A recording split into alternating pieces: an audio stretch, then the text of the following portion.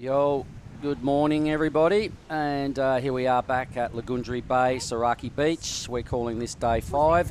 My name is Mark Clift, welcome, and Salamat Pagi. Sitting next to me is Oni Anwar. Salamat Pagi, Oni. Good morning, Mark. How are you doing? Pretty good, mate. Yeah, Feeling hello. Pretty fresh.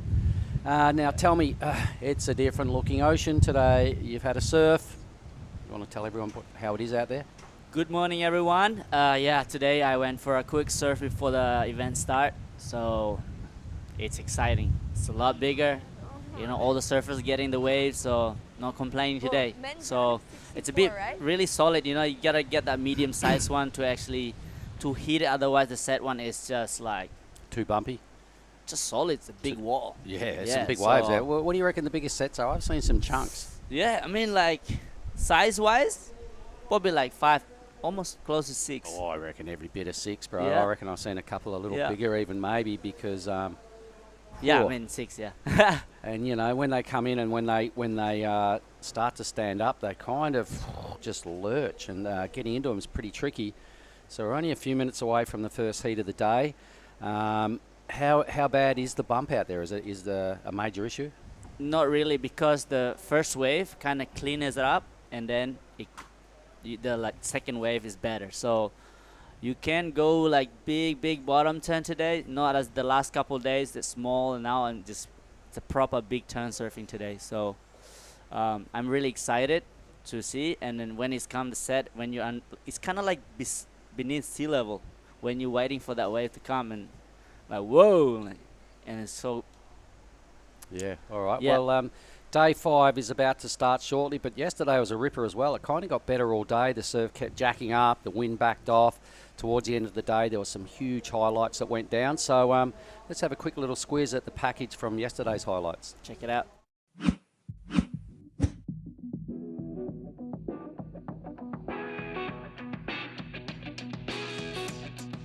One, two, three, four.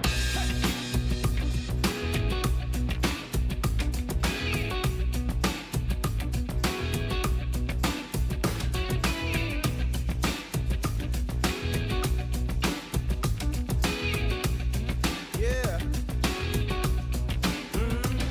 I aim to be one of few rather than one of many. The desire to be legendary. I do whatever that's truly necessary. This is a revolution, I'm revolutionary. I got that fire in my belly, I'm ready. Even if baggage may be too heavy to carry. Go ahead and throw any challenges at me. They ain't no stopping me until I'm 6 foot under and buried. You can't keep a good man down. I turn my life around as I roll with the punches from nothing to something so high.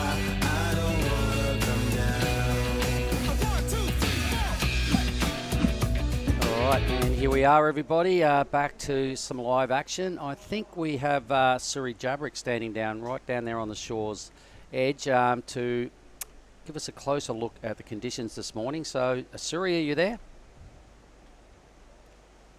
Oh, oops, lost the audio there for a moment. Hang on, we'll get right with you, Suri. Can you? All right. So, Suri, yeah, there you go. We got you. Okay, Suri, how's it looking over your shoulder there this morning? It looks like the swell has arrived. It's still a bit windy, but it still looks super good right now. All right. Have you talked to any of the surfers that have come out of the water, and what are they thinking? No, I haven't, but it seems like they don't want the heats to start. Oh, you're kidding. Firstly, it's too small. Now it's a bit too big. Yeah. Okay, we're counting down in 5, 4, No, listen, I can hear the 3, countdown 2, going and on. So the first heat has bounced down. How strong you reckon the wind is? Strong? Pretty strong. Pretty strong, yeah. All right, okay. We have 25 Okay, minutes and, each. We have red, Oscar Berry, blue, How Taj big would you Stokes, call white, the sets, Honey Going. Suri? And green, we have Team Yeah, they Pink. look pretty solid, maybe like 6 foot sets. Yeah, I reckon either side Yeah. of that mark is a pretty accurate situation. Yeah. Oni, would you have a question for Suri? Sorry, did you go for a surf this morning? Nope, I just woke up 5 minutes before this. Well, Salamat Pagi, it's time for a coffee. Good on you, Suri. Let's have a ripping day 5, and thanks for a little update there. Thank you. Perfect. Thank you, Suri. All right, well, this heat has started, so Oni, why don't you have a look at that Why are you line up still there, heat 7, and tell us who we're looking at. All right, so in the water. Toto, you still alive, bro? I can hear you. There you go. Sorry. So in the water right now we have Oscar Berry, Taj Stokes, Made Joy, and Tim Bain. All right. Wow. 3 amazing. Australians and our beach announcer, Made Joy from Bali. This is an exciting hit, Mark, because all these guys, it's almost the same age, and they are on fire right now. Oh, there's a big lump coming out the back. There's something moving. But Oscar Berry did really well here last year. Impressed in juniors and opens and surfed a lot of heats. I remember having quite a few interviews with Oscar because he won a lot of heats. So keep your eye on the number 1 seed in red. Taj Stokes won an event at Yellingup last year, one of our WA QS events.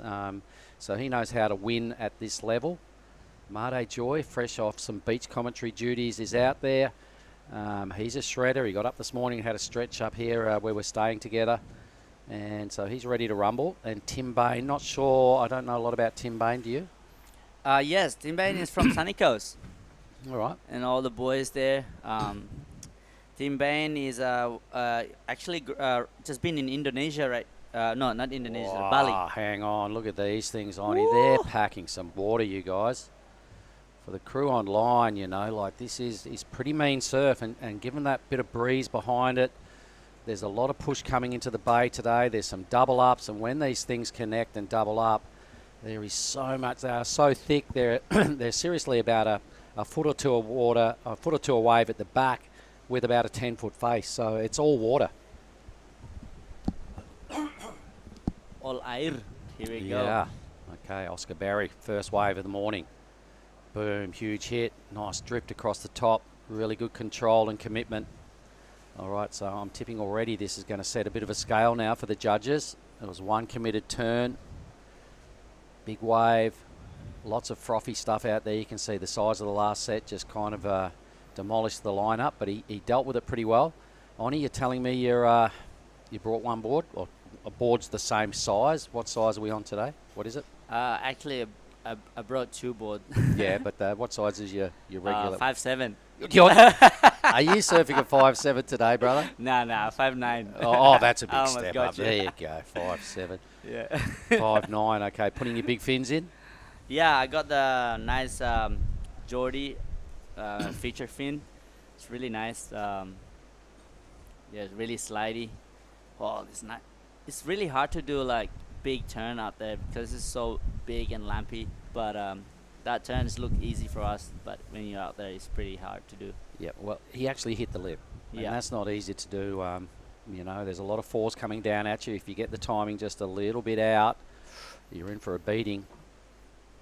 And as we were saying yesterday, Oni, it's one of those spots in Indonesia where rarely are you going to hit the bottom. So that's not the issue. But if you fall on a set, you're going to get pumped, you're going to get held down, you get dragged in a long way. And you got to get a good mouthful of air before you go down because you're under for a fair while, yeah?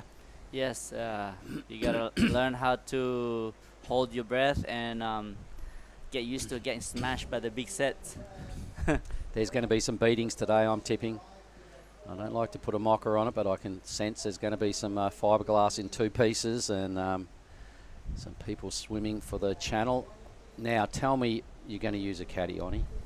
Yeah, today I'm definitely using a caddy. I Yep. saw yesterday Marlon Harrison actually That's right. lost his fin. Yep. And Oh, this is a great angle. The drone view will show you how thick some of these sets are. this is a smaller size. down Yeah, there. that was a mini-me wave in the scheme of things. So when a set comes and you look at the thickness and just how chunky this ocean can be, it's kind of spooky when it gets, you know, this level or above. When the big sets roll in, particularly on a clean offshore day, the lip is like a guillotine. Pretty hard to get down the face. You've got to be a good paddler. Yep. Here we go now, green. Yeah, green. So Tim Bain, nice turn here. Smooth surfing, and the wave is actually walling up here. So good first wave for men in green. Yeah, also you can get like stuck out there and waiting and being too selective, you know. So Get the ball rolling. yeah, There's like still only 25-minute heats, so you know how quick 25 minutes can go when you got the rashy on. Just before you know it, sometimes you look around, the yellow flag's up, and you're like, what? How did that happen? Yes. I was out there today. I was waiting for my last wave, and I'm like, that can be 10 minutes, just nothing. You can just, it goes past, go by past so easy. So, Yep. you see Caddy there. Here's the wave. Who's gonna go? Nobody. They probably like duck dive under this one. Well, that's what I was saying today, Oni, and we've talked about markers to keep you far enough out in the lineup. For the people online that are watching, when Lagundri Bay gets a big swell rolling through, and particularly you've got the onshore behind it pushing in this direction as well, a lot of water moves through the bay because it's only quite a narrow bay, although it's quite big. So a lot of water filters in, and you can be sitting on your board like these three are now, and they won't even realise, but you are getting pushed backwards, moved backwards slowly, sometimes not even slowly. You're getting moved backwards, so you're getting dragged out of position without even knowing it. So please keep your eye on that today, mate. That's going to be a real factor in when the big sets come through. I reckon a lot of people are going to get cleaned up today because they may not have experienced the bay with this much water pushing in, with a strong onshore behind it. It can catch you off guard real easy. Yeah. So keep your eye on those markers we talked about. Yeah. Thank you for that, Mark, for the insight. I use it all the time, and when you have those markers and you look at them, you really pick up on how much you're moving, and you go, oh my God, wasn't aware of that. Anyway, Oscar Berry, pretty good start, 4.83. Likewise, Tim Bain, a 4.4. Some runs on the board easy. Yep, so some runs on the board early is always a good thing. Settle some nerves, and now you kind of need one more and you're off and racing. So this is Tim Bain's first wave. This is what a 4.4 looks like in this morning's conditions, everyone.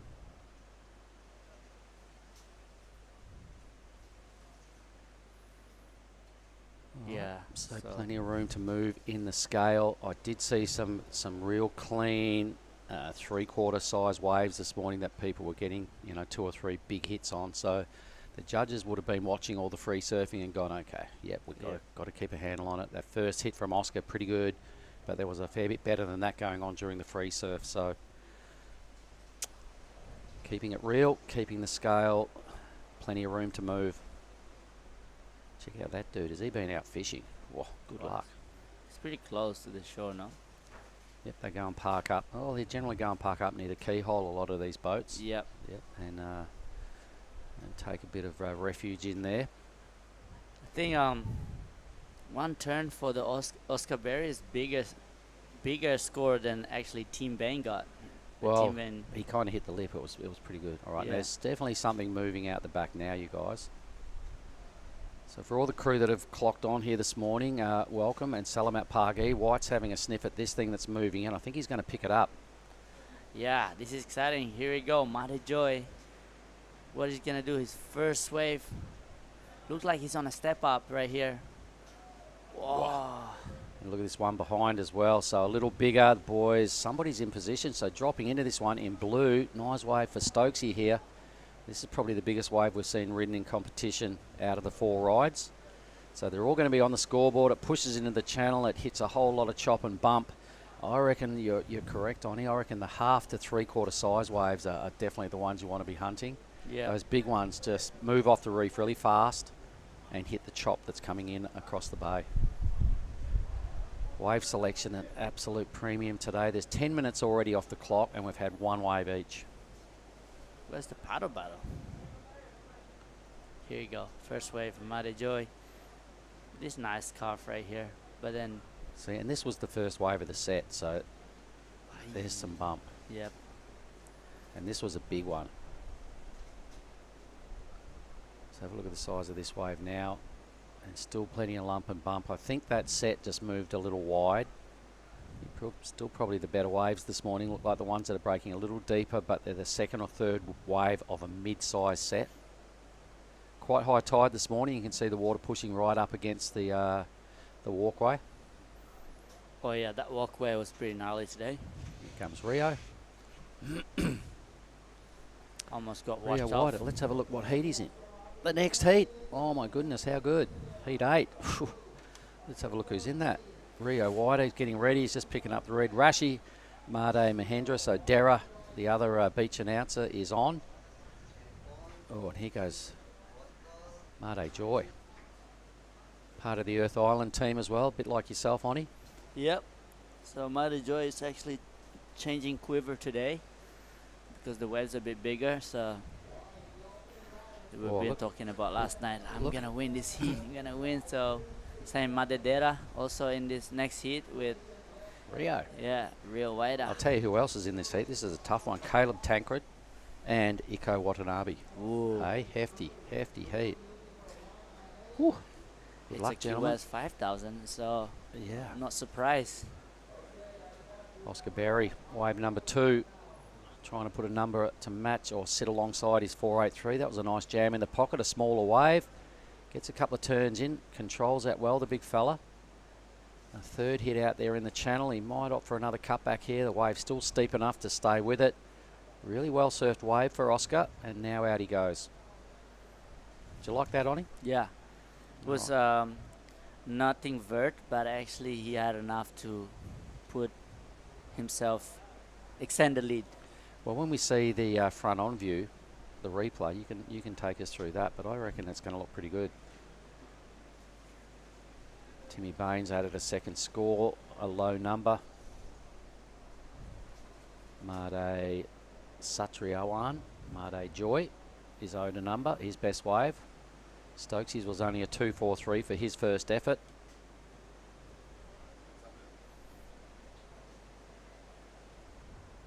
It's a clean one. Boom. You mind surfing?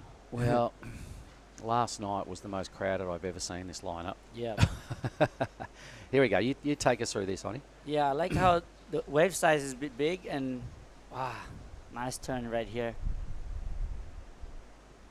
Now tail slide. He really make it really fast there, like not much to do, but whoa, still going.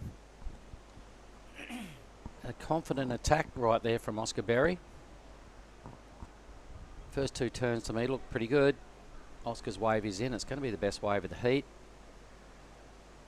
I'm not sure what it was. It got to be a 5.17, I think. So maybe we could bring up our second numbers. There we go. 5.17 and a 4.83 equals 10. Well done, brother. Made Joy, a 4.07. His best score has just dropped. Stokesy now with priority, the only surfer yet to add a second number.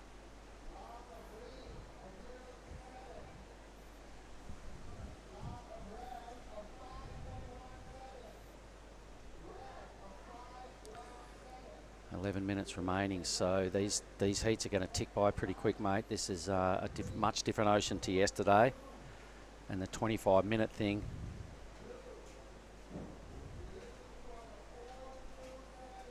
The 25-minute thing is going to go pretty quick. Look at these chunks here rolling through. My goodness, there's some waves that are about to double up fully and connect. But here goes Taj Stokes. Yeah, Taj looked like on a bigger set. Wow, you can see he's struggling. You know, like the board is. Maybe either be too small, the wave is too big. Look at this thing. Is this mean double up? Oh my God. And with this wind behind it too as well, Oni, today, something to factor into your tactics and perhaps your wave choice is being on shore and this on shore, the waves are going to break much quicker than you think. Yeah. You know what I mean? So if you feel like you're a little deep when you're paddling for a wave, you're probably going to be. Yeah. So it's positioning on the takeoff so that you don't have to fight around a whole lot of foam to get to the green face. You've probably got 2 real good turns out the back to impress the judges with a little bit of a cutback action. Jarvis Earl right there with Geordie Lawler.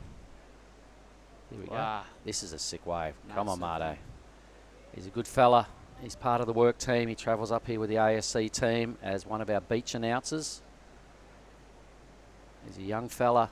How old would he be? He's 18. 18, is that it? Wow, he's a cool 19, dude. I like him.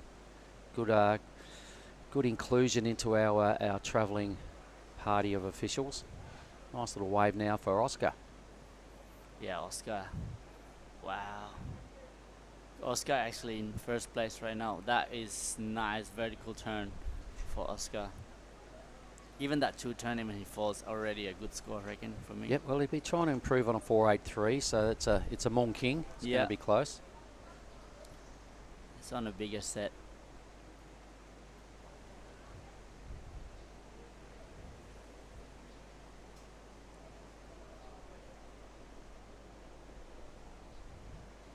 Yep, you want to see about that much, Johnny. We're talking tactics. Yeah. Trying to get lineup sorted. Yeah. I know what mine is. I'm not going to tell you guys on air, but Lou is pretty well positioned. All right, some replays. Let's have a look at Mardays again. Nice little grind. That's probably going to be the go-to move from most people today. Hits the channel a little quick, this one, and Berger's out of touch. So now dealing with some chop and just a series of cutties. So the judges are going to see a lot of that style of surfing today. So they want to see more of this style, which is up, right in the pocket. Boom, look at that. He's doing some confident surfing. Yep. He's drawing about his first error on this cutback here. But you can see the chop. Once you kind of get off the reef, that chop coming across the bay really comes into play, and even Oscar couldn't deal with it then. Yeah, I mean, first hit of the day is always the hardest mark, so... Yep. He's improved his total. Oh, he did? Yep, so his last wave must have been somewhere in the 6 range. 6.33. Let's test my maths. Already had a 5.17, was burning off a high 4.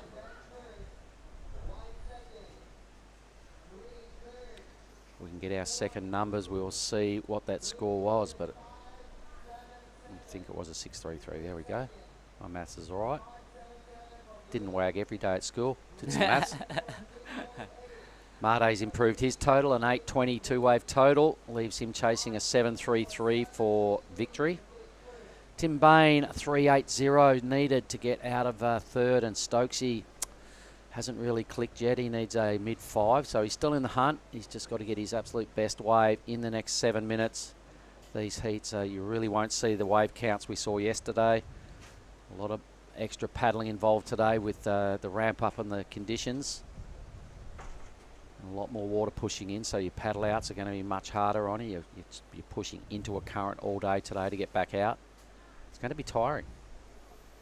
Yeah, I mean, 6 minutes ago, that went pretty fast. But as you can see, the first heat, always a hard one to pick the lineup.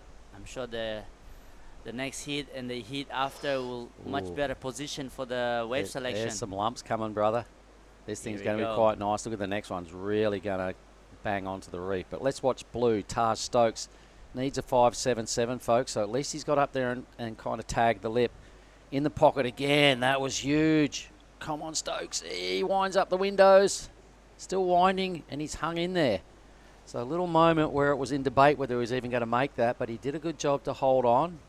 The drone angle looked unreal when he hit that lip, so we're probably going to bring up shortly the judge's view. Now, this wave will be hard to ride. There's a lot of foam out there right now. So those sort of waves, a bit taboo. Here we go. Yeah, he like... This how's next that hit, vertical turn? This hit here. Watch this. This is the money turn right here. Boosh. Yep. So, let's see what the judge say with that. 2 hits.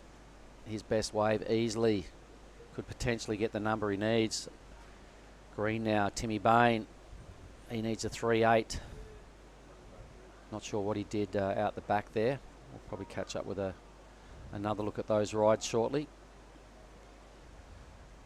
Stokes' wave really good. He may be a little fall out of favour a little bit with that little bit getting stuck, and the recovery time was quite extended, but at least he did hit the lip. Yeah, this is the replay of green. It's pretty nice first turn. The wave is a bit kind of like after like whitewash. I wouldn't, yeah, like seriously, yeah. If a wave as big as that second wave was, and a wave comes through smaller after it, it's gonna be hard to ride. You've got a lot of turbulence to deal with. Timmy Bain, he probably needed to maybe just hang on to his priority and sit there a little bit longer. Needing only a 3.8, probably needed a slightly cleaner surface. So where does Stokes' score go? What do you reckon? Chasing a 5. Wow, 7. He's got a huge number.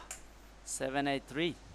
So Marte Joy out of second, chasing a 6.1 now to regain that position. Timmy Bain, a 5.87. So the judges loved the hit on Stokesy, all right? They didn't take any points off him for the wind-up recovery at the bottom, but they really loved the hit off the top. So let that be something to hang your hat on, everybody, Onnie. Get up there and do a Stokesy. Huge number, 7.83.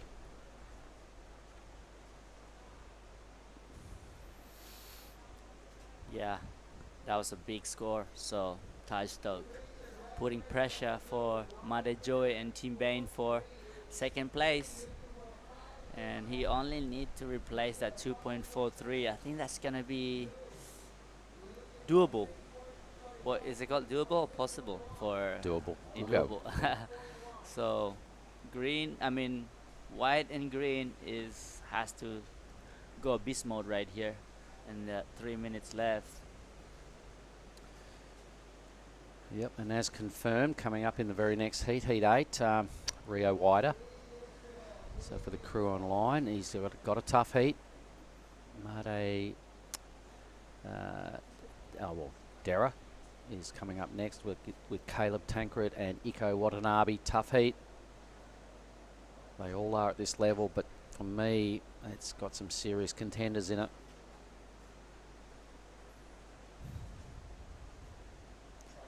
Yeah, can't imagine if Dera can really work with Rio here, Matedera.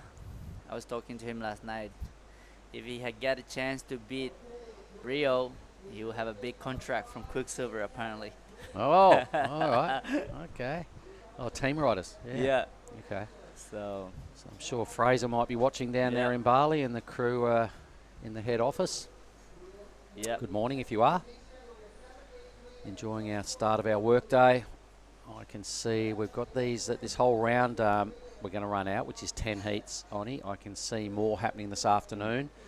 It could be straight into the next round of 8 heats, the round of 32, or it could be give the women a go. Yeah, I mean, the waves are pretty solid, so why not for the boys? But the girls also, there's only 8 heat of the girls left. Yep, they're in the round of 32 as well. So following this round, Yeah. both divisions sit equal at the round of 32. Yeah, I wouldn't mind to watch some girls surfing this kind of wave too. So look at like the caddies at the back, Dakota. Oh, that'd be Ella paddling around to caddy for Rio, I imagine. Yep. Yep, there we go. All right, just over a minute. Crunch time now, priority and the lead. That's 2 good words you want to hear when you're in first. So Oscar Berry, quietly chuffed. Blue could challenge for the lead. 3.67 if Stokesy gets another wave. Probably got to break away from the pack here and sniff a medium insider, and 3.67 is not a big number.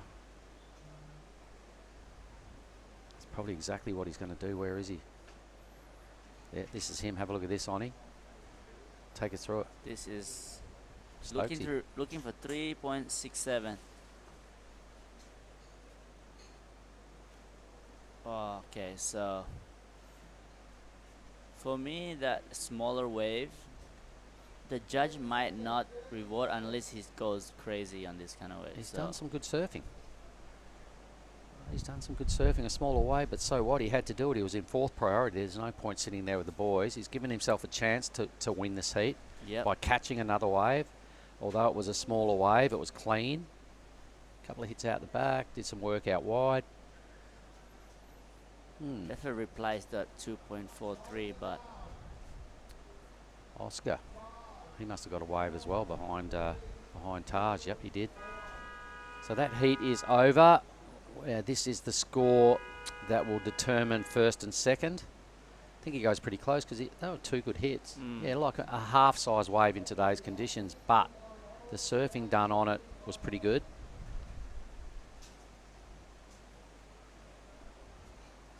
I think he moves up.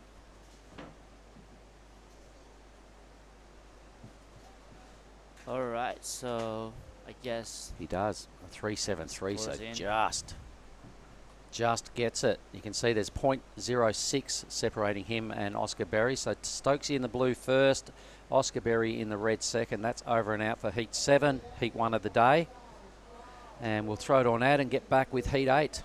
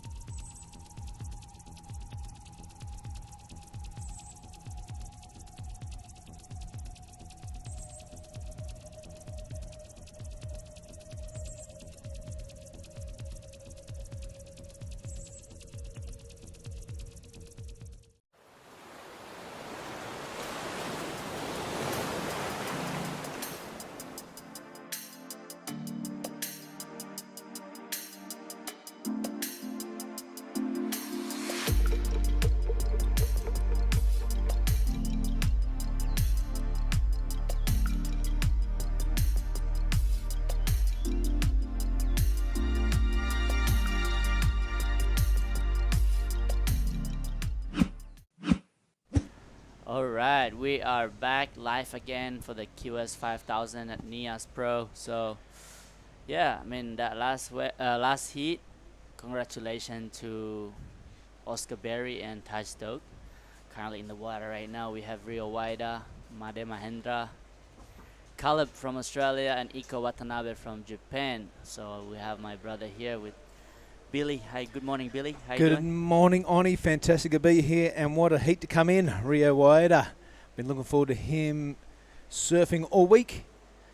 Made Mahendra, always entertaining. Caleb Tancred, really strong performance yesterday. And if your surname is Watanabe, odds on you're going to be a pretty good surfer. All right, action was underway with Watanabe straight away. A smaller inside one, allowing him to rattle off a fair few turns. You can see the lump and bump and the texture on the face of that wave. It makes it super hard, and it makes it super easy to fall off when you really push those turns. Yes, great surfing by Green. Good opening. But only 2.5. So the judges like to see a bigger set of that. So here's go Rio. Yep, Rio Waida now straight on rail. A nice high cutback, only using the top third of that wave. A bit of a Larry in the pocket for that one. 2 turns only from the CT surfer. It's exciting to watch him surf, isn't it, mate? Yes, and especially at Nias, Rio loves to go right. And yeah, you can see some nice big lie back. I mean, big carve. So big turn. Now he's running around like a bit of a madman for that first heat. Can you just tell me who won? Taj Stokes and Oscar Berry progressing. Yep. Do we see any tubes? No tubes. No tubes yet. We haven't had a tube at Nias after 4 days. This is day 5. Yeah. That's unheard of. Yeah. Today the waves are really a lot more trickier, bigger. So for the surfers, for the first heat, they struggle to find the lineup properly. So now you can see it as the surfers are just not. That was white paddling. All right, first wave of Rio was a 4.67. And we're gonna go down for the last heat winner with Mark. Yo, here we are in the athlete area. I'm here with the first winner of the day. His name is Taj Stokes. I'm going to shake your hand. A great effort, Taj. You didn't even know that you'd won the heat coming in, yeah? Didn't hear that last score? Yeah, the conditions are pretty tricky out there. So there's a lot of wind, and yeah, I did hear some of my scores come through, but then I didn't really hear the end result. I was kind of hoping I kind of solidified it with that last little inside wave. So yeah, I'm stoked to get through that one. Yep, 0.06 over Oscar Berry, so a real close one. The 783, there was a massive hit involved there. There was a moment where it was a bit touch and go on the way down and the windows got wound up. Tell us about that hit. Yeah, the old windscreen wipers, yeah, that was classic. I don't know, I was kind of just free falling out of that second turn and got to the bottom and just hit like a little wobble, and I thought I was going to come unstuck, but yeah, I was pretty happy to ride out, and yeah, I'd say those scores 7 and a 3, so that if I didn't get that one wave and make that, I was looking in a bit of trouble. So Kind of were, because you're in 4th for a while off a couple of attempts. So exactly how bumpy is it out there? yeah, I knew it was going to be super bumpy, so I just tried to go out there and just get the cleaner waves, like the second wave of the sets. And for the first half of the heat, it didn't really work out for me. I just kept falling off and choosing some bad waves. But yeah, the last half kind of just got lucky with that one bomb, and yeah, I was stoked to get through. All right, was there a step up involved today in your equipment, or is it same board as usual? Well, the last few days have been pretty small, and I've just been riding like a 510. I just went up to a 511 today, so not too much of a step up, just a bit more chunk in my board. I'm riding a DHD, DNA. It's just, they're perfect. Those boards are perfect for these overhead waves, so yeah, it was good fun. It looked good. Congratulations on the win. Not only the first heat win of the morning, but the first bit of gold, some Indonesia gold. You love the Bang Bang? Yeah, mate, love them. I've been loving them since I first got in, yeah.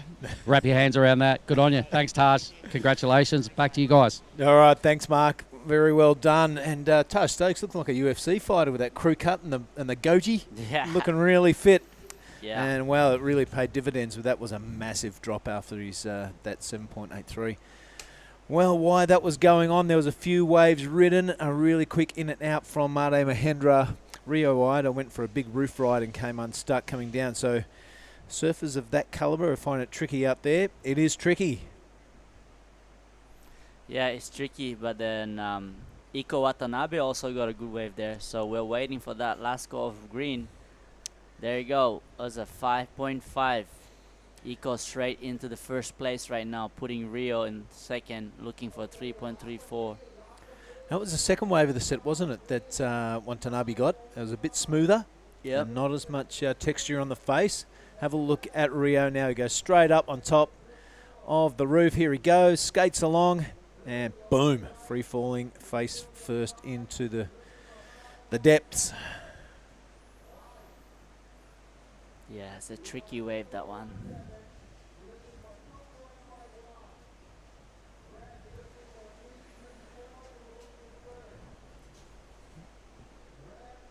All right, so these conditions pretty much made for a QS.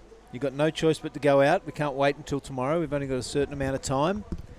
So we've gone from super small conditions on day one, a bit windy, to challenging conditions today in the fact that these waves are packing a lot of heat.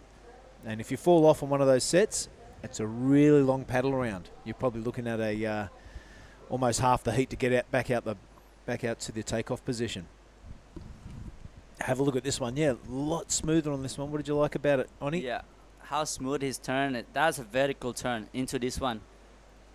Very nice surfing, so controlled, very smooth, and I'm sure these are probably. And you go, Made Mahendra.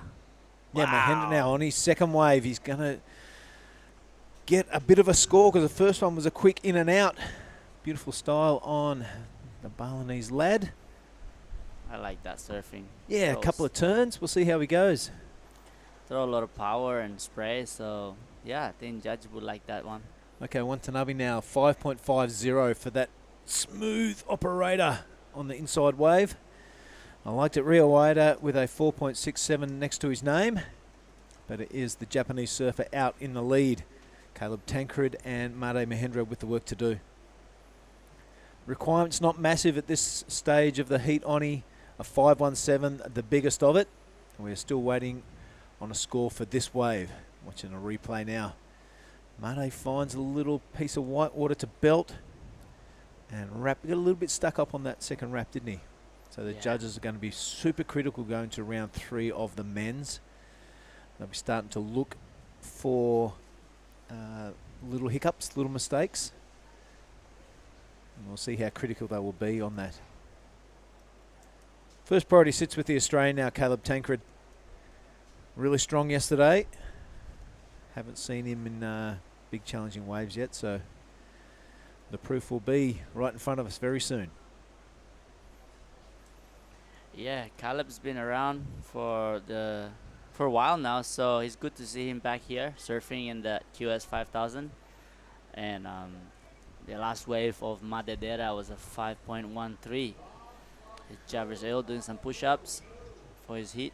Yeah, not really push-ups, are they? Kind of just activating the paddling muscles, I reckon. Yep.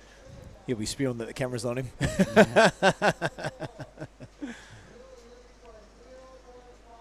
Yeah, Geordie Lawler there also. They've been hanging tight, those two.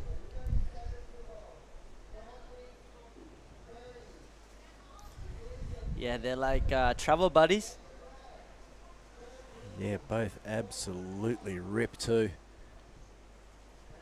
It looks like it will be Geordie with the caddying duties for the next heat. Heat number 9. Looking forward to seeing Varun Tajung in heat number 11. Speaking to his old man over a coffee just before, Riz say he loves the big right-handers. Yep. He's a bit of a tall lad, so it also allows him to open those wings and get some big, long arc turns going.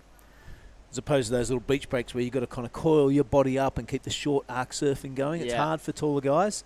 So, yeah, Varun, can't wait to see him go about it. Yeah, Rizal's up really like 5:30 o'clock, 5:30 this morning, and he was just frothing for his son to be in the water, and he's asking me like, "Hey, what do you think?" You know, we're just asking, like trying to read the condition, and yeah, he's very excited. For a great father. Farun Tanjung is in heat 11. 13 minutes to go. Rio is in second. Madedera, small requirement is 0.54. Yeah, what they give Mado for that? 5.13. So, yeah, well worthy. Right, he'll be feeling pretty good after seeing that, knowing he didn't absolutely nail every turn. And if he does, he's going to probably push up into that good range. Caleb Tancred, he's got a bit in front of him. Still enough time with 12 and a half, a 3:17 next to his name. He's not going to be happy with that. Of course, we're staying right on the point here, Ronnie. Were you woken up by the whitewater yesterday and the noise of the surf during the night? Yep. Yeah, Strong wind. it's exciting. Yeah, slip. We are right on the southern toe of Nias Island, so really exposed to these southern winds. But having said that, it's kind of unusual for this time of year to have these winds built in for a week straight.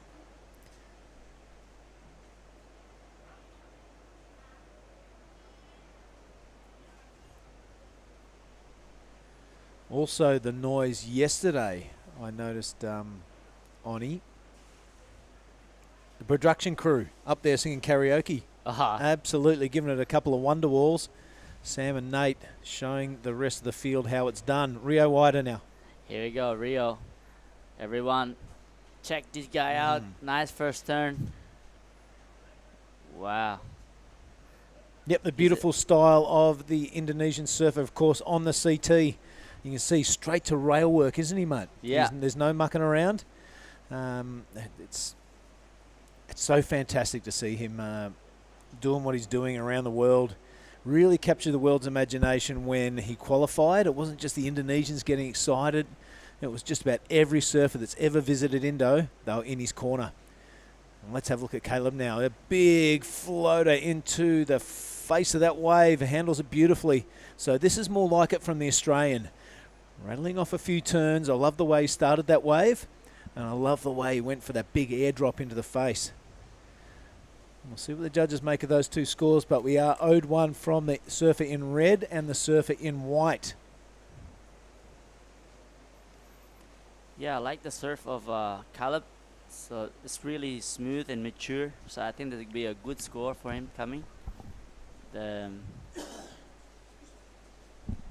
I really like it, so we'll see. Right, who's paddling to this one? It is Watanabe, our current heat leader, and this is his priority wave. That was a beautiful little pause by the camera work there. Doesn't quite come off for that turn, but there's a lot of back foot into it. Really horizontal as he did that turn. So that's not really going to factor into his two best waves. It could be Waida and Tancred on the march after these scores drop. Look at this line though, Billy. Look at this. There I just duck dive under this one, but look at the next one. Oh, here's a replay of Rio. Yeah, straight into attack mode. And that's just bread and butter for him, that first turn. And this way, filling up full of water, so not offering too much scoring potential down the line, but I love that way. He's not hesitating at all when he gets to his feet. Caleb now. Yeah, this is the one I really like surfing. Wow, variation of lie back, floater. That's a big drop.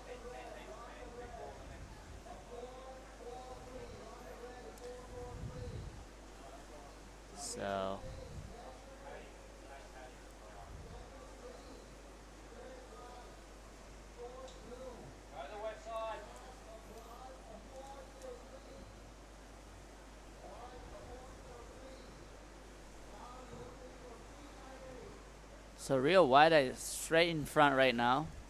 So you got a 4.3. Yeah, something like that. Yep. Our judging tablet's kind of frozen up for a meantime, but we'll get you those scores as soon as we can. Yep, but it has taken him straight into the lead. You can see there on your left of screen on the scoring tablet.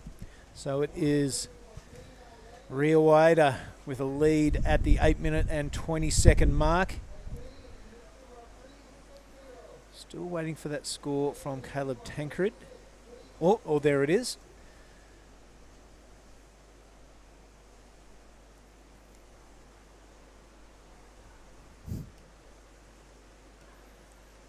Right.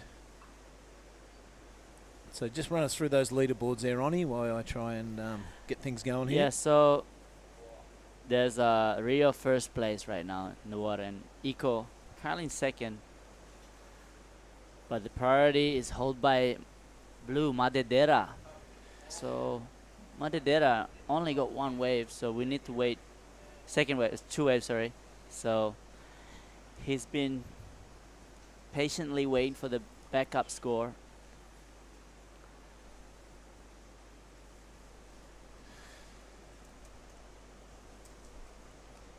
I'm excited to see what the tide, when the tide drop, the wave's gonna be more hollower, I reckon. Some barrels.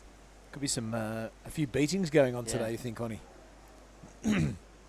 Rio's asking for the, Situation update. yep. Yep, we are right on, as we mentioned before, right on the toe of Nias Island. A lot of wind going on today, a lot of foul weather, so it's playing havoc with our internet and our power. So bear with us.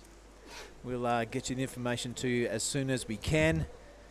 It's all part of traveling to these remote places and bringing you some of the world's best surfing. But right now it is Made Mahendra sitting with priority, and he's got a little bit of a task in front of him because he's got Tancred, Watanabe and Waida looking to better their situation. He does have priority, however, our surfer in blue, so it's all eyes on him at the moment. Yeah, you don't. Dara should not wait for too long. So in this situation, he really needs to stay trying to find that backup. But also, the score requires only a 2.88. So Yep, we do have that scoring tablet back up, mate. Have a look at it. That last wave of Rio Waida, a 4.43. He's happy with that. Caleb Tancred, a 4.03 for those series of turns. And Watanabe, I love that 5.50 of his. That second smooth inside wave that he caught is definitely a tactic because he's sniffing all those inside waves. Maybe the second wave of the set too, he's pretty keen on those. But it's the Indonesian out in the lead over the Japanese surfer, the Australian Caleb Tancred sitting third, and the Indonesian surfer in Made Mahendra. His requirement is a 2.88. We know he can do that in his sleep just about. And he has priority and 5 minutes 20 clicking down. yeah, I mean, surprisingly, like not many big score yet for this heat. It's 5 minutes ago. You're right, mate. It is very surprising. You look at those names and you think we'd have a couple of big scorers already in the first 5 minutes, let alone the last 5. Looks But like a little bit of yeah. action here on in the outside. Yeah, it's only around first surf for Rio and White Caleb. So this is gonna be just a warm up for them. Just to warm up, they've got to progress though. Yeah. Then Caleb can't afford to sit there in third position, or he's gone ski. All right, the second wave of the set, and this is Made Mahendra. It's a good overhead looking wave. He finds some open face to do a turn now. Belts the lip, but it's filling up full of water. It's going to be one turn only. So was that a 2.88? Is that enough to take him in a second position? I would say so. Eco's not going to hang around. He gets a little cover time, if you don't mind. I think the first one we've seen this competition, he goes for 2. So 2 tubes on one wave. This is our surfer from Japan. Wow. He is only looking to get rid of a 2.50. You reckon he did that? 100%. He probably get it. It's pretty small score, so pretty smart surfing by green and blue. But that's priority situation maybe there. Well, we've been waiting for 4 days to see a tube, mate. We just saw 2 on one wave. How good. It's like gonna be a little bit situation change. Look at this turn for Madedera. Vertical turn, so. and Yeah, he's a one bit only. late. You see the smooth, he's definitely after these smooth second, third waves of the set. It's paying dividends too because he gets a little cover time. Nothing like the big 3 or 4 second tubes we had last year, but it's a good indicator for tomorrow when Yep. this wind backs off. It's even backed off a little bit now, I reckon, looking over my shoulder. Let's hope we're in for a good afternoon of surfing action. A couple of more funnels would be awesome. 3 minutes. Waiting for the last score of both green and blue.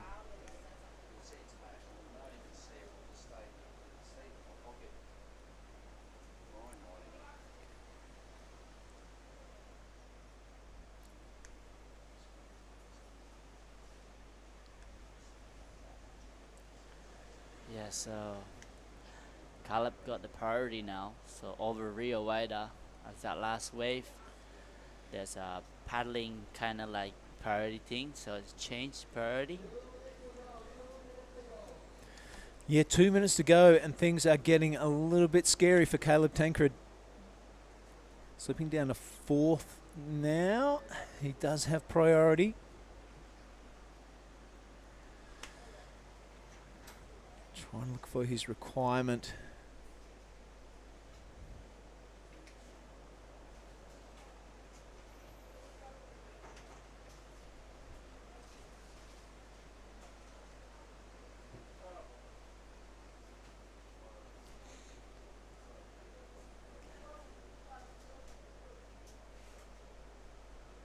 All right, only a minute and a half remaining. All right, let's have a look at the situation now. It's all accurate on our computers. It is Rio Waida out in the lead.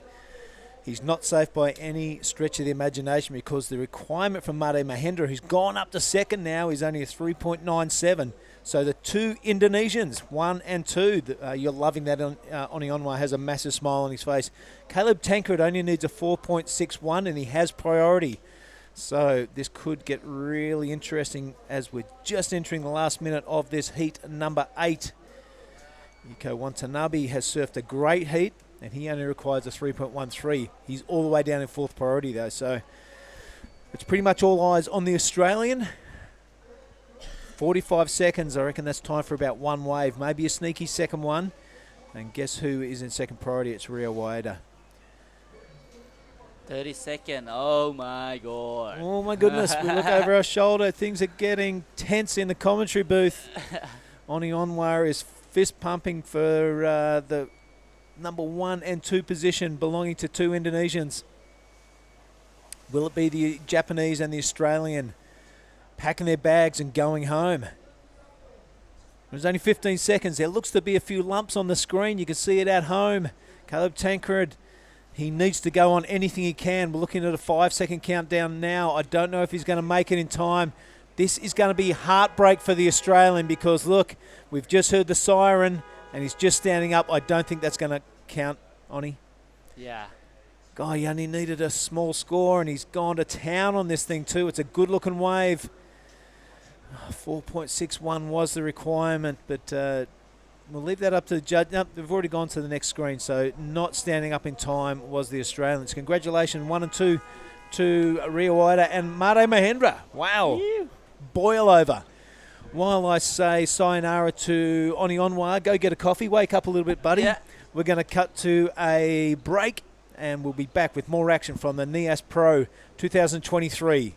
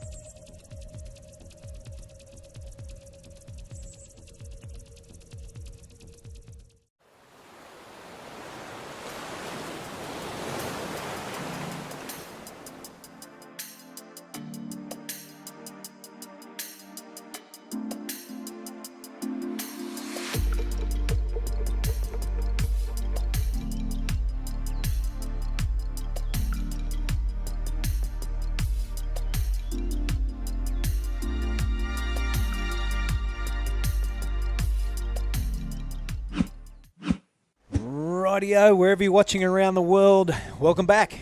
This is the Nias Pro for 2023. It's QS 5000. We are 2 steps off the Pro Tour, and I am 1 step closer to my good friend Gia Lagundri. She joins me for the first time today. Welcome. Hello. Yes, I'm excited to be back in the booth. The waves are absolutely pumping out there. Look at those names. Tell the people at home. Wow. So in this heat, this is heat 9 of round of 64. We're going to be seeing in the red Jarvis Earl, in blue Dani Widianto, in white Yuma Nagasawa, and in the green Taki Kanazawa. Very similar. Nagasawa, Kanazawa. Your pronunciation is excellent. You're making up for mine. Yeah, you see the names on the screen right there. It's an Australian and Indonesian, 2 Japanese. Jarvis Earl, the much touted World Junior Champ, if you don't mind. Ah, yes, that's He did very one. true. He won one of those. We've seen him around Indo a lot for the last couple of years. Yeah. Really captured our attention last year in Krui and Nias. Oh, look at that, a big log post floating through the lineup at the bottom of the screen. Of course, the trees grow right on the shoreline here in Indonesia, especially the areas that are not so developed. So you've got to watch for a bit of flotsam and jetsam floating around the lineup. Yeah. You definitely don't want to hit one of those with your fins. Definitely not, but fortunately in the channel you have lots of caddies out there, so if anything does happen, we'll do a quick board swap like we saw yesterday with Marzi Harrison. Unfortunately did drop out of the contest though. It was a big day yesterday, wasn't it, Gia Lagundri? We saw some big names get knocked, none bigger than Marzi Harrison because he was the event winner last year. Going out with him was Kian Martin, one of my favourites. That was a bit of a shock to me. Who else did we have? We had Marimar from the Philippines. He got knocked out also, which is, there were some big names go down. And it was a little bit of a surprise to me, I've got to say. Yeah, me too. We definitely saw some of those top seeds get knocked out early, so it's going to be an interesting next few days. Interesting dynamic for sure. Of course, some big names in this round. We haven't seen Kai's King Surf yet. And we haven't seen Jordan Lawler in action. So looking forward to that. Mike Clayton Brown, he's coming up a bit later in heat number 13. Varun Tanjung in heat number 11. That's something to look forward to. And someone else I had my name on, but I'll get to a bit later on. Xavier Huxtable. He's going to be a strong performer in these conditions, I reckon. He's a hefty sort of a lad. He's not going to get knocked off these bumpy waves very easily. So a lot to look forward to. Wherever you're watching around the world, don't go anywhere. Stick with these young surfers. They are the up-and-coming.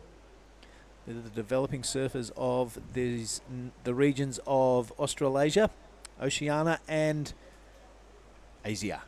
Yes. Talking about big names, we just had Rio Waida win his last heat. So it's going to be a fun little interview with him and Oni. Oni's loving these post-heat interviews. He's loving the bang bangs more than anything. Yeah, I think you're spot on there.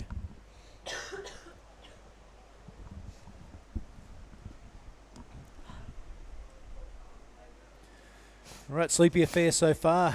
What have we gone for? Just over 5 minutes. No waves ridden. Yep.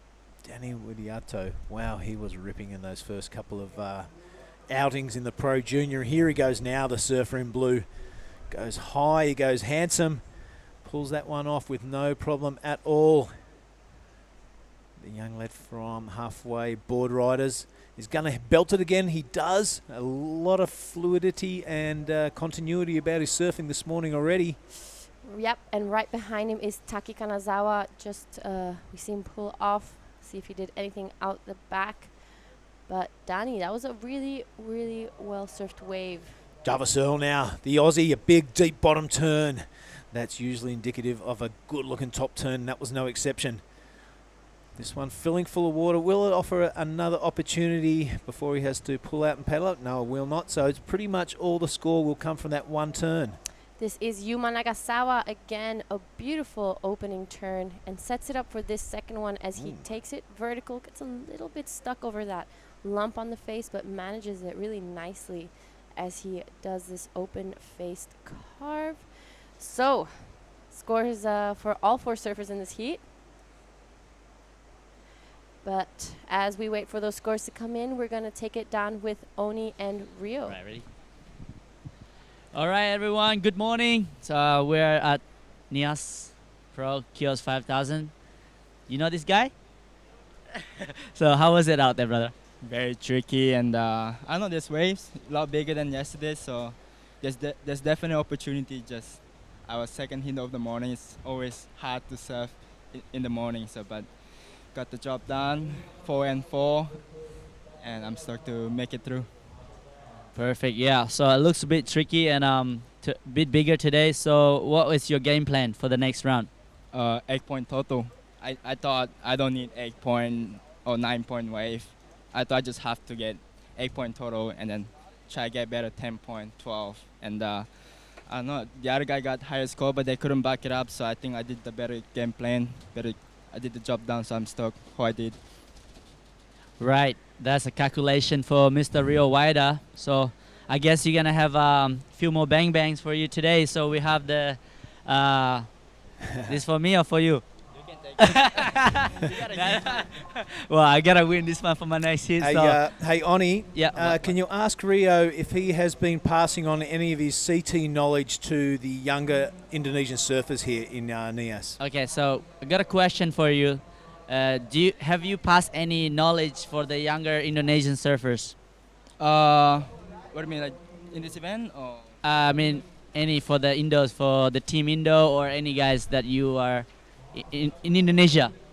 I don't know, keep working hard and keep do what you love to do, and keep dreaming. You know, if you keep dreaming, you'll get it, and then you have to chase it. If you're sitting all day, you're not gonna come. The dream not gonna come. There you go, guys. So that's the word of advice for Rio Waida. Congratulations, Rio, and here's a bang bang for you, brother. And I'll see you guys soon. All right. Yeah, right on. Oni, right on, Rio. Thanks very much, fellas, as we were watching Jarvis Earl on his second wave. Love to see the beginning of that thing. It looks like he means business this morning, doesn't he, G? Yeah, Jarvis Earl wasting no time. Already caught his second wave. We're still waiting for some scores to come through for those first few waves ridden in this heat. But I'm sure they're going to come. Still plenty of time left. Jarvis, pretty much always a standout in every event. Yeah, he's a quality surfer. Look at that, straight up, 12 o'clock. Love that little grab rail bottom turn he's got going on. So young, but so such mature surfing. Very focused. Him and Geordie Lawler hanging out. You'll never see them with more than one beer in their hand at one time. Actually, I've never seen Jarvis with a beer in his hand at all. Neither. He's always smiles. He's always talking to all the young kids around the contest site. He's always got a lot of time for everybody, even broken old down commentators. He doesn't mind a chat now and again. So it's great to have him around the contest site. I think out of from last year and this year, the person I've interviewed the most is probably Jarvis Earl. You're in sync, you two. Always, always. Look at this guy. He's a waiter also. This is Ryuki Waida. This is not Rio Waida. Ryan Williams, he plays a great trick on Yeah. Ryuki. Every time he runs, it says, "Are you Rio?" He gets a selfie. Check out Ryan Williams' Instagram page. It's just filled full of photos of Ryuki with Rio's tag above him. A bit of fun. All right, let's have a look at Jarvis Earl. A flat 4 for his opening wave and a 3.63 for his second. So that's enough to take him to the lead. Danny Widiato, a 5.33. That is a good way to start your heat. Highest score of the heat thus far. It's Nagasawa and Kanazawa. Nothing too impressive so far. Yuma, 3.70. Had a good chat with him yesterday. I asked him if you want to do the interview in Japanese or English, and he's straight away, English, please. I want to practice. That's great news. But I think the interviews with the Japanese surfers are some of my favorites, as we see Danny Widianto backing up his 5.33. Oh, belted it. Massive first turn and straight into the second one. Job done. Job done, yeah. One big turn. I love that thing.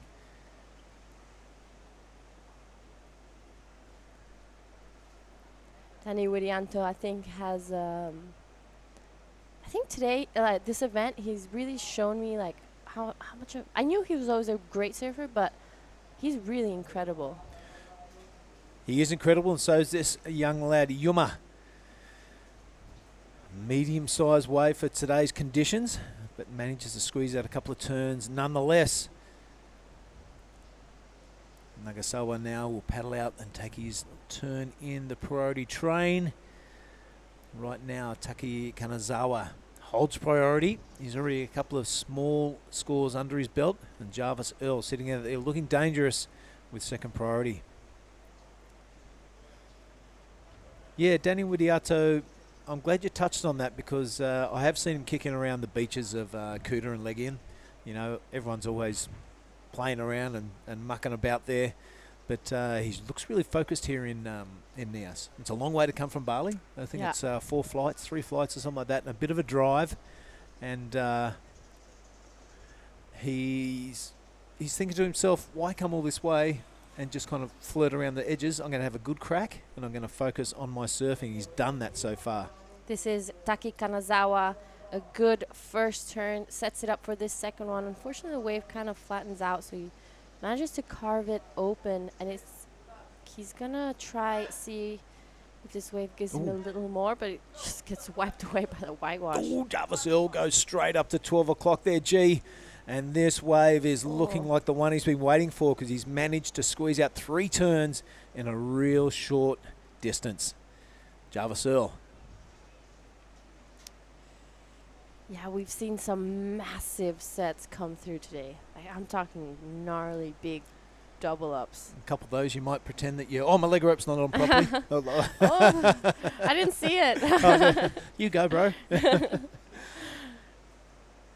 All right, we see Geordie Lawler there playing caddy duties right now. Have a look at this wave. He keeps that high line going straight up to the roof. We didn't see this on the replay, so a bit of a bonus for Jarvis Earl. That's a good looking wave for him, wasn't it? Yep. The highest score of of this heat so far is Danny Widiato with a 5.33. He's also got a 4.07. So right now, Danny is up in the lead, our surfer in blue. This is the replay of Taki Kanazawa, the one we saw earlier. Looking to replace a 0.5, so I'm pretty sure he's managed that. This is his first more like solid wave he's done here. On a grey surfboard. You're a fan, aren't you? I like the grey surfboard. I think it's cool.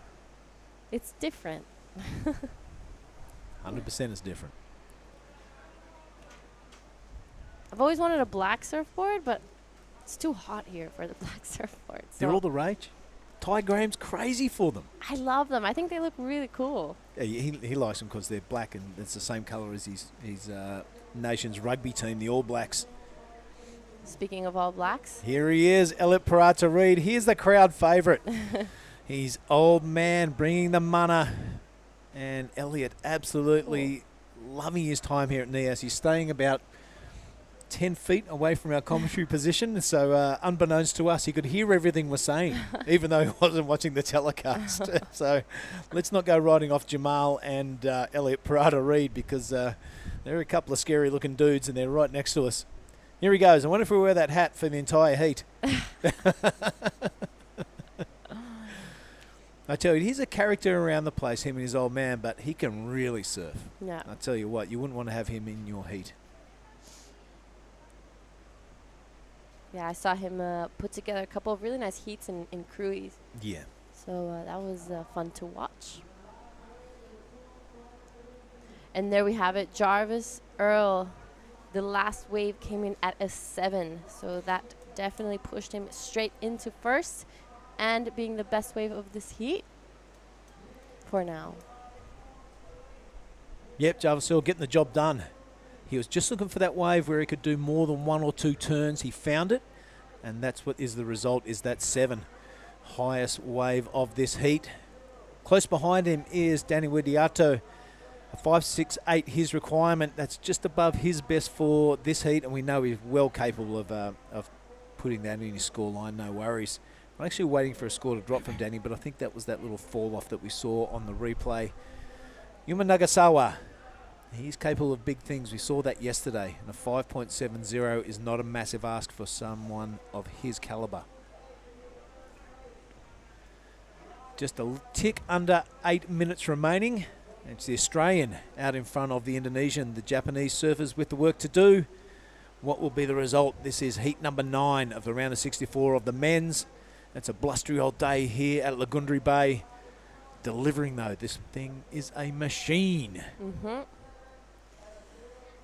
We've had a few smaller days. Everyone's been waiting for this day, and it has come. The swell is here, and we're going to be seeing some really nice last few days for this event. The QS 5000 in Nias. Sorake.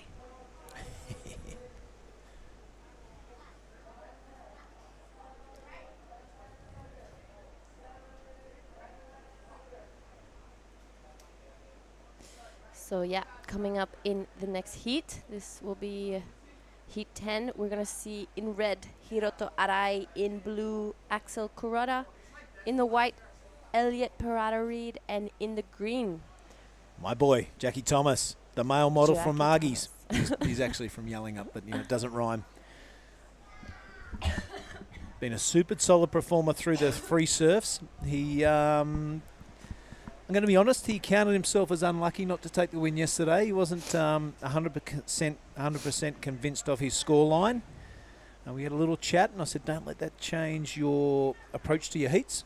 You know what I mean? It's one wave out of a heap of waves you're going to ride this event. So he may have a bit of a point to prove in the next heat. That is Jack Thomas. He's had a little bit of experience at the CT level. He's surfed in the Margie's Pro a few times. He does super well at the trials there. And so he's no stranger to pressure.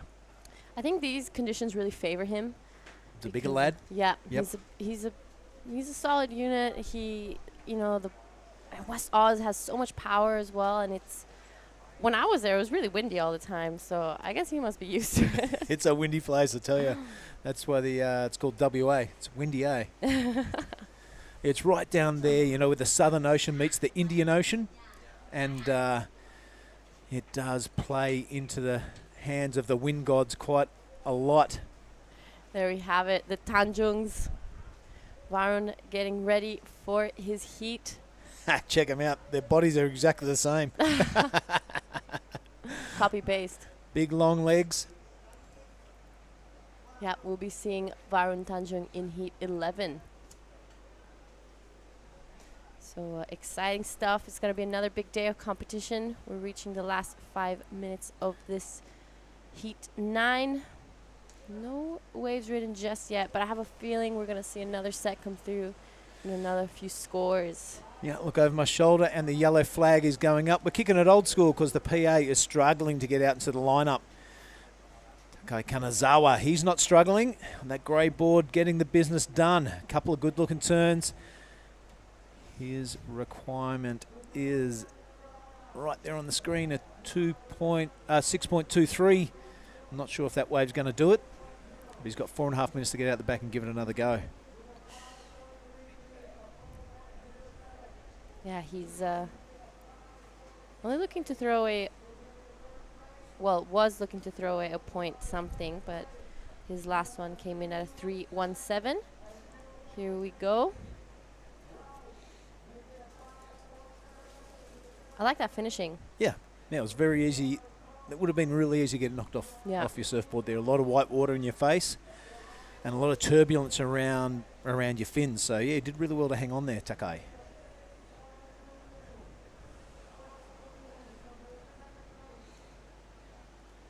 These medium-sized runners doing a fair imitation of snapper rocks. You can see that breeze coming past the outside, but the face of the wave is pretty smooth. Jarvis Earl now on a bomb. Our current heat leader, he's going to go for it. He's got to. He sticks it high. He sticks it handsome and just rattles off one massive turn. I've been seeing that a lot in the free surfing this morning. Oh, that was a pretty hectic takeoff. I was like, oh my God, is he gonna make this? Of course he will. Come on. This Jarvis Earl. Yeah. All right, counting down to the 3-minute mark here. Will that better the 4? We'll see what message that the judges want to send out. Are we going to look for one big blast, or do we want to see a series of them? That 7 in Jarvis Earl's scoreline would suggest that I want to see a series of turns and not just taking off with the big bombs, finding one section to turn and then pulling out into the channel. Yeah. Even though I have to say, in an earlier heat, I saw one, I'm not sure what surfer it was or who it was. He did just one massive turn. Have a look at that on screen. That is Mark Clift, and it looks like our next special guest, Kevin. He's progressed into the next round, so super happy. Of course, the son of Puck Hash. Looks like you'll be having a chat to him the next heat. That'll be good fun. Yep. Jarvis. Keeping busy. Oh, keeping busy, to coin a cliche. Goes high, sticks the surfboard way above the lip line, and again, right, getting his groove on now in the last 2 minutes is Jarvis Earl. His third priority there, just paddled and picked up a little inside runner. When he gets his flow on, he's really hard to stop. Yeah. So now we're waiting for 2 scores for Jarvis Earl. Have a look at this. Yuma is not done yet. His requirement of 5.70, that's not going to do it though with 1:30 remaining. He's going to be struggling to get out the back and get another wave. Yeah, you definitely don't want to get caught on the inside. Yeah, it's a big paddle back out. If you do get caught one of those big sets we just saw Jarvis Earl take off on, if you are too far inside, you got about a 10-minute paddle, I reckon. For sure. There's a lot of water moving just in that channel. You can see to the top of your screen, and also the current tends to pull you in towards the whitewater area, the shelf where you have to sit there and take off. So you've got to keep an eye on your landmarks if you've got them. If you don't, get your wallet out, and we'll probably help you out there. 45 seconds left in this one, G. It looks like Jarvis Earl is going to get the job done with a 7 and a 4.33 at this stage. He's got a couple of scores for him to drop. Maybe they have. We can't quite get that info to you yet. Danny Widiato has done extremely well to fend off 2 rampaging Japanese surfers. Those 2 waves, I don't think they'll factor into the scoreline we just saw Nagasawa and Kanazawa ride. We can hear the beach announcer behind us counting out the 20 seconds. The high fives going backwards and forwards in the channel. It's a good feeling here at the Nias Pro 2023. Lots of smiles, lots of high fives. That's great sportsmanship. Couple handshakes and all.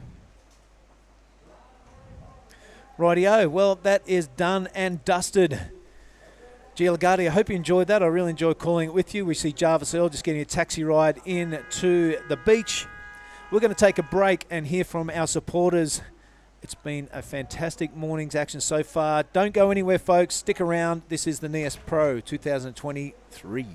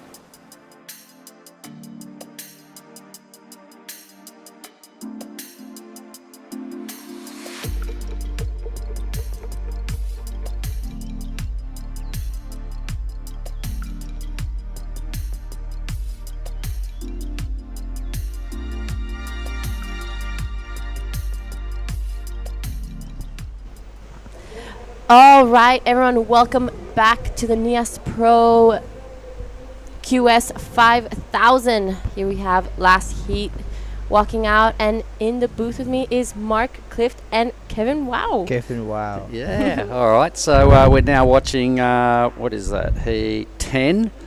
And we can see Jarvis come in all smiles as normal because he had an outstanding heat. Saw some big scores there as well. So, yeah, we'd like to welcome into the booth. We'll just keep watching the live action here with the boys coming up the stairs. Jarvis is a ripper.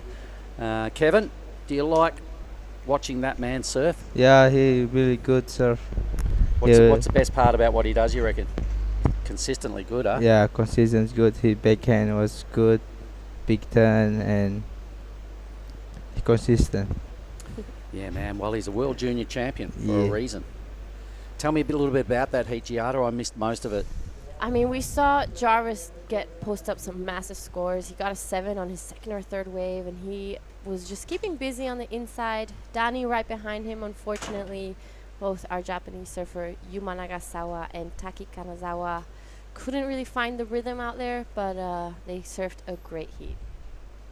All right, well, it's pretty cool to have a bit of local flavour in here having a chat with us, Kevin Wow, because you're through to the round of 32. Yeah. How does that feel? So happy. I really so happy. Yeah, like yesterday is happy day for me. I make two times win and Yeah. ready for round 32. Yeah, you've won both your heats. Huh? Have you won both your heats? Yeah.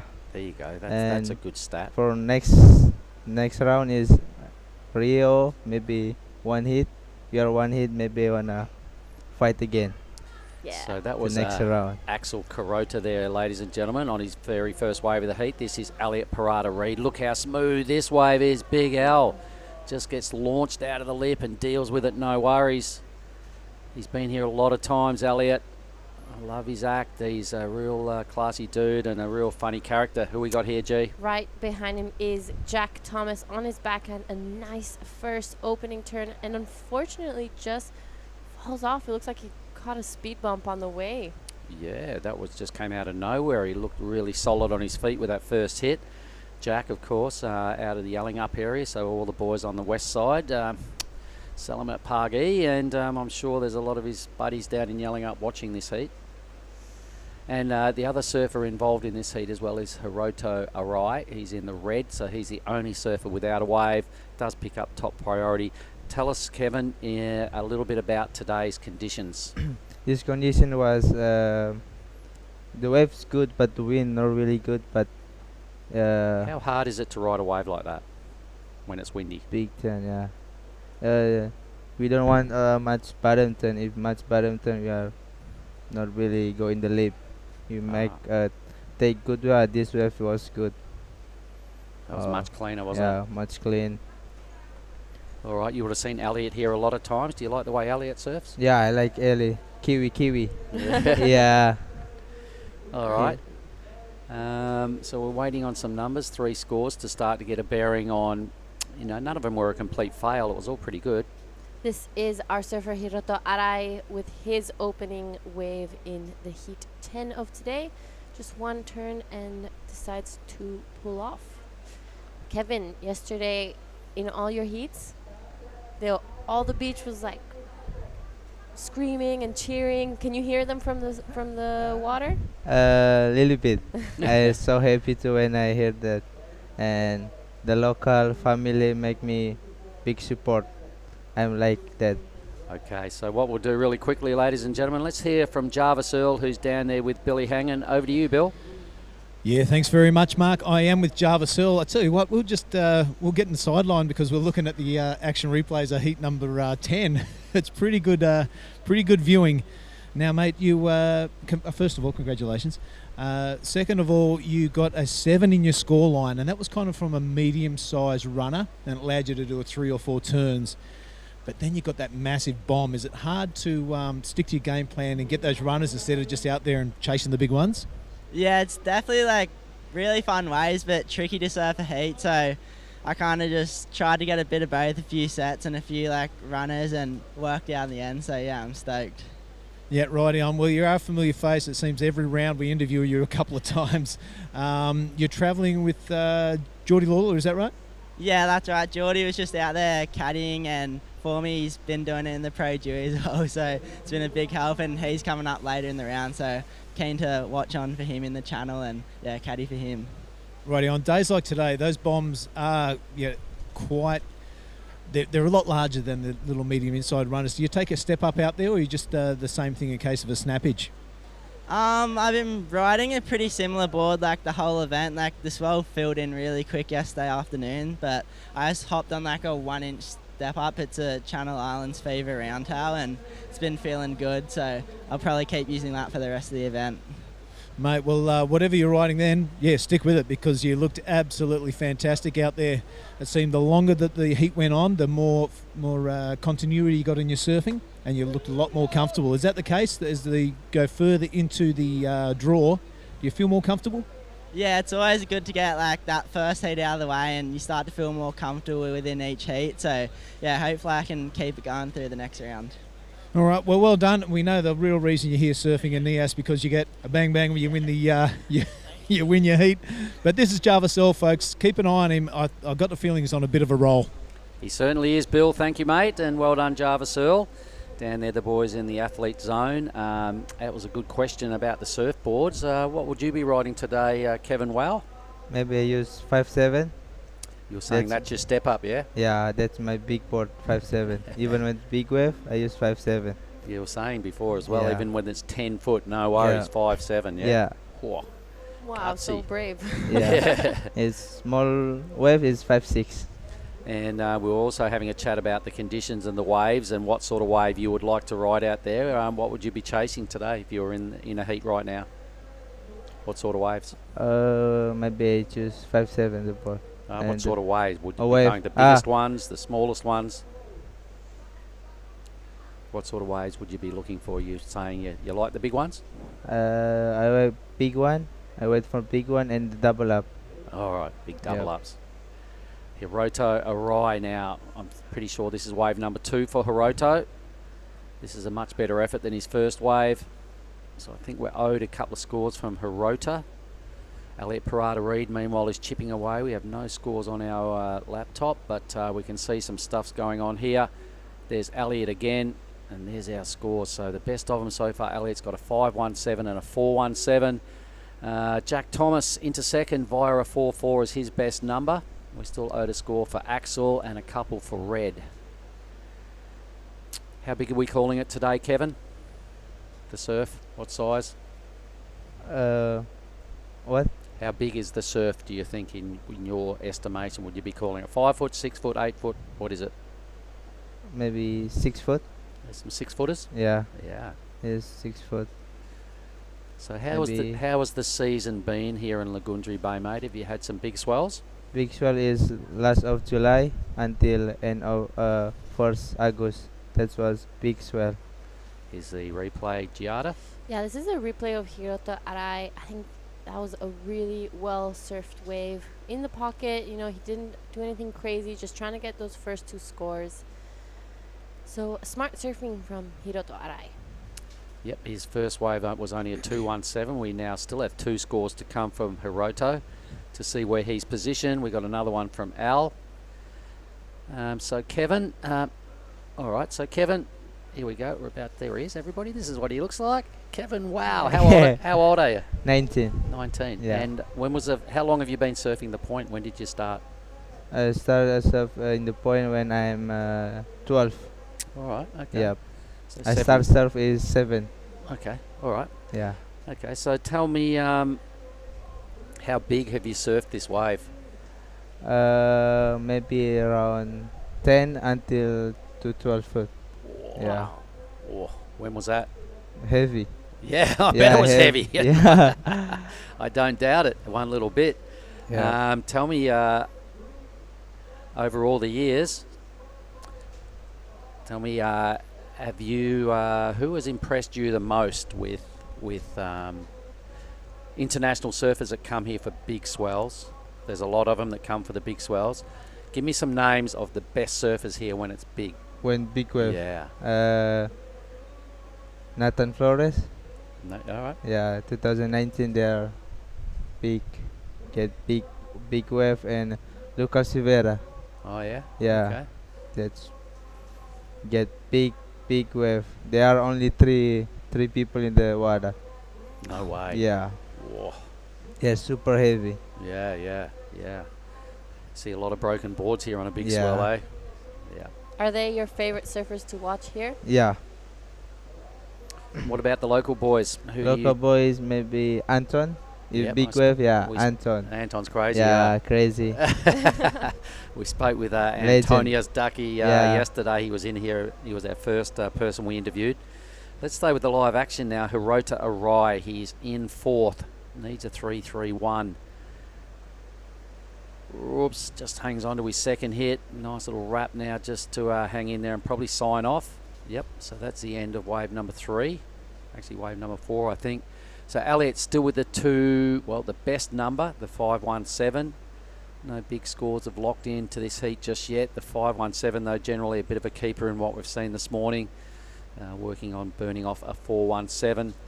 And who do you normally surf with, Kevin, on a day-to-day basis? Who are your best friends that you surf with? All. All. them. Yeah, we are happy in the water. Give me some names of some groms that are the Oh. up-and-coming grommets around here like you. Local boy or Yeah, local or, boys. Local boys. Who's- local boy. yeah, Maybe. best juniors. Who are the best juniors? Raflin, Wow, and they are all of them. All right. I like them too. Do you teach them? If big wave, I teach them. What is the it- the what- position and Oh, yeah. you must take the wave don't really deep and not really wide.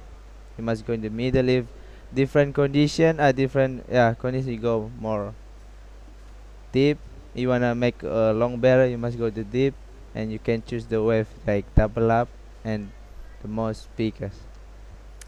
So you're telling me when it's 10 foot, I said, do you go the 10 footers? You go, yes. Yeah. Just have to put my head down, paddle hard, have to go, yeah. Yeah. On the 5-7. Yeah, 5-7. Gutsy, folks. I tell you, this guy, I've seen him in big surf, and If your heart say go, just go. Yeah.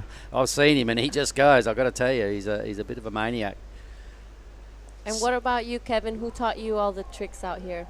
By yourself, or did someone teach you and show you? my brother. Your brother? Yeah. That's a good call. Let's talk about Herbert Hibber. He was in the wow. same heat with you yesterday. Yeah, 2 yesterday, days. yeah. Was it yesterday or was yesterday? wasn't it? Yesterday, yeah. Okay. So tell me about that. How was it? It's down there was fun, and I think me and my brother go up, and the last wave of the red, he get good wave, and he get bad my brother. Oh, bummer. Yeah, you And guys were first and second there yeah. for a while, I noticed. All right. And So somebody paddling for this wave, White Elliott, but with the priority is Axel Carota. So let's have a look at what Axel can string together now. Best wave is only a 3-3-3. So he does a nice little layback snap. There's a bit of bump and lump to deal with here. Wrap around Cuddy. That's probably about it right there. Somebody's dropped into this one, G. This is looking like Elliot Parada Reed out the back. That looked like he fell straight onto his board. I'm sure he's okay though. There he is. Straight up and off. Yeah. All right. So probably not an extension on his lead right there, and Axel might have increased his. He needed a 417 to go into second. We're watching Heat 10, everybody. The round of 64. Obviously, 16 of these heats to roll out. We'll probably have a decision on a potential increase of the format as we get close to the back end of this heat. So we've got a lot to look forward to. Since you've been here this year, since all the pros have been here this year, Kevin, you've seen a lot of people surfing over the last few days. There's a lot of rippers here.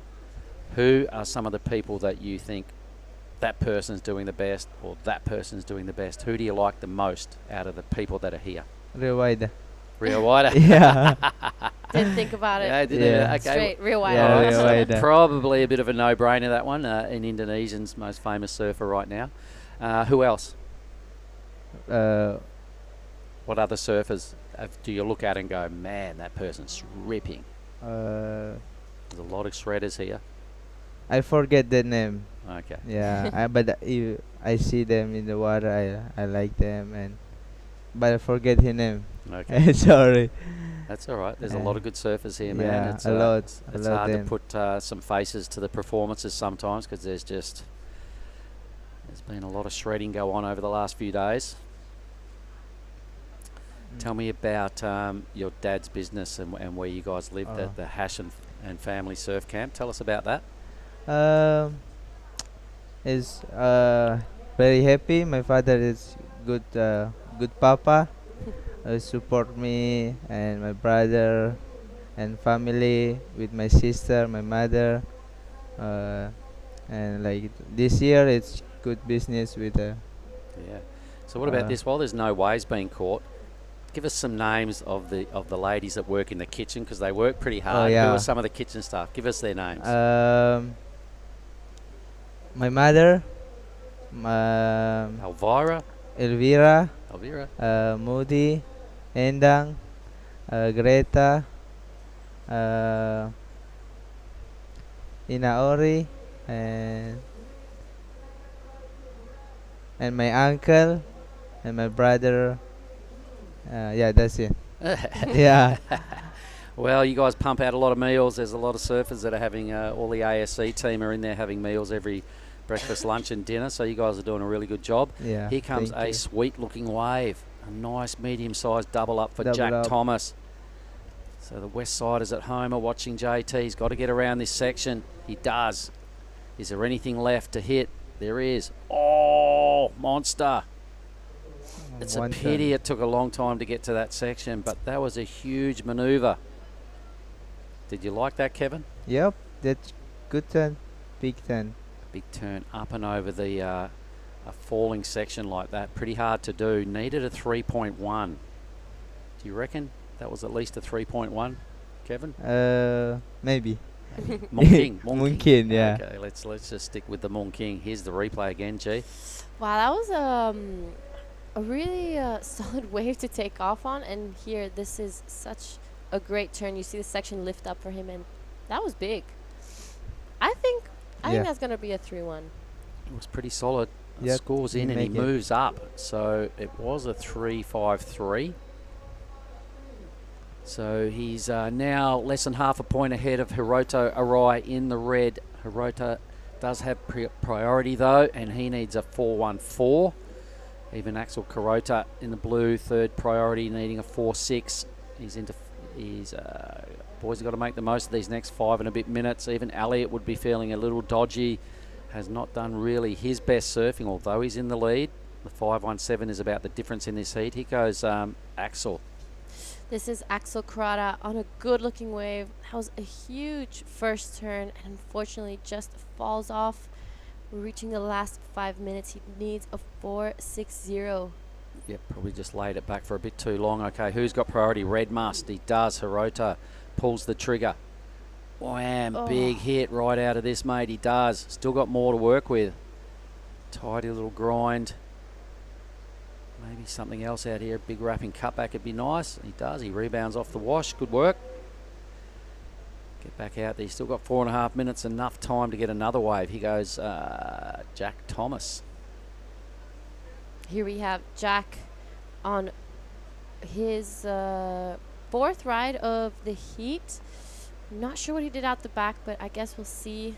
You know, keeping busy. We've had a bit of a lull, but everyone's just trying to get those scores up. You know, there's not much difference between fourth and first, really. No, Hiroto can sort of maybe climb up with his last wave score with exactly 4 minutes to go. So Hiroto, here's some replays. So let's have a look at Jack's again. Boom. Oh. Well, we didn't see that. That was huge. That was pretty big. He's got a strong backhand. The boys at home will know this, Gene. I'll let you in that he's surfed in the Margaret River Pro the last couple of years. He's got through the trials and surfed against the big boys. So what do you like about this? I really like how he wasn't afraid to hit that incoming lip, and he did it with so much control. He managed to just take it all the way up and down. He pretty much airdropped down and just smoothly finished this one off. Some great surfing from Hiroto Arai. Yep, it was indeed. So we're still owed those numbers. And these are the two guys vying for second position at this stage. But maybe Elliot Parada-Reed might be starting to get a little nervous. Some pretty good rides coming from his immediate challengers in second and third place. Put it this way, Jack Thomas needs a 4.95 to go to the lead. Could happen. That was a pretty solid belt on his first effort. Hiroto, he doesn't need much to get into second. So does Jack Thomas increase his score line? There's only half a point separating these two guys. Jack Thomas to first, a 4.97. JT, well done, brother. Sure the boys at Yelling Up will be happy with that. The number is not in yet for Hiroto. He now needs a mid-5 to go to second. Don't think it was quite as dynamic as Jack's. Time will tell. 2:20 to go. Elliot probably be realising he might need to ride another wave, or at least would be pretty nervous knowing that, second and third, he's just heard he's dropped out of first. Getting relayed those messages now. There we have it. The two surfers. Not enough. Wow, that's pretty close now. 1 point separating Elliot and Hiroto. So the big news out of all that, the big move at JT, Jack Thomas. I love it. Being a West Aussie, I find it hard to remain unbiased when I get a West Aussie in the water. But there's not much. Look at this, 0.03 separating Jack and Elliot. Nothing. The scores are super tight. Yep. Axel needs a 6.01. There he is in the blue sitting beside Al. Elliot's got priorities, had it for a while. He's got 90 seconds to cash it in and ride a wave to the beach. That would be what he's thinking.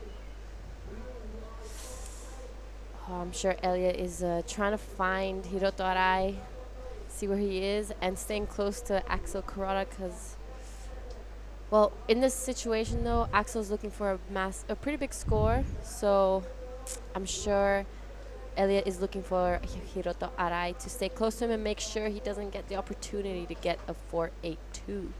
So with 1 minute to go, well, we've got Kevin Wow in here with us, Kev. Let's just stay with red first because this is important. Hirota, a 4.82 needed here, so it's a good start to the wave.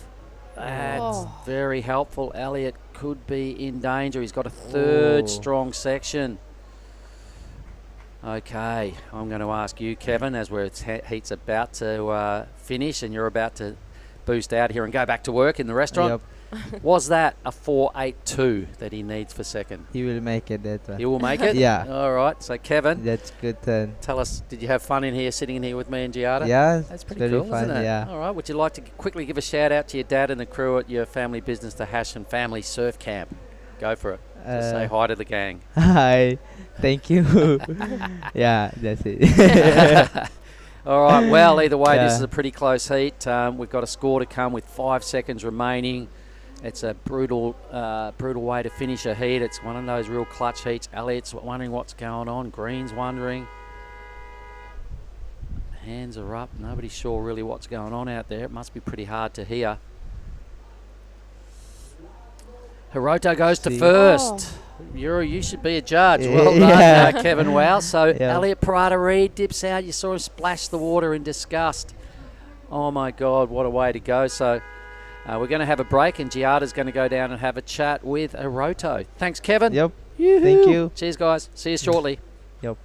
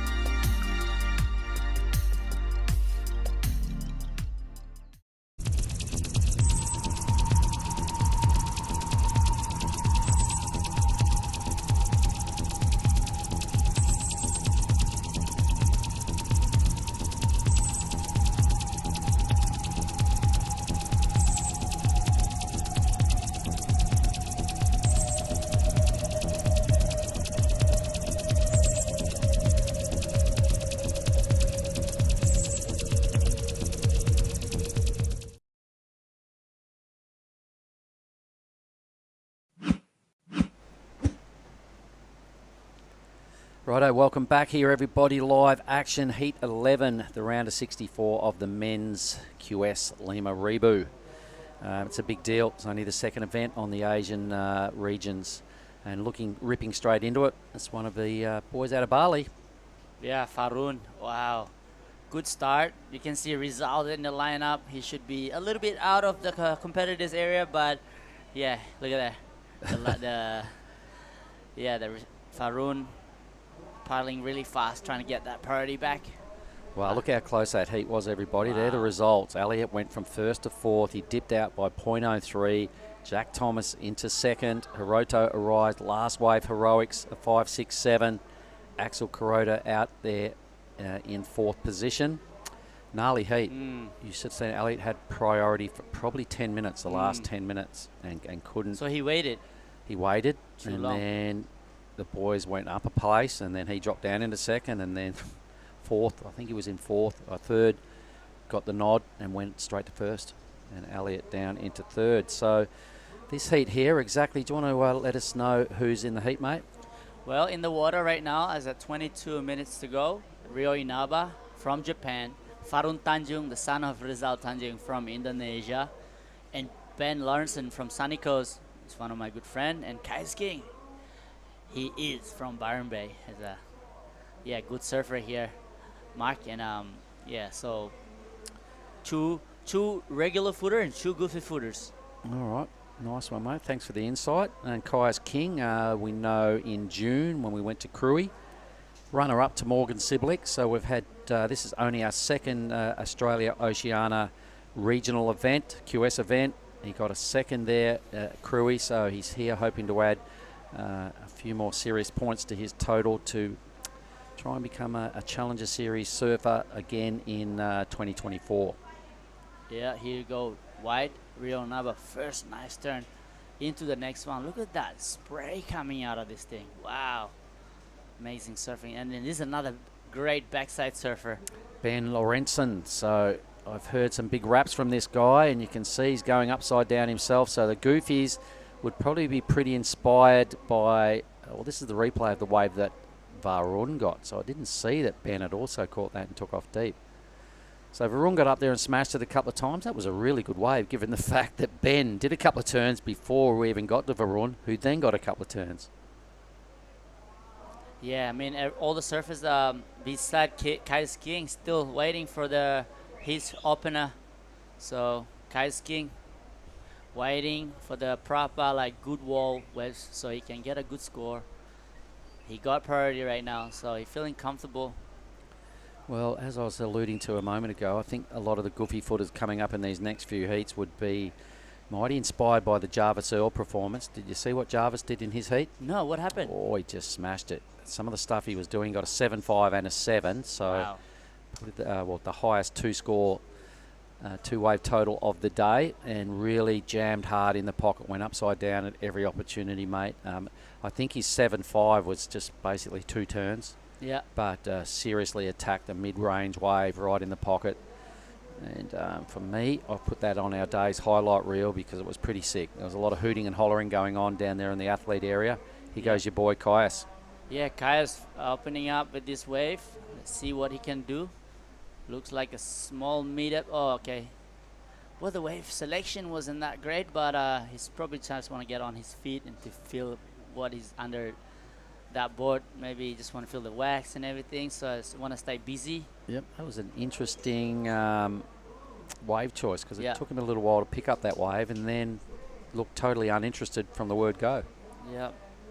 All right, let's have a look at Rio Inaba. Yeah, Rio has a really nice backside surfing, you know. Look at that, flowing into the next one. Good kick out and, yeah, try and regain that priority again. What's going on here? Machet. All right, quick break in the action. Let's throw down to Giada with winner of the last heat. Go for it, G. I'm here with Hiroto, the winner of the last heat. I mean, you were fourth, and you in the last 5 minutes pretty much made your heat. So how did your game plan change throughout the heat? First thing I was in heat, when I started, the big set came. I got pounded that, so I was in the inside. I need to reset the paddle outside. Then I couldn't catch any like good two-turn wave. I only caught like one big turn and a little cutback. So I need to like catch little smaller and more inside double up one. Last like 30 seconds, no one like everyone was outside. I was in the inside. Everyone didn't look the wave. Then maybe this one. So I caught that one and its section came like 3 times. So I got happy. I was happy. I mean, when I asked you to come to the interview, you didn't know you won. So what do you think? You came second? Oh yeah, like I couldn't hear any like score on the outside, like so I didn't know I was second or third but I just caught wave and then when come in like my friend did so like I won it then just stoked. All right. Has there been a little bit of a change in equipment from yesterday to today? I riding the half inch longer, but actually like when the catch smaller inside one, maybe normal board is better than big step up. So maybe next time I is maybe short board. Oh, so you're gonna take your shortboard out? Yeah. I mean, It's not too wiggly? The peak it's power, but when it gets shoulder, it doesn't have any like power. So I need to cut short bottom down to hit the vertical. So maybe use short board next. How's the takeoff today? Is there a lot of water at the peak? But it's okay because on shore, little like white water can push me, so it's easy. Is there anything you'd like to say to your friends and family in Japan? 応援ありがとうございます。結構ギリギリで勝ったんで、でも結構スコアが全然聞こえなくて分かんなかったんで、とりあえず乗ろうと思って乗ったのが良かったんで、次も波も上がってきて楽しんでヒートできたらなと思います。また次も応援よろしくお願いします。All right, so here's your bang bang for winning your heat, and back to you guys in the booth. Thanks, G. That was cool. Good work. Wow, just while that was going on, Oni, we saw Ben Lorenzen just go nuts on a wave, a backhand ride. I hope we can see the replay again of that as we just watch the boys checking in for the next heat. But Ben Lorenzen will not be in third place for long. Huge number about to come into his corner. Really belted it viciously, was late on one of those hits that just looked that good. Our next heat, heat 12, Xavier Huxtable, Roy Kanazawa, Geordie Marie and Teddy DeBag Billy coming up. So heat 12, we're just watching the back end now, obviously, of heat 11. 15 minutes to go. Here we go, Ben Lorenzen. What was that number, Ronnie? Well, it's a 6.83. Wow, Take here us we through go. this, mate. He has a solid backside snap. Here we go. Look at that spray coming out straight into the next one. Boom. That's a hard turn to do on this kind of section. There's no like catching, just straight into the next one. Boom. Nice surf right Look here. at this dismount. That was hilarious. I think that was the score. He was giving us a little flex out and forgot to watch the chop in the channel and just got so rinsed. The Mother Nature say, hey, don't do that yet. I'm going to give some more. I want to give you some more scores. Here you go, Farun. Yep. Farun Tanjung. Varun's already in third. Hits it, lands it. Nice recovery.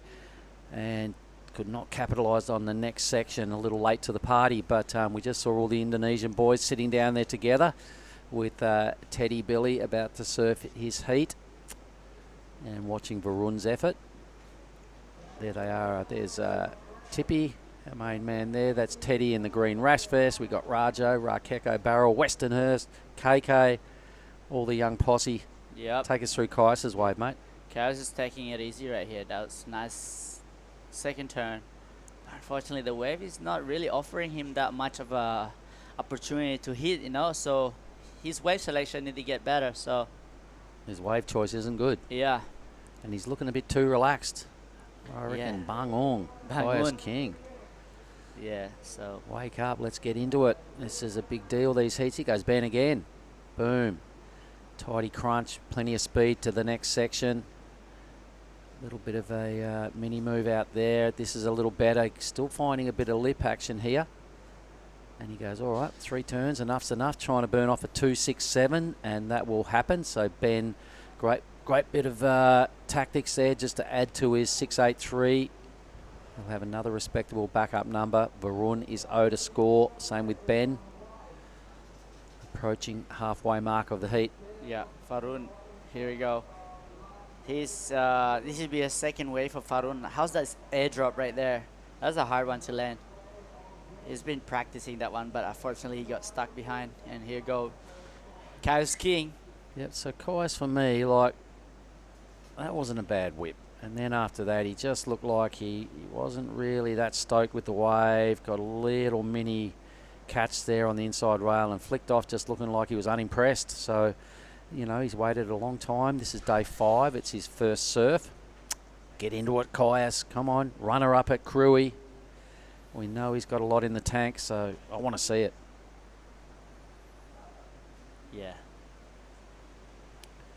So, Oni, let's talk about this. You've got a heat coming up shortly. This is heat 11. You're in heat 15. What's going through your brain at the moment? I'm just trying to stay calm and watch this this heat. I'm learning how to break it down, what the judges are looking for and what kind of turn they like, what kind of wave. So, you know, this guy's wave choice compared to Kaias, yeah. It's, you know, he looks like he's well invested in the heat. He's staying pumped. He's really finding sections. Kaias is kind of a little bit opposite at this stage. yeah, so yeah, that's my plan right now. Just picking my strategies, what I'm gonna do. We have some good heats coming up for me. So How's the quiver of shooters down there, all ready and prepped in case they are needed? yeah, Quite a few CIs, a couple of lost boards right there, an Arakawa. You're on your mini step up today, mate, onto the 5.9. yeah, Hey, yeah. who's going to caddy for you? I don't know yet. We'll find some frothing grommet down the beach to take my board out. So. I might ask Rajo if he can do it. Oh yeah, it'll be nice. He did one. He did one already for. Dera. Yep. Yeah. And he said, "I said, how'd it look out there, Ra?" And he's gone, "Oh, so scary." yeah. I said, "I'm glad at least you got out there and Yeah. watched this side on. It's a different. Yeah. It's a different view."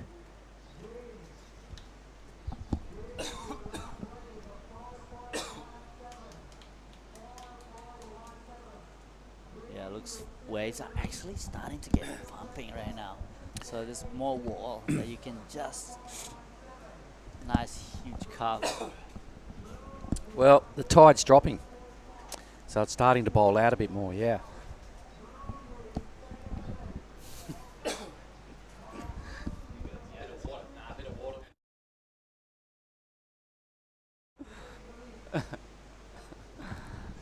Birahanu. Bit of Hanu. I'm back. Hey, you're back. Pretty close for second spot here. 0.4 separating Rio from Varun. Starting to find a bit of breathing space now in the lead is Ben Lorenston at 4.17. A tidy backup and 10 minutes to kind of dislodge that as well. I really like the way he's going about it. Kaias King, time to get it together, Kaias. We know how good he is. It's a 2.87. You've been doing some Challenger Series stuff with Kaias.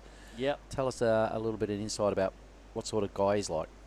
He's chiller, but also he likes the heavy metal song music. So He looks like a bit of a rock star, doesn't yeah, he? he's a rock star. So yeah, he got these personalities both sides. He got a chill part and also got some heavy part. I think we need some heavy part out of him Yeah. right about now. 10 minutes to Exactly. go, and only put together a 4.5.2 wave total. Not ideal. Around Yeah. a 64 is super hard. Yeah, what's that X mean? Oh, he's not got this bar yet. He's just sitting wide or something. Yeah, okay, so not sure what's going on there, but let's have a look at Ben Lorenston again. Here he goes. So wave number 4. This fella here is really feeling it. That wave kind of lets him down a little, but his body language, his mojo looks like it's right on point. Here goes Rio. Rio, look at this spray. Ready? Zoom. Will he can next one? Wow. Wem just went fat, but I think he can. Boom. Wow. I think he got the score for that one, Mr. Mark. All right, well, let's stay with Varun. Varun's in second. He's got a pretty good looking wave here now. Gives it one slash in the pocket. Really close for second spot. A second hit. Pretty good. Trying to improve on a 3.17 or the 6.51 for first. So I don't think it's the 6.51. May have increased his 2 wave total. Caius now gets top priority, so he has got close enough. Maybe that was suspended priority. Maybe he got washed in. The X, the X in the corner. So he must have got washed in. That's what happened. That was suspended priority for a moment there from Caius. Or he just sit too wide. He doesn't go deeper in the lineup. No, if that's the case, you just have no number in your column. The X, I rarely see it. It must have got washed in. Suspended priority. So Benny Lorenzen is in the lead. This wave didn't give him a whole lot of joy, so wisely flicking straight out. A throwaway number. What did you like here of Varun's wave? It's bigger set. It's definitely harder to surf, so he managed to did a cuff in this one. But yeah, I mean, like, this turn was missed timing, but let's see what the judges say. He only had to improve on a 317 to make it count. Rio, though, right behind him, right in the pocket, was a little bit more attacking. Now just a minor move, wrap, cut back.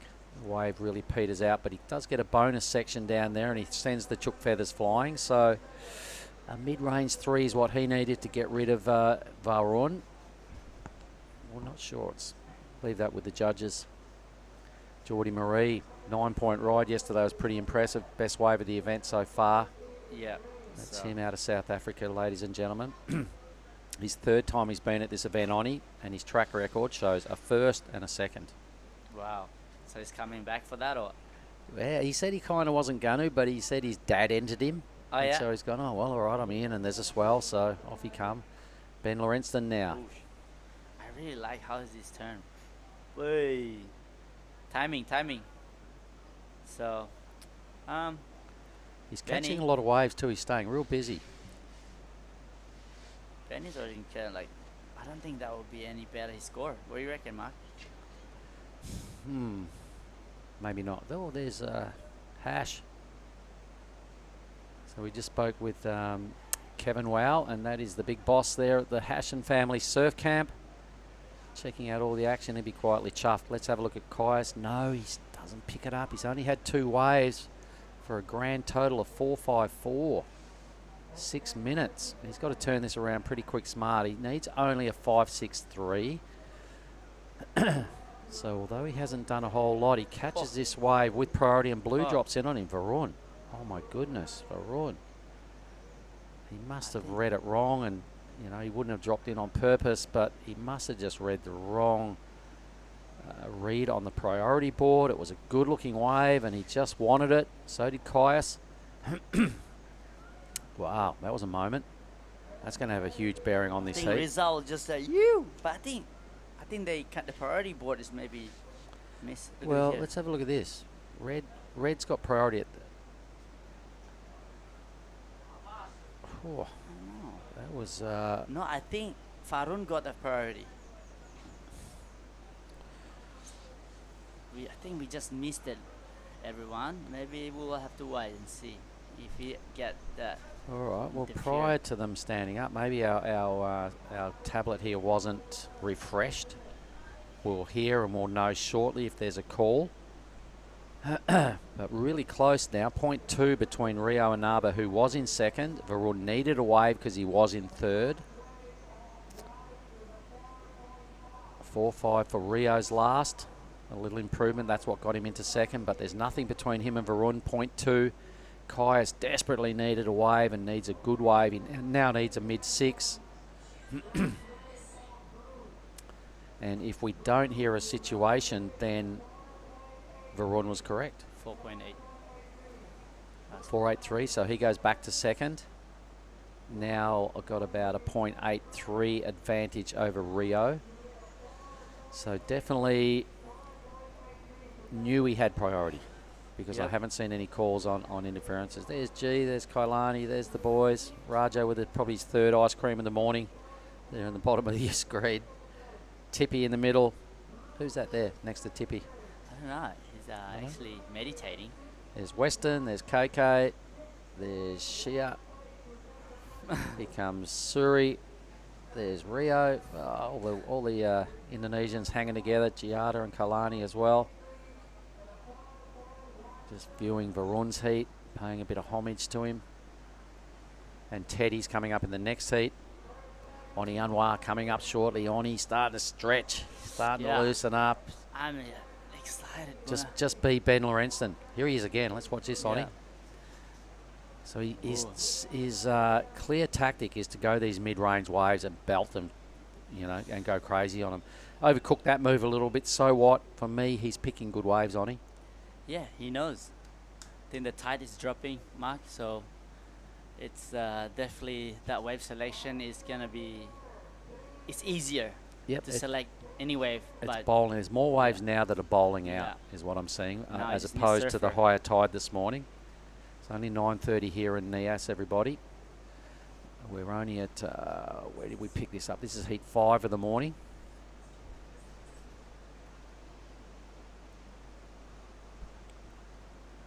Ten heats in this round, and then we'll have some more input as to what's going on this afternoon. I can see that we might be rolling out a few more heats.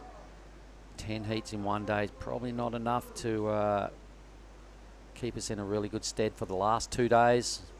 Waiting period finishes on Sunday. Tomorrow is expected to be the glamour day. yeah, I think they're expecting a little bit better wind. To go with this swell will be mighty fine. Kai's King with second priority. He's having a look at this wave. I think he catches it. yeah. Chaos King. He looks good though. I know he can hit this section right here. Ready? Hey, wow. He's having fun. But Doesn't look like he's really got his comp head on though, He might be having fun, but he's not playing the comp game. Look at the scoreline. yeah, what's going on, Mr. Mark? I just have seen very little interest out of Kais in this heat, to be honest. Ben Lorenzson is surfing the exact opposite heat. He's into it. His body, the way he's carrying himself, he's fully invested, and hence he's in the lead. The 6.83 was dynamic. His backup was really good. Everything else he's done in between is suggesting that he's really hungry for a good result. And Kai's looking a little lackadaisy, but it's an interesting battle for second and third. Rio Inaba now needs just a 4.83 with 1 minute to go. He's the surfer in white. Varun is in blue. He's currently in second. Green, well done. Surfed a good heat. So can Rio pick up a wave? There seems to be a bit of movement here.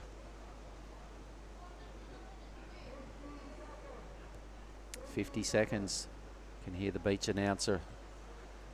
We're sitting not far from the judges' tower. We've got a pretty good view from our balcony here at Sonali's surf camp. Wave pushing a little wide, so Rio will be hoping there's a smooth second wave behind this.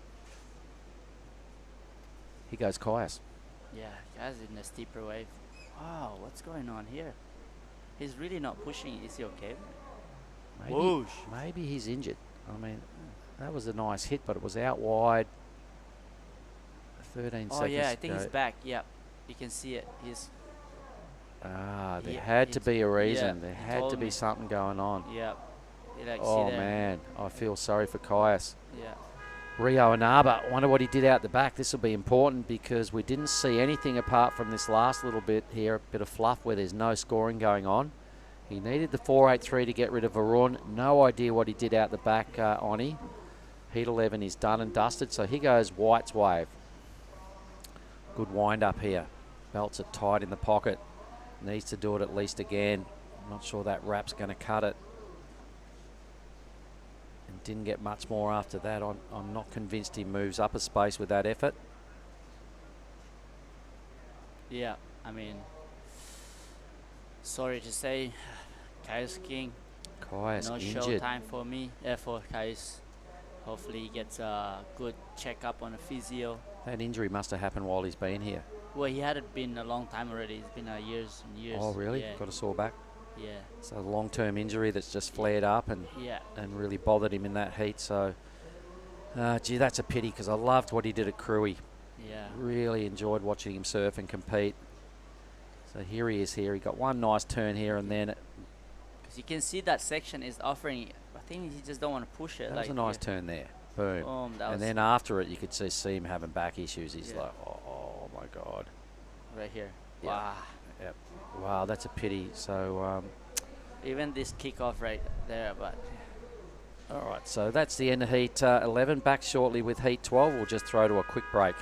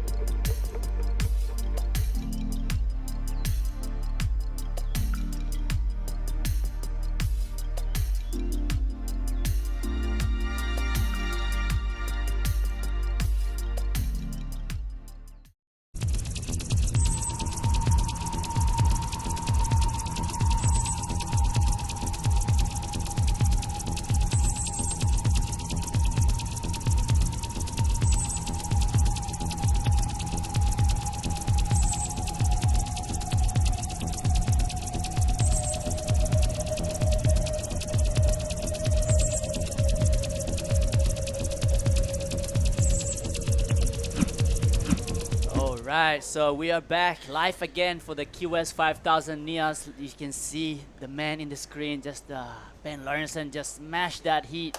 Congratulations, my man. He's big happy. smile, yep. And yeah, that was good surfing by Mr. Ben. And yeah, we got hit in the water now, Mr. Billy. What do you think? Roy Kanazawa, he's a heck of a surfer. Xavier Huxtable, I've been looking forward to watching him in action this entire event. So expect things from our surfer in red. Teddy Billy, always a solid performer, and Geordie Marie, a previous champion of this event. So a stacked heat for heat number 12. Yep, exactly. Geordie is not an easy opponent to surf against, and also Teddy yesterday was on fire, and man in red also, Xavier. All right, looking at the results of the last heat, Oni, it was Ben Lorenzen taking it out. We were waiting for scores, but the second place getter was Varan Tanjung. So congratulations to those two surfers progressing. This is Teddy Billy. Teddy, oh. Ooh, coming unstuck. That was a good looking wave too. I'm kind of liking the tactic, Oni, of going with the second set of the wave. Excuse me. Second wave of the set. You know what I mean? They seem to be a bit smoother and a bit easier to handle. There's not as much texture on the face. Roy Kanazawa, he's had a wave already this morning, and here it is. That's a meaty section, and he deals with it beautifully. So the surfer from Japan making a good fist of it. Geordie Marie, always strong, always precise. Here he is, not much fuss about his surfing. Always strong and always on point is Geordie Marie. Check it out. That is the way you open up a heat. Yep. And his Xavier's replay. Whoa, that was a turn. Nice, solid 2-turn for red. All right, yeah, 2 strong turns for red and a series of turns for white. We'll see where that falls. There is the scores dropping. There is a 6 for Xavier Huxtable. Those 2 strong turns. A 4.17 has been rewarded to Geordie Marie. So there's your comparison for everyone at home. While we muse over those scores, let's cross down to Mark Clift. He has the winner of the last heat. I sure do, team. Down here in the athlete area, I have Ben Lorenzen from the last heat, winner of the last heat. Ben, tell us a little bit about yourself. I'm 18 from the Sunshine Coast, and grew up surfing right-hand point break, so feels a lot like home. You're telling me this is the first time you've been to Nias? Yeah, first year here, loving it. Staying with a good crew, so having a good time. Who's your crew? My sister, Taj, Bodie, Mikey, and a few other friends. All right, you surfed a really good heat, and you were telling me, I can't believe it, the boys were letting so many good waves go, and you're getting them under priority, yeah?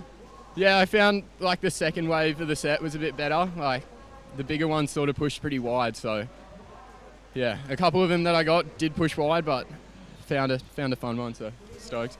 Tell me about that board. It looks like you're on a bit of a magic carpet.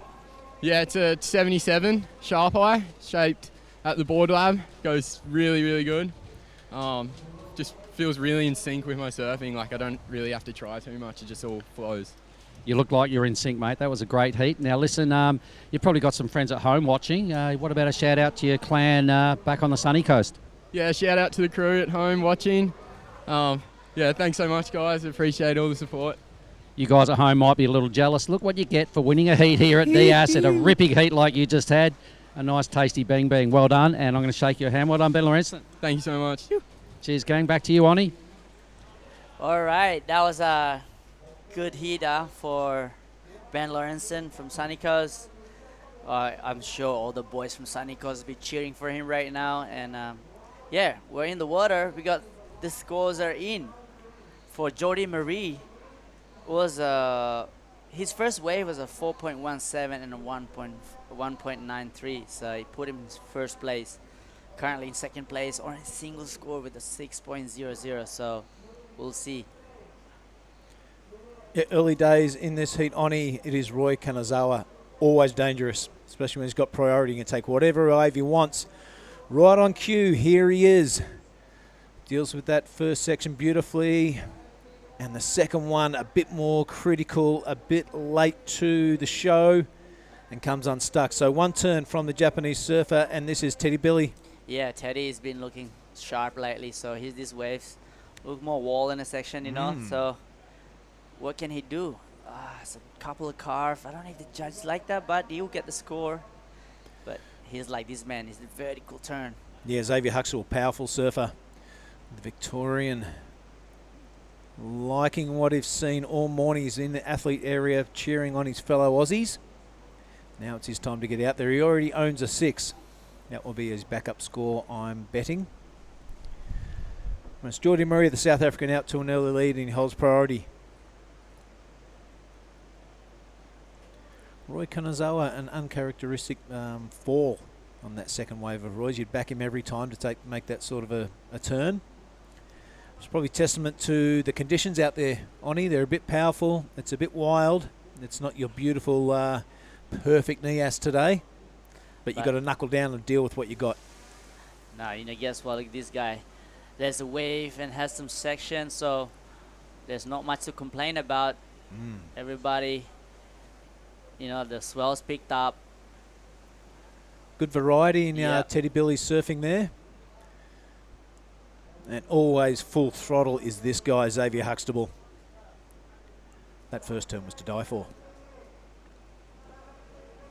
So nice, we're going to see it twice. Bang. Check that out. The big high mum on the way down. Love it.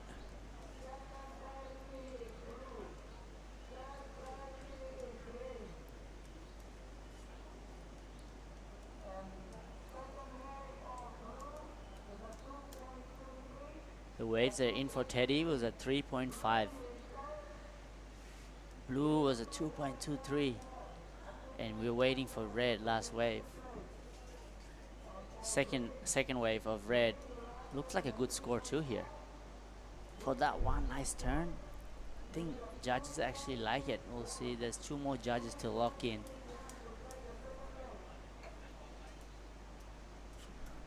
Between like high, like 5 range score, yeah. Yep. So knocking on the door of the good range, that's for sure. maybe straight into first place, red. Looking like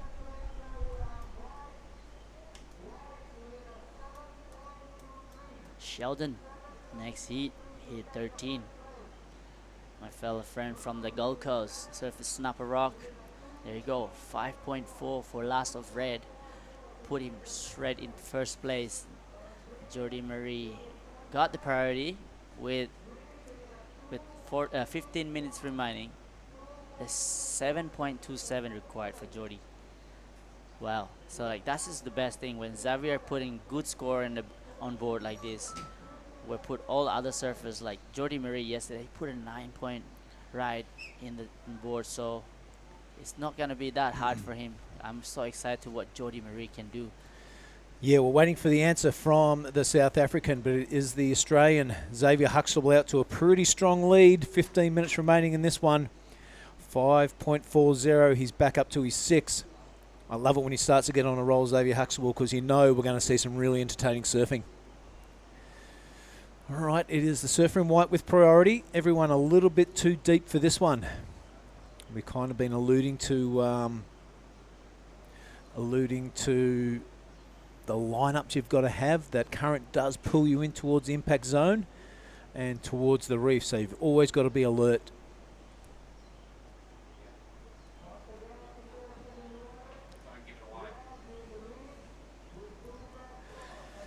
All right, so the surfers looking around. They're kind of, where are we? Where's the takeoff spot? Where's the ledge?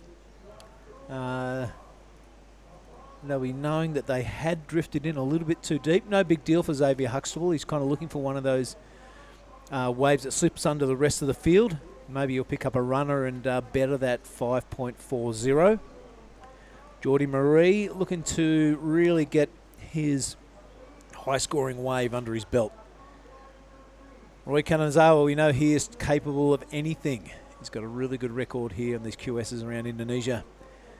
And Teddy Billy, let's get going, brother. We want to see your best surfing on display. Yeah, I like the style of Roy Kanazawa. He has really amazing, kind of like gangster style, you know. He can just, when he stands, he just stay low and go pop. Stay low, pop. Throws power. So, and you have to wait and see what can he offer in this heat. 13 minutes to go, Roy Kanazawa. All right, again, mate, looks like they're caught out of position. So let's look over our shoulder there. And yeah, that was a decent-looking wave. So there's no goofing off, you know what I mean? There's no sitting there and just hoping the waves will come to you. You've got to be active. You've got to have your lineup sorted. And it looks like Geordie has that now. He's going to let it go. Roy Kanazawa goes, I'll take a bit of that action, please. Yeah, look at that stand. Super low, go pop. Ooh. Straight into the next one. Wow. Yeah, but the wave is not really offering that any good, nice big wall that he wants, but here you go. Geordie Marie, the second wave of the set. You can see it's a bit smoother. That's a lovely canvas to work with, and the South African doing the best he can, and his best is amongst the best you'll see. That is the surf that we want to see. Geordie Marie, he knows how to surf this wave really well. When you go on the final couple of times, you know, this is the best way for me to learn as well. See, the wave selection, the timing, and everything was on point. Look at the replay for Roy Kanazawa. Yeah, nice overhead wave. I like that first turn. Coming down with the lip. This one, he really finds the pocket. Getting a little hung up there, a bit bent out of shape, but Roy will be back out there in no time. Ready to rock and roll. Now, I missed that last heat. What happened with Kai's King, one of my favourite surfers? He seems to have bowed out. Yeah, Kai's King. Me and Mark think that his back is sore, so something's going on with his back. Might be carrying a little niggle. Yeah, so he needs to go and check with the physio or the chiropractor here. Oh, look at Geordie Marie. His requirement has been met. It's a 7.33 for the South African. Go straight to the lead, overtaking Xavier Huxtable. Look at him. Is that a little look back to the judging tower? Yeah. Do you reckon that has ever worked? Do you think the head judge has gone, well, he's given me the death stare, I better give him a couple more points?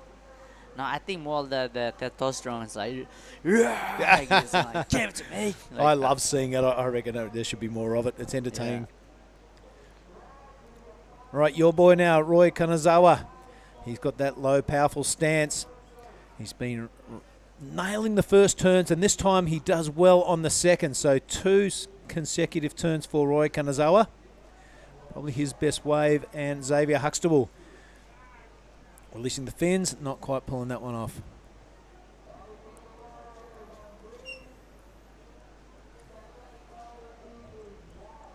Now, a little bit of intel there, Oni. That was Kai's King's first surf since getting to Nias. Wow. We've been here for 5-6 days. He was on the same flight as us. So we've been here 6 days, and that was his first surf. Isn't that a torture? coming here looking at like these fun waves, and it's hard for just watching, you know. The waves are fun, and that's why he would say, I'll just go out there, you know. Even though I'm injured, I would just go out there and just enjoy surfing 3 guys out in the water at Nias. So it's a good call, but It's a pity because he's one of my favourite surfers. He's got some sick sprays on his surfboard. I'm pretty sure he does them himself, but all that aside, second place getter at Kribi behind Morgan Siblick. So it's another massive scalp out of the draw. yeah, he's not just a great surfer, and he's a superstar. Good looking man. He represents well for his sponsor and his brand, whatever he's riding for, and good guy, big heart. So that's what we're all about, you know. And a fantastic moustache too. Yep. All right, Roy Kanazawa, the replay of his last wave, gets that second turn right this time. Big shout out to Luke Sederman. He's a massive fan of the moustache, especially on Australian surfers. What about my mustache right now? Do you like it? Well, I like the combo with the beard. Pretty cool. Well, I'm the hairiest Indonesian probably, I know. Whole family has the hairiest face, so yeah, I want to grow it, Mr. Miyagi once then. So Jordi Marie really comfortably sitting in front with second priority. He's staying busy right now, Jordi. How's his timing with his turn right here? Nice. All right, feeling the flow, feeling the groove. Yeah. Why not take off on a wave? He was third or second priority or something like that. Yeah. So nothing to really lose there. He's got the lead. But that requirement of 5.51 from Xavier Huxtable, you're feeling a little bit vulnerable sitting there up top. Yep.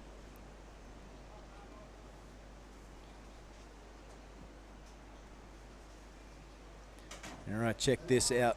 Jordan Marie on his last wave. I don't think it's going to factor in. He would have to better a 4.17. A lot of shoulder work on that second turn. Just a 3.57 for that last wave of Jordi Marie. So judges say, nah, we want to see bigger section, bigger turn. So that's what we want to see, right? We want to see it right in the pocket. Exactly. So everyone watching, so this is a hit number 12. 7 minutes left. Currently South African are in the lead, second with red. Third place is Roy Kanazawa from Japan, and the Swedish flag Teddy Billy. Currently in fourth place. He's only got a 0.93 as a backup, so I think Teddy spent the first 5 years of his life on a boat, on a yacht. What a life, huh? Yeah, what an interesting kickoff. Not good for me. I don't like being on a boat. I get seasick. You get a little motion sickness? Yes. Wow. I got offered a boat trip to Mentawai sometime, and I'm like, oh, no, thank you. And Stay in land? I'll say, yeah. All right, let's go. Here we go.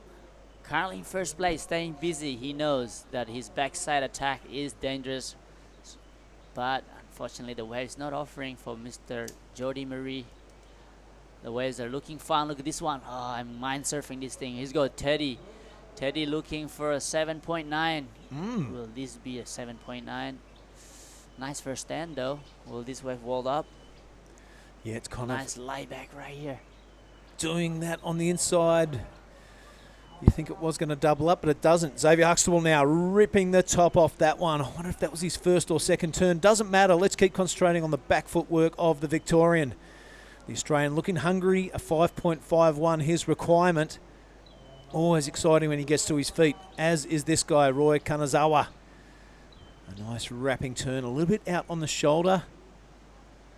And this wave filling up full of water. He's not going to stick with the inside. A really good decision, I would suggest.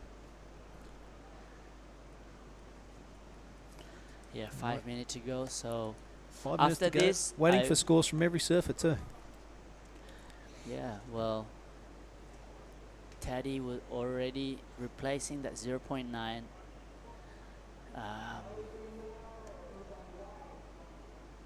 The paddle battle. Yeah, a bit of a paddle on between Good old green paddle and battle. green and blue.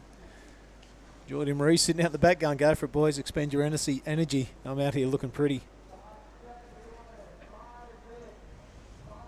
Must be feeling great for Jody Marie, just relaxing, first place. He's waiting for that last score of everybody and say, can they take over me or not? But if they do, I can wait for the better wave. So the next heat paddling out. Sorry to interrupt you before, mate. Who do we have in the next heat? We've got Mike Clayton-Brown and Sheldon Simcoes from Snapper Rock, my friend from Palm Beach, Currumbin right there. Lennox Chill. Oh, Lakey Peak. Western Hurst. Western Hurst. He was on fire the last couple of days. Yeah, that last heat was something to behold yesterday. Look how close that field are, sitting right on top of each other. Yeah. So Teddy good. Billy, priority number 3. He doesn't mind. He's going to sit right in the middle of the field. A little bit of a pedicure, manicure. I'm not sure which one is the feet, but, you know. All right, 4 minutes remaining. Have a look at this. Xavier Huxtable has taken the lead with that 6.67. That's a really good position to be in. Now the pressure goes towards Jordy Marie. He holds priority. He's got second. 5.34 is his requirement. He'll just be looking to get another wave and put a bit of distance between himself and Roy Kanazawa and Teddy Billy. Big requirement of an excellent score for Teddy. And Roy Kanazawa not far behind, a 7.73. So it's the attention to the South African now, Jordy Marie. He's got 3 minutes, 20 seconds. He's looking to get rid of a 4.17. Yeah. He's caught a heap of waves here. Okay, he's only caught 5 waves. That's probably what you're aiming for out there. Xavier Huxtable 4, 2 scorers out of that. So very economical surfing from Xavier Huxtable. No one interested in that one. Just a little under 3 minutes remaining. Xavier Huxtable hoping to hang on to that lead. Jordy Marie knocking on the door. He looks interested in this thing. Looking down the line. Nope.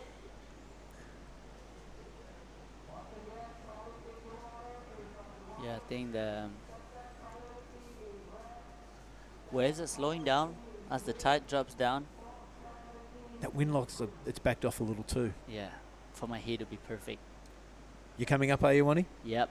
All right, best of luck to you. Heat number 16, I'm pretty sure. Yep, no, 15. 15, okay. 2 more minutes and I'll be going warming up for my heat, getting ready, listen to my favorite music, get into a good energy, and let's go surf. Bit of Celine Dion for you, mate, before the heat.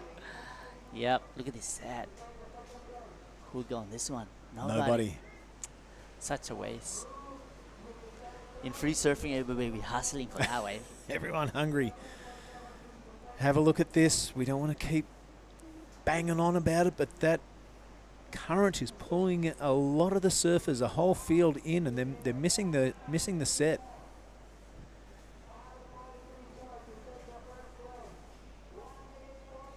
Have a look at the replay of Xavier here. This is 6.6, right? Yeah. Boing. Looks like a surf vid. Same. Oh, that's even better. The turns are getting better on this wave. 2 of them, and then just a little wiggle. Enough for a 6.67 though. Jordy Marie, he's not happy being in second position. And with a minute 17, this could be his last wave. Banks it backside. Will it run on the inside? Attacks the lip and lands it pretty effortlessly, you got to say. This kid continues to surprise. A little bit of a fist pump.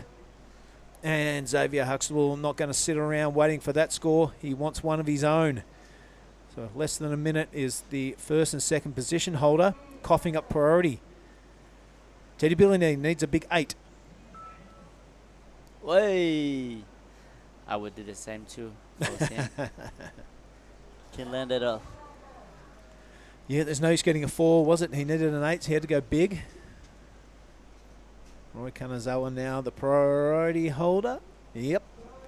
30 seconds to go. Nice. His requirement is 7.73. It would have to be the best score of the heat. For Jody.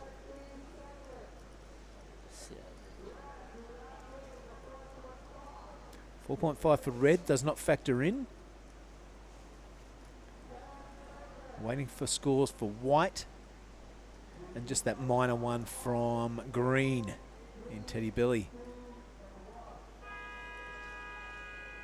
All right, you hear the siren in the background. That is done. Roy Kanazawa is out of action.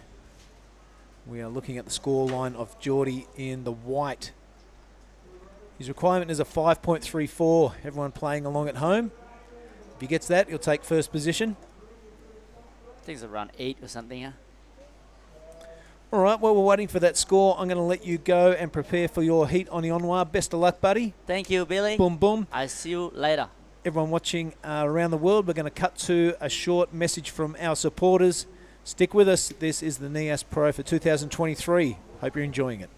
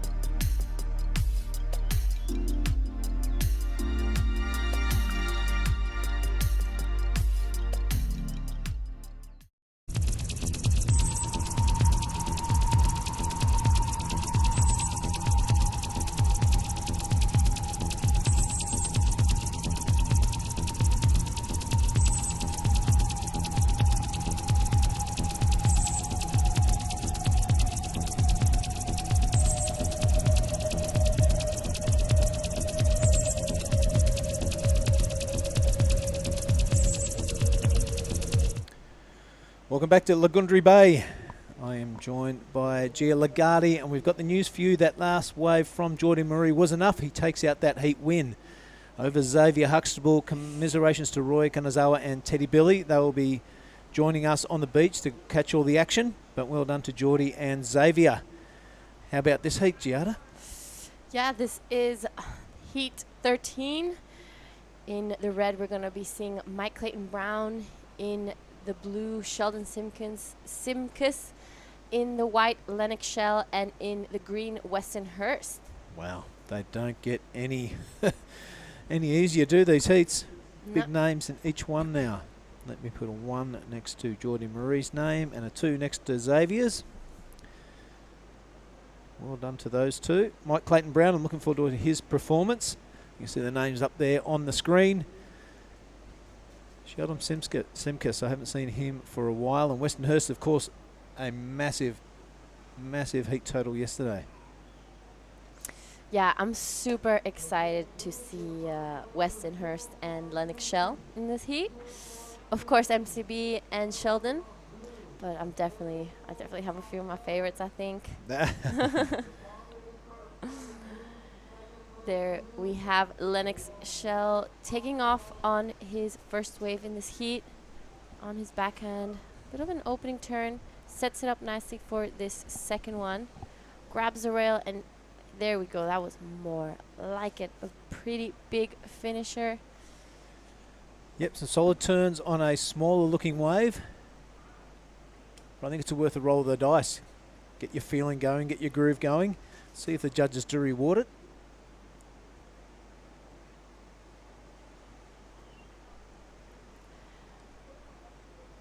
So the first wave of Weston came in at a 2.33. Not huge. They're all going to be looking to get those bigger scores like we saw in that last heat. That was really impressive.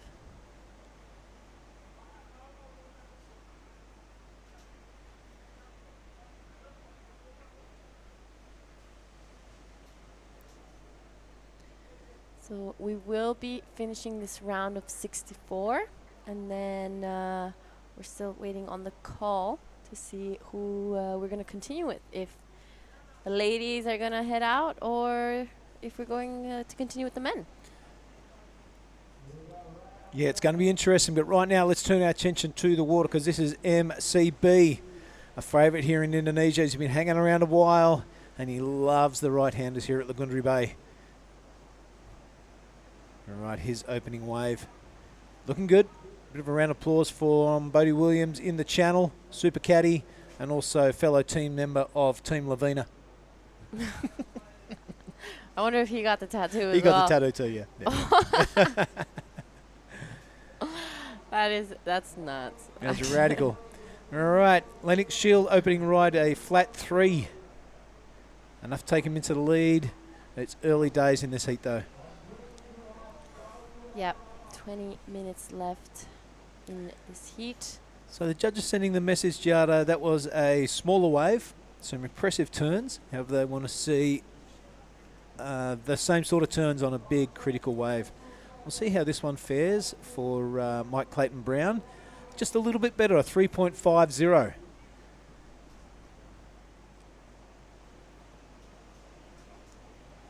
So points super hard to come by at this QS 5000. They're not just giving them away.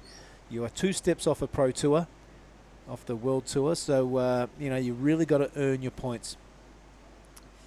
Yeah, for sure. Especially on a day like today, they really want to see you going vertical, upside down if you're on your backhand, throwing water. So, it's a big day of competition today as well.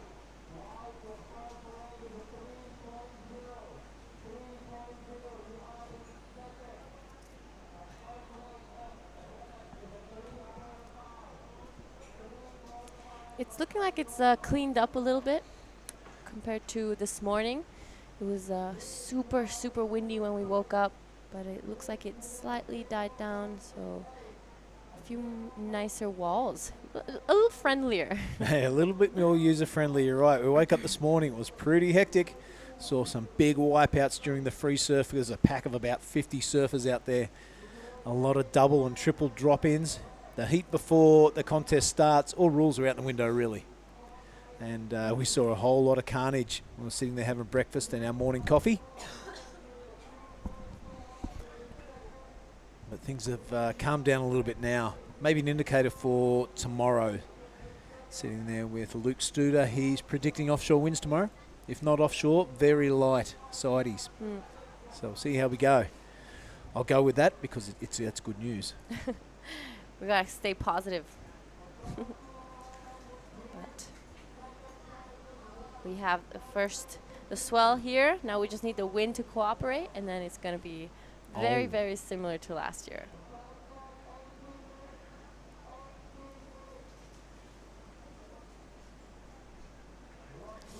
All right, as we watch Sheldon now, let's stick with this before we duck down. But it's a beautiful looking wave. He's managed to hang on, has he? He's down, he's up. All right, a bit of loss in control there. His watch almost comes off, so Simkus on his third wave. And we'll watch Lennox Chiel pull out there. Standing by in the athletes area is Oni Onwa with Geordie Marie, I believe. We got Geordie Marie, the last heat winner. Congratulations, brother. Thanks, Oni. Yeah, I was stoked. Just got it at the end. What was your game plan out there? You seem like you're getting good scores. It's just always there's some really good waves for the backside, so you just got to pick the right one. It's normally, I don't want to give away my secrets, but it's the first one. All right, that's a secret. So I guess you'll get surfing again. We'll stand by if you're on again today or tomorrow. But well, great job, and I'll see you next round. Shot, Ani. Lekkers. Before you go, brother, I have a bang bang, bro. Is that your first bang bang? Oh, okay. Nah, this is the second one. All right. Well, back up to you guys. Yoo-hoo. All right, Oni Onwa, thanks very much. Best of luck in your heat. We'll see him in heat number 16, I'm pretty sure it is. Or 15, something like that. Heat number 15, Oni Onwa. Keep your eye out for that.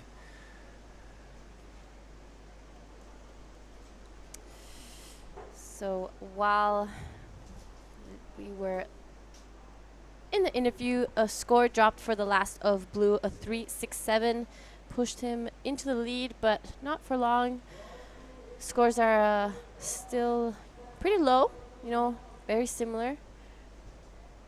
There we have Lennox's last wave came in at 2.77. So currently in the lead. Second is Sheldon Simkus in the blue. Mike Clayton Brown with priority, looking only for a 0.98 to go to second. And Weston Hurst still waiting for a score to drop, but also looking for a 2.15. So it's anyone's heat just now.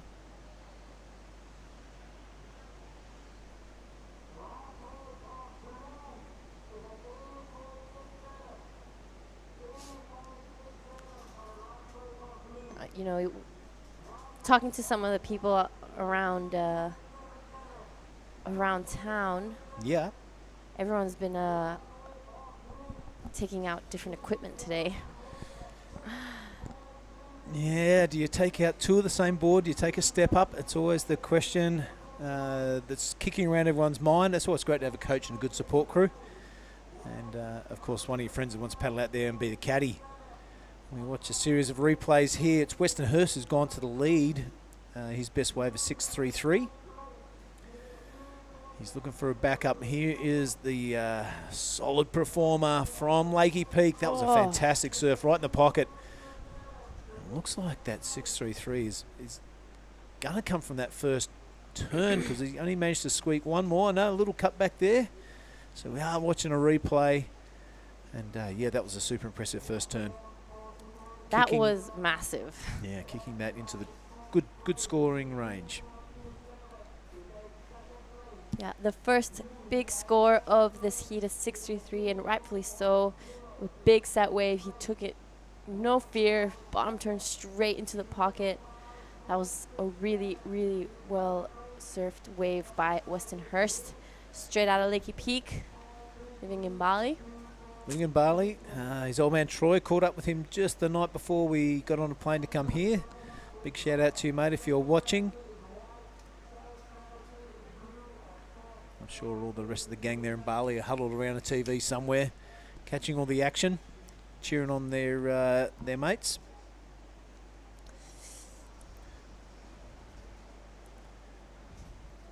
So a pretty good combo, the New Zealand blood and the Indonesian blood. Mike Clayton Brown has opened with a 3.50. We know he's capable of a lot more than that. He sits out there with priority. 13 minutes to go. Plenty of time to get a couple more waves. He's probably aiming about that 4 to 5 waves a heat mark. That's probably what the brief is. Sheldon Simkus well on the way to that. However, it's only a 3.67 his best.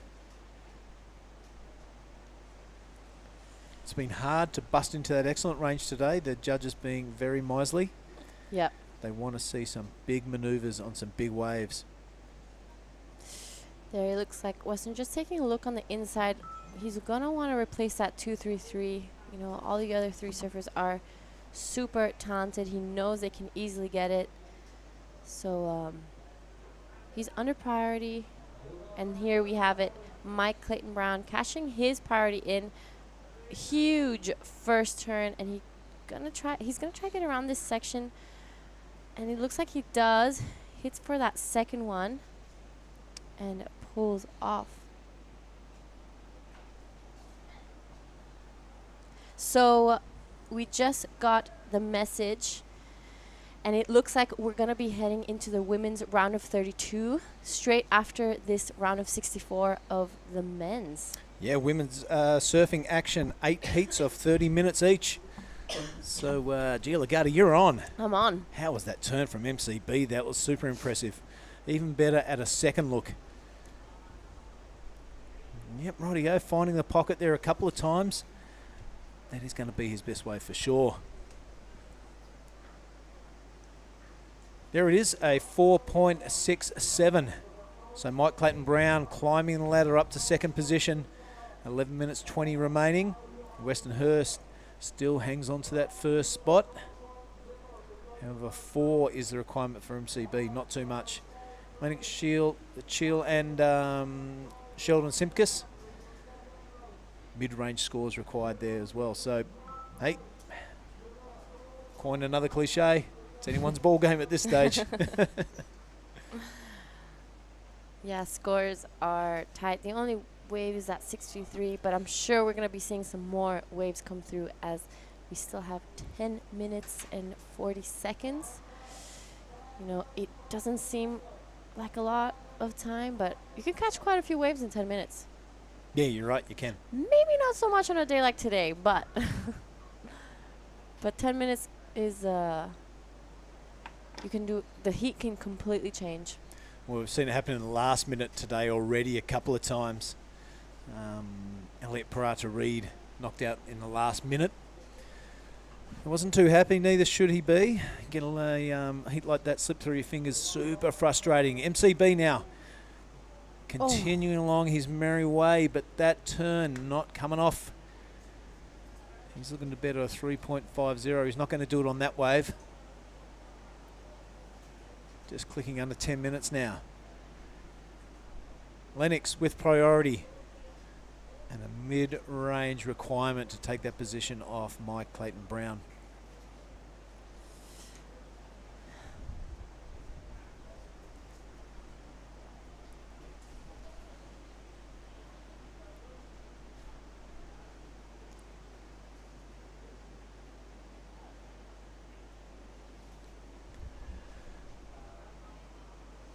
So this is heat 13.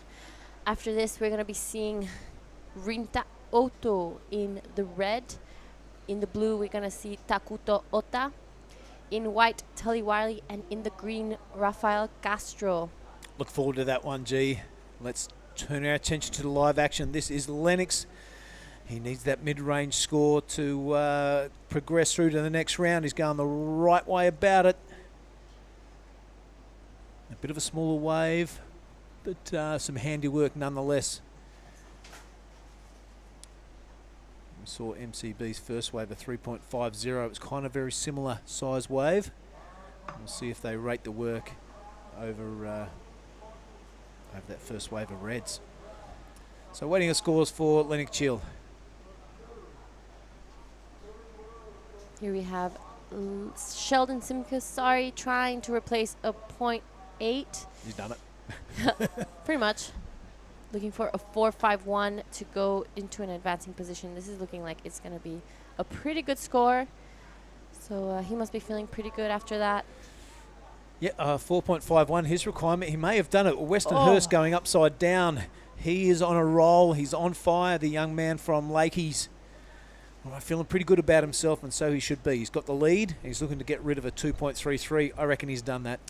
Oh, for sure. And look at this. The boys mean business. Bit of a paddle battle going on here. But we've seen that in the last heat a few times as well. Yeah, it looks like Weston getting the better of it. Could be a funky camera angle. We're not too sure. But waiting for scores from blue, white, and green. It's looking like Weston's going to get the better of this paddle battle. Just watch up there to the left of the screen, everyone at home. As soon as that number 3 pops in, we'll know he's got it. Nope, we're going to get teased a little bit longer. Have a look at the wave from Lennox now, Giada. I really like this turn right here. He went upside down, vertical, and such a beautiful style from Lennox Shell. I like this one though. I'm not sure if that's a longer board or it's just the DHD spray down the middle, which makes it look a bit longer.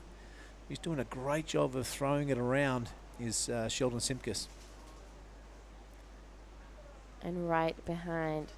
I think this is my favorite wave of this exchange, this turn right here. Yeah. Boom! Right up to 12 o'clock on halfway up the face. I love it. Definitely means business, Weston Hurst. Yep. The youngest competitor in this heat, but he is not holding back. And there we have it. Weston did get the better of that paddle battle. We're just waiting for those last scores to come in. Lennox Shell's last one came in at 4.90. That does go into his top 2. But there we have it. The last of Weston Hurst, a 4.83. Mm-hmm. And what that has done, Giada, is up the ante for Mike Clayton Brown for the lead, and Lennox and Sheldon for that second position. Still waiting for a score to drop for Blue, so let's not jump the gun there. At the moment, it's a 4.51, and that could change. Judges taking their time.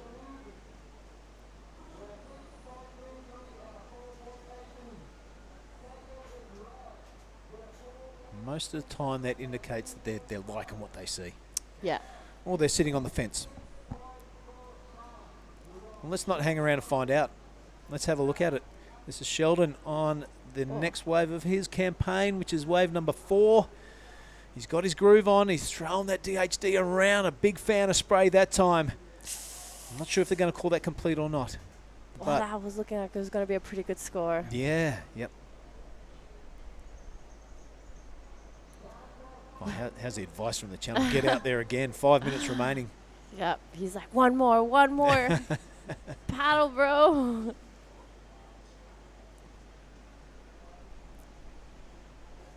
Yeah, life of a judge. Just as you're about to score out, watching the replays of his last wave, jumps on another one. So the lads and the gals in the judging tower will be tap dancing. That's a good series of turns. I reckon that's a completed turn. He rode down the face of the wave and just found a bit of a speed bump at the bottom. I agree. I think that was completed. It was more like a bump. Yeah, a section has gone to waste though, hasn't it? A big finishing manoeuvre. I mean, let's have a look at it. 4.63 for the wave previous to that. We're still waiting on another score from Blue. So that has moved up into second position. Mike Clayton Brown with the work to do now. A 3.63. His requirement at the moment, because we've still got another wave to drop for Blue. 4 minutes remaining. It's still Westernhurst out into the lead. It's the battle between Blue and Red, which is getting really interesting.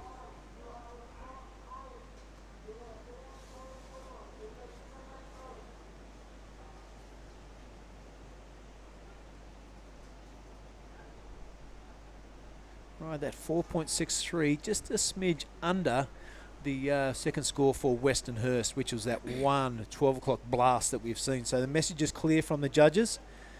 Get a larger set wave and really go vertical. Find that pocket because it's really critical and it's really easy to fall off. Yeah. So extending his lead over Mike Clayton Brown and Lennox Shell, but still both red and white looking for minor scores, doable with just one turn. Oh yeah, for sure. With both first and second priority, we'll see if they get the opportunity, and it's looking like there's something coming. Right, Sheldon Simkus up into second position as we alluded to before. Here he goes again. Staying super busy, throws the tail, spins it around. So feeling the groove is the surfer in Blue. Not sure if that's going to be the only scoring potential. It is on that wave, a little cutty afterwards. But this is Mike Clayton Brown. He doesn't like that. Look at the body language. You don't get any points for a flick out. And you can tell what he was thinking even though we can't see his face. And there we have the last of Blue came in at a 5.23. He, chucked in that variety in that wave, made a difference. So I'm guessing the judges are liking that, just a little bit of a refresh. Yep, for sure. Yeah, it would have definitely gone into the good range if you didn't fall off in that the attempt for the last turn. But it looks like they've rewarded all the turns on that wave for Blue. But is Westernhurst out in the lead? Lennox Shield with under 2 minutes remaining. Only needs a 4.97. He's definitely capable of that. And he has first priority, White. Westernhurst sits with second priority, so he'll be hoping a set comes through with at least 2 waves. Sheldon Simkus will be hoping that the ocean goes flat. But by the look of that in the background, that ain't going to happen. There's plenty of swell on offer today, Giada. Yep. There is some massive sets coming through. We're just waiting to see if a last opportunity comes for Lennox Shell. Been having dinner with him every night. Create a little crew here in Nias. So I'm really hoping something comes. Yeah, Lenny's a good bloke. But I tell you what, the big move of this heat has been Sheldon Simpkins, staying super busy and delivering when he had to. Yeah. So it's good to see that lad showing his true colours because we know he's a hell of a surfer. And hats off to him. Weston Hurst has second priority. It looks like he's in position for this one. Is he going to go for it? Of course he is. Whitewater takeoff. He's belly boarding it down the face. No score thus far. All right, you can tell he's not impressed by that. 30 seconds remaining. You can only go on your belly if your first name is Kelly and get a score. Weston not getting much for that one, that's for sure. I think he's done enough to take that win though, Weston Hurst. Like I said, well done to Sheldon Simkus. He didn't sit there and wait for the result to unfold. He took this heat by the scruff of the neck and shook the life out of it. So he'll be progressing into the next round. Well done, that surfer in blue. Mike Clayton-Brown, commiserations. And your boy, Lennox Cheel, they're going to have to come and watch all the action on the beach. That was heat number 13. We will throw to an ad and a message from our supporters. We're walking back into the commentary booth. Mark Clift is going to join Gia Lagarde for heat number 14. Stick with us, folks. This is a Nias Pro for 2023.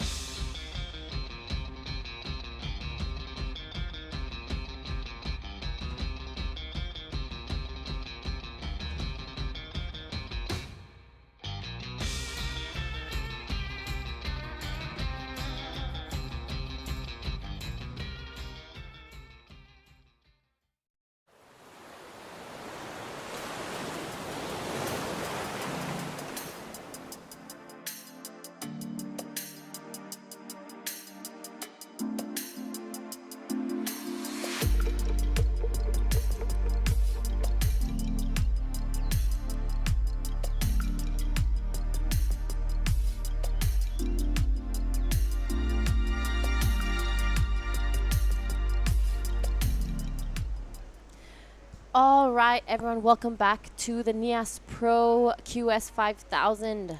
We are on heat 14, and in the booth with me is Mark.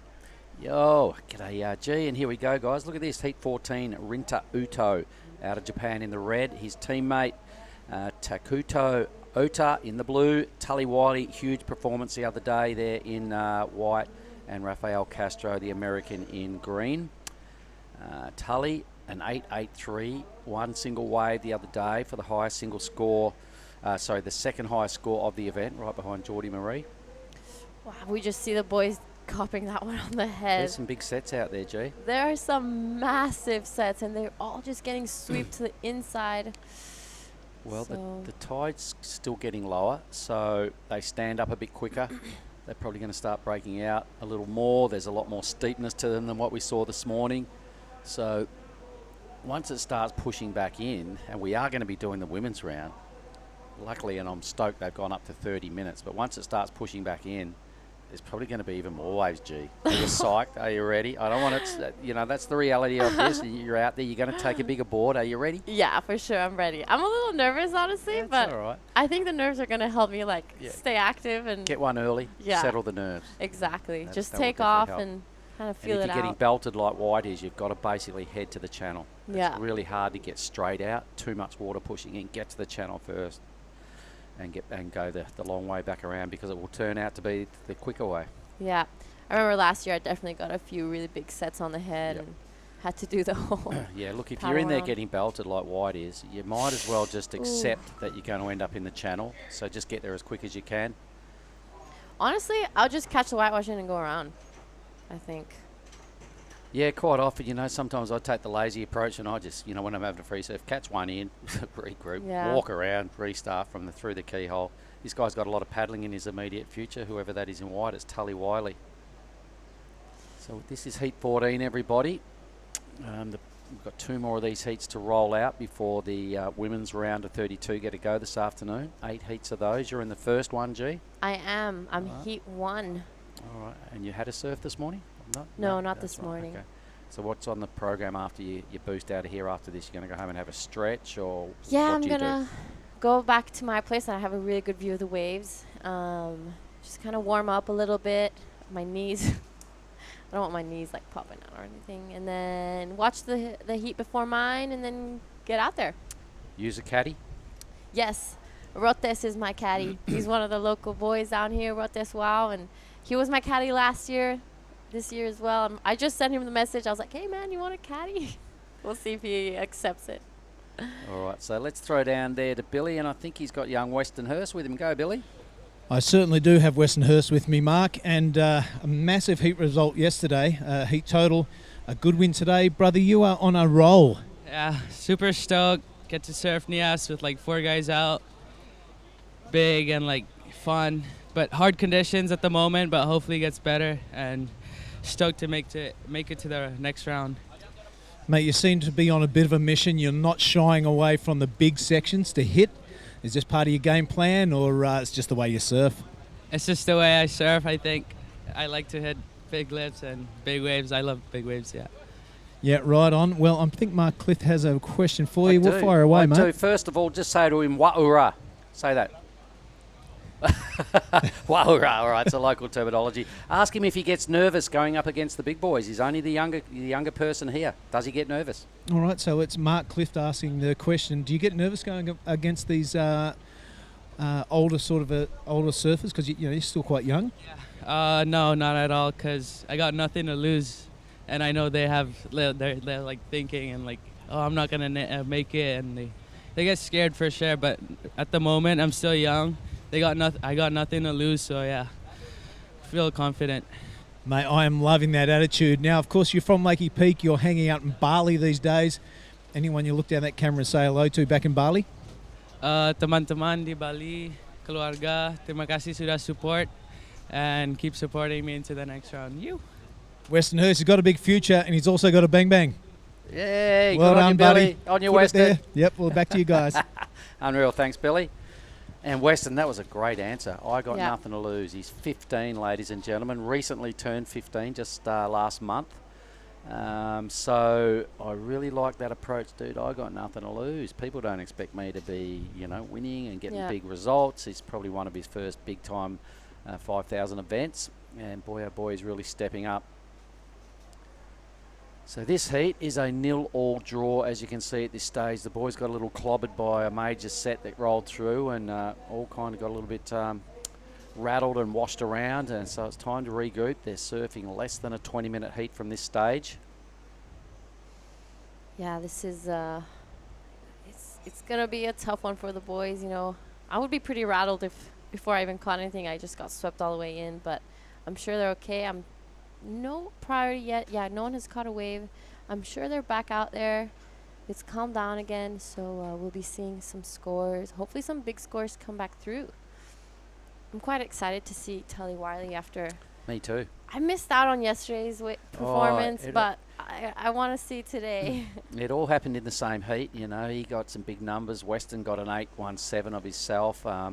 Tully with the 8.83 and a backup 7, huge 2-wave total, probably the best of the whole event. But here we go, we have a live heat now with Rinta Uto catching the very first wave and avoiding any chance of a restart. Hits the lip a couple of times, deals with a few bumps out wide, stringing it together pretty well. A nerve settler, he goes green. Oh, this is Rafa Castro. A beautiful 2-turn combo here, just a little bit of a foam climb turn there and then just pulls out. Another friend of mine from Bali, Rafa Castro. And Taputo Ota. Geez, he didn't last long. Not sure what happened at the start of that wave, but I'll tell everybody online what happens when the surf is big here at Nias and there's a lot of push in the ocean and We'll stay with Tully here. First turn in the pocket. Watch this. Boom. Crunchtown. 6'2", this fella. Close to 90 kgs. He was telling me the other day. You can see how he uses it all to good effect. Boom. Easily. Already best wave of the heat. Woohoo. There you go. You wanted to see it. Just do that, G. You're a goofy for that. Easier said than done. Nah, just do that. Yeah. I'm going to try bring the Tully Wiley in me. I'm nowhere near as tall or big as him, but I'll do my best. Yeah, no, that was seriously A-grade backhand surfing. So Tully Wiley, you can see why he's had the second best score at this event, and that's when the waves were smaller. Now it's stepped up a notch, and he tells me he only surfs bells and winky. Backhand looking razor sharp, so keep your eye on that fella there out of Victoria. Here goes some action replays. I can't wait to see Tully's again. This is Rafa Castro just laying it back on that one, straight into the second one. Really smooth, powerful surfing. And we're going to see what the judges think about that. It wasn't nothing too vertical, but really powerful. Yeah, and nothing happens here for Blue, so it's all about Tully's replay. So talk about smooth and powerful. Watch this. That was the least of his 3 turns. You watch this next 2. Boom. Spray flies everywhere. He gets another clean, steep section and helps himself to 3 big hits. And the judges are going to eat that up. That is one of the best waves I've seen ridden this morning. I can see a really substantial score coming for Tully. Yeah, that was really well done by Tully Wiley. And while we're waiting for those scores, G, what I was saying earlier is when it's big like this and it's a lot of movement in the ocean, etc. When you take off on this wave with height and swell, the further down the line you go, if you fall just before you get to the channel, that's the zone all the energy of the wave pushes to, and it gets so gnarly down there that you get held under that long and dragged. So hence, if you ride a barrel and you get clipped right at the end, you are now in the worst place in the lineup because honestly, that wave, the waves behind and the foam just hits you so hard it absolutely mows you down. So don't be there either. Just do Tully Wiley things. 2 things. Do Tully Wiley things and don't get caught in that zone, G. It's pretty simple. All right. I'll keep to that. I'm just going to repeat that to myself. Don't do Tully Wiley do Tully Wiley things and don't get clipped. 8-3-3. There's a tube. Oh, my there goodness. we have it. Green. So Rafael Castro is in second. Rafa going nuts. That was a clean tube. That was a proper pit. That was the first tube of the event. I'm going to write that down. 2 highlights have happened so far. Tully Wiley, 8-3-3. Thank you very much, Tully. Tube of Rafael is for me something we're going to review again later on today. I'm not sure how many barrels we're going to see today, but we better take note of that one. Yeah, that was fun to watch. And this is Rinta Otu opening up beautifully on that first turn, straight into the second one. We're going to see him set it up, but just decides to go out the back.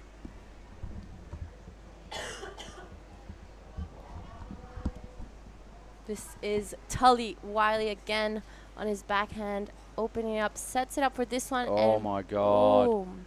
The human highlight reel. Tully Wiley going upside down, tagging it at every opportunity. So for me, he's on an absolute tear here. The judges are really buying into his big, heavy-footed approach. The 8-3-3, hands down, best score this morning. And he gets through this heat. There's going to have the afternoon off because it's going to be the ladies that are taking to the lineup. Women's surfing this afternoon, 4 hours of 8 heats to wrap up day 5. It's 10:40 here down on the point. 2 more heats. So just before lunchtime, the women's surfers pull the rashies on for effectively their second round. Your second surf, G. Yep. Last year you finished where? 5th? Was it a quarter? Quarters, yeah. I did finish in the quarters. Well done. Thank you. Got to feel confident going into this next round, and you won your first heat. Yes. Good stuff. Thank you.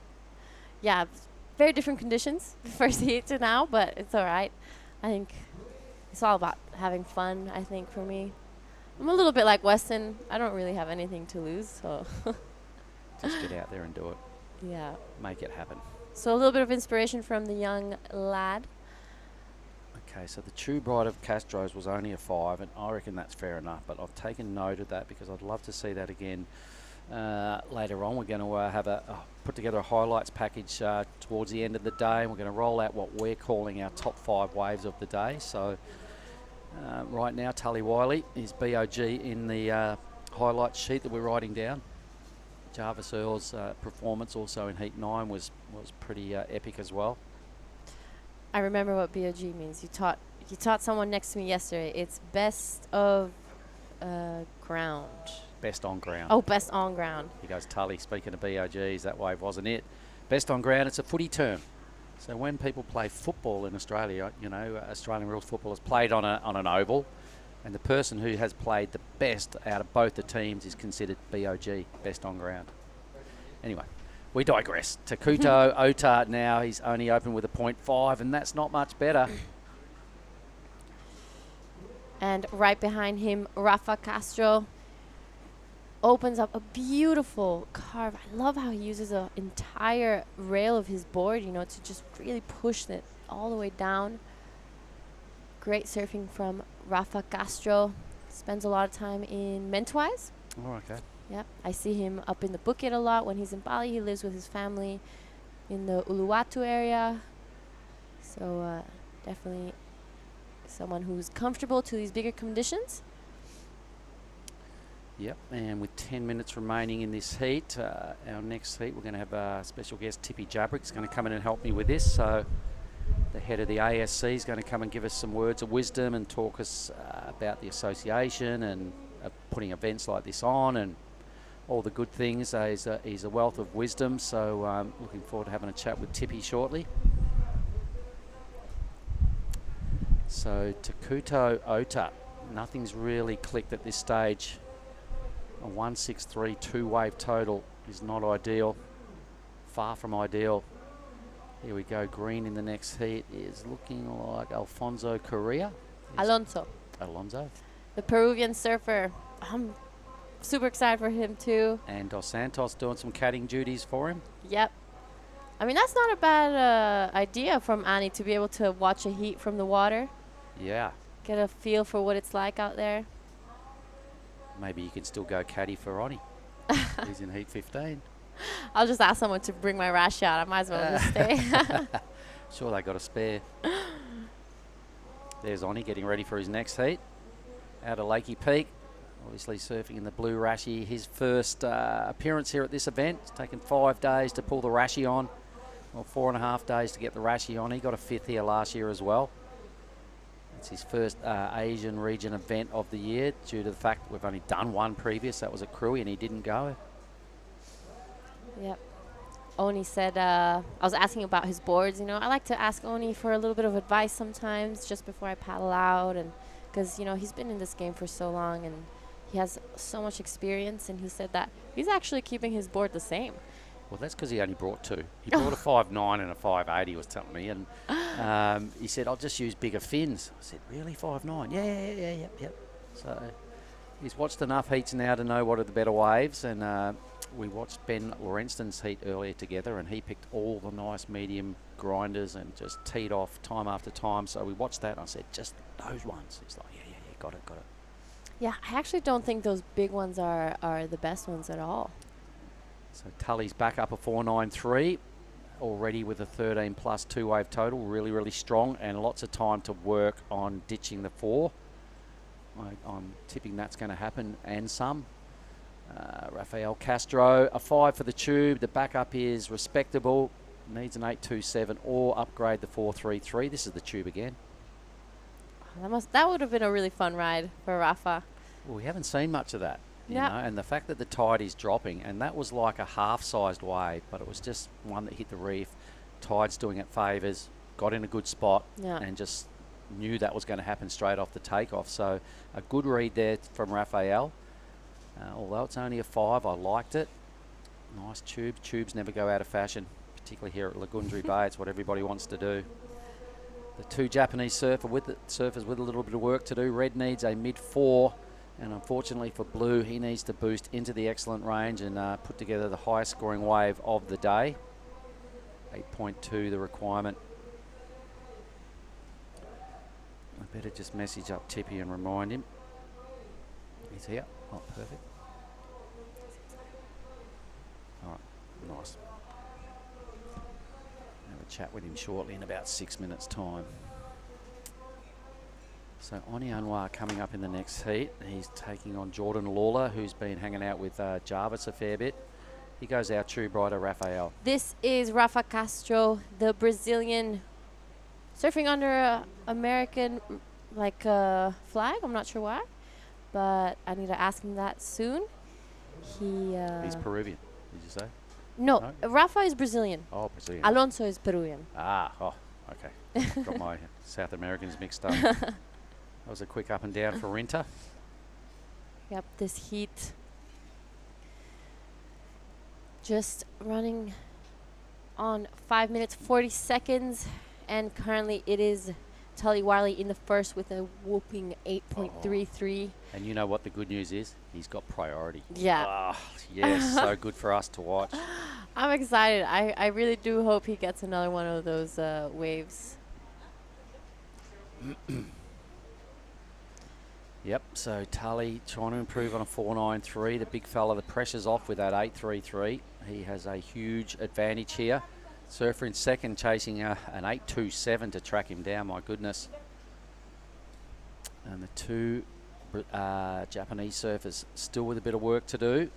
The most placed out of the Japanese is Rinta, who needs a 4.54. The other fella there, Takuto, needs to go big. He's only got one option now. It has to really, really smash it. Needs the 8.2. Yeah, there's a pretty big difference between Tully's total and the other three, so he's feeling pretty confident now with priority. 4 minutes and a half left. He has just that one foot into the next round. You know, not just done, but just that 1 foot in. All right, and as I was alluding to earlier, Heat 15, Jordan Lawler taking on Oni Anwar next, Shoshi Kato and Alonso Correa. So that'll be the matchup for Heat 15. Looking at Heat 16 to finish off the men's surfing for the day. We have 3 Japanese surfers and 1 Australian in Heat 16.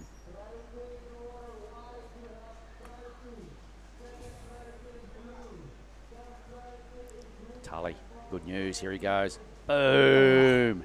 Come on, give us another section. Here he goes again. Crunch. Just dialing up these big top to bottom hits in the pocket at will, and this wave just giving him a whole lot of love. There's 4 sections just dropped. That was perfectly. huge. I can see another excellent score. Yeah, that was huge, and he just popped out of nowhere. That was insane. Look at him. His caddies come over to give him a high five. Might get an extra point to the score just for the high five off the caddy. That was insane. Look at this. Just cracks that first one and then straight into this second one. That was probably like, a little bit more of a setup as he waits for this one. I love this turn. I love the water coming out the back of his board. His caddy cheering him on in the channel. That was so sick. Yeah. Tully Wiley is heading towards another BOG here today. I would give him another 8. He'll know what a BOG is. You're going to you'll do the beach post heat interview. Oh yeah, I definitely am. Just go. Mark Cliff said you're BOG, and he'll go, yeah. 3 votes. You don't know what that means either, but it's another footy term. Oh, huge numbers. Yeah. Huge numbers. Going to even push close to 9. And there we have it at 8.93 for Tully Wiley's last wave. That is super, super exciting. BOG. BOG. I need to remember that. I'm gonna be like, you know what? Mark Cliff said you're a BOG. No idea what that is, but you're a BOG. No, he'll know. He comes from a footy state. Trust me. He's bound to be a Geelong supporter. I might even chime in with a question at the end of that, if you don't mind. Just throw it to me, and I'll throw a question at the end of your interview. For sure. Yeah. All right, we're having fun here. Tully Wiley, 17.26, 2-wave total. I can see that we're going to see both of these scores, both of these waves repeated this afternoon in our top 5 waves. Wow, he has comboed the entire field. Tully Wiley out the front with a 17.26 total. Massive. Oh. Now it's just a battle for second. Well, it's his second surf, and he's gone into the excellent range 3 times. And his backup number out of his 4 scores is a 7. Wow. What a ripper. Rinta, down he goes. A 0-all draw right there. That's a nothing. Just a time waster. 1 minute on the clock. The Japanese surfers have not surfed a great heat here. They've got a little bit out of rhythm. Here goes the tube rider. Yeah, this is Rafa Castro. A nice opening first turn on a more medium set wave. A huge floater and manages to stick it out.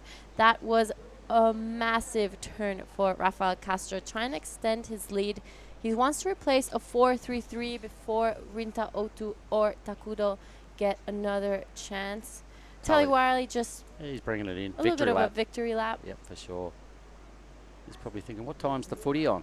Well, 4:50 up here at Nias time. Boom, blue. Takuto has to go berserk. He needs an 8.2. Really needs to do Tully Wiley things here, and that's not it.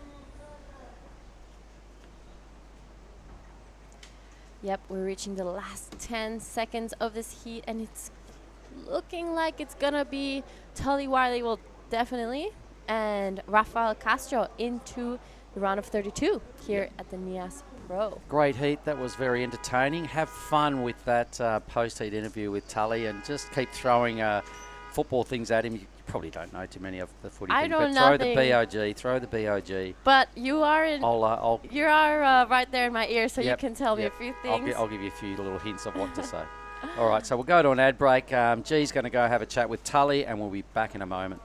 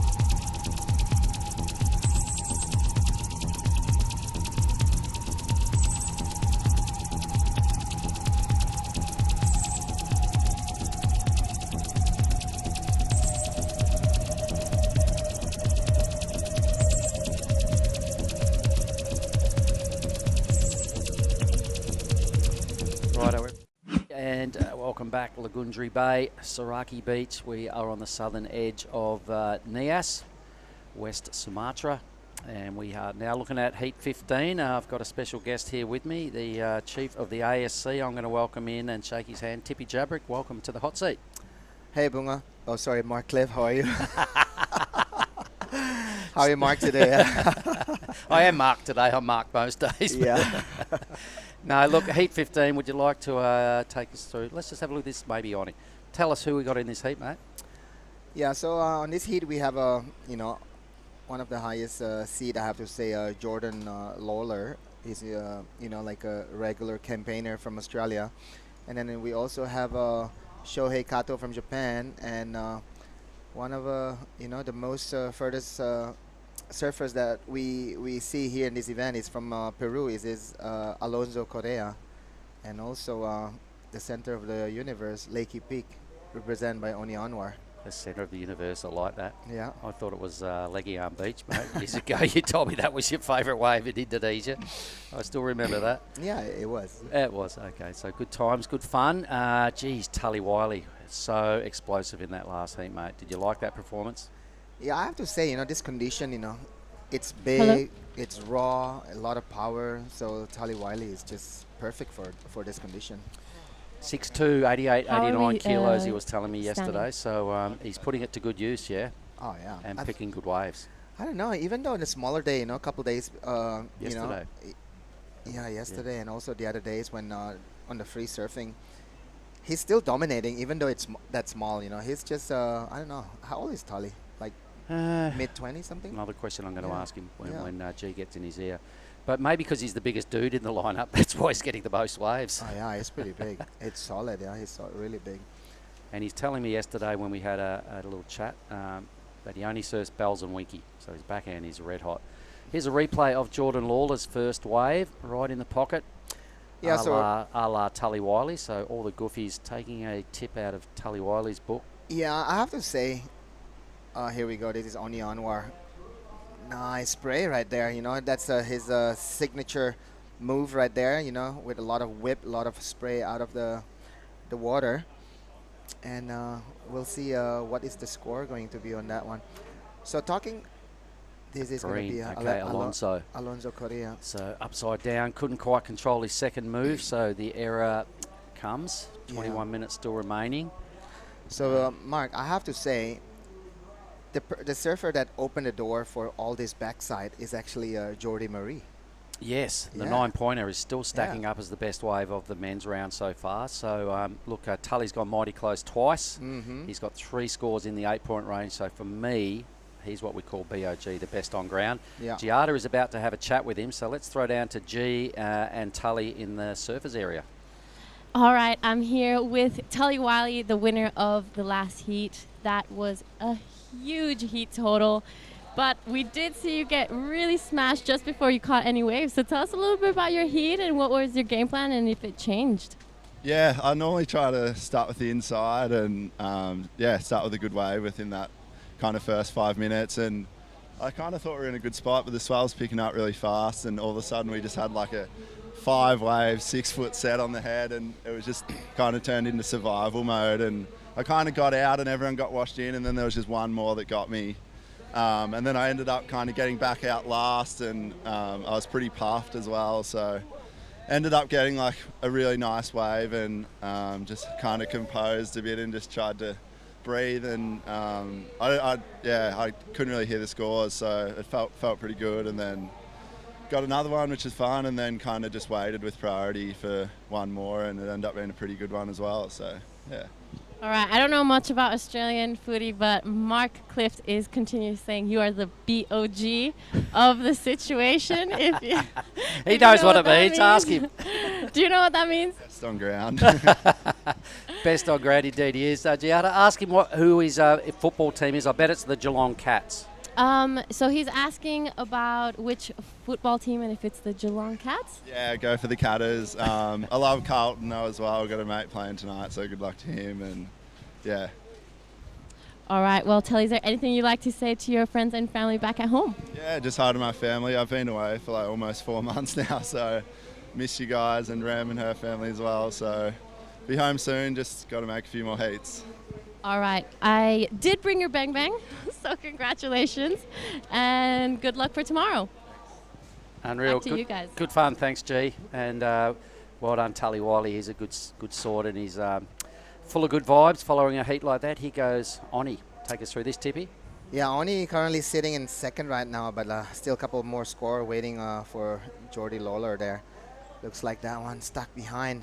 I have to say, you know, you have 25 minutes here, but there's 4 guys out there, you know, picking the right one and choosing the right wave is crucial here. Jordan Lawler now, second wave, maybe his third wave, goes upside down, handles a pretty brutal landing, rides out of it comfortably. It's a one-hit wave, so we're owed 2 scores for Jordan. We owed a score from Oni before we can confirm the leaderboard, but the 6-1-7 start for Jordan is going to hold him in good stead, because most people that are packing a 6-1-7 in their score line are advancing. Yeah, for sure. You know, talking about Jordan, he's a guy from Narrabeen, he told me. And then is Narrabeen more like a left-hander, or is it like a right-hander? No, it's mainly a left, but it does have a sneaky alley right, they call it, that wedges off it and breaks in towards the where the creek flows out, the river flows out. So a little bit of both, but it is considered a left. Yeah. A left, yeah. So looks like a replay here from Jordan, a 4-7 on this one, Mark. He looks like he's trying to setting up for that first turn. Really strong. This was the 6-1-7 opening wave. Oh, this is a 6-1 now. Yep, so Yeah. his 2 scores. So then his 4-7 is this is his 4-7. So back-to-back replays for Jordan Lawler.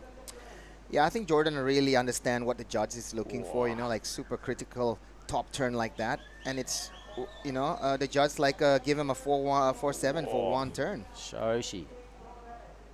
So 6-8-3 for this wave. Shohei Kato. Yeah. Oh, a big, steep, clean wave. You know what I'm noticing, Tippy, with the Yeah. dropping tide? There are now way more waves that are bowly Yeah. because it's getting shallower out there this morning with the high tide and a big lumpy early swell. Yeah. Lots of burgers, lots of lumps and bumps. Yeah. Now more steepness. Yeah, there's a one section right there. You cannot be too, you know, like too way out. It's just sometimes it's the medium one is the one that gives you that bowly section that you're talking about. Could be a good one. This is like a double up right there, Oh, Mark. there's so many double ups. Is he going? Of course he is. Oh, look at that one. This is Alonso Correa from Peru. Nice first turn right there. Can he belt another one? Quite smooth on that one. So Alonso is I have to say he's a lone wolf. Yeah, he stayed like way down at the keyhole by himself there. And really? Yeah, he's just saying to me, I've been chasing swells at deserts, and he got a couple Padang swells. So, you know, those goofy footers have different mindset than us. Well, surfing those crazy busy waves, he probably thought, I'll go surf some heats at Diaz I with know, only yeah. 3 other people, and I might get a few waves. Yeah, so this is a that's a 0.37 from Shohei. Here goes your man Alonso. So this is Alonso's last wave. Nice first turn there. Yeah, that's about it. Oh no, he gets a backup score. Yeah, and then a Backup kick hit. out from that one. Nice. So he obviously can't take any of the points away with him, so he's probably maybe just coming for a bit of heat practice. The event's been put on at a world-famous wave. Yeah. We saw a bit of a swell coming in and just went, I'm in. Good on Yeah, him. because if you talk about Peru, I don't know, that's a South America WSL region. I don't even know where they do they like run their events. Most of the places that I know in South America most of them are in Brazil. All right. So, you know, surfers like Alonso probably would like to mix it up a little bit, you know, doing competition outside South America, and he's here. All right, so the boys are on the move here. There's non-stop waves rolling through.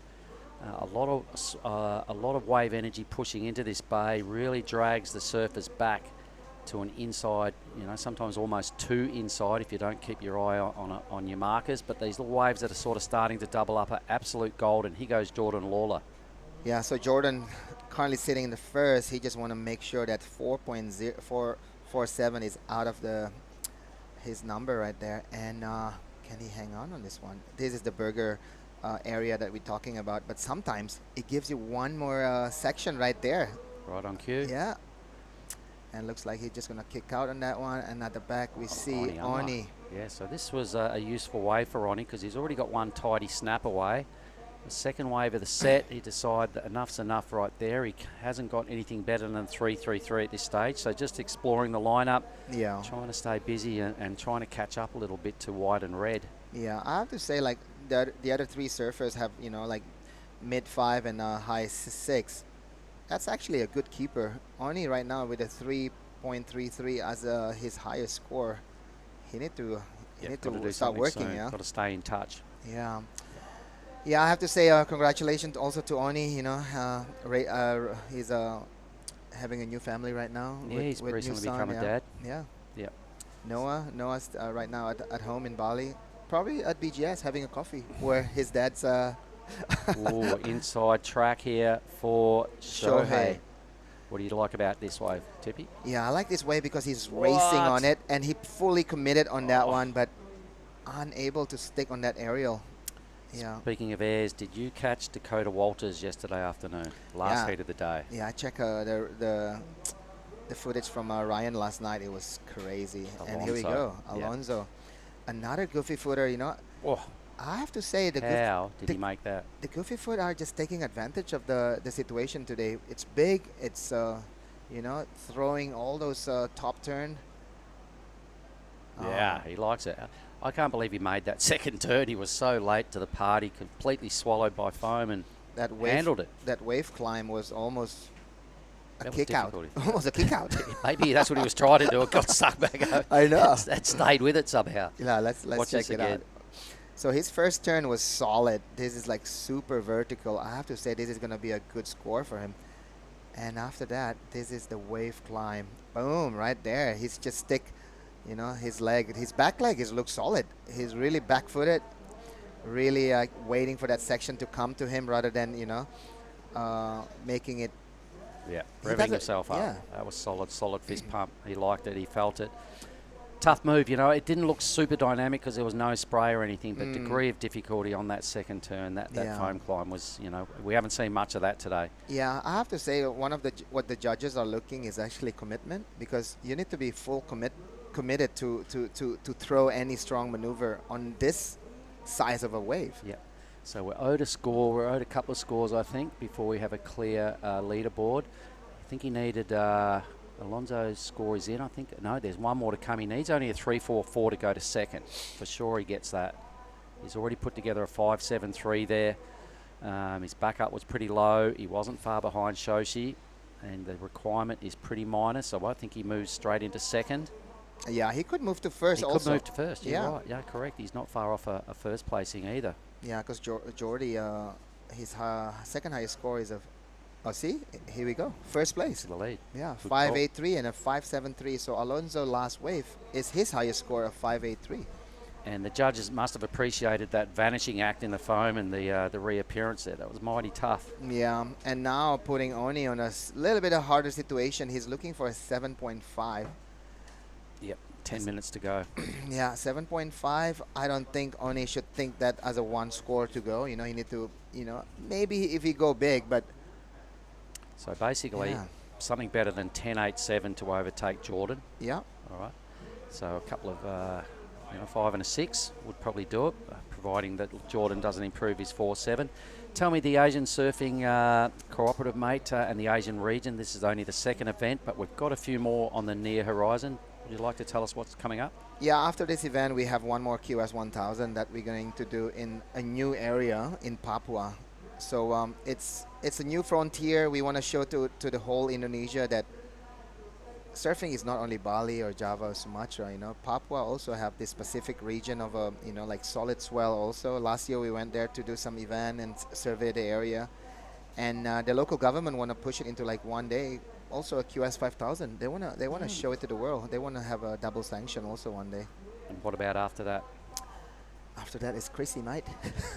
Yeah, Cloud 9, isn't it? No, that's before Papua. So Papua are going to be in December. So before that one, we're going to have Cloud 9. We're going to have Taiwan, and then before Taiwan, we're going to have Korea. So it's pretty stacked region event that we have in our region, and that's only benefiting all of us here in Asia.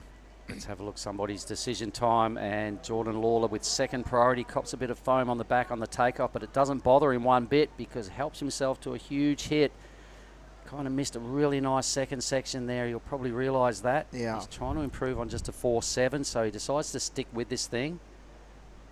Little tag off the foam there, but geez, had that first hit. He got a little bit more projection out of that turn and got to that second section. It could have been something in the excellent range. It was such a good looking wave. Yeah, one thing for sure in Nias, like in this condition, you cannot miss time anything. You have to be like on, like on point with every maneuver.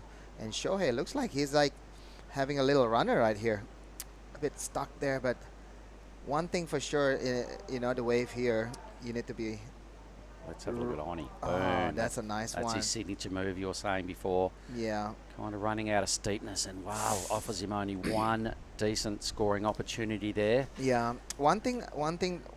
The difference between Oni's way of surfing is he draw the lines a little bit, like he want to have like a wider lines.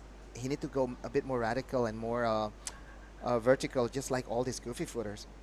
Yeah, I think that's the advantage the Goofies have today, Tippy. They, heavy on your heel side, being able to get up there, and as you're turning off the top, you're sort of effectively coming down forehand. You're looking at it. You've got a good look at your landing, and it just seems to hold them in a better stead to get more tight in the pocket than the natural footers. It's a bit harder to do. Yeah, this is the Jordy's replay right there. Really nice first turn. Just stuck a little bit on the. I don't say it's stuck, but it's just the section was a bit like have a crumble, and he got a little bit behind there. It was a huge hit either way. Yeah, and that run big steep section. Yeah, and this is Shohei's replay also. And Shohei still waiting for this wave actually. Yep, so we rode 3 scores before we have a clear leaderboard. And actually, Jordan, 733, huge. I have to say he did pretty good on that one, even though he got stuck behind. This is Oni Anwar. So yep, so won't be much of an improvement there for Oni. It's a bit of a pity. But Yeah. the 733 is the highlight of the heat so far. That was a massive hit. So even though you only do one big hit, but if you connect, you know, the whole wave and then you show to the judges all those commitment and progression, it's a 733. That's the highest score of the heat. Geez, he picked such a good wave though. That was just so bowly and clean. It's actually Zoni's wave. Let's have a look at green now. So Alonso, another backhander, yet to get a score in and doesn't. So a little miscue with the wave choice that time. Yeah. He's trying to improve on a 5.73 to improve his total or track down a 7.67 for the win. He goes Oni again on the inside. Yeah, Oni looks like he have a sniff on that one, but just decide not to go. Right now, Oni looking for an 8.19. You know, this is a tough situation for any surfers, not only, you know, Oni, but... Unless you happen to be Tully Wiley, he's been dropping them non-stop. 8.19 is a 1 score for Tully. So next heat, we're going to go straight into the last heat of the men's round of 64. We have Joe Azuchi from Japan, Shuda Kiyoshiro from Japan, Noro Kairi from Japan, and Matt Boyle from Australia. So 3 Japanese and 1 Australian. All right, following that, the women's get a shot this afternoon. 30-minute matchups into their round of 32. Yeah. So 8 of those heats to round out our Friday afternoon. So for everyone online, stick around. The tide's going to start to push in a little bit later on, Tippy, and we know that means one thing generally. It picks up a little and a lot more waves break. Oh man, yesterday afternoon, there was like some bombs out there. There was. Yeah, because I think in the afternoon there will be a little more push with the tides coming in, like just you said. And I have to say, this is a great opportunity for all the women's surfers that's still on the draw, because yesterday I was surfing with a couple of the girls. They are like shredding. They're not waiting for a smaller condition. They want to show that they can surf big condition also. Well, their time to shine is coming up rapidly. I made this call yesterday, Tippy, and I'll ask you about it. This being a 5,000 men's and women's event, being dual sanctioned, so we have Australians, Japanese, Indonesians, and a few other sprinkling of others doing battle. It's got to be one of the hardest 5,000s going. I know, I have to say it is pretty hard, but you know, in the junior event we have 2 Japanese, men's and women's. So it's also showing that the Asian are growing, and to have all the Aussies and other international competitors to come to Asia and join this double sanction, it's only going to make us even stronger. So we don't see them as a something that bring us down, but we see them as something that can help us also to progress. Yep, and I say that again with no disrespect to the other regions, but we've seen so much shredding going on in the free surfing and in the competition. None better in this heat than Jordan Lawler.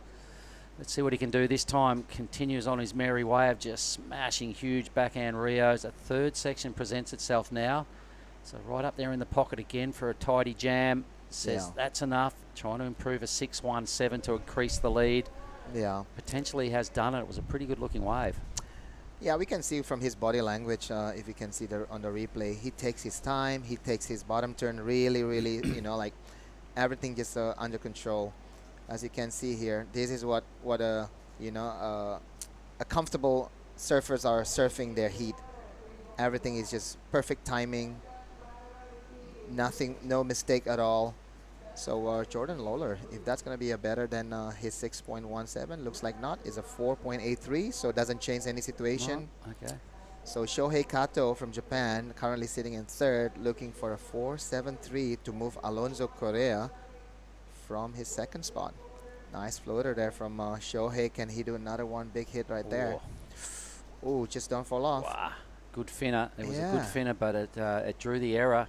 Yep. Couldn't reconnect in time to get enough traction to ride out. So a bit of a pity there. Yeah, it could be his chance right there. Look, there's .03 separating him and Korea in the green. So super close, gnarly stuff going on here. He only needed a high 4. Shohei actually have the second highest score of the heat. Yeah. 6.83. Yep. So here we go. This is a replay. A nice big floater to open on this one. That's a really critical floater right there. Yep. And if he just could hang on that one, yep. I have to say that's the number that he's looking for. So, you know, you've got to convincingly 100% complete maneuvers to get any credit from the judges, and he got 95% of the job done, but it's still going to be an incompletion. So, for sure. Oh, so close. Because the judge want to see clearly you make that maneuver. This is high-level surfing, you know. It's the top tier of the third tier of competition, we shall say, to get into the Challenger Series, the second tier, onto the big CT. Yeah. So it's a big deal, and the judges are expecting absolute top performances. Jordan Lawler just throws down a huge air rev done with lightning speed. But once again, 95% complete. It's going to be a 1. Nice try. That's surfing, you know. If, I don't know, you do the surf, but the nature also make another call if, you know, they provide you the good wave or not. Yep. So we're almost done here with heat 15. Jordan Lawler cannot lose this heat. He is comfortable in the lead.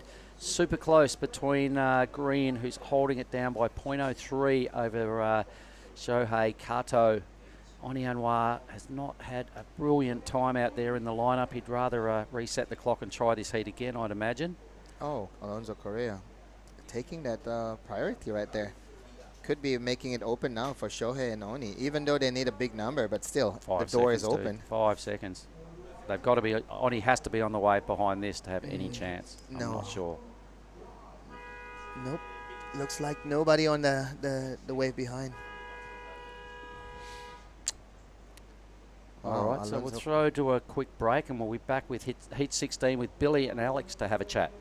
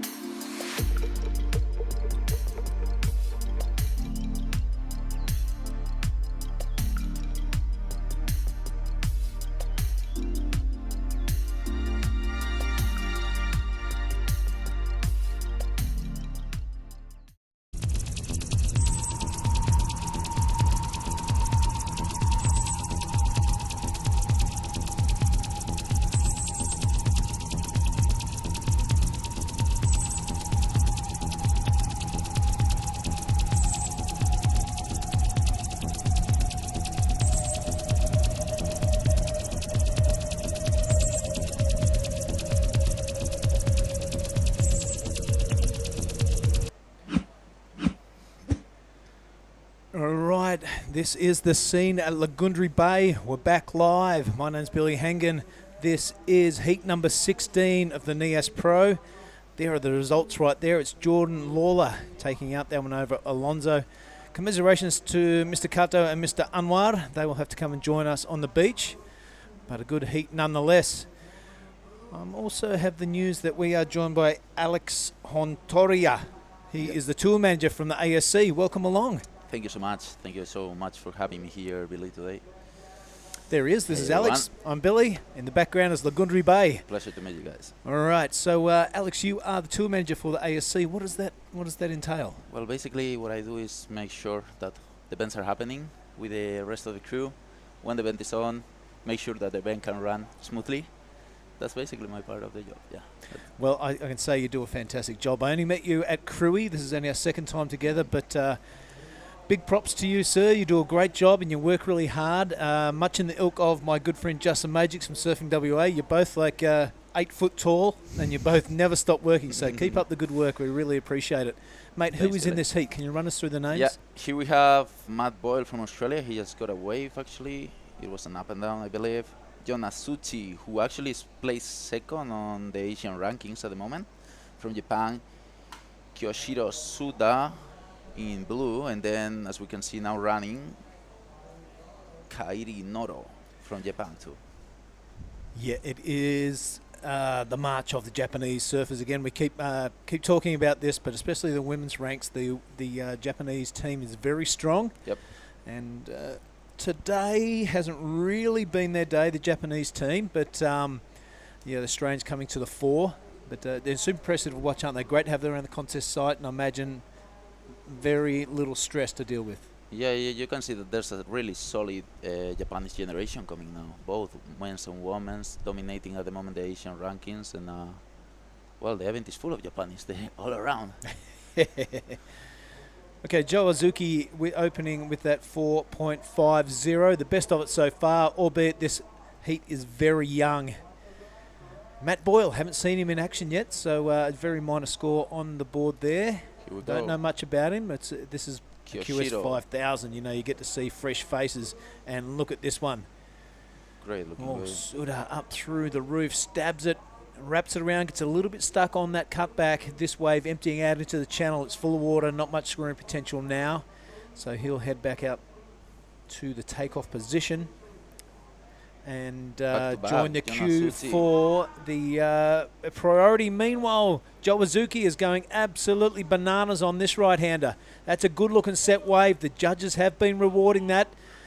He's looking for another lip to hit. He can't find it, but I think the damage was done out the back. That was a fantastic piece of surfing from Joe.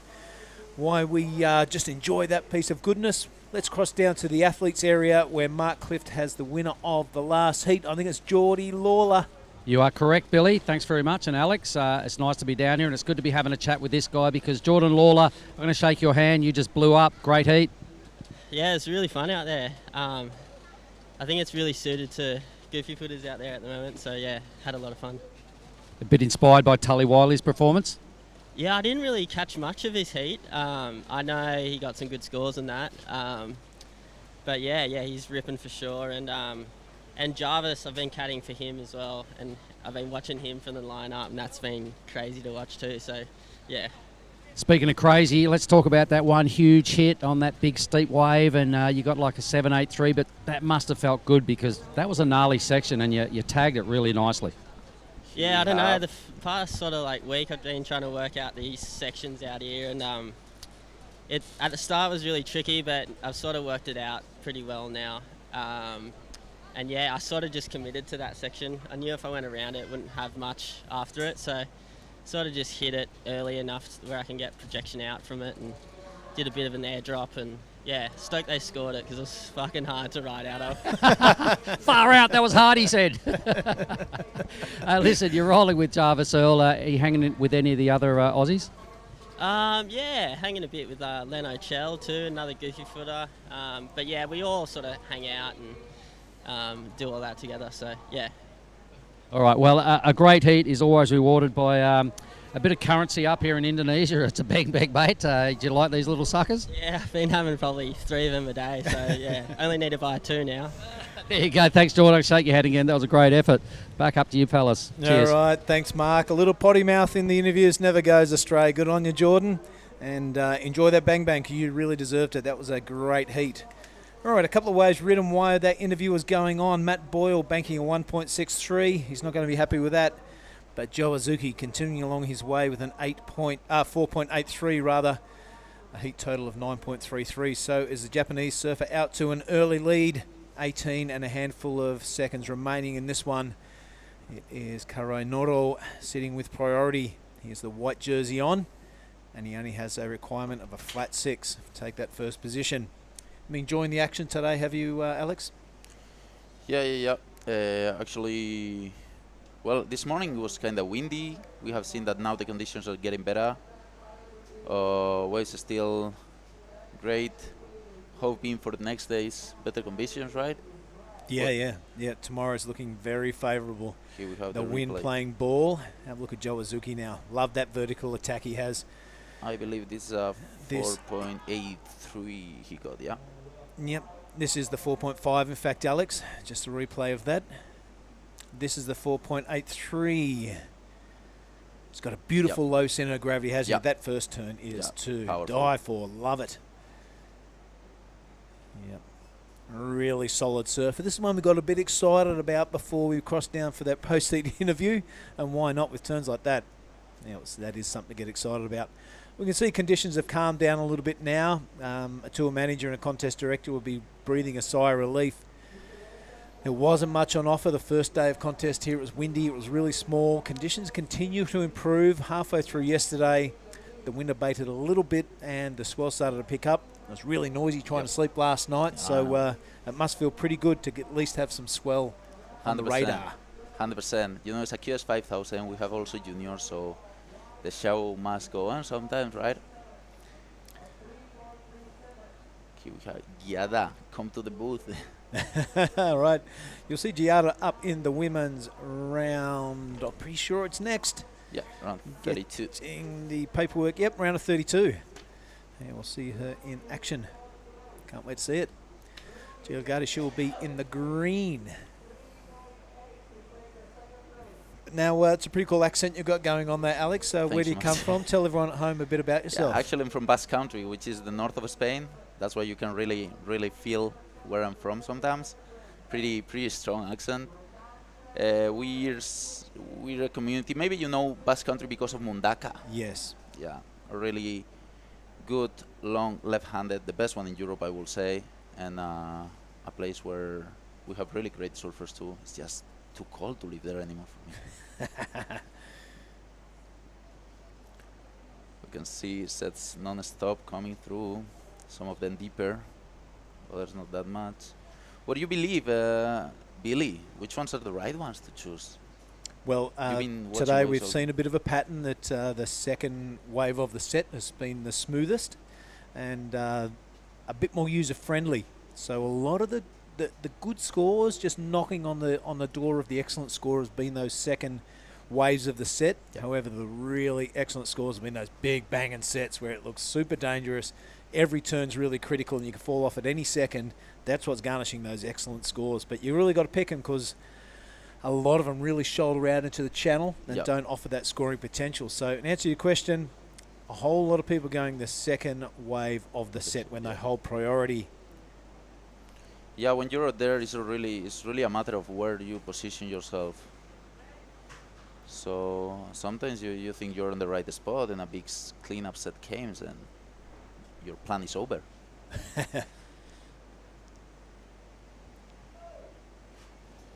Mr. Suda sits out there in the blue jersey and priority. That's a lowly requirement of a 3.80. He wants to progress, so does Matt Boyle. Matt Boyle's not going to do it with a 1.63. There's Giada. Stoked that the wind's in her face and the camera's right there too. Right, have a look at Koshido Suda.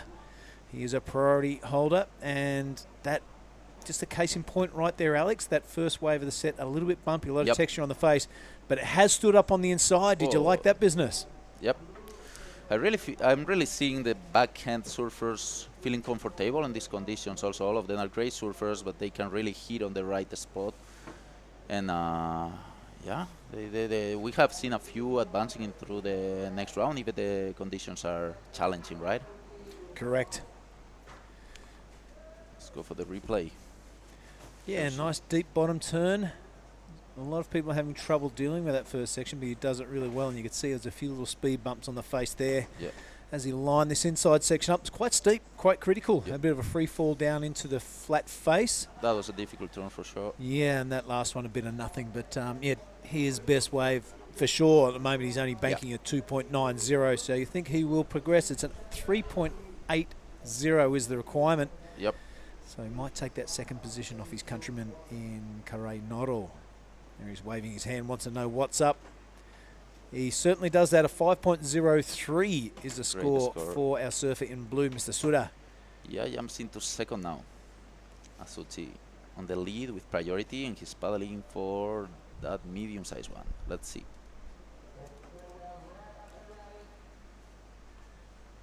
Yeah, Jawazuki now in action. This is one of those medium-sized runners we were talking about, Alex. You see it's a lot smoother on the face and allows you to get your groove on.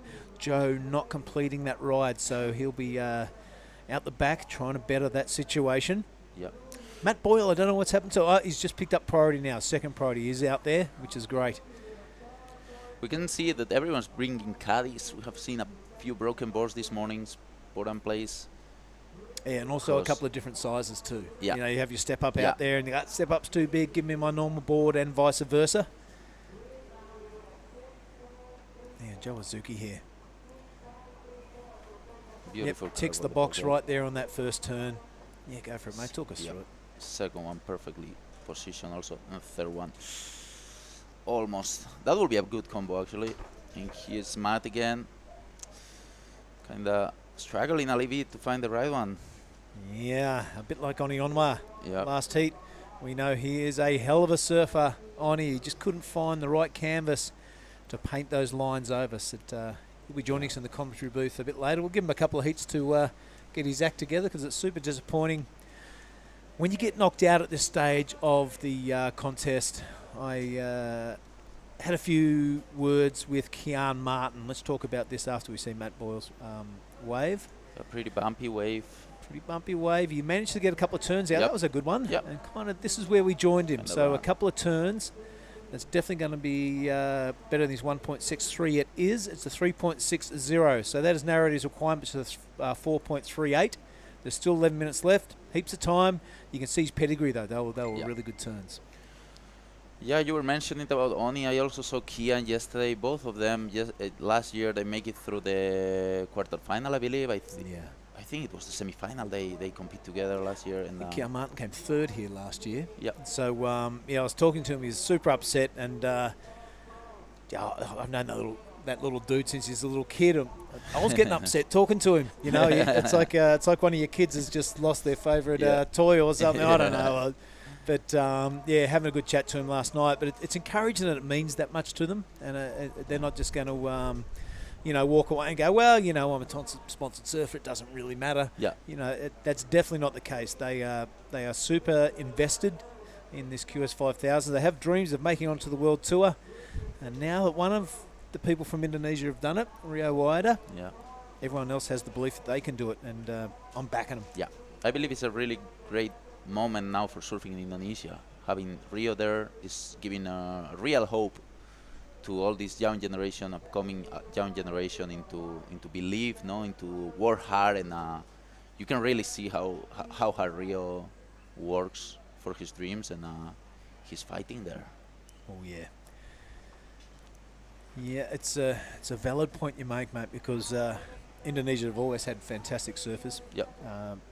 People native to the archipelago of Indonesia, and it's very easy to enjoy your life here. You're a sponsored surfer, you get paid pretty well for an Indonesian professional athlete. You get any wave you like around the place. Everyone spoils you when you rock up. And let's just have a look at Korishiro Suda. Releases the tail on that first on his backhand, looking strong. Currently in second place. He wants to get third. One solitary turn only, so back out he goes. The 4.26 was requirement, not sure he'll get it. Yeah, but just back to that point, it's very easy to be comfortable in Indonesia, being a domestically famous and successful pro surfer. To take the next step, you have to put on a wetsuit and go win 3 foot Manly. Totally. Unless you want to do it, it ain't going to happen. Committed for that. Yep. Here we have Kairi up and down, in and out. Yeah, and it looked like Rio, he loved it. He won at Manly on the way to qualifying in that Challenger Series. Then he went to Bolito and won that. So 2 totally different waves than he's used to in Indonesia. Here we have Jonas Suti leading the heat and going for another one. Beautiful combo of both maneuvers. Kicks out. Doesn't like it. Yeah, well, the judging panel have really sent that clear message, Alex, that if you do track those to the inside and they reform, you better do something spectacular, or you're just going to get like an extra half point or a point, if that. And today, it's really not reforming into that fun inside section as it has been the last 4 days. Yeah. Yeah, actually, I believe when it is smaller, it kind of reforms even better. Eh? Yeah. When it is big, it's too much water movement pushing into the bay, and the wave kind of disappears. It's just a big, massive, white water moving. You know what that means? You got to go for it early. I know. When the wave packs a whole lot of punch. I know. All right, 7.5 remaining in this one. Everyone playing along at home. It is Joe Azuki out to a strong lead in the red. A 4.83, his best. Right down the bottom, opposing him is Matt Boyle. 3.60, his best. Well, even though he only has a 1.63 as a backup, Matt Boyle's requirement is only a 4.38 to progress into the next round. He's kind of looking around, looking for a bit of a marker. He really needs to be picky now. He has the priority, choose the right one, go for it, and hit it hard. That's a pretty easy equation, isn't it? Yeah. Yeah. Easy, mate. Go out there and rip, and you'll win. Yeah. All right, leaves that one to the other surfers. Actually, no one wants a bit of that, so it'll go through unwritten. Seems like a small set coming here on the back. Yeah, surfer in green holds priority. He doesn't like the look of that. This is Kairi going for it. Beautiful style from Kairi. Close from the pocket all the time. Is that wave gonna grow? No. Let's see. Here we go. Yonasuchi again, the leader of the heat. Quick in and out. He wasn't right up the priority ranking, so there's no harm, no foul there. Gets out the back with 6 minutes to go as we see Matt Boyle and Koshiro Suda duck dive in that one. Everything's getting pretty close at this moment for the points. Kaishiro, Kairi, and Matt are pretty close.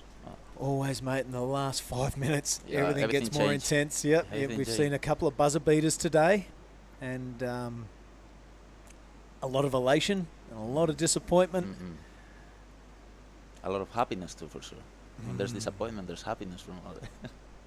At least from 50% of the field. Yeah.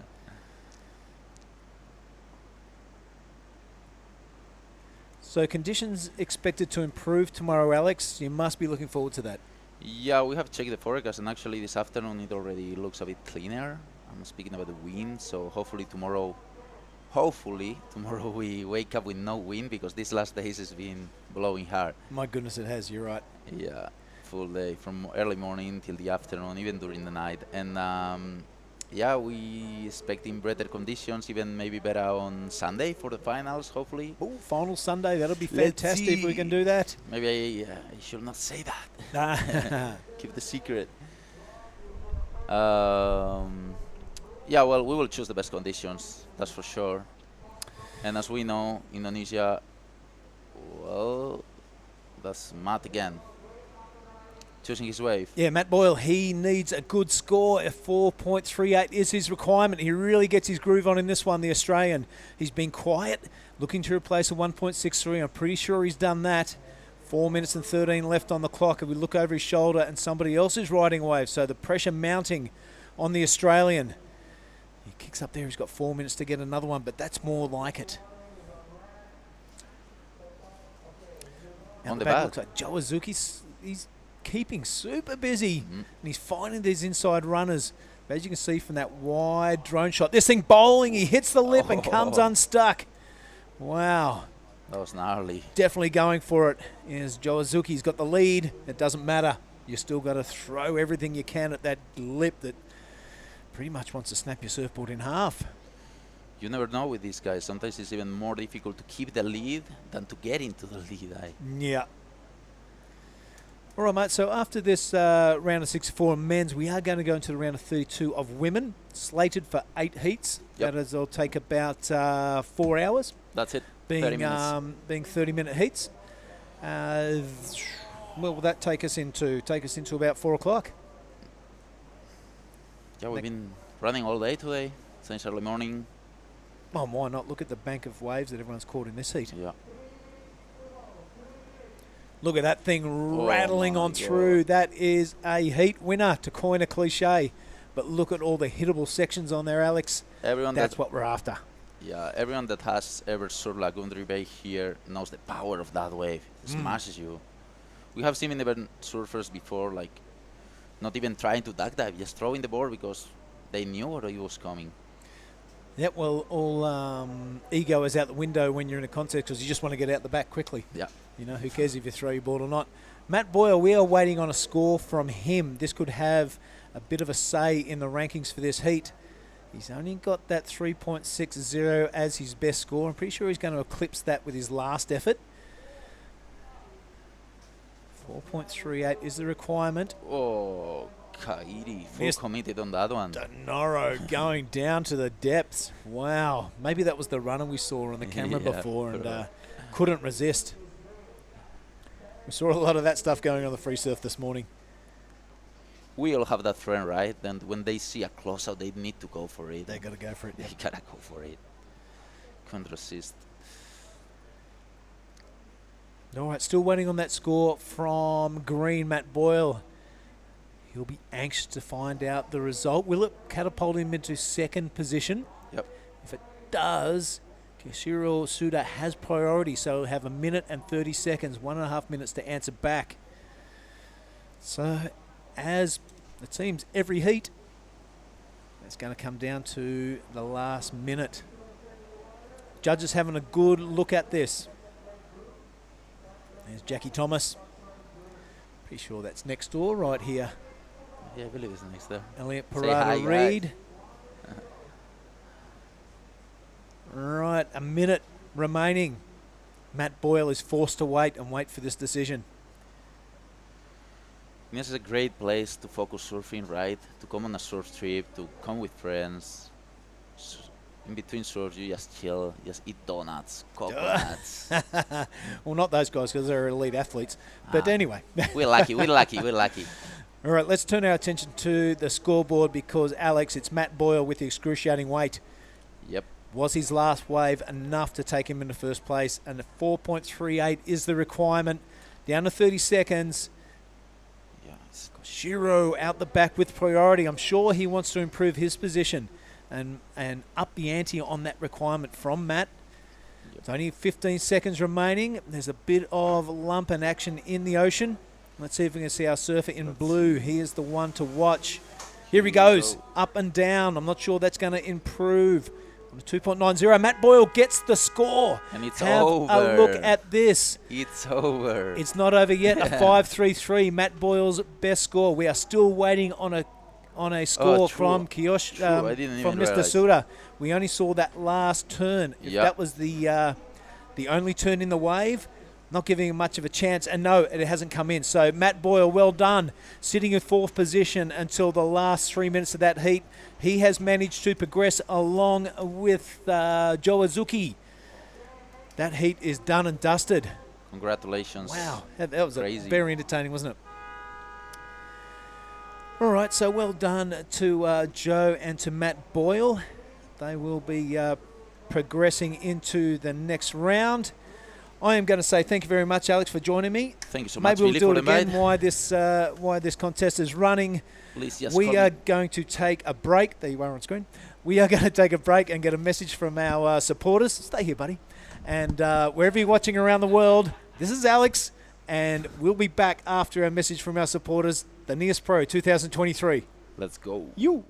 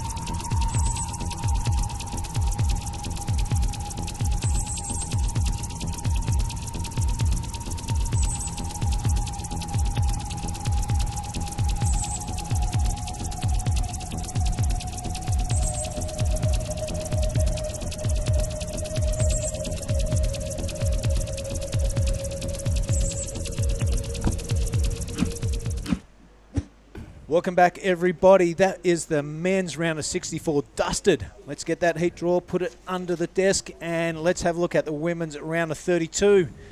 There's our heat winner, Joe Azuchi from the last heat. I'm going to welcome you to the commentary booth, Mark Clift. Here come the women. Yep, well, listen, that looked like a pretty close result. Matt Boyle, don't know a lot about him. Did meet Joe a few times, and he was down in Lakey recently. Pretty nice fella, always quite humble and happy to come up and shake your hand and give you, a few moments chat. So, yes, the women are in. This is our very first heat. Giada Lagardi, the Italian surfer, straight out of the commentary booth up here in the green. Nanaho Suzuki, Japanese surfer in red. Kailani Johnson in the blue out of Bali. Here she is. And Kana Nakashio from Japan in the white. Yeah, KJ straight into it. She loves it when it gets a bit bigger. She can open those big, long limbs and get some turns going. This one emptying into the channel marker. May fill full of water. Nope, there's another section ahead. So well done, Kailani.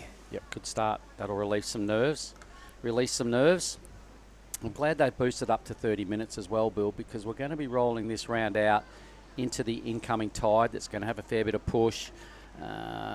This place does its best work right after low, and that's what the women are surfing into, is that kind of tide.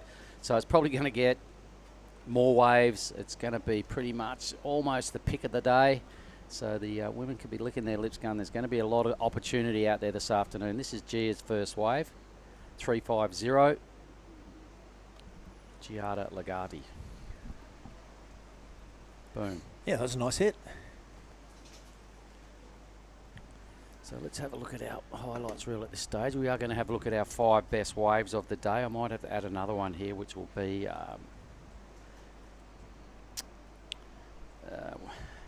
Jordan Lawler.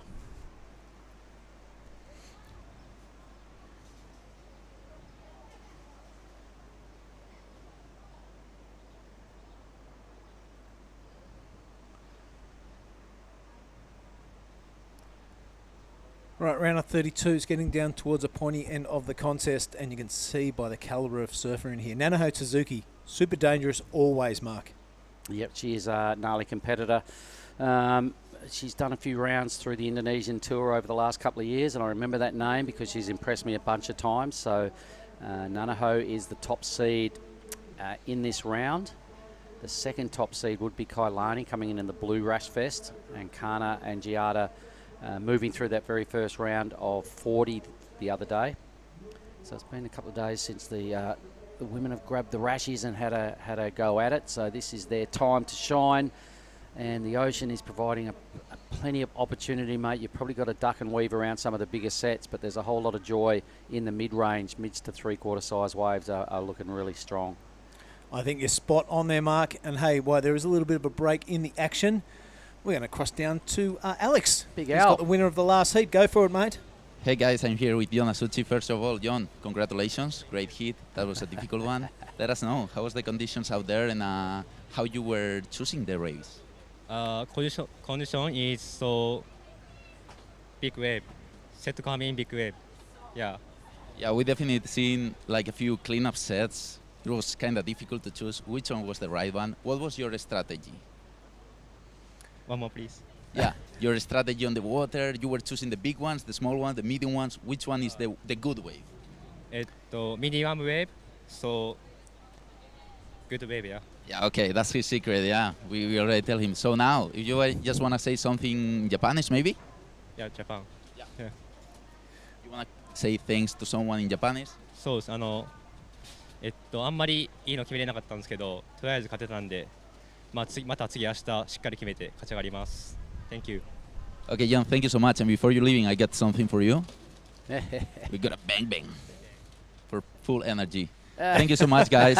Well done, Alex. That is Alex Hontarai. That was a David and Goliath kind of interview, wasn't it? We really dropped him in the deep end, didn't we? the short of the tall of it all. But for his first go at it, well done, Al. Nice work. 350 is one score. We must have another one as well. I've seen a couple of ways ridden, so we'll refresh. And there we go, a 533 for Kailani.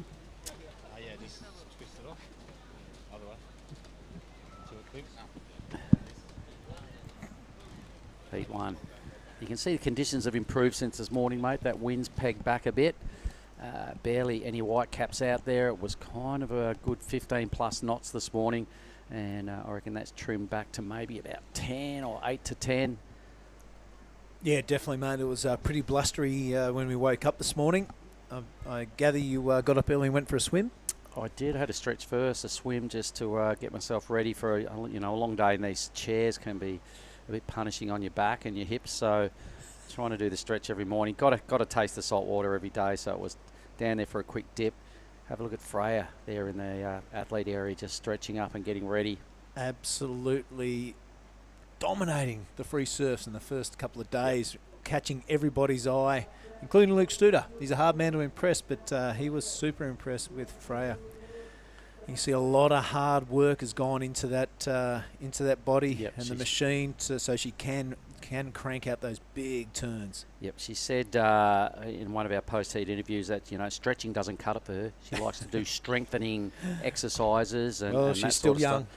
And she looks pretty strong, I've got to say. So just having a look through the draw, see if I can see where Freya drops in. Yep, she's coming up in Heat 5. Coming up in Heat 3, Paige Harrod, winner here last year. Yes. If I can say it, she's probably the veteran on the women's side of the draw as well. She's been around for a long time. Won Margaret River back in the day. Rightio. Yep. She was a champion there, champion here last year. And really brought it back to, the pack of youngsters all snapping away at her heels, and she just took them down. It was like one for the veterans right there, mate. It was I hope awesome. she doesn't mind me saying that, but she's coming up in Heat 3, the pride of New Zealand right there. Well, that's a couple of good scalps to have under your belt, isn't it? Margaret River and Nias. Yeah. Yep. Two totally contrasting conditions. I remember the year she won at Margaret's, we actually had to move over to Southside because it was so tiny, and it was one on the left over at Southside. That's how small it was. And it was big and bossy and on a backhand here last year, so she can do a little bit of everything. And it's going to be her first appearance shortly, coming in as a top seed in Heat 3. Now, interestingly, having said that, Bill, looking at the men's draw, a lot of the top seeds went out. Van Moost. It continued along today. Yeah. Kaius King, I think he's carrying an injury, but I think we had about a 40% Kaius when he was out there. Give me that men's sheet again. Let's have a quick look, because only been for one surf since he got here. Yep, he has, and he said it's because of his back. He said it flared up when he got here, and right from Heat 1 yesterday afternoon, 3rd and 4th for the 1st and 2nd seeds there. There's been a lot of damage done at the top end of the seeded rounds. Kaius, I really felt for him. He's such a cool dude. Yep. He surfed so well at Cruy to get a second, and he was here, and I saw him rocking around, and I didn't see his long locks in any of the lineup free surfs. And then stuff looked a bit off when he was surfing his heat, and he comes in and goes, "Oh man, my back." No, that's no good. He said it flared up when he got here, and it's been an ongoing injury. So, yeah, the big scalps continue to fall. You're right there, Mark. Oni Onwar amongst them. Oh, there was plenty. He just could not find a wave. He had plenty of people in the similar scenario. But geez, the goofy footers through the whole draw have looked really good. When we look at our highlight sheet over here, mate, I've got 3 goofy footers penciled in as our top waves of the day. None better than Tully Wiley. Yeah, the big fella going at it. 8.93 and an 8.33 in the same heat. BOG, best 2-wave total of the whole event. And 3 times out of 4 scoring waves, he's locked into the excellent range. Here goes Kailani J. So this is her 2nd wave, using 4th priority. How did she pick that up? That's why. That was a dud. Yeah, it's just shoulder, that's it. What else has caught your attention today, Bill? Just the change in attitude from surfers who have, God, it's so small. I wish there was some swell. Then the swells arrived, but it was a bit windy and a bit blustery and a bit bossy out there this morning. Not everyone was so anxious to get out there and get amongst it. There was a fair pack, but there was the same I'd say 10 people taking on the big bombs. Well, yeah, and realistically, the big bombs weren't really where it was at. We've seen most of the we've seen some big waves ridden. Don't get me wrong, there's been a lot of good performances, but the easier and probably the more high performance waves have been about 3/4 size. So still in that 5 foot range, I reckon, the better waves, 4 to 5 foot. A lot of double ups going on, Bill. There's low tides done it some favours. There's way more waves now that have a bowly steep contour as opposed to this morning. A lot of burgers, a lot more bump, and just the odd one that kind of steepened up. Is this wave an any tide wave? Look, it places a machine. Breaks pretty much every day. I've rarely ever seen no white water out there, mate. It kind of just, you got something to serve pretty much every day that I've ever been here. Tides do make a big difference, and we're coming into the best part of the tide at the moment. It's still dropping, it looks like, a little bit. Once she starts pushing back in is about when stuff just clicks. We're bang. on. So Yep. we're rolling into the women are pretty much got a chance of having the best of it today, I reckon. I like it. If you're watching along at home, this is the round of 32 women's. It's the QS 5000 here at Lagundri Bay. The Nias Pro. We've gone to 30-minute heats to give everyone a fair shake at it, because the consequences of not progressing through this round are getting more and more disappointing as we get towards the pointy end of the draw. Really important for the Asian region here, mate. The second event on their series. So these points are going to have a huge bearing on who ends up in the top 6 to qualify into the Challenger Series. So let's stay with red now. This is Nanaho Suzuki. It's taken a little while to get this wave, 8.5 minutes. Just a steady cut back to calm some nerves. That's a little more aggressive. Waves to the crowd as she rides out of that second move. So playing the game, getting a completion, that's always a perfect way to start a heat. So won't be huge, but something's better than nothing at this stage with 9 minutes of a 30-minute heat gone. Actually, 14 minutes of a 30-minute heat gone. KJ staying busy, Mark. Sorry to interrupt, but she is going upside down there. The young goofy footer. Can she hang on? Nope. Bucked off the rodeo bull right there. So Kalani Johnson, she looks like her intent is clear. Get busy. Do tully-wiley things. That was my brief to Giada. Just Easy, surf like just Tully. do tully-wiley things. That's maybe his coaching brief this afternoon with all his charges. Do what I did. Yeah, just right, see my heat. Just do that. That's how easy it is. All right, so White having a dig here, Bill. Yep, Kana. Kind of slowing down there on the broadcast there, I can tell you, in action, in live time, it's not that way. Really finds a pocket and puts a bit of back foot into it this time. The surfer in white, finishing off a third turn. That could be a very handy wave in the scheme of things. 15 minutes to go. Not too many waves ridden in this heat. So Nakashiro, her opening stanza. Waited a long time, half the heat in fact. 15 minutes to get this wave. Nice little cutbacks, kind of top turn to start things off. A bit more back foot in the second turn. And a nice foam rebound for the third. So, one not totally dangerous or eye-catching. Giada just flicked off a wave as well. So we're owed a lot of numbers. I think we've got 4 scores to catch up to the leaderboard. Kailani's 5.33. Her first effort, though, is still stacking up as about the best of them. Yeah, he goes to G-Train now, mate. A nice, smooth inside runner. Yeah. And that was a good backhand blast. Looks like she's going to get a second away. She did. Yeah, right on. Go G-Train. Tully-wiley things. Yeah. No, there we go. good on This her. thing continuing to deliver down the line. Nice. She's Yep. rattled off a few more turns than I think she would. Yep, really happy with that wave for Giada. She'll really have released some nerves there. The 3.50 was a start, but a little shaky. That's way better. I can see that being one of the best waves of the heat. A 5.67 drops in for Nanaho, so also judges taking note and liking what she did. First priority holder is Nanaho Suzuki. She's going to use it. Bit of an inside runner. I think the brief is pretty obvious from Team Japan, and that's a good fin release. Yeah. She's going to pull it off for sure. Gets a groove on again, follows it up with a second dose. Nanaho Suzuki finding the groove and finding some form. I tell you what, that is impressive surfing from our surfer in red, Nanaho Suzuki. Yep, I'm giving her a bit of applause there. That finner was seriously difficult, high risk. Could have, if she had have lost it there, it would have, muffled a pretty good wave, and went on and got a little bit more aggressive even on the next turn. Let's have a look at all this again, folks. So a smaller wave may be a little bit of an issue, but That was golden. Nah, the judges are going to love this. Look, the wave just sort of grew. So forget what I said earlier. She's really stringing together, non-stop motion, 4 really good moves. The second move, the absolute highlight. Kalani Johnson now staying really busy in the blue corner. Not much going on there. She's looking to build on that 5-3-3 and the 3-9-3.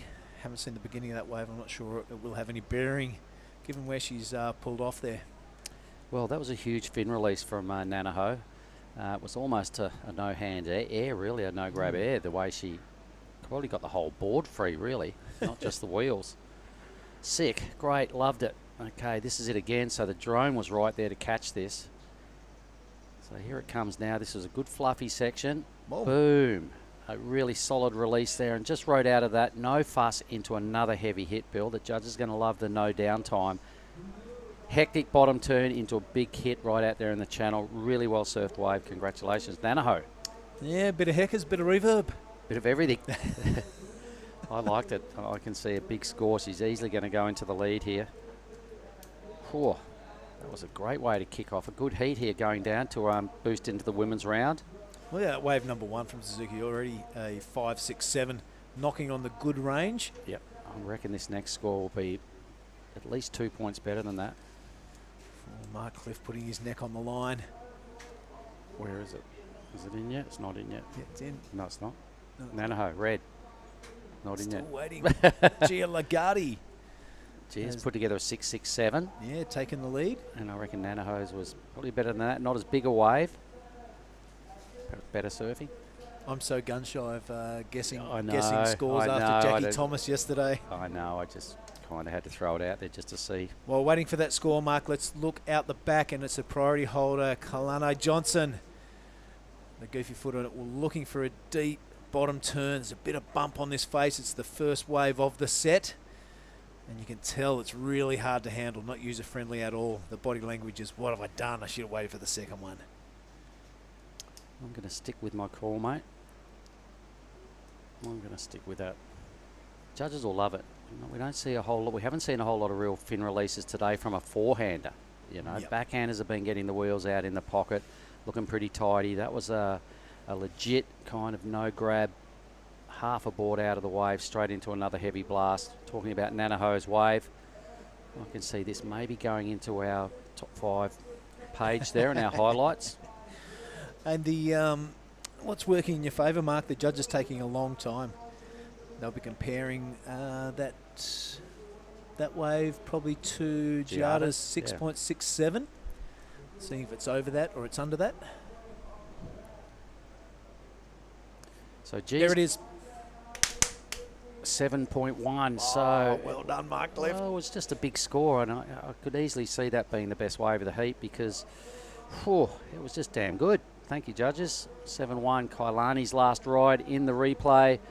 Just a little under the lip line there, pulling perhaps a shade early, but plenty of steepness. Gets a little slap on the back by the foam. That's hard to do, hard to hit. I think there's a coconut in that white water. She might have got a caluppa to the back. Either way, she brushed it off and powered back out there.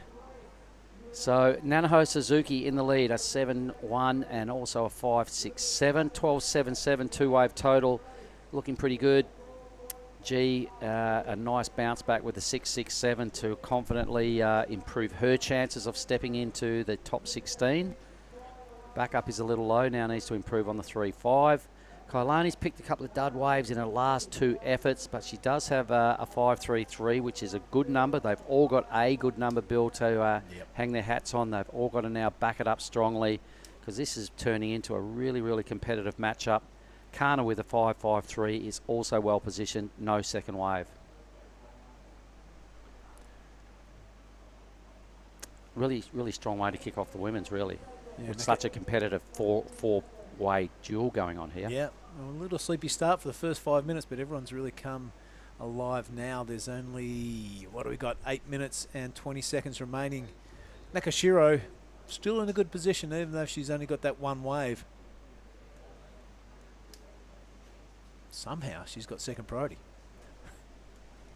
All right. Yeah. Must have paddled for a wave earlier and lost it. Yep. Anyway, a 4.65 is all she needs. A 4.85 for KJ in the blue. 6.11 for Giada to win. And sitting pretty on top of the leaderboard, Nanaho trying to improve on a 5.67.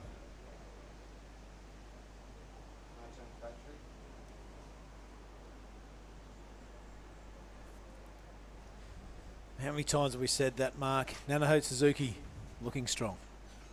Yeah. You know, she's ridden 2 waves, mate. Hasn't put a foot wrong. 12.77. Pacing herself here. Ready to strike. Third priority. Got 7.20 to put together another number and another performance. She'll squarely be trying to upgrade that second number. KJ scratching around. She hasn't been able to repeat what she did on the first wave. She's been a little bit late and tried to get perhaps a smidge too vert on the last couple of rides, and it wasn't to be. Didn't quite get the technique or the timing right. So I hope she can learn by those mistakes. Giada, she's only ridden a couple of waves as well. Trying to improve on the 3.50. That's G there in the green.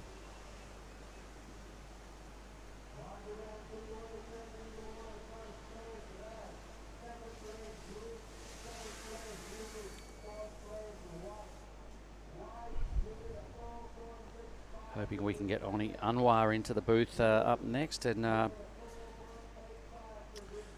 well, he might need a heat off, mate, to gather his thoughts. Well, I know.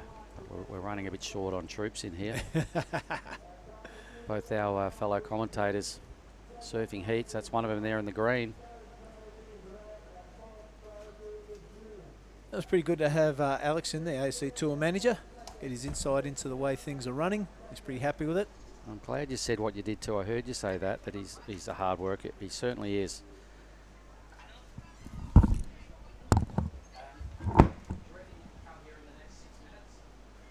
All right, let's have a look at it. Is Kalani Johnson on a medium-sized one now. It's allowed her to squeak out a little turn, but really not much going on there. All right, mate, just got hold of our man. Oni Anwari's going to step in the next heat, help us with some duties up here. Conditions are looking pretty good out there, mate. There's quite a crowd building up. A lot of coaches and parents also, and a few domestic crew milling around.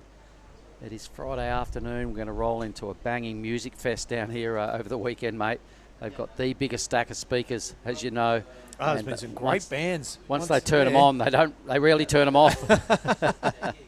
No, I've been listening to that, and I'm not sure if you know this or not, but the production team in Nate and Sam, front and centre last night on stage with the band. Oh, my God. Stepping it up. Those guys love it. Throwing out a few versions of Wonderwall, I'm sure. And it was fantastic to see. The boys aren't shy to stretch the vocal cords. No. Put on a show. Here we go. White now putting on a show. Kana wave number 2. Needs a 4.65 out of this. That's a great way to go about it. Real fast slashing manoeuvre to kick things off. Runs into a little dead water there. So that won't help her chances of getting the 4.65. But she's means business.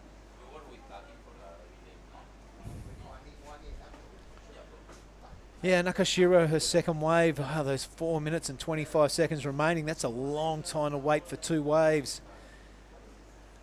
She kind of slipped around the priority rankings there. So maybe Kana has been busy on the inside, missing a couple of waves. I'm not too sure. But it's very Nakashiro-like just to get 2 waves in half an hour. Yeah. It's enough to take it to third, though, mate, and the requirement now is a 4.65 to progress. All right, so priority sits with G. She's had it for quite a while. Giada trying to improve on the 3.50. Suzuki with a strong lead. It's all about can Kana come on back and get up. She's only less than a point behind Giada, so a nervous moment now for G. The 3.77 was a worthy, I guess at this stage, a worthy move. It got her up into third. KJ led at the start of the heat with the 5.33, but since then has dropped all the way down to the bottom of the pack. All she has to do, Mark, is repeat that effort of 5.33, and she will progress. Wait, there's a bit of a bomb on the outside. It's Nakashiro, just a quick look in and out. Gee. It's hard to resist. Look at Giada. on a runner, a medium-sized wave, but this thing just frustratingly 2 or 3 meters in front of you and you can't squeeze out a turn. That is super frustrating if you're trying to garnish a few points. Standing up on the inside, so marks a bit of a shoulder turn for our surfer in green. That'll do her. Yeah. So what looked like an absolute belter didn't really Nanaho, turn into up and much. out. Same with Nanaho, yep. So the 2 Japanese surfers got a nothing out of that, just big takeoffs. Giada, though, got a pretty good wave. She's going to cop some props and win some fans via the takeoff, but not a lot else happened after that. It did burger out a bit. One wide manoeuvre. The score is in. No, it's not. What it has done, Mark, with 2 minutes and 20 remaining, has handed priority over to our surfer in blue.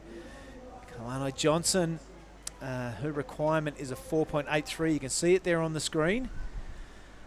Definitely capable of it. She's already got that score in her column of a 5.33, so definitely capable of that surfing. We've seen her do some great stuff over the years. 2 minutes remaining is all eyes on the Indonesian surfer. Needs a score, has priority. Nanaho Suzuki and Giada Lagarde trying to fend her off. This will be a great 2 minutes. It's happened all day. Why wouldn't it happen in heat number 1 of the women? 3 scores to come. Reds will for sure not affect her 2-wave total. Same with white. Greens may, but it's only a Mong King. 90 seconds. Couple of lumps out there, Mark. Yep, they've been paddling out for a while now. So KJ will have first pick.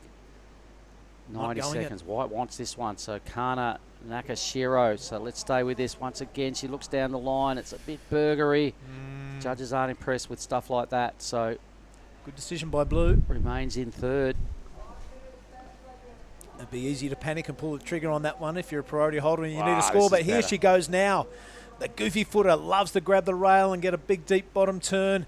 It is shouldering out a little bit, but these small inside ones seem to offer a bit of scoring potential on the inside. This is the money section now.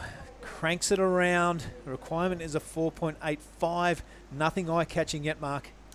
I can't see it, to be honest, Bill. I think you just needed a bit more steepness there and probably had maybe a little more of an option to wait. Oh, maybe this was the wave. Red Nanaho. So let's stay with this. So once again, a big bottom turn. Gets up somewhere near the top. Hasn't really done a scoring move yet. Still hasn't. Okay. All right, just a little mini cutback, which would be considered a minor move. Another little mini move right there. So can't see this going into her top 2. She's done a really solid effort, though, to be leading. So congratulations there for Red. I can't see her dipping out of first place here. We're owed a bunch of numbers, but I can't see anybody bothering Nanaho. Giada's grab on second place is in question. I think Kalani's wave might have just been a bit too flat to challenge to advance. Kana, yep, I think it's going to stay as is. I think it's Giada and Nanaho. Yeah, I think you're spot on there, Mark. A lot of numbers to drop, but nothing really eye-catching or critical from any surfer. Kalani Johnson had the right game plan. That wasn't the first wave of the set. It had a nice smooth face, but just did not offer any steepness. You can only work with what you've got. Yep. And of course, after that, there was no steep waves either. So it was either pull the trigger or sit there and watch the heat slide away. Let's just write that down. Let's put Nanaho in on the page right now, because that fin bust for the 710 and the 4 moves that went with it, I think we'll just keep that on our highlights page, because we may come back and refer to that later on in the day when we rerun what our commentator's going to be calling our top 5 waves of the day. Well, it doesn't have to be a wave, mate. It can be anything around the contest site. All right, the score's still coming for Kalani, so we'll stay with this. She needs a 4.85 numbers. It's not going to happen. A 3.2. Yep. She'll know it too. She's been around the contest scene for a long time. Yeah, all right. So that's over and out. Heat 1 done and dusted. I think we're going to be throwing to an ad any moment now. Billy will probably have a post-heat. Yeah, I will have a post-heat, but right now let's drop to a break. We'll get a message from our supporters. This is the women's round of 32, the Nias Pro 2023. I hope you're enjoying the show wherever you're watching around the world. Stick with us.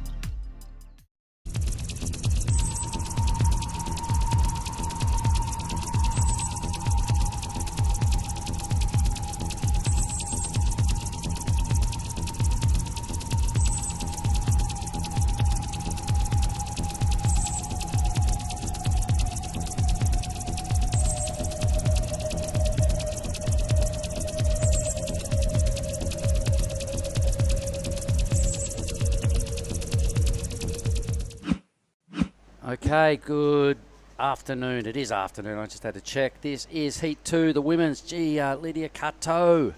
Oh, ripping straight into this heat. Heat number 2 with a looked like a pretty big wave to me. I look forward to seeing if anything else happened at the start of that ride.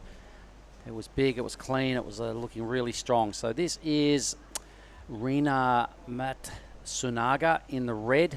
Japanese surfer taking on Nixie Ryan. Australian surfer in blue, Lydia Cato, and the Indonesian surfer, and Rosie Smart, another Australian there in the green. Yep, and I'm being joined by, oops, no one. So we'll have a bit of a chat, bit of a keep it rolling for you crew online. Here goes Nixie. Pretty strong surfing now. Surfer in blue, digging deep. Lots of solid rail work here. That's a really good way to start your campaign. Convincing wave, nothing flaky at all. So at this stage we are owed 4 scores. Congratulations to Nanaho Suzuki in that last heat. A 12.77 2-wave total via the 7.1 was a really strong ride. Replays. Lydia, gee, she got a good wave here. I like this. All right, just a little mini grind to kick things off. Here we go. Got my main man next to me again now, so Oni Anwar is hello. in. Welcome to the booth. How are you? Yeah, I'm not too bad, mate. All good. Wow. This is heat 2 of the women's, and this is a pretty strong ride. You watch this. So Nixie Ryan, strong rail. Boom. Wow. Yes, he's growing up at Lennox Head. He's from Lennox Head. Surfing the right-hand point. She has that nice carving surfing, you know. So would put a whoa, Kailani. Sorry, that's last hit. Yeah, Kailani didn't really work for her then. She ended up 4th position. Started off in the lead, but just couldn't add to her good work early. Nanaho Suzuki, strong performance, mate. She really ripped. You want to see this finish he did. Did you catch any of that heat? No, I didn't. Oh, my goodness. You want to see it. It was really cool. Wow, look at that wave score for the green. Rosie Smart. Rosie. 7.8. Did not see any of that wave. I'd love to see it again. Here it is. Take us through it, Oni. Looks like nice wally wave. Look at this super smooth turn right here. Wow. How's this wave? Just oh my God. Still going. Rosie Smart. I've never seen her, but this is good to know. She's been surfing good on the free surf. Like, yeah, so it's good to see her. First wave was a solid score. 783, be brimming with confidence, mate, after a start like that. And a 5 point for that last wave for Nexie. Couple of carve. Okay, well, I didn't see any of Rosie's wave apart from that replay, so now I know where the 783 came from. It was pretty sick.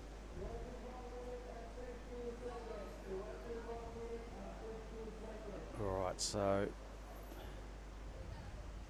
priority now. Where are we at? It is with Rosie again. Here she goes again. Second time around. She's picked another ripper. So drives hard off the bottom. Gives it a nice little slash in the pocket. Oh, is she going to hit that? No.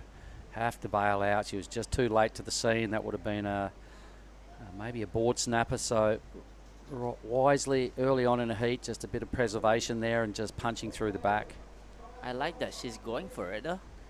Like she's already picked 2 really good waves. She's not holding back on that bottom turn. No. She's just going for it. Sucky section. Let's look at the replay here. Has a nice first turn here. The wave selection for Rosie is really good. But this one, like, wow. She knew it was a bit late, but she just went for it. She had a good look at it and then just aborted the mission at the very last minute. Just probably preserve a little bit of punishment, maybe. Yep. 3.3, that's pretty good backup. Yep, that'll do for now. Sits pretty well alongside the 783. So that's the best score so far on the women's side of the draw, running into Heat 2. Nice little double up starting to wedge in here.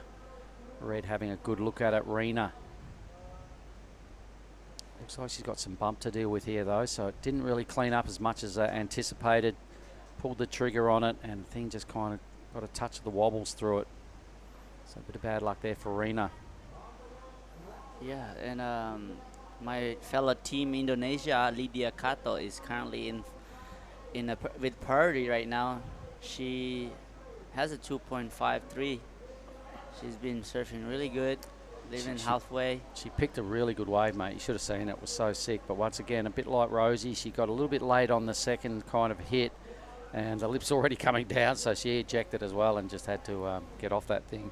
Yeah, she's not doesn't hold back. She goes for it. And Lydia is a strong competitor, representing Indonesia, and she went to the Olympic qualification in El Salvador, and she's on the run right now. Yeah, so Om Arya, selamat siang Om. Om maybe lagi nonton sekarang. Lydia Kato is in the water, so. Yep, Om, if you can hear us, mate, shout outs to you. Yeah, Om Arya, yeah. We love what he can do, and Arya's a good man. He's been on our team for quite a long time. Did a lot of events early days with Om when it was the IFC days and all that sort of stuff. Same to another man, Wayan Pitcher. If you're watching it all, Wayan, we really love the work you did in developing Indonesian surfing in the early stages of the events that we pulled off as at the Indonesian Surfing Championship. Yeah. Righto, so we'll maybe just stay with Lydia's wave right here if she gets it. No, so let's quickly throw down to Billy in the athlete zone. Billy has got the winner of the last heat. Yeah, thank you, Mark. I do. I have Japanese superstar Nanho Suzuki. Well done. Give me one of them. Bang. Now, conditions, very windy. Is it difficult? Yeah, condition is very windy and then bigger than yesterday, so I was really scared. Okay, there were some very big waves. Are the big waves or the medium-sized waves better for score? Yeah, I think it's medium size is better for scoring, I think. Well, you thought correctly because you got some good scores. Now, there's many people watching in Japan. Would you like to say anything right down that camera to your friends at home, your families at home, maybe your sponsors? いつも応援してくれてる皆さんありがとうございます。結構怖いコンディションだったんですけど、一発いいターンできて、ちょっと楽しめたんで、それが次にいい形でつながるかなって思ってます。応援よろしくお願いします。I agree 100%. Now, there is one thing left to do. Do you know what it is?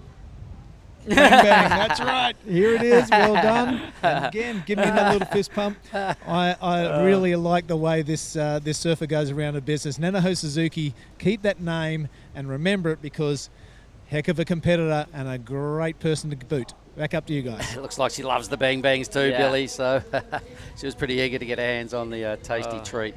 I like it. So nice. All right, so we've obviously seen a wave just gone down for Lydia. She's paddling back into the lineup, so I think we might be able to score. Yeah, I love how she goes. She's pointing that little bang bang on Billy's hand. Sneaky little look. Thinking Billy was going to keep it for himself. Yeah, here we go. Nixie. Bit fat at the start of this wave, but looks like she's going to get another. Oh, kicked out. So, yeah. The Japanese are taking over. Here you go. Oh, Rosie smart, if you don't mind. She's picked another good wave here. It's the third wave or second wave of the set, but can't make sense of that fatter section. Decides to use the next 19 minutes to her advantage by getting off that thing, trying to get back ahead of Blue to gain a priority over Nixie. Probably pretty smart thinking, really. Trying to improve on a 3.2. There's the backdrop to the Lagundri Bay setting. Lots of accommodation options here. If you've never been to Nias, you've got kind of some semi-high end, you've got some mid-range accommodation pricings, or you've just got some bloke-only backpacker groveler style accommodation if you really want to go low budget. There's plenty of that as well.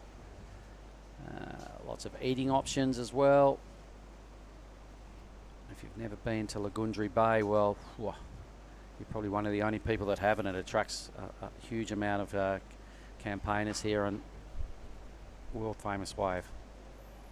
Yeah, I like it. So yeah, currently in the first place right now, Rosie Smart is first place with 18 minutes. She's feeling comfortable at the front.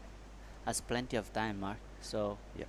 This only the KOS 5000 for women.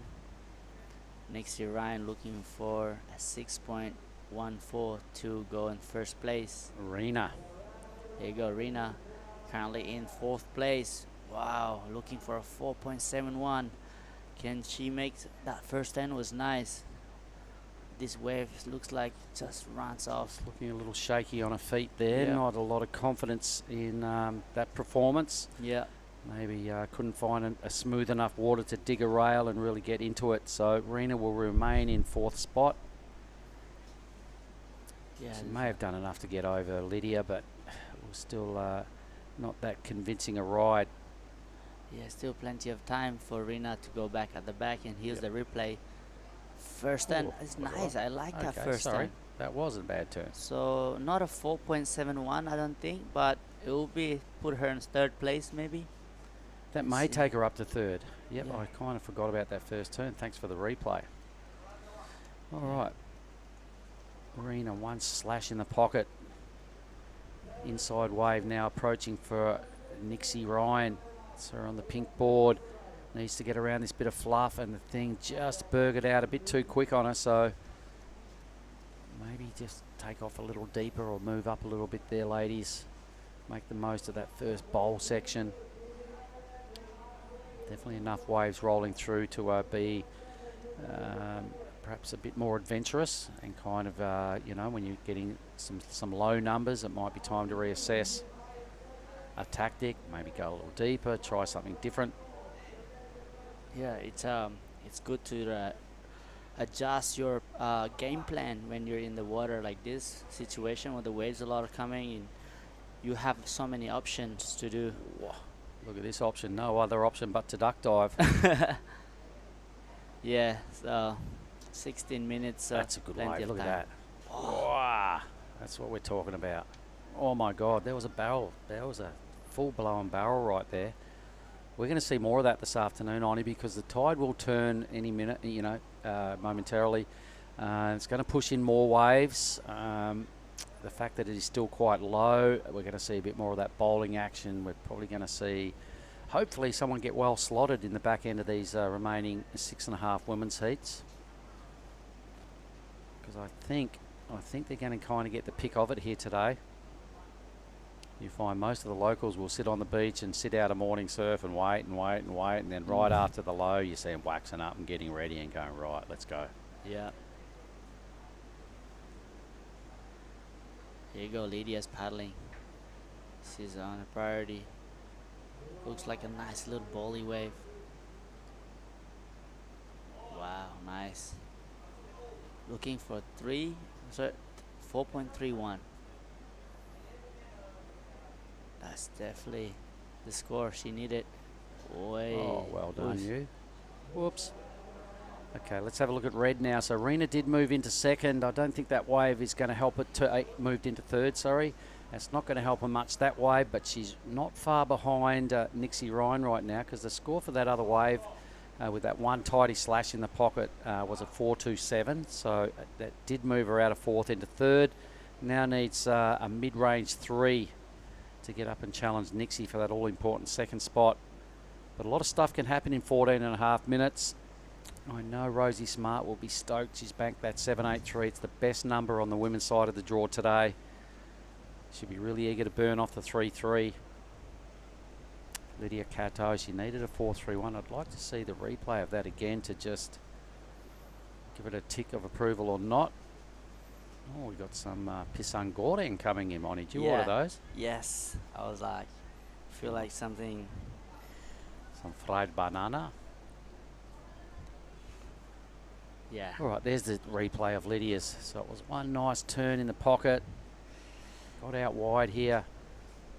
That was a pretty cool grind there. Made it down to the bottom and got a little bit blindsided by the foam. Pushed the board away from her feet. The score still yet to come. Needs to be a minimum of 4.31. White's on the move. No, it's not. It's green. Rosie Smart with top priority needs to delete the 3.3. Has a look at it and says no thank you. Nixie now sits by herself with priority. Look at this wave, Oni. Yeah, Nixie's on the bomb. Whoops.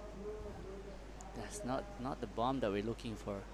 Rina Matsuga has first priority right now. Red only looking for. Oh, just dropped into 4th place after Lydia's last wave was a 4.53. Well, she needed I think she needed a 4.31. She got a 4.53. So Lydia moving into 2nd. Good work.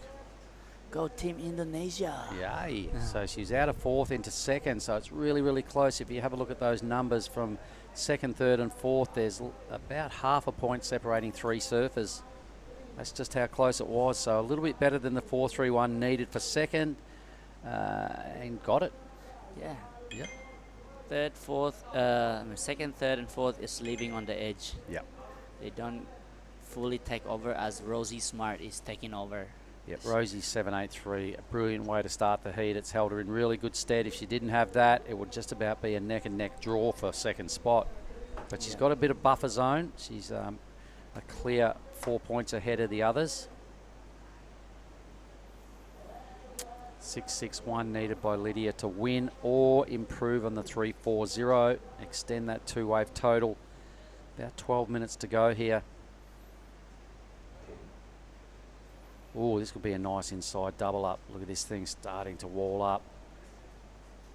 Here we go now. Oh, yeah, I think some of the ladies could take a little bit of a bit more of a risk and get over there a little further on it, because it's looking pretty smooth over there on that track. The takeoffs still aren't too deadly, but the rewards for clean sections and steep sections are definitely there.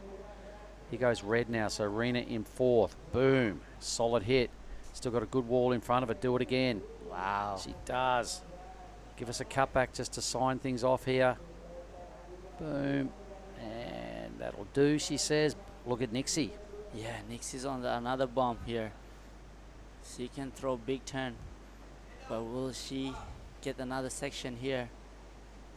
Currently 4th place. Looking for 3.67, but last wave. Oh, sorry. 2.93. Yeah, I reckon that's every bit of that. But Rena's last wave, I think that's probably one of the best wave came through. She's really hitting the pocket on that one. Yep, some pretty tidy surfing. 2 really eye-catching moves with a bit of a cutback out there just to add something else to this number. So the judges have got something to think about now from blue and red. I think Lydia could be dropping out of 2nd. In fact, I think that's going to happen for sure. There's the scene on the beach. Who have we got here, mate? Japanese surfers. We got Sarawakita. And we got, Daiki Tanaka. Oh, sorry, that's not Daiki. It's hard with the hat. So I know Sarah is there. She's She's probably surfing again today. All right, let's have a look at Rosie. Trying to burn off now. Rena's gone into the lead. Rosie Smart gets dropped down. A 7.17 the judges throw at Rena, so they really loved and sent a clear message. Those first 2 turns is where the score's at. All right, stuff changed big time. Congratulations, Rena. She's worked her way off the bottom of the pack up into the lead. 4.27 is the number she now needs to improve on, a whopping upgrade to her total with the 7.17. Huge number. So here it is again. So this is the judges' view. That was a good way to start things off. This second turn getting a little bit more vertical. Bang. She's probably got 7 of those points right there. And a little extra fruit on top there to get it up to a 7.17. All right, some drone footage there from Ryan getting up close and personal with Lydia. Yeah, so... Yeah, Nixie and Lydia's in trouble right now. There's 8 minutes to go. 0.3 separating 1st and 2nd. Nixie needs a low 6. Lydia needs a mid 6. So green and red are starting to run away with it. 8.5 minutes.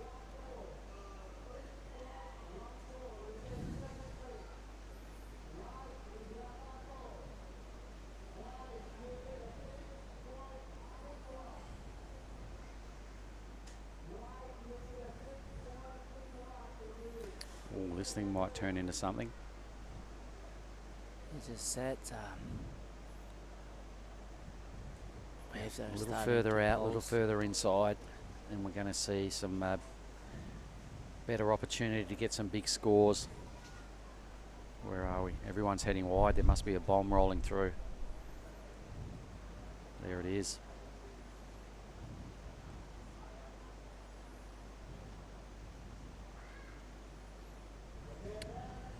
Priority and the inside position sits with Rena.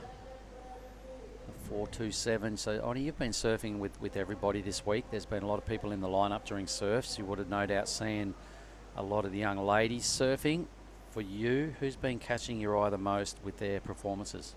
Rosie Smart is really on point right now. I mean, during the free surf, she catches those medium-sized waves. Really smart with her wave selection, and you haven't really seen much of Rina or Nixie Ryan in the lineup. They just can't. There's a lot of people in the lineup when the free surf. Oh, a lot. So would have been it's- 100 last night, I reckon. Yeah. Pretty close to it, 80. Yeah. It was jam-packed wall-to-wall surfers last night. So this is Rena in the lead, brimming with confidence via a 717. That wave lets her down. Honestly, I think she surfed a really smart heat here. She built up a lot of like fours. One, two, and then now she got a 4.27, and then boom, straight to 717. She's had 7 waves. She started off failing. Those first 3 waves added up to nothing. Then got a mid-4 to kind of, set the tone for her program. 2 waves ago, the 717 was an absolute highlight in these conditions. I think that's a really smart strategy because it's really hard to read the wave out there. So for you to read it, so you have to kind of start catching everything to see, but you got to be making quick decision. So yeah, Rena currently in first place. All right, they must be struggling to hear out there. When you were in the water, could you hear clearly? Not really. Like you can just hear a little bit, but not like clear. All right. Yeah. All right, we've got other surfers Philippa. coming down to check in. Who's that? Philippa Anderson, Craig Oh, Anderson. Philippa it is too, Yeah. sorry. A bit hard to tell with the hat and the sunnies. But there's the famous Hayden-shaped boards. Still pretty close for first spot. 0.3 separating Arena and Rosie. Playing catch-up. Nixie, we know both these surfers in 3rd and 4th need scores in the 6+ range, so they've got to get their best number. It's got to happen in the next 5 minutes. They do not have top priority, either of them. So Rosie will be able to, if she surfs the smart game here, take the best wave off both blue and white and try and improve on that 4-4. Sorry, try and improve on the 3-3. A 3-6-1 puts her back into the lead, so she can do it. There's Anon Matsuka getting ready. Matsuoka, she won the junior division here last year. Yep. She puts up a lot of good clips too. She's a strong competitor. Yep. What heat is, have a little look through the draw. What heat does she come up in? She is gonna be heat number 5. Number 5 with Holly Williams, Alice Cooper, and Freya Prune. Oh, Freya Prune. She's the one she was doing good turn. Remember that? Yeah, she had a good heat. Yeah. The first day It's a we good ran the hit. women's, put together an 8-point ride. That's a great hit. Everybody's struggling to get their head around the exact situation.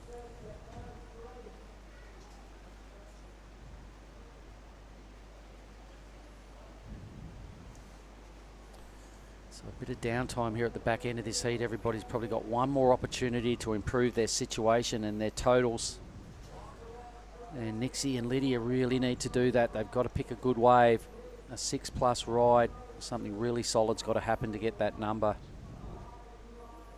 They can't waste an opportunity, can't waste a wave. They're going to have to use their waterman skills here to pick a good wave, trust their skill set and kind of go for it.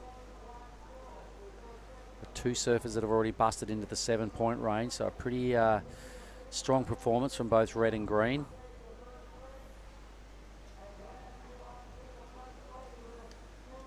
So Freya, anyone else you've seen that might have been catching your eye this week, Ollie? The Jazz Studer, she says good too. Alright. Jazz and Charlie. Charlie is currently in heat number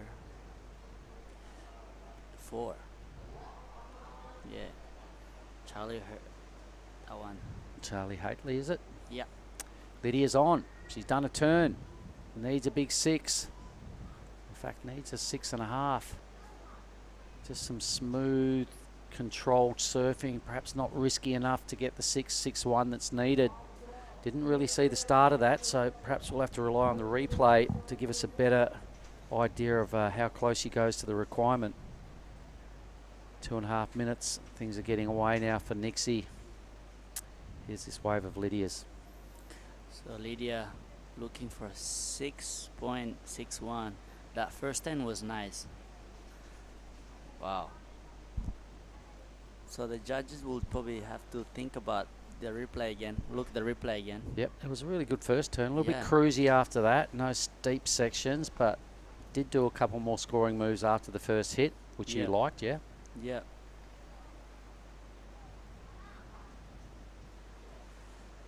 Ya, Lydia Kato, ayo semangat. Bapak pasti nonton di rumah. Family in Kuta there, halfway beach, probably watching. So Rosie with priority now. She opened up early and got herself into a winning position. Since has dropped into a second position. Can still see the lead from there. She's got this opportunity to pick the right wave, and a 3.3 is quite easily doable. One big backhand blast will probably get her there. 2 moves will probably do it as well.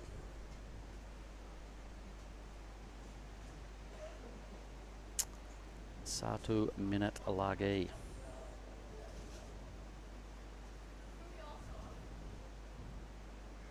Red's looking around. Rosie can sense that time's running out here. They may not be able to hear the announcer, but I'm sure most of them will wear a watch or can at least see the flag. It's been up for quite a while, the yellow flag. Wow, 30 seconds to go. All right, and 4.8. Bonnie McLeod, the WSL representative, is going to come into Heat 4 and have a chat with Billy. So that's cool. Here we go. Here goes Rosie. Can she get the lead back? Something better than a 3.3. She's firstly picked a good wave on him. A nice turn to set things up. She gets a steeper section now, but it backs off. She doesn't get up there and hit it. So just consolidating second place at this stage. That's a little better. Just some ducking and weaving out wide on the shoulder here. This heat is now done. So the only question to be answered is, does she go to first? She does qualify. Rena will also qualify. I want to know who I'm going to interview. It's a pretty close heat. I would say Rena. I think she just got another wave. All right. Her last wave probably will bear her 4.27. All right. Well, we will. We'll come back shortly and let everyone know exactly whether it was Rena or Rosie. I'll get ready either way for a post-heat interview, and we'll bring Billy in shortly for Heat 3.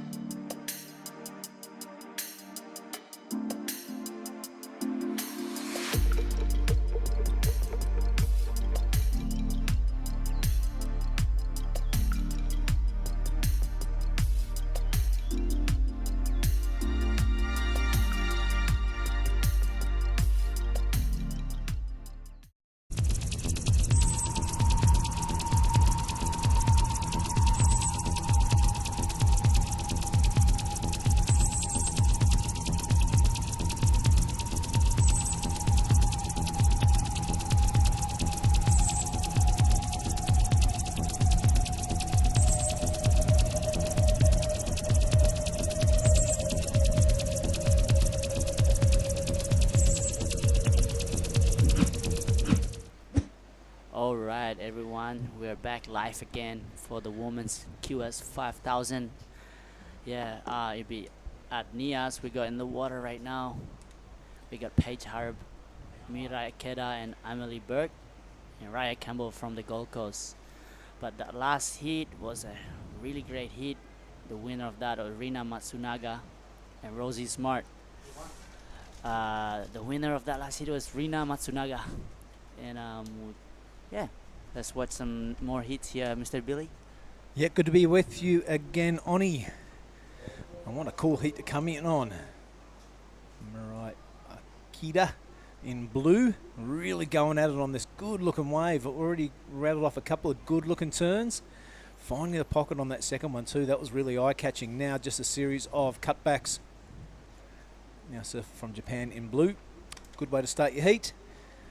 Raya Campbell, I remember interviewing her yesterday, so in form is the surfer from Australia. Emil Burke, have you seen her surf Amelia before? Burke, yeah, she's from Newcastle. Yep. Yeah, she's a great surfer. They're traveling with Nixie Ryan, but unfortunately Nixie came third that last heat, so she'll be cheering for Emily Burke. And yeah, so great heat in the water. Paige Harb, she's on fire. Would like to see her do some big turns out here right today.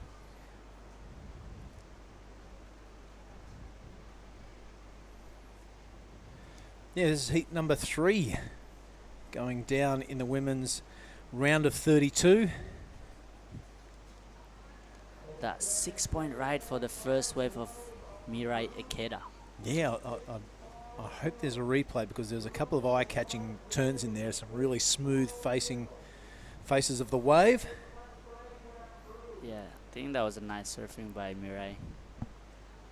So yeah, let's have a look at it, Oni. Oh, nope, this is, yep, Mirai Akeda. Starts to really smooth out now, that wave. Oh, that's a nice turn that she banked up there.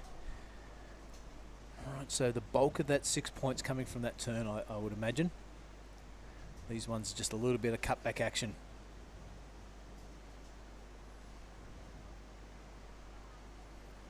still nice, still a good score to start with, so I'm sure she's feeling good after that.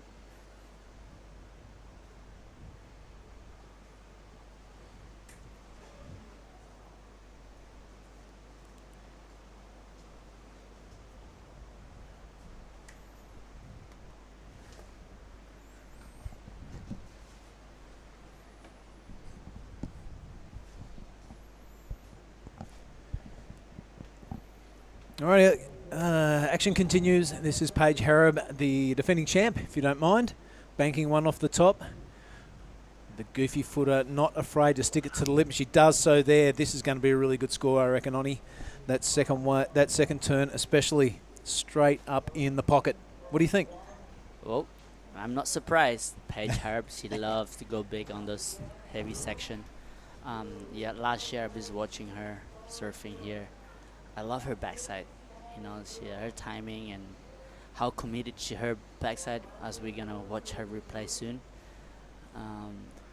Yeah, you know, this is Raya Campbell from the Gold Coast. She's been surfing Snapper Rock backside, so this is nothing strange to her. All right, well, the wave is still walling up here. We'll see get some good turn. Yeah, big fan of spray off that second turn, Raya Campbell. Well done.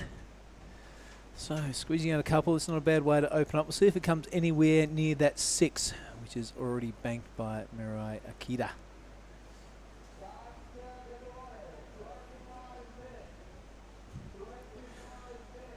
Check this one out, Oni. What do you like about Paige's wave? I like how she's staying low. Check 10. It's kind of check 10 there for her, but that's this one. This is the one upside down. Tricky condition. I think to watch there for Oni is when she comes down the faceaway after the turn, she's in that white water. You know, that means she's really close to the pocket. Raya Campbell now on her opening wave. A bit of a check to start off with. This one a bit better, right in the pocket, disappears in that white water. So super hard to find the pockets to get some good turns away this afternoon. So both Paige and Raya doing really well. We'll wait for those scores to drop. There's a blue asterisk in the column. That means we're waiting. Yep. For the first wave of 2 red and green.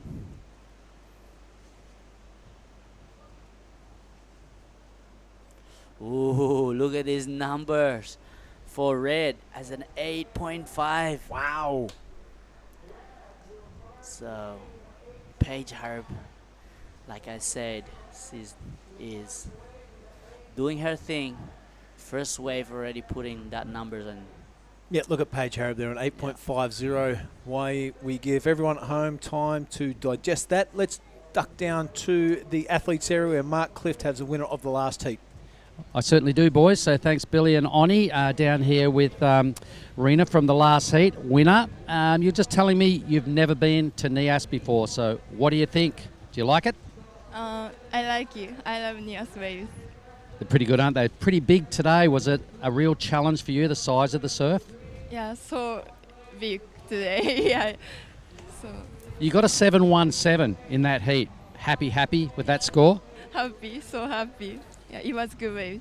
All right, now listen, you've never been here to Nias before, but do you like Indonesian food? Yes, nasi goreng. I've got something way better than nasi goreng. Look at this little thing right here. It's called a beg. Have you tried one of these? Bin, I love it. You love it? Yeah. All right, well, you deserve it. Well done. Would you like to say hi to Mum and Dad or the folks at home in Japanese? 応援ありがとうございます。今日波大きくてちょっと難しかったんですけど、勝ってよかったです。次も頑張ります。Woohoo! You're a ripper. Thank you. Thanks, guys. Yeah, good on you, Mark. It's good fun, those interviews. Everyone get a bit more comfortable as the contest goes on. So thanks for a very entertaining post-heat interview, Clifty. Yeah. All right, Paige Harab out to a strong start. Run us through those scores, Oni. Yeah, well, for everyone who's watching, Paige Harp got an 8.5 as her first wave. And second place right now, the surfer in blue, the Japanese surfer, is open up with a 6 points. So both of these surfers only have one score on board. So very exciting. Only 21 minutes to go. Emily Burke is still chasing those scores, and Raya Campbell also. Yeah, the set. Look at this set. Is wow, man. We're still waiting for some more action. Priority is with blue. Second priority with red. Well, here we go. Blue. Yeah, already got a 6 to a name is Mirai Akita. Banks off the top. She did get a 6, and most of it was from a really critical turn. That wave not offering the same opportunity. So it's back out to the takeoff area for Mirai. Looking to pick up... looks like a bit of a suspended priority for Raya Campbell there. You see that X in the box. You know what that's about, Oni? She's probably got kind of hold down with that big set came through. Yeah, so if you're sitting out the back and a massive set comes through and washes you into the, say, the impact zone, you don't lose priority. They just suspend it. So if somebody else goes out the back, they can take it. And when you make your way back up to the takeoff position, you regain the priority that you had when you got washed through. So it's a very fair system. Yeah, so for everyone who's watching live, priority is really important out here, especially it's a right point break, so you gotta take turn, you know, like can't just catch every wave you want. You gotta make sure you look at what number priority you are, and right now red is got the priority. So when there's a good wave come, Paige Harrop will choose. Oh, she's stuck in the set too. Also a suspended priority for red. So the girls not aware of that current pushing everybody into the impact zone. We've been talking about it all day. Did you experience it out there, Bononi? Yeah, when I get a wave and I get stuck inside, it's a long paddle back out, so you got to be fit. So I didn't really get it, but I saw a couple this morning. Look at these sets coming. Right, 19 and a half to go. We see the first priority holder, albeit suspended, making her way into the channel. She's past that buoy and the caddies, which means she has been dragged the entire length of the Nias reef system. Yeah. The wave proper anyhow. So that's going to be an energy zapping Yeah. paddle back out, though she has an 8.50 and there's still 20 minutes to go. So the length of a normal heat, if you like. And the judge is sending a really clear message, Johnny. We want to see you go vertical and go upside down and get as close to that lip and that pocket as you can, just as Paige's turn was. And if you do, you're going to get rewarded with a heap of points. Yep. So Paige right now be thinking like, damn, I got really washed away from this wave. But I got the 8.5, so she can only come back out and back it up, and she'll be on the game again.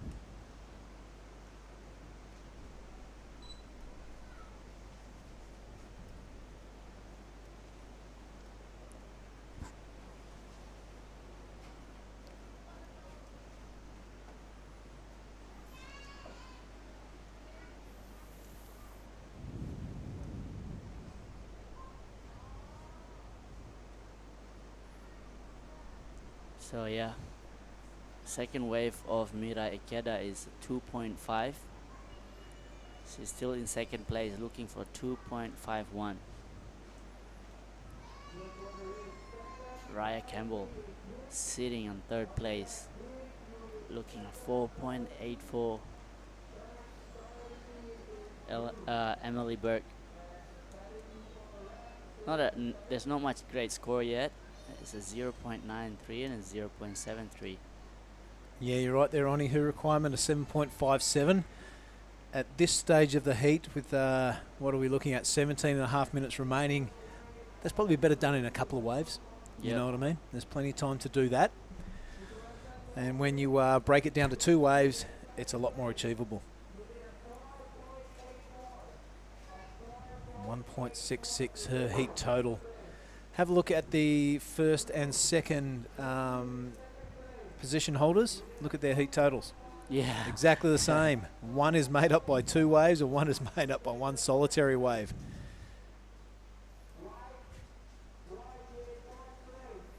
Yes, Paige Harp on an excellent score right there, on a single score of an 8.5. She must be happy right now, even though she's still trying to pal back out the back. I don't know where she is sitting right now, but that set really just washed her off from the lineup. As you can see, Emily Burke.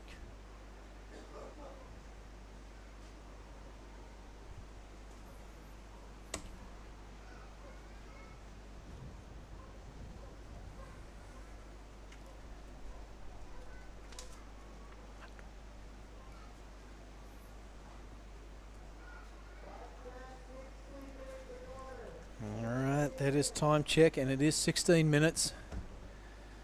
Song remains the same. It's the Kiwi in Paige Harrop out to a strong lead. 1 solitary wave, 8.5 points. You're feeling pretty good. Yeah, that's next heat. Getting ready. Charlie is with her dad. Which Charlie's that one? Charlie Hatley. Charlie Hatley or Charlie Hurst? There's 2 of them. Charlie Hurst is not on the screen, and yeah, Charlie Hatley and Charlie Hurst and Willow Hardy and Sara Wikita. That's a good hit. But that was hit number 4. Charlie Hatley's been surfing really good lately. She grew up in the Gold Coast, surfing Snappa, Diba, with Burley board riders. You know, the right-hander is not strange for her, so. Yeah, Ronnie, I hadn't seen her in action until Crewy. Yeah. And it really caught my attention. I remember doing a post-heat interview and say, well, who the heck are you? Where'd you come from? I haven't seen you before. Yeah, she told me last night that the wave, that she doesn't really care about the points. She just came to have fun, and she's only 14 years old. Wow. and surfing great. So yeah, here we go. We'll keep an eye on that one. She'll be on green. But right now in the water, Paige Harp. Here you go, Raya Campbell. Late takeoff right here. Can she make now? Yeah, getting stuck behind the white water, that's super frustrating. Looks like a great wave when you paddle into it, but you really got to keep that high line, don't you, and get that speed going to get around that section. Super frustrating for our surfer in green. Raya Campbell, she was in great form yesterday. Let's hope she can find a bit more of that magic in the remaining 14 minutes. And look at those requirements in the far right-hand column there, Oni. The 757 is a bit of an ask, but as we go up, the 251 for Mirai is not much of an ask at all to take that first position. What's not working in her favour is that one solitary score of an 8.50 in Paige Harrob's column. Paige has made her way out the back again, so the suspended priority has been lifted and picks up the first priority again. Yeah, Paige Harp is sitting comfortably first place again with the priority.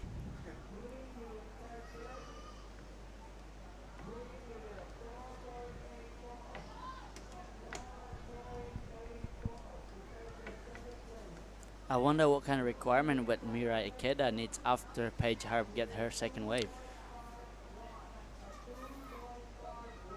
Yeah, what have we got? Just under 13 minutes. Yeah. You would assume that she'd get a second wave. Yeah, she will. We have been wrong before though, Oni, sitting in the chair. Very easy to be critical and why don't you just catch another wave? But once you're out there in the arena, it's a totally different story. Exactly. It's not easy. Easy to say, easy to look, but when you're out there, it's different experience. You're playing with the Mother Nature.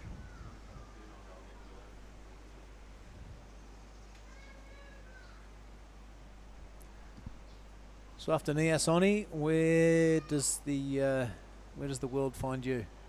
Back home. Which one? Bali, Lakey. Then I go to Philippines. Oh yeah, yep. For the contest? Yeah, just for the comp, and also love Philippines. It's so good. It's nice there. And then go to Taiwan, and then Korea. Wow, you are on the move, young man. Yep. And that looks like Willow Hardy and her old man Gene. All the way from Margaret River. A big hello to all the crew down there. If you are tuning in to watch your girl go around in the next heat, number 4.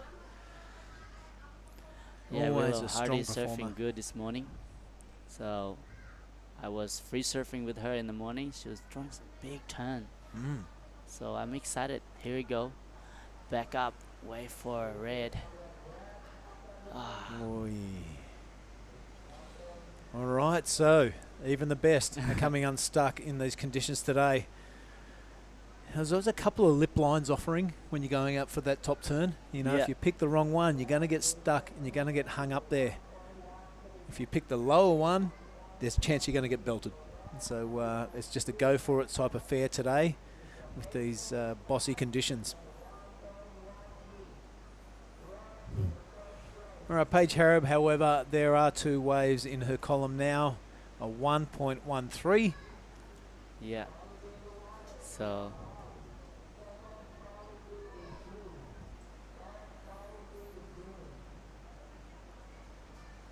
and just still a 3.64 to progress. This is Emily Burke now on her backhand. It's a smaller wave. However, she's showing a lot of face, so you're going to have to go big here to get any points. Not quite finding the flow there. Total bummer. 10 minutes remaining.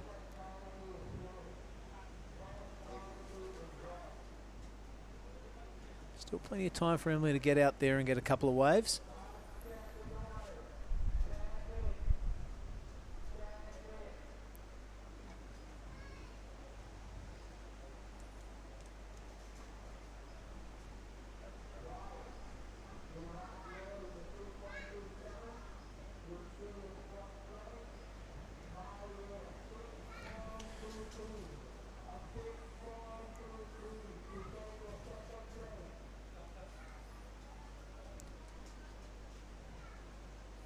right on in these half-hour heats, offering everybody ample opportunity to score.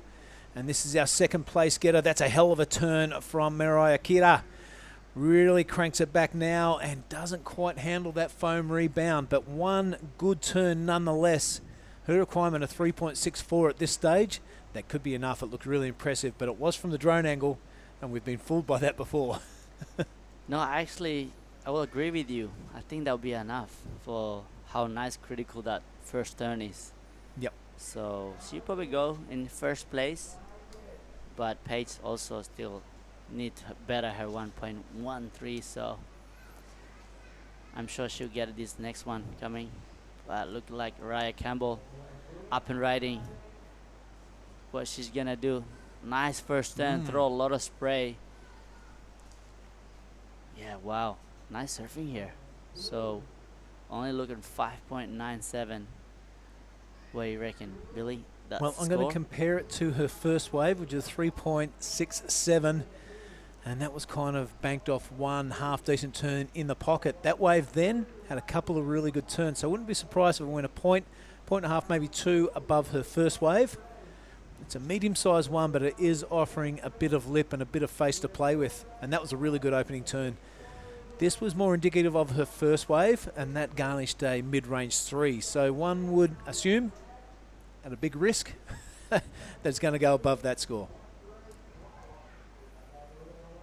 So we'll wait for scores for our surfer in green.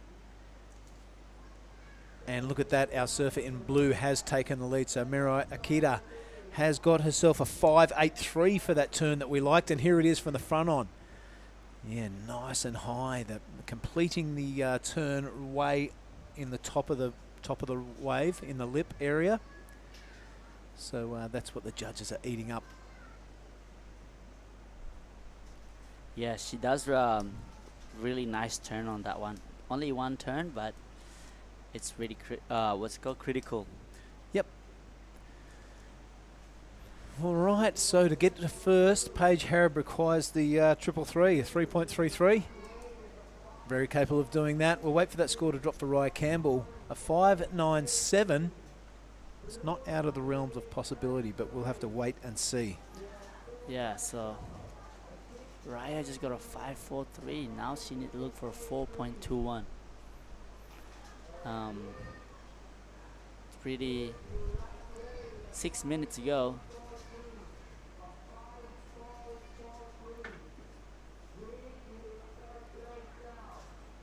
Things start to get tense, sub 5 minutes. Seems to be in every heat that we call. Things are getting critical, and you just got to make sure you stick to your game plan, hold your nerve, and don't let that panic creep into your thoughts. Yeah, so what is Paige Harp's game plan right now? Is she staying busy or just wait for the backup, properly back up? We should be looking at the clock, I imagine, or listening out for one of the Mardays, the beach announcers, to tell us she only has 6 minutes left as we watch Raya Campbell, a quick in and out. Only 6 minutes left for the Kiwi to take that first position. So she's thinking maybe I'll have time for one more wave. You're definitely not going to have time for enough for two. All right, Emily Burke, this is more like it. Yeah, this is nice surfing. First turn was nice. So, well, 5 minutes left. I think she's coming back in the game right now for Emily Burke. So yeah, we'll see what requirement after this.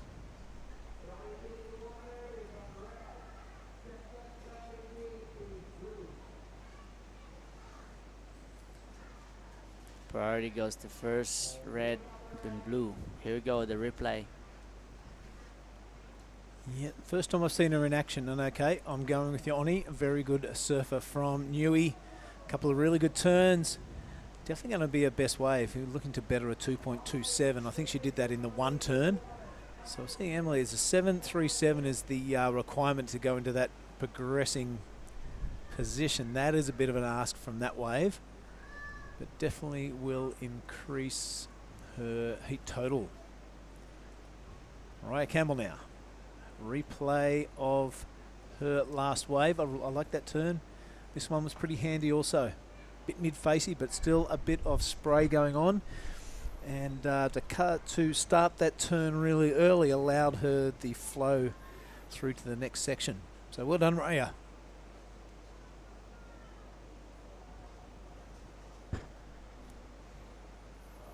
All right, the scores are in for Emily Berg. She got a 4.43. Right on. So now she records a 5.21 to go in second place. Still waiting on that score for Raya. Two impressive turns. Her requirement is a 4.21, and that will take Paige Harab out of the equation, believe it or not, with an 8.50 in her scoreline. It's not going to hang around. This could be the last roll of the dice for the Kiwi. There's 3 minutes, almost 4 minutes left on the clock, and that's a cracking turn. Really rewarded well on her last wave. Finds another section to hit. Paige Harab surfed this wave a lot and has the ability to find little sections like that to hit. I think that's definitely going to go improve on the 1.13. And a bit of a backup to accompany the 8.50. The front on view now, a bit of a late drop, so heaps of speed coming down. She did well to control it, and a hook under the lip looked really good. The front on view, a bit more representative of what this wave had to offer. So Paige doing really well to deal with all the lumps and bumps on this thing. And then, wow, just a professional display by Paige. Wow, that is so good. Well, Paige Harab definitely have another great score there for red. 3.33 she requires to go to lead. I'm giving it to it. Yeah, I think she will get. I think now blue will go on second. Raya probably require bigger score to go in second place. Well, it's going to 2 scores of consequence in the last 2.5 minutes. One from Mariah Campbell and one from Paige Harab. All right, things are going to get shaken up again. Oh, look at that situation change. Raya in second place. Wow. But we're still waiting for the last of red. So she'll be there for temporary.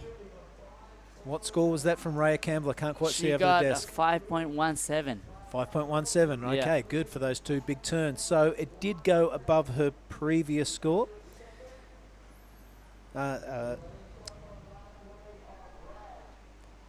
Correction, it did go above whatever I was banging on about, the 4.43 of Emily. But have a look at this. Paige Harab has come out with a 7.83. You pair that with her 8.50 and bang, straight into the lead. Mirai Kita now in second position. Raya Campbell has a new requirement and is a 6.40.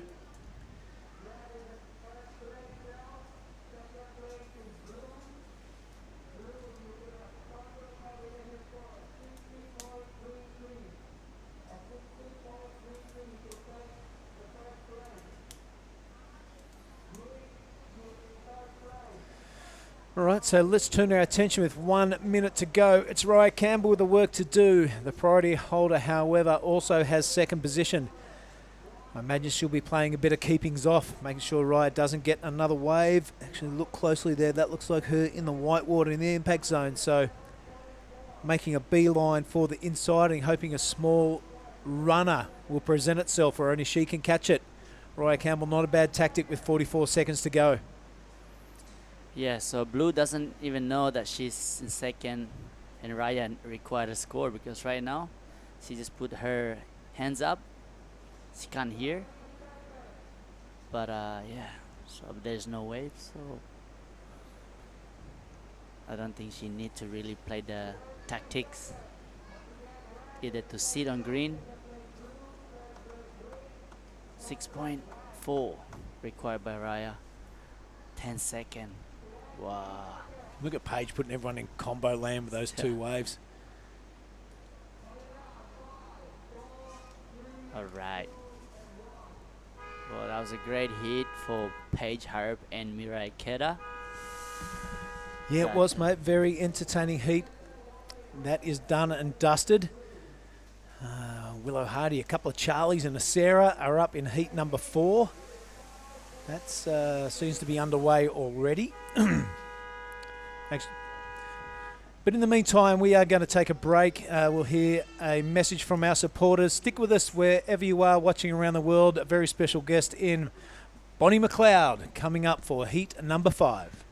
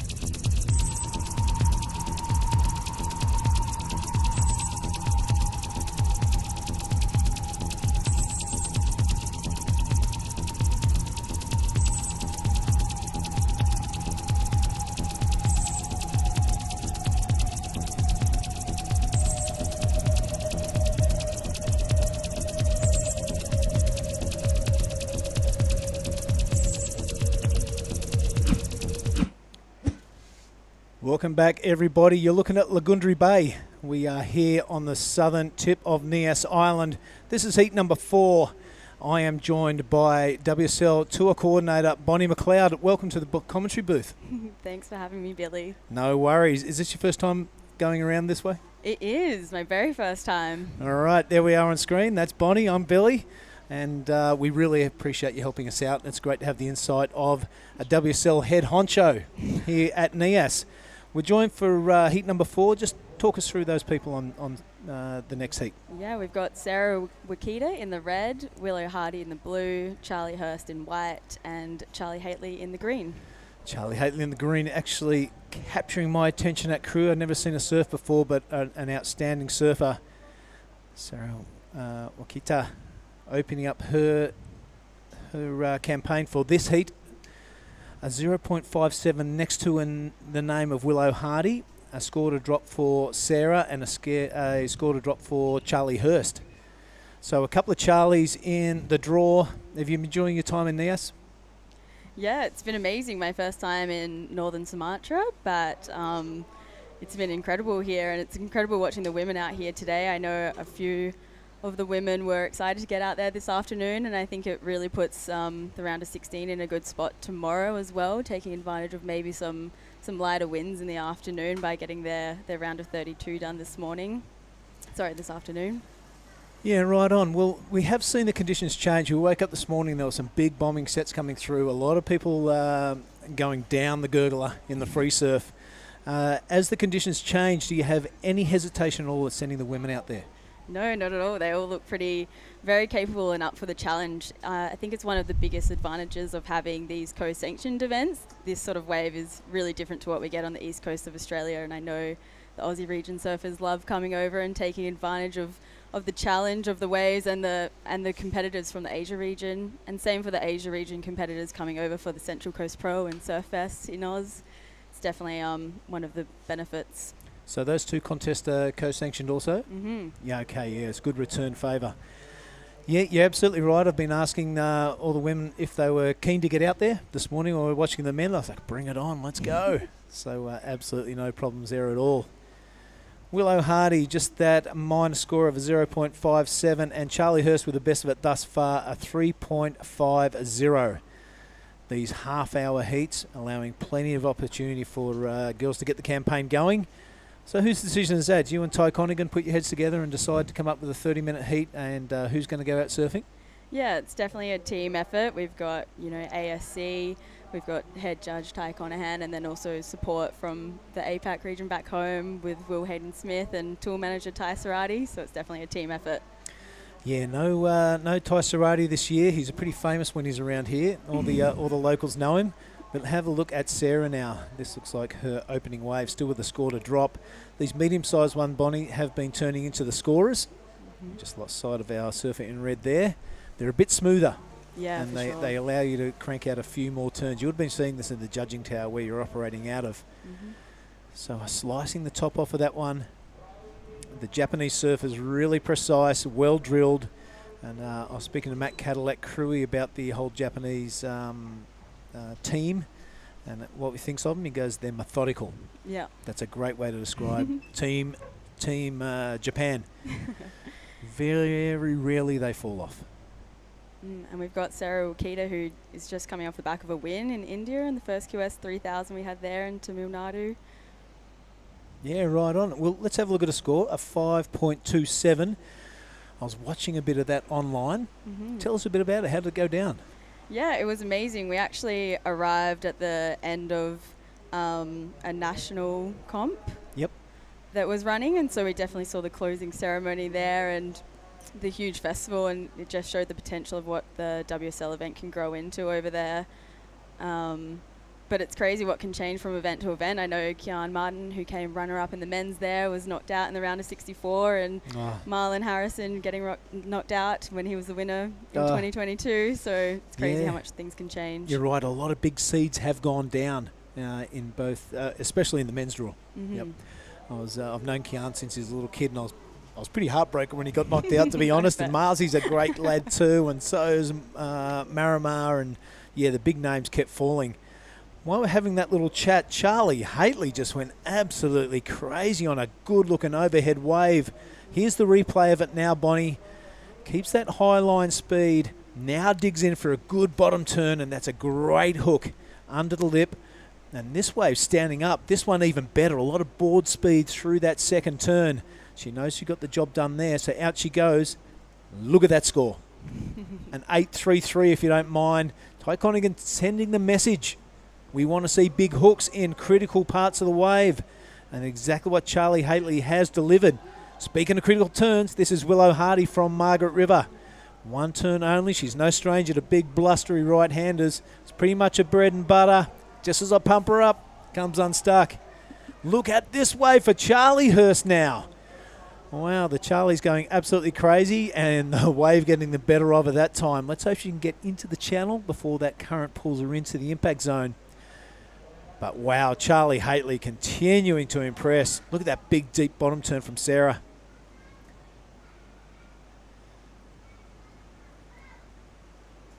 .833 from Charlie. Super impressive. It's good to see the judges letting that, letting the score line open up. But there's a strong message to send, and they started sending it with Paige Harab in that last heat. 16.33 a heat total. And wow, she went upside down, came down with a lip, and once that message is sent out and another surfer replicates it, you got to reward it. Yeah. Now there's plenty of speed, plenty of flow. This first turn was pretty good. This second one, though, really impressive. The wave stood up, and so did Charlie Haitley. Boom. So you've been around the scene for a while now, Bonnie. I keep seeing you at the Margaret River Pro. You've come down there for years and years and years. Do you enjoy doing the more remote contests such as Nias? Yeah, each has their advantages for sure. Like Margaret River is one of the most beautiful places in the world, but when you get to come out here and especially for the first time be introduced to a new community and their traditions. I know on, I think it was Tuesday afternoon, we got the chance to go up to the top of the village and watch the stone jumping. Have you Awesome, had the chance isn't to see that? I went last year, yeah. The commentators did the run last year, and there's the judging and the WSL officials this year. Super cool up there in the King's Village, isn't it? Yeah, it's incredible, and we were actually lucky enough to be there at the same time as a couple of our major sponsors for this event, the Bupati and Mr. Nazara from the Ministry of Finance. So there was a full welcome dance ceremony that we got to see as well. Awesome. Yeah, that stone jumping is something incredible. I was, you'd want to hold your surfers back because they try and get everyone to participate, and there's just no way. You're not letting your surfer jump over that thing. And Absolutely not. I was told before that on the top, so it's a 6-foot rock stone wall, And at the top, they actually used to have spiky bamboo, but that has since been removed. That's a bit rush. And yeah, it's for men in the village from the age of 10 upwards, the final step in their warrior training. Well, that's been historically. there is a big warrior culture here. At the 20-minute mark, Bonnie, let's have a look at this. It's Sarah Wakita out in the lead, a 5.27 and a 3.50. Charlie Haitley in second, just with that one solitary wave, but it is an 8.33. Willow Hardy, a strong performer in blustery big conditions, just has a 4.53 as her best. But let's keep our eye on Charlie now. She's on a bit of a roll, but this wave running out in front of her. That's a great tactic to stay with it, not just because you may get a scoring opportunity, but you're out on the channel now, a free paddle out. Charlie Hurst, 3.50 and a 1.17 for her. Plenty of time with that 19 minutes 10 seconds in fact remaining. The requirements are not massive. Charlie Hurst only needs that 4.84. Willow Hardy a 3.81, but Sarah about to make life a little bit harder. No, she's not. Our current heat leader will have to stick with that 5.27 and 3.50.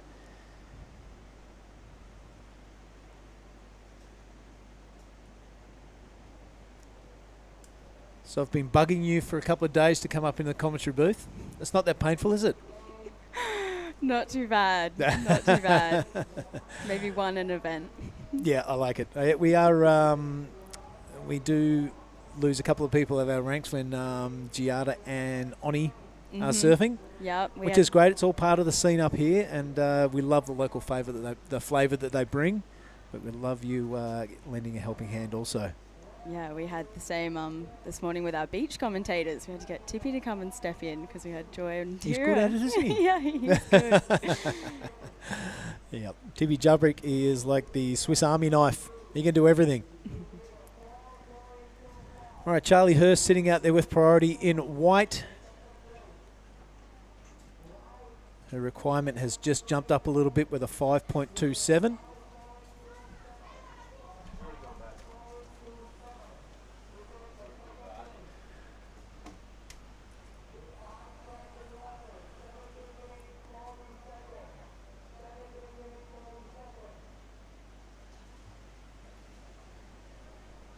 Our second priority holder now. Let's have a look at it. It's a nice overhead wave with a nice smooth face. Sorry, Captain now been relegated into second position. We won't be happy with that. Looks like a longer board she's riding, maybe a step up. A lot of rail in the water. But it's Charlie Haitley, the impressor, with an 8.33. Yet to find a backup, but still finds herself in first. 1.13 her second. All right, well, around the 17-minute mark, Bonnie, we're going to cross down to the athletes area where Mark Clift is about to present all the chocolates. Chocolates, Paige is pretty cool. She said, you can just write me an IOU, so that's what I'm going to do. Paige Harrop, defending champ from last year. Welcome back to Nias. That was sick. Thank you so much. That was such a good welcome back. You really stepped it up and busted in an 8.5 and a 7.83. You go pretty good out in front, don't you? It's similar to a wave back home, so I'm pretty comfortable in these conditions, but that was another level out there today. All right, so good to be back. Yeah, it's really good. I haven't surfed the last 3 months because I injured my knee, and I only got like 4 surfs in at home before I came here, so every surf out here has been a blessing, and yeah, loving it. Well, maybe no training is the new training, because whatever you've been doing just worked really well. That was pretty sick. So there's no waves going on at the moment. So what we're going to do is we're going to have a look at your... Well, there might be a wave going on. So what we'll do is we'll just pay homage here. She's not going too far on that. Let's quickly have a look at your 8.5 because Sam's queued it up. So let's see what that looks like. Check this out. Here we go, folks. Paige, talk yourself through it. I was just trying to hang on in that first drop and, trying to get that first turn in and... Yeah, I knew if you can get a second turn out there, then you're going to get a score. So, yeah, stoked with that start. Well, that chick was ripping. Hey, Good Mark, on you, Paige. Hey, yes, Mark. We've got a question coming. Go I have ahead. a question. Yep. If there's a wave similar to this in New Zealand, where is it And how do you get there? She's not going to say. And what's the name of it? No, Ask she's her. not going to say. Do not say what your backup wave at home is that looks like this. Keep it a secret. Yeah. It's just a right-hand point break. It's a right-hand point break somewhere in NZ, and you've got an IOU for a bang bang. Well done, Paige Harrop. That was sick. Cheers. Thanks, guys. Right, good on you, Mark, and good on you, Paige. Ever the professional. Absolutely. In and out of the water. That must be something makes you proud to be associated with WSL when you have personnel like that on hand. Absolutely, yeah. All right, though, that was going on. There were a few waves ridden, and Sarah is back in the lead, a 5.50 she has been rewarded with. But Charlie Hurst disappearing in the whitewater after that first turn, and that is a cracking second turn too. We're watching replays now. This was going on while the post-heat interview was happening. So Charlie Hurst putting her best foot forward. We're waiting for a score from her. We're also waiting for a score from Willow Hardy. She's looking to burn that 0.60 is Willow. Sarah Wakita back in the lead. Charlie Haitley looking to build on that 8.33. She has priority. It's a pretty good situation to be in. Very reminiscent of Paige Harrop in the last heat. Yeah, for sure. Now, I know you have to remain neutral, but any favourites in the women's draw? Let me rephrase that. Anyone surfing you really like? No, all of them, no favourites. They're all my favourite. But no, it's great seeing them all around the contest site here. This kind of reminds me of the setup at G-Land, that real surf camp style with the communal eating areas. You're all kind of together at the end of the day, playing cards and eating dinner and guessing what tomorrow's call is going to be. Yeah, or the next 2 hour call. Yeah, we have worked some good events, haven't we? We've done the Rottnest event. We did the G-Land event. Yep. Probably 2 of my favourites ever. Yeah, same here for Yep. sure. And there's heaps of similarities.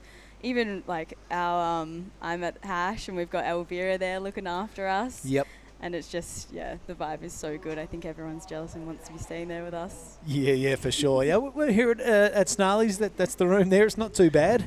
But you're right. That is HQ for the ASC and WSL crew while we're here at Nias. Yeah, the Rottnest event was really cool. No one nicks off to their villa afterwards. Everyone eats at the same place. Same at G-Land. Yeah. It was... all right. Someone's just done a bit of a bang steal, but it's for Paige Harrop, so it's all right. Yeah, we're running out of them. We are need to running out. restock for these coming heats. Yeah, we might have to get a WSL budget for a bit of bangs. It's Yeah, me and Mark, I can approve that for sure. me and Mark reaching in our pockets at the moment. I need to be up here with these. All right, all scores are in, so let's have a look at it. Nope, let's keep with the live action now. It's Charlie Haitley keeping us on our toes. Nice deep bottom turn. Her form is looking fantastic. Will this wave offer her another scoring situation? It won't. So it's the one solitary turn for Charlie. Might better that 1.13, 2.44. Who knows? We'll leave it up to the judges. Yep, the G-Land event, I loved it. It was really cool. Yeah. I mean, apart from Jack Robbo winning and the Surf and WA boys being out of action for a couple of days, it was fantastic. I bet. I know that was one for the books for sure. All right, Charlie Haitley with a 2.67. That's enough to take her into the lead.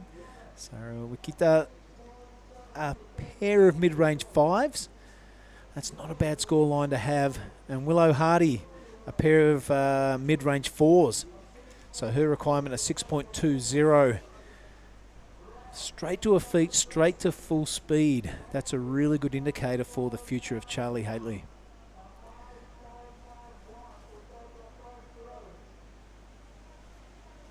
And what about that big party at G-Land? Were you participating in that? I did happen to wander by. My my seen the video. room actually wasn't too far from there. So yeah, I had to come through and I just treated it as my birthday party. I actually had my birthday when I was over there. So very nice. I'll claim that one. I'll tell you a story when that was happening. I was having a free surf and heard that music and everyone kind of started to gravitate towards the athletes area. Tom Carroll and Rizal paddled out. So I'm thinking the sun's going down. There's like 4 people out. So I just sat there and watched Tom Carroll and Rizal Tunjung surf G-Land I'd catch one wave, sit there and watch them get a couple, get out, struggle onto another one. It was one of the highlights of my surfing life, watching those two surf G-Land. While you were in there popping the top off a few Coronas. A pretty memorable day all round for everyone, I reckon. It was fantastic. It's fantastic.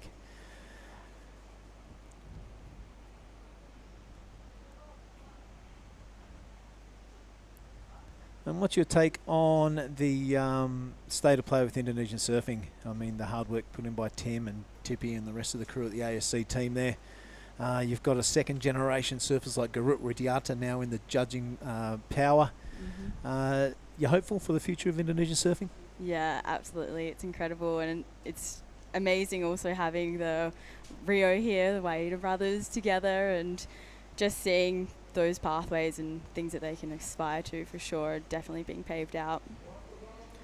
Yeah, it is very encouraging. There we are on the screen. This is Bonnie McLeod. She is the WSL Tour Coordinator, amongst with a bunch of other hats that you put on during the contest. When there's a bit of emergency, this is the go-to operator. Hope you're enjoying your time in Indonesia, Bonnie. Yeah, absolutely. And this has been one of my favourite events here because it's actually quite cool. My last few events was Krui and then followed by India, and those were just, 6 or 7 degrees hotter. So this one's a nice one for sure. Right on. Now, have a look at these sets pouring through. Charlie Hatley's staying busy, having a look. She's a 4th priority, so it doesn't really matter if she has a sniff or not. Sorake in the red holds priority, and her requirement is just that 5.51. 8.5 minutes remaining. 2.67 doesn't really sit pretty next to that 8.33, and Charlie will know that.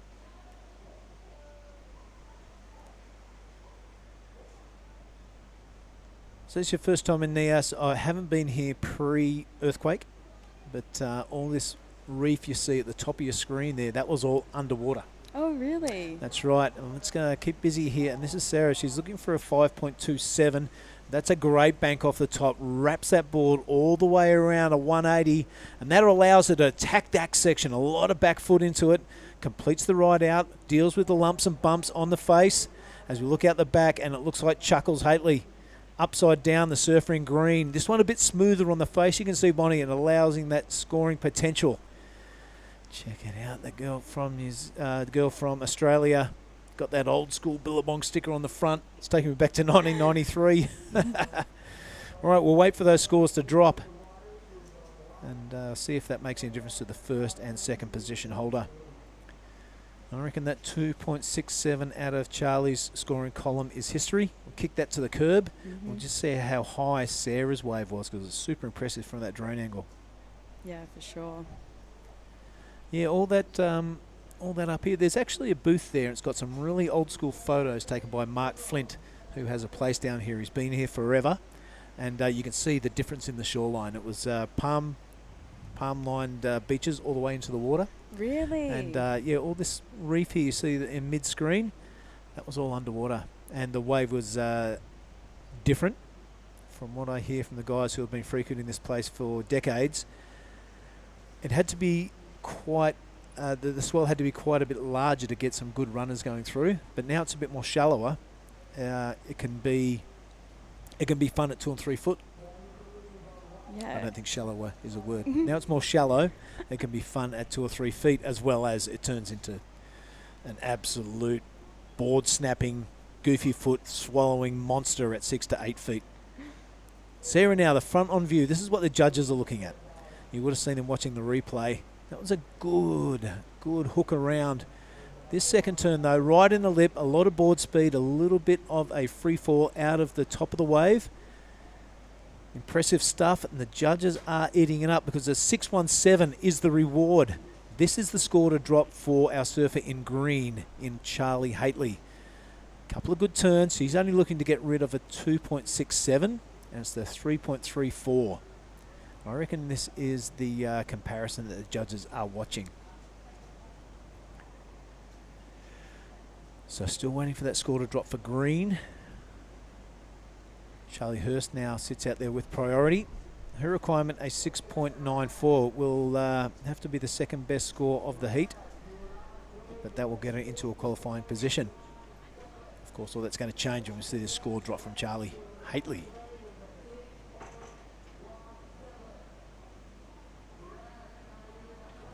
So a couple of Charlies out there, and their initials exactly the same as well. Yeah, as a way to confuse the commentator. It's funny you say that about the reef, because I know a few of the competitors and broadcast guys were saying that they reckon they discovered some rock pools here last year, and I claimed that probably wasn't right, but maybe it was an actual recent discovery since that reef is now elevated. Well, Willow Hardy's not going to expect the reef this time. She handles that drop beautifully, and that's a great looking wrapping turn. This wave kind of filling up full of water. Hopefully there's a bonus section on the inside for Willow. It's not looking good, but she's persisting with it. A bit more shoulder work as opposed to lip work for Willow. Looking to improve on a 4.53. All right, Charlie Hurst now. This is her priority wave. A nice smooth face. Nice deep bottom turn and a cracking top turn to pair that with. I think he's going to get another opportunity through here. A bit of bunny hopping around these sections. Well, I think at this stage of the game, Bonnie, you're just going to have to throw it up there and a bit of a half-court Hail Mary, because a 7.60 is the requirement and we are sub 4 minutes. So Charlie Hurst there using her priority. The game plan now will be to sprint out the back and see if she can sneak into another one. Look at all that water moving in front of the camera there. Hard work if you fall off. Absolutely. Well, just getting back to that discovering tide pools, the earthquake did happen in 2004. Oh. So, so I knew they were lying. Yeah, they have lending it for sure.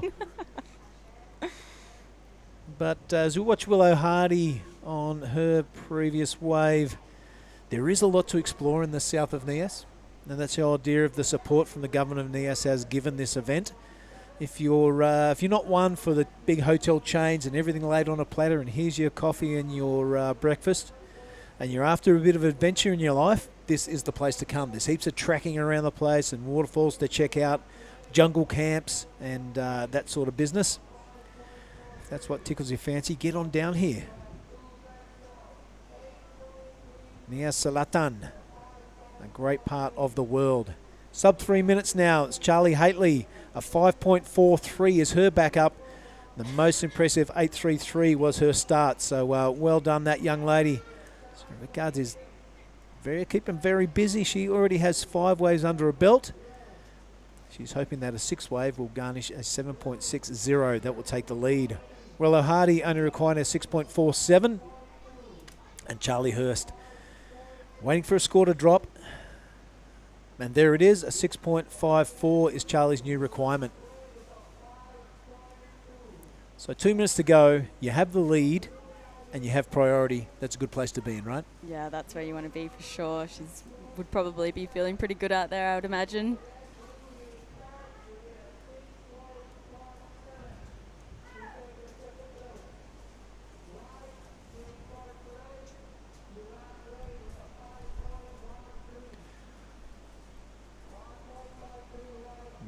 Willow Hardy kind of running out of time.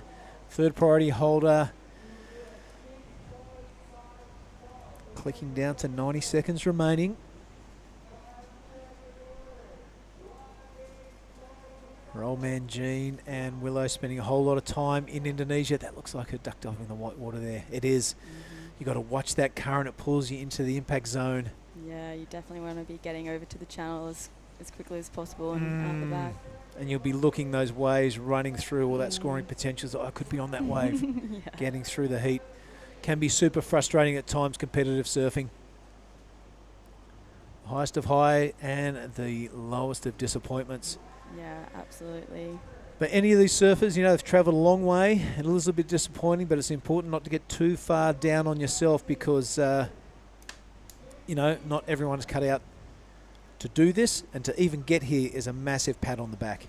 Absolutely, and Willow was also in the Pro Junior, and I guess it's just all experience that she's going to bring back with her next year, and can't wait to see how much she'll advance. Yep, and at such a young age, she is a competitor. She's a fantastic surfer, and has been around the contest scene in Western Australia for quite a while. The second priority holder now. This is Sarah, a big requirement of 7.60. This wave looks like it's filling up full of water, and it's not going to offer too much open face to garnish those points. All right, here is the heat leader, Charlie Haitley. Bit of a victory lap. Checks the time, no worries. Pretty casual. Under 5 seconds now. We have scores to drop for green and red, but I'm kind of guessing that that is going to be the result. Commiserations to Willow and commiserations to Charlie Hurst. We'll wait for those scores to drop and get you the official results as soon as we can. All right, Bonnie McLeod, stick it there. Thank you Great so job. much. Fantastic having them in the commentary booth. It's always fun to have a WSL head honcho there. There she is once more, folks. We are going to sign off from heat number 5, go to a break from some of our supporters, and come back with more action. It is going to be heat number 6 of the women's round of 32.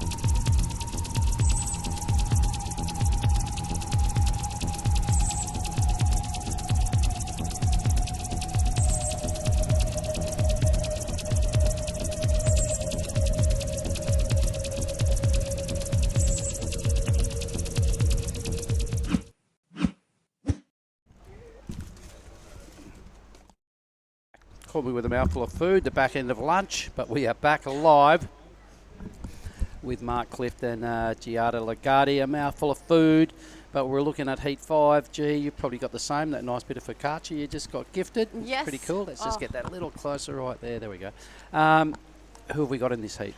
All right, so in the red we have Anon Matsuoka, in blue we have Holly Williams, in white Elise Cooper, and green Freya Prum. Wow, this is a great matchup for heat 5 of the round of 32 today. We'll be finishing this round off, so 3 more heats. Yep, a good afternoon. The tide's pushing in. Geez, we were both in the Hash family restaurant just then, and some big old sets rolling through, and Willow and Charlie. Geez, there was some, and Sarah. There was some hooting and hollering going in there, because when the big sets came, the girls didn't hold back. They were just going for it. Yeah, there were some massive sets coming through. And you know what? It's super fun out there. It's pumping. This is definitely what we were waiting for. Yep, it's here. And what I think we're getting tomorrow is kind of this plus a little bit of an offshore. So that's going to go down in as a famous finish to another great event here at Nias. A little bit of the small stuff to kick the week off, but so long as it finishes with a bang, that's what people remember. Yeah. Like last year. Yeah. The second last day was gold. Just the day Marzi Harrison won, and Paige Harrop, who I just had a chat with. So let's have a look at this. Early days. See your Bonnie steps out, having a chat in there with Billy.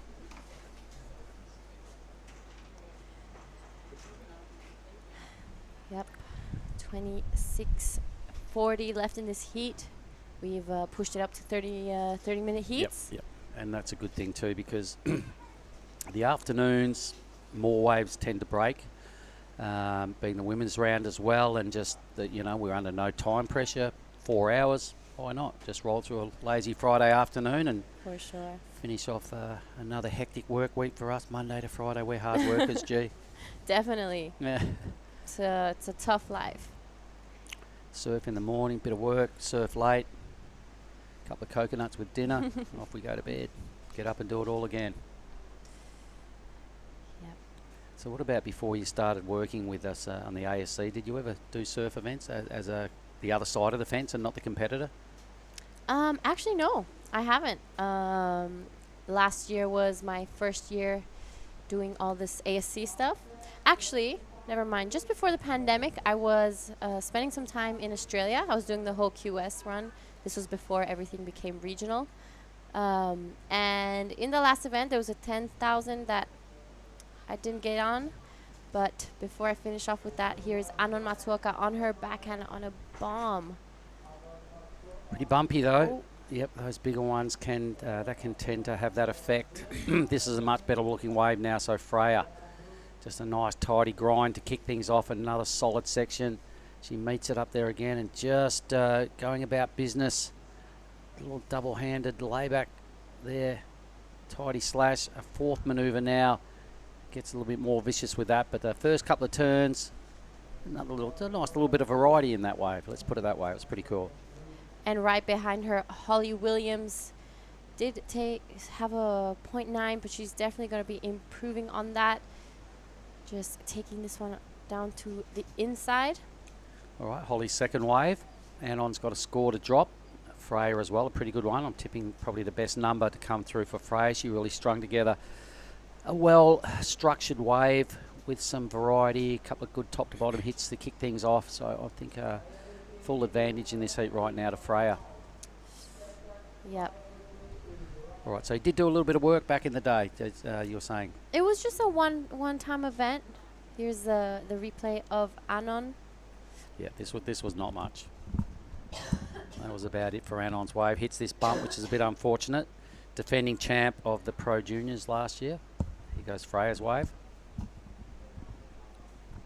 This is, I'm calling probably the best wave of this exchange. Oh, for sure. Yep. She caught the second wave of the heat, which tends to be just a little bit smoother on the face. Runs a little bit nicer. And everything about it, there was, very little downtime between moves. There was no bogs at all, so she kept it all clean. Here goes Elise Cooper now. So all four surfers will be on the scoreboard. Elise, a strong backhand campaigner. When she gets it together, she can end up in the winner's circle quite easily and often has. Yep.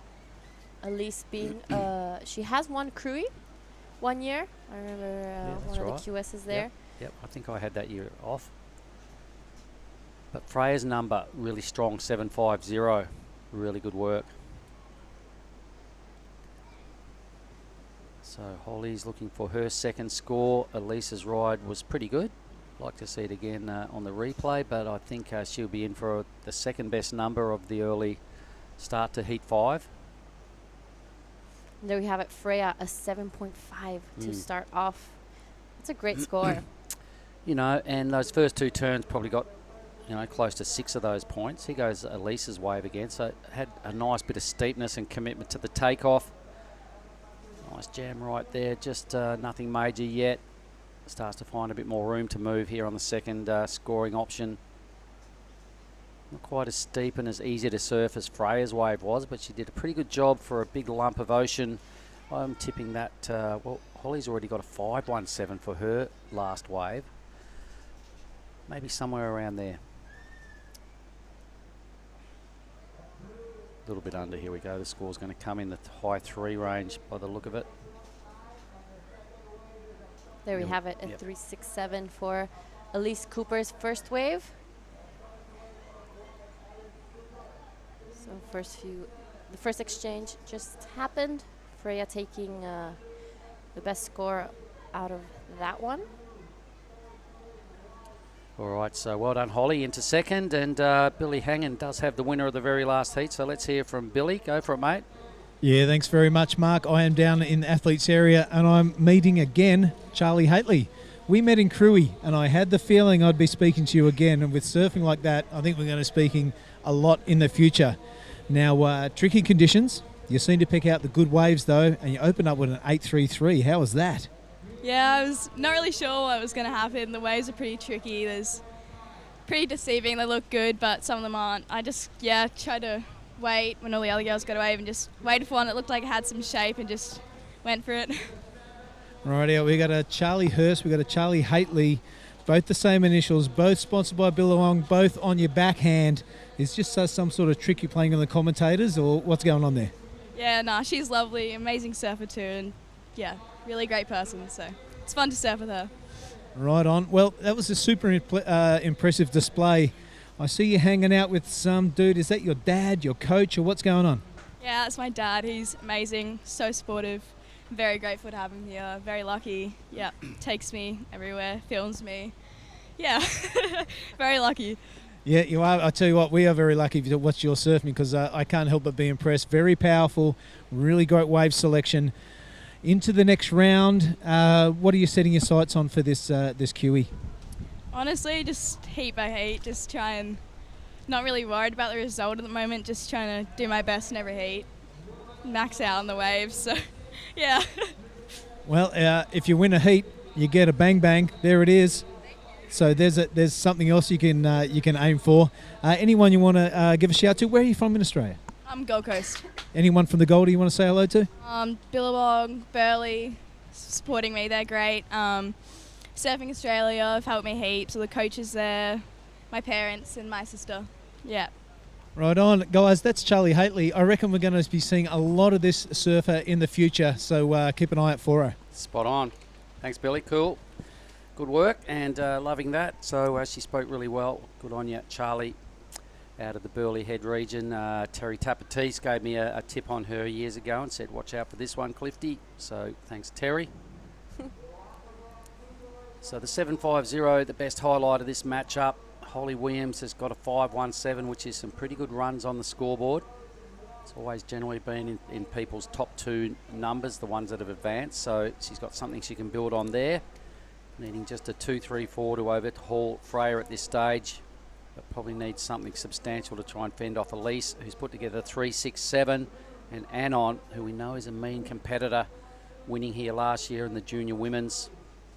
Puts up a lot of good clips and seemed to be one of the leading chargers on the Japanese women's side of this QS challenge. They're really charging hard. Yeah, I've said it before and I'll say it again, Anon Matsuoka is one of my favorite surfers to watch and to be around. She's so friendly, she's so nice, and she's down here with her mom. Her mom's filming her all her heats, all her free surfs, and she's such a hard worker. She's on the Challenger, and I asked her a little bit about it, and she's like, I'm so excited to be going to Brazil for the first time. She's still a junior, so she'll be heading there again for the ISA. Yeah, Anon Matsuoka, winner of the Krui Pro this year. Yeah, look, she's got a huge future, I'm tipping, and already on the Challenger Series as a junior. You know, she's got years of improvement ahead of her, so that's a deadly thing for anyone else that's trying to get out of that Challenger Series into the you know, the narrowest of spots available in this World Championship Tour. But I think Anon, you know, has just got to keep the belief alive, because I reckon she's on track, a collision course with a spot on the Challengers World Championship Tour at some stage. Meanwhile, they're all paddling pretty hard, some big old lumps. They all disappear behind this thing. Definitely looks like there's two more chunks coming through. So let's have a little look if anyone's in position. A mean little double up. They all have cottoned onto the fact that good idea to let the first one go. Oh, that thing explodes. A lot of power in the ocean here. Straight southerly swell pushing right into the Lagundri Bay. Here goes Freya. So fresh off her first score, being the 7.5, a pretty big hit to kick things off. This is rapidly turning into another big score. Kind of a funky layback there, but a scoring manoeuvre nonetheless. Third little schwack there. May decide to sign off. Playing the game, looking rock solid on her feet. Yet a fifth turn. Why not? Righto, so Freya will add a considerable number as her backup score. That was pretty good. Did you like it, G? Yeah, I like it. I think that's definitely going to be a pretty good backup. I don't think it's going to be a 7.5, but I think that was smart surfing. She had third priority, so you know, just to have that backup. We have seen some pretty big lulls come through as well, so I thought that was smart surfing from Freya. Yeah, I wonder how she got that wave. Have a look at it again for us. Here we have it. I think this is going to be the money turn. Bang, you know, it was under the lip, and Lots of water out the back, a little bit of a variety, and to keep things interesting, as she just takes a few more turns out here to just finish this one off. All right, for sure that'll be up there with one of the better numbers of the heat as well. Big wave, good start. Didn't put a foot wrong. Jamming out a number of manoeuvres. It'll definitely be a solid backup. All right, another little double up starts to present itself. There's the view from the Hash family surf camp. That's where we have most of our meals and some Arvo delights. Watching all the free surfing in the afternoons from that view is pretty cool. That's got to be Studer's green bottle. He's a demon, Luke Studer. He loves it. He generally beats us in there by about 2 hours every afternoon. All right, and there's the big man himself lounging around in the corner, Hash. Half time now in heat 5. The judges still having a think about Freya's score. They're probably watching it, comparing it against her first. I think it's going to be a bit under. Maybe they're looking at it compared to Holly's to see. I think it's somewhere in between those two numbers. Oh no! Late effort from Anon. Still seems to be going backwards there. Oh, that's one of the worst things in the world. You like trying to go under a wave and you just feel it suck you over. You're like, no. What about when you paddle for a wave and realise it doesn't look that good in the end? I don't really want it, and you're like, whoa, and you only just pull off it. Do you know what I mean? How's that moment of doubt? Oh my God. Sure, everybody out there knows exactly what we're talking about. There we go, a 5.33. So definitely a good backup there for Freya. Has the two highest scores of this heat right now. 12.83 is a pretty great way to start. Ridden 2 ways, made them both count. Can now afford to really take a bit of risks. You'll definitely get another opportunity or two, maybe. Yeah, we've definitely seen many of the heat winners with a heat total like that. So it'll be nice to see her let loose a little bit as we see Holly Williams now an opening ride, a nice cutty. Unfortunately, doesn't make it to that second section. She's looking to replace a 0.9, and I think she's done it. Yep, look, she'll extend her hold on second, already having the third best score of the matchup, a substantial 5.17. Nice full wraparound cutback though. She really committed to trying to bounce off the foam. May have cost her the next section. Doesn't matter. She put together a 3.07 and comfortable in second spot. The others both need now Elise, a mid-4, and Anon, a kind of a high 5. Yeah, this is strange to see Anon so quiet in the first part of the heat. I remember. All right, the big wraparound cutty here. I like that. It was a full commitment to just complete one big move. Yeah, that was really nice surfing. I haven't seen one of those yet. No, not many people go all the way around to tag and bounce off the foam, especially first move. So taking a slightly different line there, Holly Williams. At this stage, her decision making is paying off. She's into second in a pretty gnarly heat. All right, there's one of Studi's boards. I imagine that's Jasmine's. Back to the live action.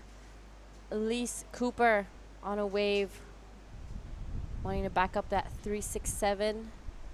She's going to take this one to the inside. See if she manages to get any extra points from in there. All right, in fact, Jasmine Stewart is in the next heat, so that was her quiver. She's getting ready to deal with heat 6. The caddies out there in the channel supporting their charges. That'll be Elise's caddy. We can see our water safety team out in the prowling in the lineup, keeping an eye on the competitors. There's Billy, there's Luke Stewart, Dadzi. He's already getting animated. It's not your heat, daughter's heat yet. Relax, Luke. He might have been given a cheer. She's probably off to collect a rashy. There she goes. There she goes. So Dad just giving her a last little rev up. She's got a caddy there as well. Can't see who that is under the hoodie. All right, so Billy and Luke down there talking tactics in the contest area in the Hash's restaurants. What did you think of this wave of Elise's? It was a nice first turn. I think maybe waited a little too long to do that first one, but it was really well done. 4-4-3. This is what a 4-4-3 looks like. So did lots of work. Probably nothing too brutal after the first effort. That's why the score is a little bit reserved. Green's trying to hear where she's coming. Well, you're having a great heat. Just got to be confident. Your act's looking really good, Freya. Keep up the good work. Same with Holly. Second spot, surfing a pretty smart heat. Elise Cooper now has brought her requirement down. She now needs a 3.82. And Anon desperately needs another wave. She's got top priority. She's only put together a 2.50. Almost got sucked over the falls on one wave. So she's let 20 minutes trim off the clock, and most un-Anon-like, not really having a great time out there. Yeah, I remember seeing her in Cruy. Part of her, heat tactic was starting early, getting those first two big scores early, and now she has been pretty quiet. We've reached halfway, and yeah, she's lost priority in that last one, but regained it now. So we'll be seeing her take off. We saw there we go. We've seen yesterday people win heats in the last 5 minutes. So yeah, hopefully Anon can pull that off. Come this way a little bit more this way. There we go, guys. There we go. We got some dignitaries in here. If we could just crouch down a little bit, guys, if you don't mind, that way we can see you. We'll get you on stage. Here we go. Come on, let's go with this. Maybe a little bit more. There we go. We've got some friends of Tippy in here. I imagine some of our sponsors or dignitaries or whatever. So they're up here at Snarley's surf camp, having a look at how it all works. This is how it works. There's 9 minutes remaining, you guys. Greenie's in the lead, first place right now. First. Okay. Her two scores, a 7.5 and a 5.33. So she is leading. Her name is Freya Prum. The girl in blue, Holly Williams, is coming second with the 5.17, a 3.07. For her to go into the lead, she needs a 7.66. So we get to see all the waves on our screen. We get to see replays. Nice little close bit of footage there to really give us a good look at what they're doing. So this is Anon. She's in fourth spot. She needs a pretty big score. Yeah, she needs a pretty big score to get up into second spot. But you can see she's a really good surfer, guys. So Anon needed a 5.74 to go into second position. All right, so if you hang in there for a minute, you'll probably see a replay of that wave in a moment. So our production team are doing a really good job of putting a world-class TV show together, live show, in a fairly remote area. So they're really killing it. So you watch this. Any moment now, we'll see that wave again. 8 minutes remaining now of a 30-minute heat, so it's coming down to almost finished. Here's the replay. Here we go, guys. So have a look again. This is Anon Matsuoka on her backhand. Gets a little bit stuck and hung up on the top on that last wave, but she manages to ride out of it. Does a few cutbacks here. I don't know if that's going to be the 5.74, but it's definitely gonna. Well, it's a 3.50, so it's become Anon's best score. So now to go to second spot, she needs a 4.75. All right, she's got 7 minutes to do it. That's how it works. It's part of our job.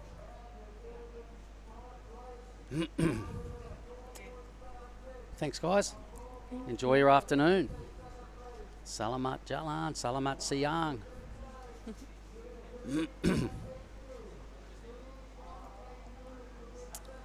All right, so trying to make a late comeback here is Anon, and we normally see her as a front runner in most heats. She's generally setting the pace. She's going to have to see how she attacks and how she holds it together, having to make a comeback. Yeah, it's a little bit of a race for second at the moment.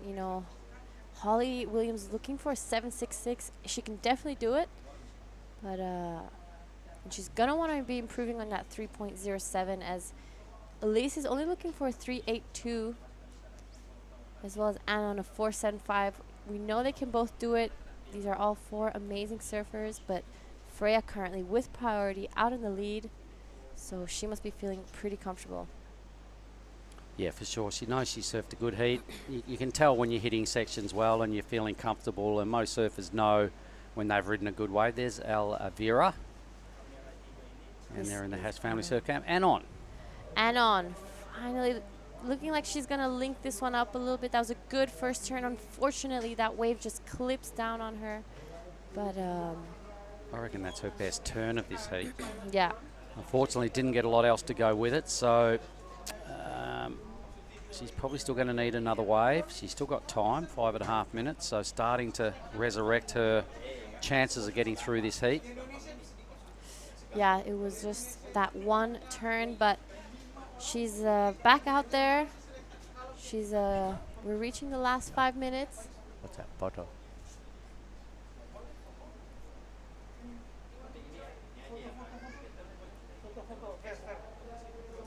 Here's the replay again. So let's have a look at what we're calling Anon's best turn of the heat. She squares it up and really tagged the lip on that wave. It's a real pity there was nothing else on offer there for her. So Anon's score, I think, is still going to be rewarded. Meanwhile, Elise Cooper drops into this. I'll stay with the live action. G's posing for some photos up here in our commentary area. There's a fair bit going on. Elise Cooper weaves around a competitor. Flicks off wave number 3. Elise was in second, needed a 3.82. Pretty handy little wave for her. And Anon, we've still got a wave to come for Anon to confirm her position. Yeah, so Anon's score is in, 3.83, her best score. Brings her requirement down a little, but I think someone else has done something. Holly Williams has put together a 3.9 as her backup score. So that's now leaving Elise chasing a 4.65. Yeah, we're reaching down the last 4 minutes. Freya's been pretty quiet. She got 2 waves this entire heat. Pacing herself. Yep, Just she's chill. in first. Yep, might as well. She's not rushing. Got 3.5 minutes thereabouts to ride another wave into shore. She'll be able to have a bit of fun with this, trying to improve on a 5.33. The others are all a fair way behind. They're going to need somewhere in the 8s to catch her 3rd and 4th. Yeah, Holly did increase her score a little bit, so that created a little distance between Elise Cooper and Anon Matsuoka. Now Elise looking for a 4.65, Anon looking for a 5.24. We'll see as we reach these last 3 minutes of the heat. Freya's gonna be on probably the best next set, so it's all a race for second now. I think I can pretty much confirm it. Yep, Freya's been most patient here. She's really maximised the start of a heat here to put herself in a good position where she can afford to just sit there really relaxed. And maybe we'll get to see her on another opportunity. I'd like to, because she seems to be in pretty good form. She won a first heat. She's about to win a second heat and put herself into the round of 16. Yeah, unfortunately, I didn't see her first heat a couple days ago, but apparently it was a really great heat. She got an 8, yeah. She was the first surfer to get an 8 that day out of those first 4 heats we ran. Yeah.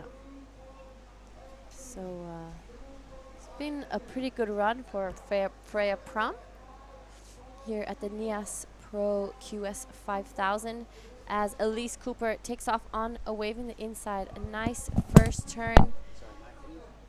And unfortunately doesn't manage to ride out of this one. Looking for a 4.65. We'll see if she'll manage to get out there in time to catch another one. But with fourth priority, it's looking a little tough. It's been a real battle for second place this whole heat since Freya dropped that 7.50. Really strong form, really good surfing, polished positivity out of Freya on all her rides and all her moves. Showed a nice bit of variety as well in this heat, so congratulations. Wisely, worthily leading heat 5. Pretty close all round, really. Less than 2 points separating second, third and fourth. Anon's in the hunt. Fortunately, she does have third priority. She looks at a tiny little wave, which might have been a little panic moment for Anon. Rarely have I seen her in a position like this, trying to fight away off the canvas. Yeah, it's very, very strange to see Anon. You can see now she's in a scramble. Yeah. She's playing. starting to look at some pretty ordinary waves, which tends to show that she might have lost her composure here. Desperate for a wave, but she might just need to move away from the other girls, maybe. Sitting right behind the others with priority in front of her. There's the action replay of Elise Cooper.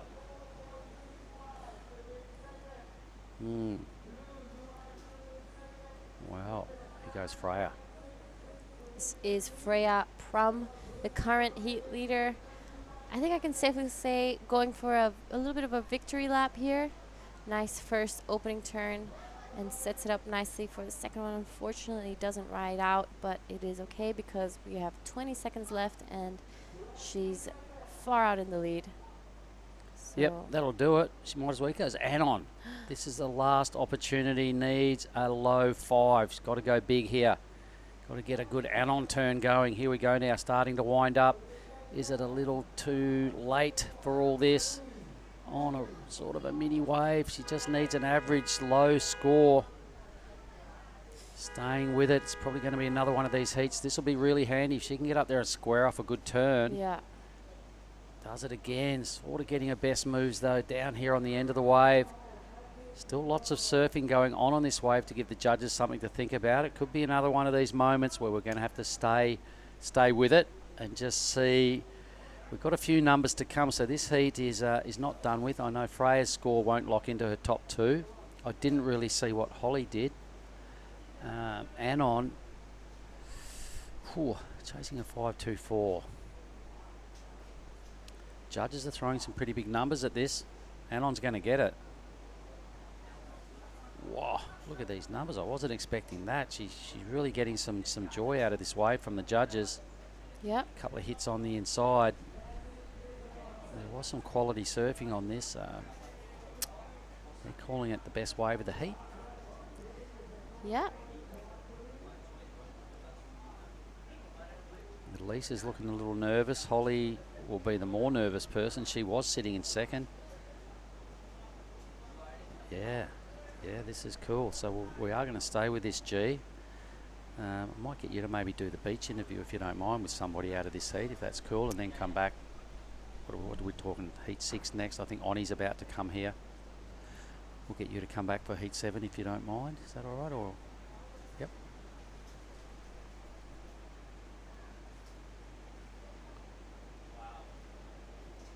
All right, Heat 5. Well, what about if I do it and I can come back and do the last 2 heats with Billy?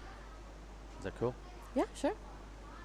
I'm easy. Well, she's going to get the score here. The judges are reassessing. Still haven't got a number for this. So unusual situation here. Some numbers did appear. We almost had an agreement. So they're looking for 5.24, and it's a 4.07. 4.07. And then, yeah, I don't know what those other numbers were. That was a little typo. So there we go. She's probably going to get the news in a moment that she is out of the draw. All right, so what we'll do is we'll bring in Oni Anwar. I'll go down and have a chat with Freya, and we'll be right back shortly, everybody, with the start of Heat 6. Don't go anywhere.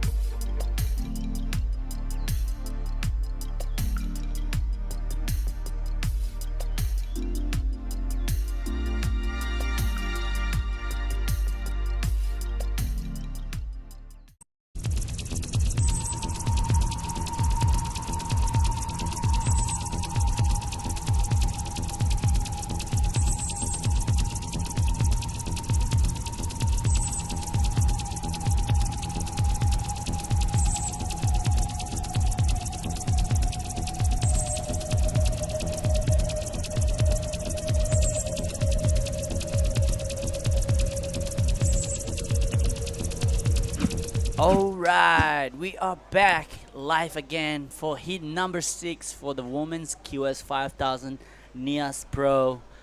Look like some good wave coming through. Giada, how you doing? I'm good. How are you? I'm great. Just the waves are pumping out. There's some big sets coming through, which are a little bit big for. I mean, like, it's pretty big out there. It's pretty big. What do you think? You were surfing before. I think it's super fun, but there are definitely some really big sets that you do not want to be on the inside when they're coming through. And talking about this heat, we have in heat 6 of today, in the red, Philippa Anderson, in the blue, Mia Hupats, in white, Jasmine Studer, and in the green, Ella McCaffrey. So yeah, big names in this heat. Round of 32 of the women's. Yeah, that's White already put a score on the table at 3.17. Jasmine Studer from Legian, Kuta Beach, and Mia Huppert just a 0.67. All right, so that's still early in the heat. For the time, it's the 27 minutes. It's a 30-minute heat. Is that enough for out there? Yeah, I think so. There's definitely enough waves, and the 30 minutes are super helpful. An extra 5 minutes from the round before, and I think it was well decided as there are a few lulls, so it's helpful. And this is Ella McCaffrey, a huge finisher. Yeah, she's always going big for that end section. She doesn't hold back, but also I'm looking forward to see the red Philippa Anderson. She haven't got a wave yet, but once she get, I'll be excited to see what she's gonna do.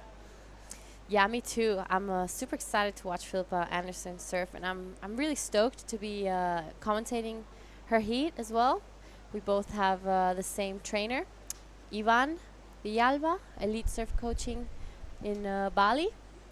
So I did spend some time with her and Ivan when she came to Padma and Canggu. We were training together. It was super fun. Yeah, Philippa is such a good person too. So it's like big heart, and she surfs good as well. So that's the main thing. Okay, well, let's watch what's going on in the water right now. So we have, how many heats we gonna run today, Giada? We are on heat 6, and we're gonna be running until heat 8 of Okay. this round of 32, and then it's time for free surf. Perfect. So meanwhile, we're gonna go see the last heat winner with Mark Cliff down there. Go ahead, Mark.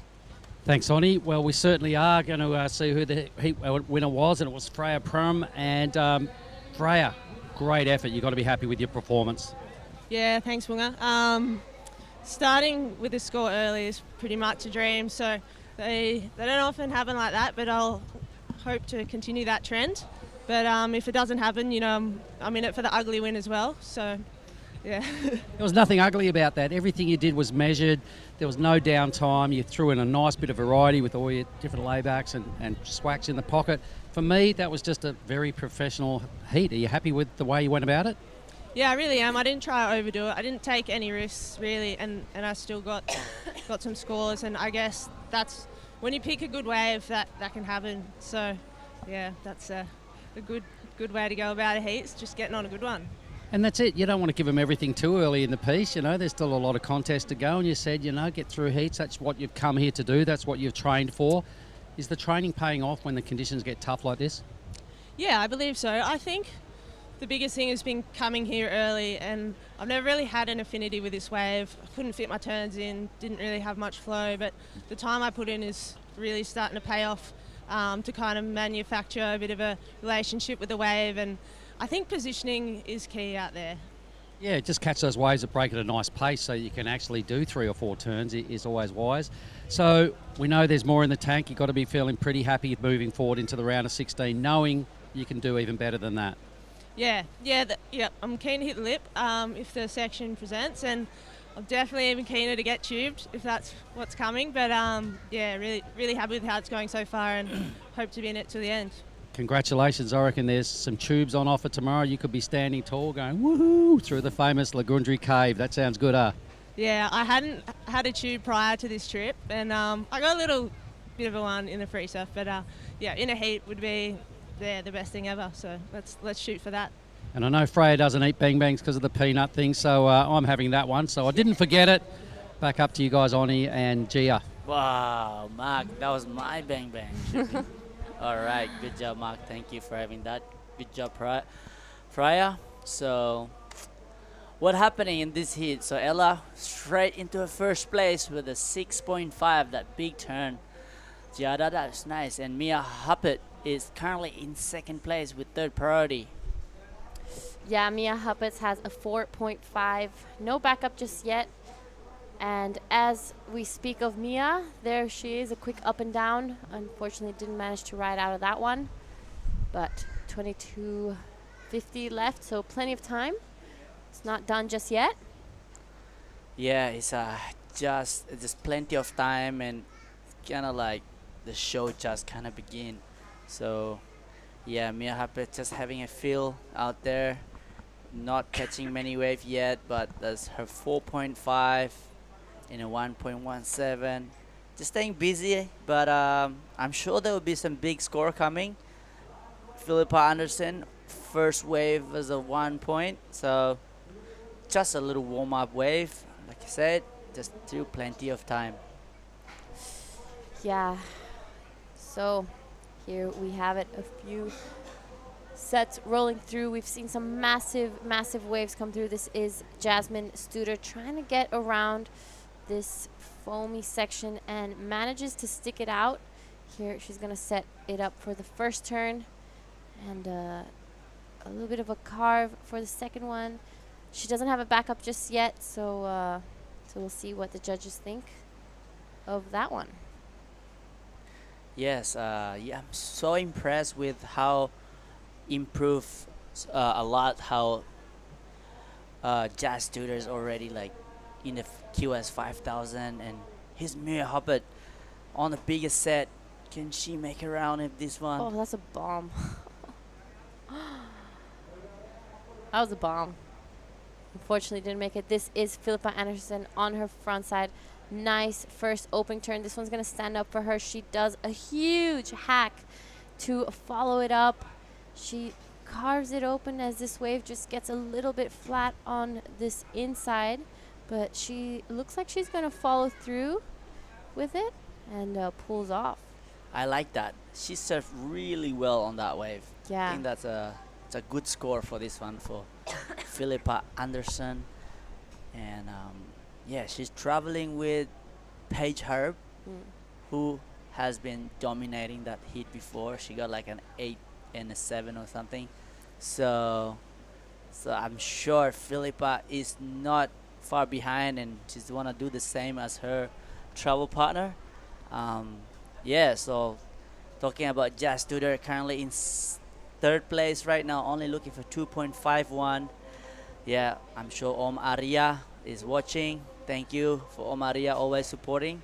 Now Jazz Studer is going in the lead with a 3.73. Wow, Jazz Studer, you are currently in first place, but that's not gonna be for long because second is looking for a 0.40 to go back in first place with the Philippa Anderson last wave. We're still waiting for that too. So how exciting, Giada. Yeah, this is looking like it's going to be a really good heat, and there we have it. Philippa Anderson, her last wave came in at a 7.50, probably getting inspiration from her roommate Paige Harab, last year's QS 5000 winner. And there she has 7.50. Jasmine now pushed to second. We saw Ella McCaffrey's 6.5. And yeah, that's the current situation. Yeah.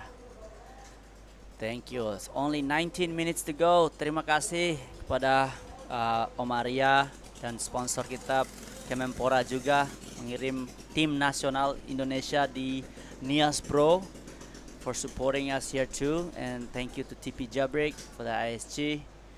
Oh, it's amazing that we'll see some Indonesian surfer. Here we go, Philippa Anderson. The replay for her 7.5. Nice first turn. Deep bottom turn into a nice lie back. Wow. Great surfing. Yeah, that was some incredible surfing from Philippa Anderson. I think most of those points came from that second hack. It was in the pocket. She just laid it back. It was huge. Yeah. One of the highlights today. What's your highlights today, Giada? I think maybe Tully Wiley's heat was one of my highlights. He posted a massive heat total. Watching some of my friends surf their heats, and obviously the swell. This is, for me, a pretty big highlight as well. There has been non-stop waves. We haven't seen any heats really that haven't had a big influx of waves, so I think that's my highlight. Oh, wow. And any of the girls that you see today? I think, well, yeah, Philippa Anderson's 7.5 is definitely one of my highlights. Unfortunately, I didn't get to see many of the other heats, but I did hear the scores. There was like 8.33s and 7s and 6s being thrown out, so it's been a huge day of competition. Wow. And if you get to choose, who is one of the girls that you like to surf against in the next in final, making the final? I gotta make my next round first. And not in the final yet, but next round. So, who's is you always look up to in this event? In this event, I think it would probably be Paige Harib. I mean, she's won it. She's got number 1. I think that's who I probably look up to the most. Also, she's a backside too, like you. Yeah, she's. Wow. We go goofies. Yeah. Yes, she obviously posted a nice big score this morning. Paige Harib, she looks so solid on her bottom turn. Vert. So, yeah, I'm also the same. She's one of my favorite. And also this young girl from Australia, Charlie Hartley, is really ripping too. So here we go, Mia Huppert. There we go, cashing in her second priority just off the top. And we're going to see her set up for this one, a nice second turn. She's only looking to back up. She only needs to throw a 1.17, so I'm sure she's going to be improving on that one. A 2.40 to go to second. That's not a big score. I think she's got it for second, but let's not forget that Ella McCaffrey has a 6.5 under her belt. And here she goes. Yeah, Ella is already got the good score there. Ooh. Oh, she's not messing around. She just want to go big. Why not, right? So if you have a chance in the bigger section, bigger score. So Ella McCaffrey, probably if she make that, it will be a big score. So Jasmine Studer already jumping down to third place. Are looking for 3.95 to go back in the second place.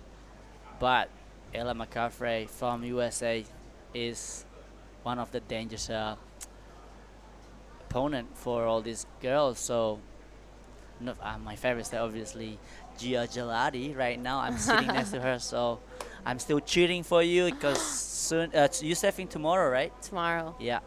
Yep. Are you excited? This will be bigger tomorrow. I'm excited. Yeah, I'm excited. I think I'm just taking it day by day and enjoying my time here and just trying to be present. Yeah. How good is it? I'm just stoked to be able to surf out there with a few people out. Yeah, I'm sorry to say, but I'm pretty spoiled with how great we have it. We just need a board short and go surf or wax and you're bored. Yeah. And look at this wave. Here we have Philippa Anderson wanting to back up that 7.50. A huge first turn. She manages to ride out of it. A little bit of variety there. Unfortunately, doesn't ride out of the second one, but that will be improving her scoreline. Just trying to get rid of a 1.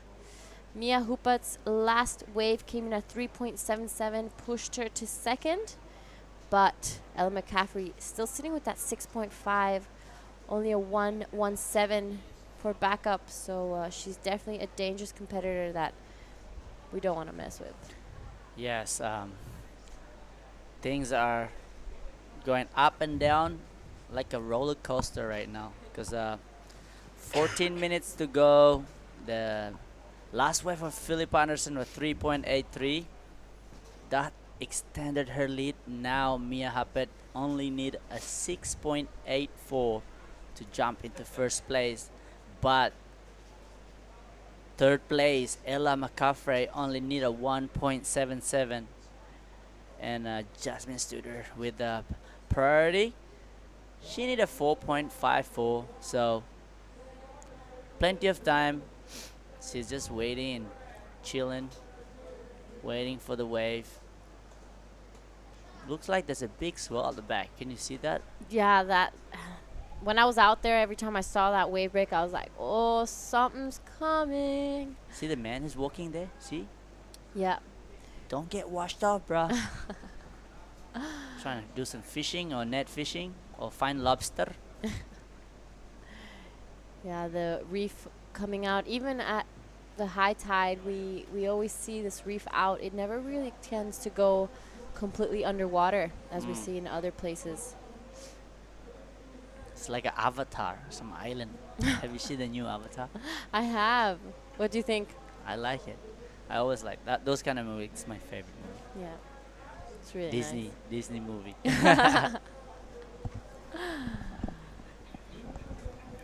So, what's the situation? Priority is with Jazz. She's in 4th place.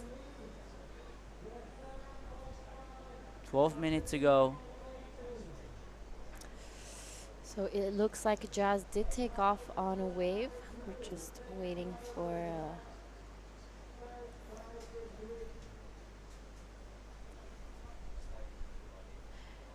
Yep, so priority is now with Mia, looking for 6.84 to take the lead. But really close behind her is Ella, only with one score. You know, she pretty much just needs to stand up and do half a turn, and she's already back in 2nd. But knowing the competitor that Ella is, she's not going to be happy with that. This is Jazz Studer taking a wave on the inside. Yeah, so I'm currently staying with the team Indonesia, me, Jazz, Lydia, and Katut. Apparently, that board that Jazz is riding right now, Biawak was riding it, and he got really big mark on the bottom, I think. So I'm sure that the Ding Repair did good job to fix that board for Jasmine Studer. And yeah, so looks like she's doing okay. So we need to see if she can catch more wave. I want to see some nice surfing from Jasmine. Did she did Biawak use it in his heat or in a free surf? He actually went for free surf. Oh no. On the small days. I think Luke was like, oh my god. And Jasmine just like, yeah, you can ride my boat. She just gave it to everyone because Luke is the shaper, so Jazz has no problem letting people borrow her boats because knowing that her dad is making the boats. But it's not a good idea letting someone borrow a boat when it's contest. Yeah. But with Ella McCaffrey, with 10 minutes to go, also, look at this, Mia Happet up and riding. Will she some nice turn here? Oh, bit just went fat. Wow, that's a nice turn. Big spray. Mia Happet's looking to replace a 3.77. A 6.84 is what she needs to get into first. But now Ella McCaffrey with priority out the back, needing to throw away a 1.17. Yeah, before Paige Harp got a 8.5, and she's been sitting on 8.5 for a long time. So everybody was like chasing the score, but the last minute she just replaced it with a 7. So same with Ella right now. She's not stressing, but she needs to get a backup as soon as possible before time is ticking out, as before Mia Happet replaced that 3.77. That makes it a lot hard for Ella McCaffrey. But right now, 1.17 is the score that to be replaced by Ella. And there we have, just walking out, getting ready for her next heat is Ellie Harrison in the red. This will be heat 7. Shino Matsuda in the blue. We have Simoniwa in white and Isabella Campbell in the green. But that is the next heat, our second last one of the day. Wow, the girls going for it. Yeah, a big day of competition today as well. We finished off the round of 64, was it, of the men? Yep. As we see Philippa Anderson taking off on this set. Yeah, so she's trying to replace that 3.83. That was nice turn at the start. Carve through this. This is a big set, so it's harder to serve. It's not easy. So she's doing a great job for how big that set is, but I'm sure she'll replace that 3.83. And there we have it, Paige Harrop, her caddy. Oh, she's cheering clapping. her Let's on. go. Woohoo. Great sportsmanship. Paige taking the win. Her heat earlier today, massive heat total. Look at that. Whoa, my Yes. goodness. I want to be in that barrel. I need to start practice my backhand barrel riding, Oni. Wow. I wish it's nice cleaner today, so it'll be easier. But today's turn day, big turn, backside attack. Some heavy slap in Bali, like Chuchukan. Mm. Yeah. It's not really my vibe. Too far to drive. It's only an hour drive. I'm more into like Uluwatu, Bingin. So much more nicer. Yeah. Clean. Water's so nice and clear. You're like above the cliff looking out in the ocean. Yeah. Yeah, so I'm with you. I know how good our life is. Yeah. Or, you know, when a swell does come, I'm definitely the first person to be heading to Desert Point all the time. Yeah, you know, like that's a good thing about living in Bali. You can just shoot to desert. You got a Lakey Peak. You got a Sumatra, and yeah, just the only problem is that flying with surfboard nowadays. That's a bit Whoa. tricky. Yeah. Airlines are just killing us. Might as well just travel with a board. Yeah, just paddle with the board. Yeah, just paddle there. Get a ferry, maybe. You'll be so fit. Okay, though. So 6 minutes, that went fast. Times are ticking out. Philippa is comfortably in front. Mia Huppert, Ella McCaffrey need to replace that backup. I don't know where she is. She's sitting in the screen, but I know that she'll be somewhere out. She maybe just got away, maybe. And now she's out there because she still has priority. So just waiting for a set to come through. She's in third, looking for a 1.17. That's minor, you know. And as we're reaching the last 5 minutes of this heat, she's definitely going to be wanting to get that score in. Yep. You can see that Ella is really deep.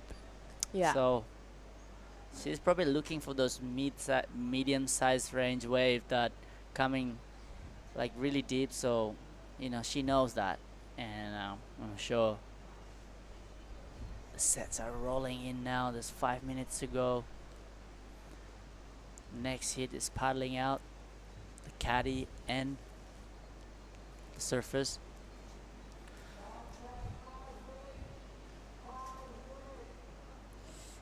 We reach the 5-minute mark of this heat. 6 round of 32 women's in the QS 5000. It's going to be an interesting finish. You know, if a set doesn't end up coming, Ella's going to have to go to the inside and just catch anything that comes her way.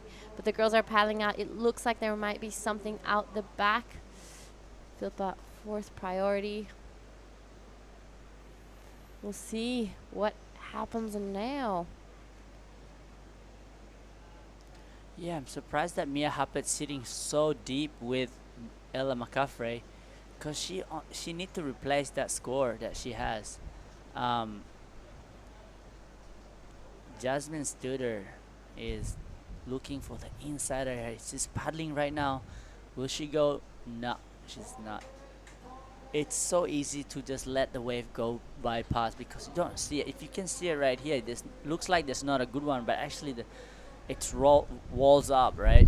Wow. Talking about walling up, look at this one. Here we go. And it is Mia Huppets cashing in her second priority. A nice first turn. She's going to set it up and try hit the second session into the second one. Let's see what she does here. Unfortunately, falls off. But that was looking like it was going to be a pretty good score. 3 minutes 25. Philippa's out the back. Ella still with priority. And it's looking like this is going to be a pretty good set. Yeah, I think Mia Huppet probably will get better her score. And here we go, Jasmine Studer. Nice backside. Whoa, cool. I like that. Can she make another turn? Yes. Wow, the Indonesian. Wow, she like that. Let's go.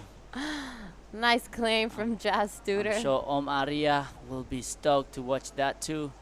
She's sprinting at the back, showing her training, her cardio training, paddling. Ayo cepat-cepat ke belakang. So Mia Huppets probably will extend her lead, her second place in that last wave. We'll see. Oh, here's the score for. What's that? Oh, only at 3.27. Same. So nothing much change. Ella still looking for score of a 1.77. Yeah. Oh wait, sorry, that's not. It's frozen. All eyes on Ella right now, as she doesn't need a big score at all. Practically just needs to stand up. Jasmine, that last wave. What would the judge say? It's more like in the shoulder, so the judge can be technical with that. With the 1 minute and 40 seconds to go, Philippa Anderson is in the front. Second place, Mia Huppet. Here's go replay of red. Here's a replay of Philippa Anderson, unfortunately taking off a little too late, a little too deep. Doesn't manage to get around the section. This is Jasmine Studer's wave, looking for a 4.54 to go into second. Those are some good turns. Claimed it. She's liking it.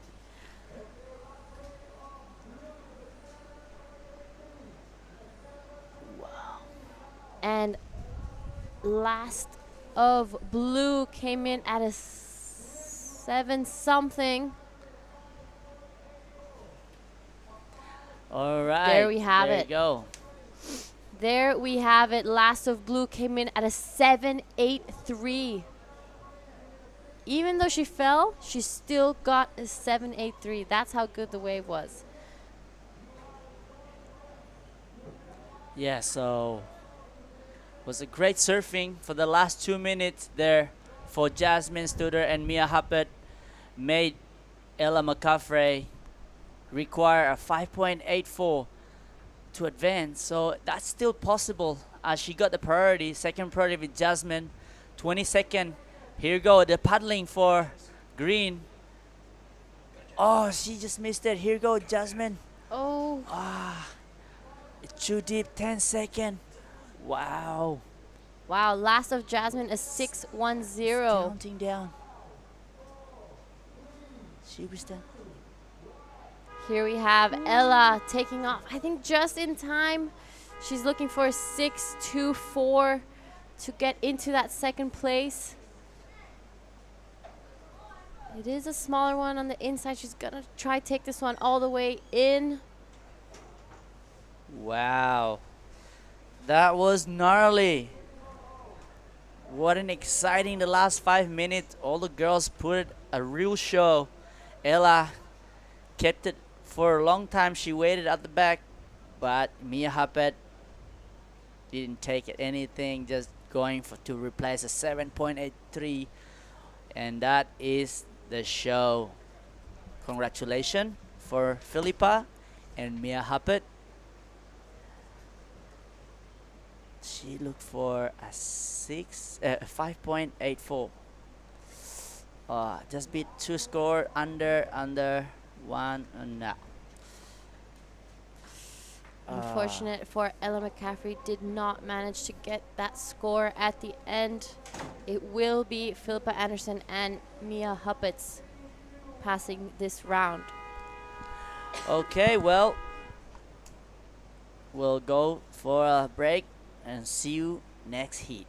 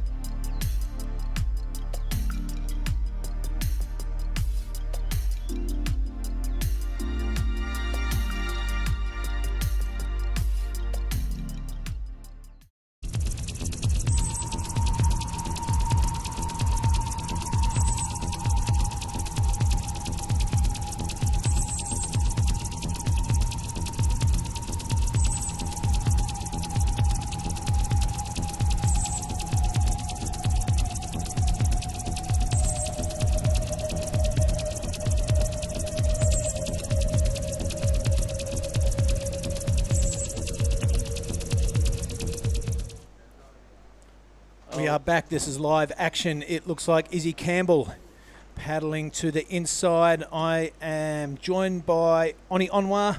I'm Hello. joining you, in fact. My name's Billy. This is heat number 7 in the round of 32 for the women's. That previous heat, mate, it is Philippa Anderson and Mia Huppets through.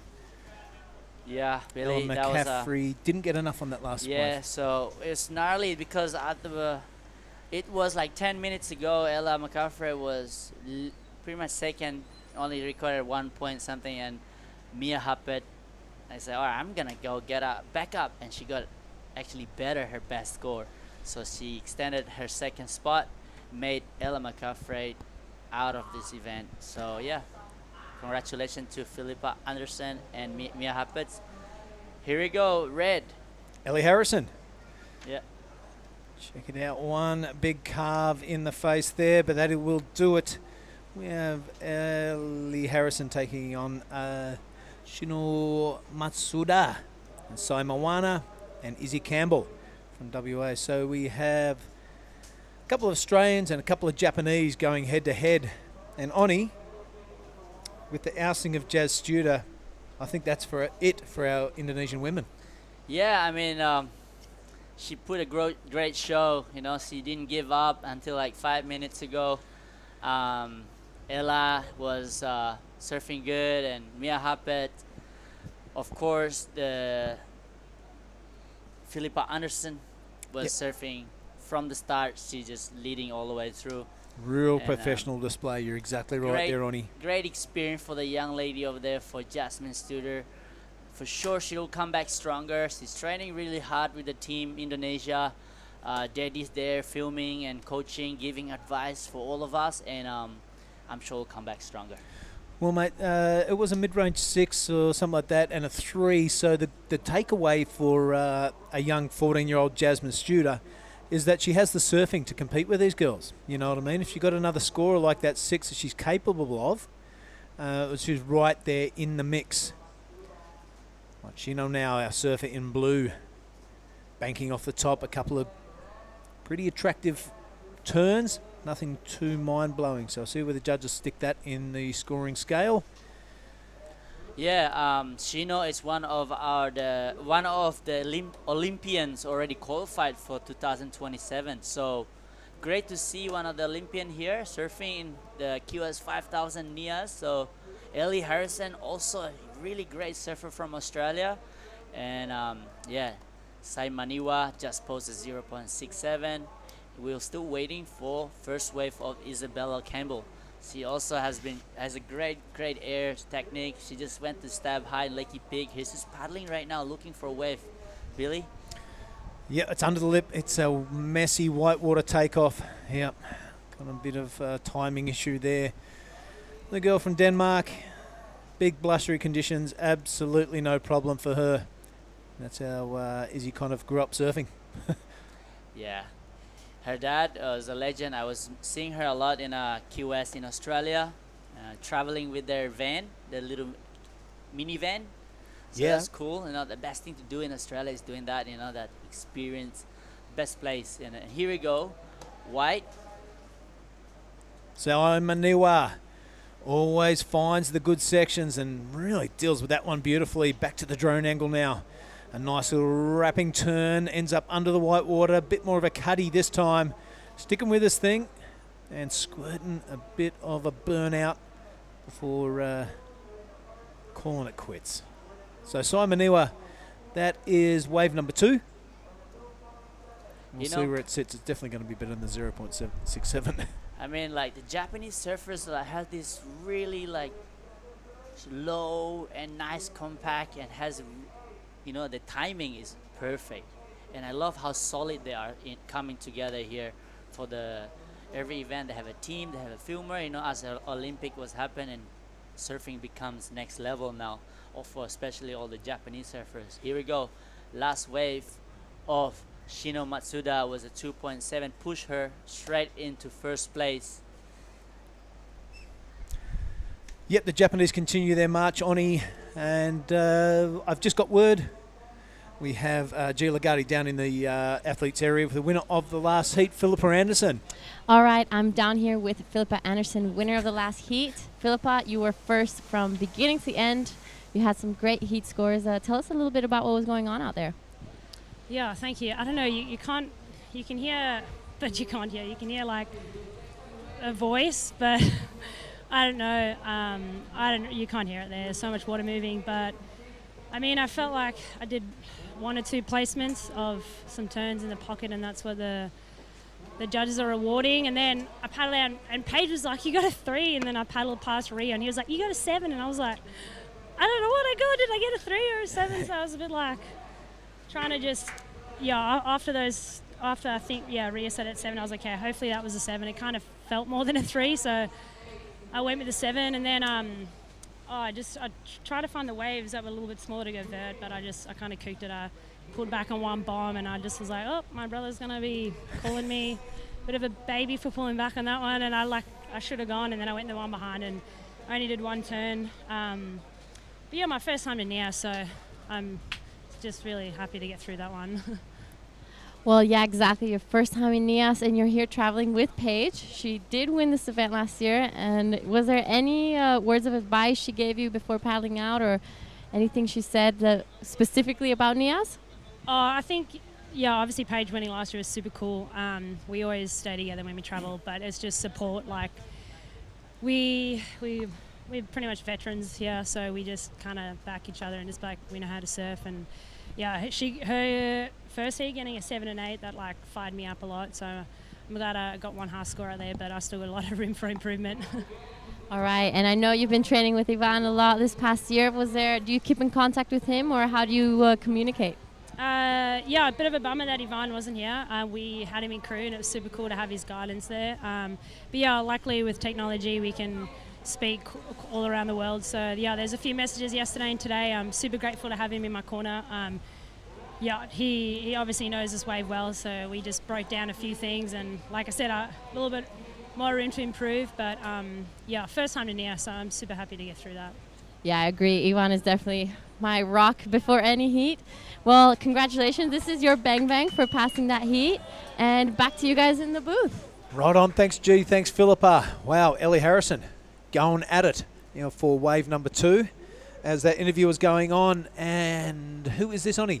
Shino Matsuda is our currently heat leader, so she's not holding back.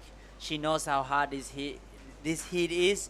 Ellie Harrison has been stand up for the last couple of days in the free surf. She's one of the girls that I've been watching. So let's see what the score is, Billy. Yeah, Shino Matsuda. That was some polished style going into that wave. Didn't see the entire thing, but definitely slicing the top off a couple of sections. And you see that the scores for white, Sai Maniwa too, 6 points. So she's in second place. 2 Japanese surfers, first and second. And Australian here, watch out for the red, Ellie Harrison. Yeah, that was an impressive turn. Really putting her on rail and hung up there for an eternity. Straight back into a full-on cutty, but not being able to handle that white water. Here is the wave from blue. Straight up, nothing too eye-catching. Manages to hang on to. This is kind of where we join the action. That was a beautiful slice there. And finds a follow-up section. A bit out on the shoulder, but nonetheless, that is 3 turns. And a day like today, that's pretty handy. Shina Masuda. Yeah, she knows that the score is good. Right, this is Izzy Campbell on a forehand now. Takes a nice steep drop, a little bit of a stumble. I reckon that would have tubed if it was offshore, but not to be. It's turns today, and that's not the way to go about it. So Izzy, get back out the back. You've got 19 and a handful of seconds remaining. Yeah, so we're still waiting for that last score of red, but there's a nice good numbers coming in for red. There's some 8, 8.5, what, 8.8. So we'll see what the average is for the red. Only looking for a 3.18 to go in first place or second, but I'm sure she'll jump into first place after this. There you go.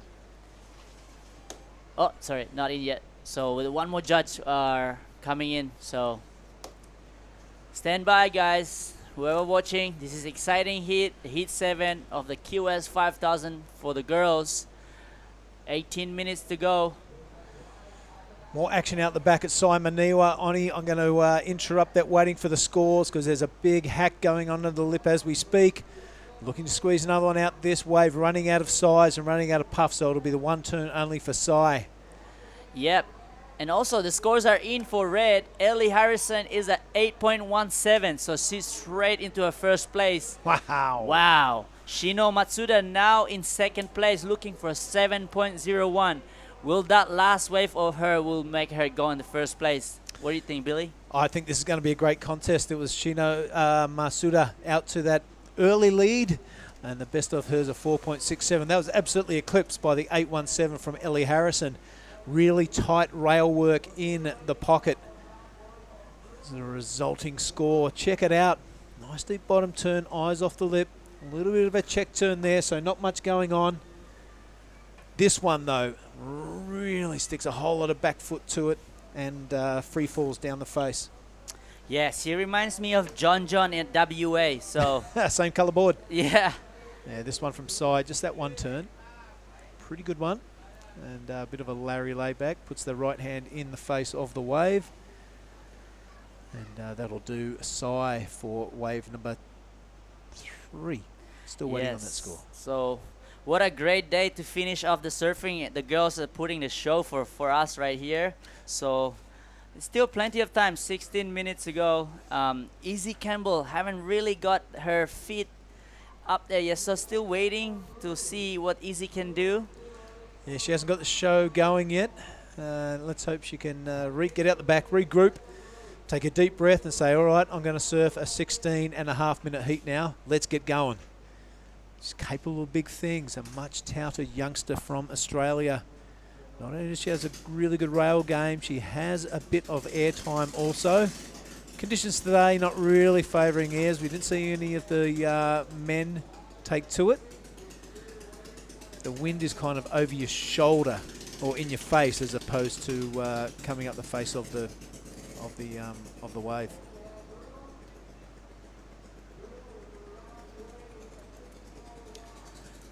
All right, 6.1 for Shino Masuda. You compare that with a 4.67. Sits up there in second place. Still got a minor score to drop for Sai and a very minor score to drop for Izzy. But it's Ellie Harrison. Very happy with that 8.17. Yeah, I like her surfing. It was such a standing performance, you know. She just throw that lie hack, you know, lie back hack like John does in WA. So she said, well, you know, I think that's probably one of the nice hack for today. I mean, I haven't really seen guys does that today. So okay, yeah, I like it. Yeah. So, okay, the last wave of Shino, the judges gave him a 6.10. So, yeah, she requires a 5.58 to go in first place. And Saimaniwa jumped into third place, looking for a 4.78 to take Shino's spot on the second place, where Isabella Campbell looking for 10.77. So she's haven't really got any good score yet, but it's on her way. But look at the next heat too.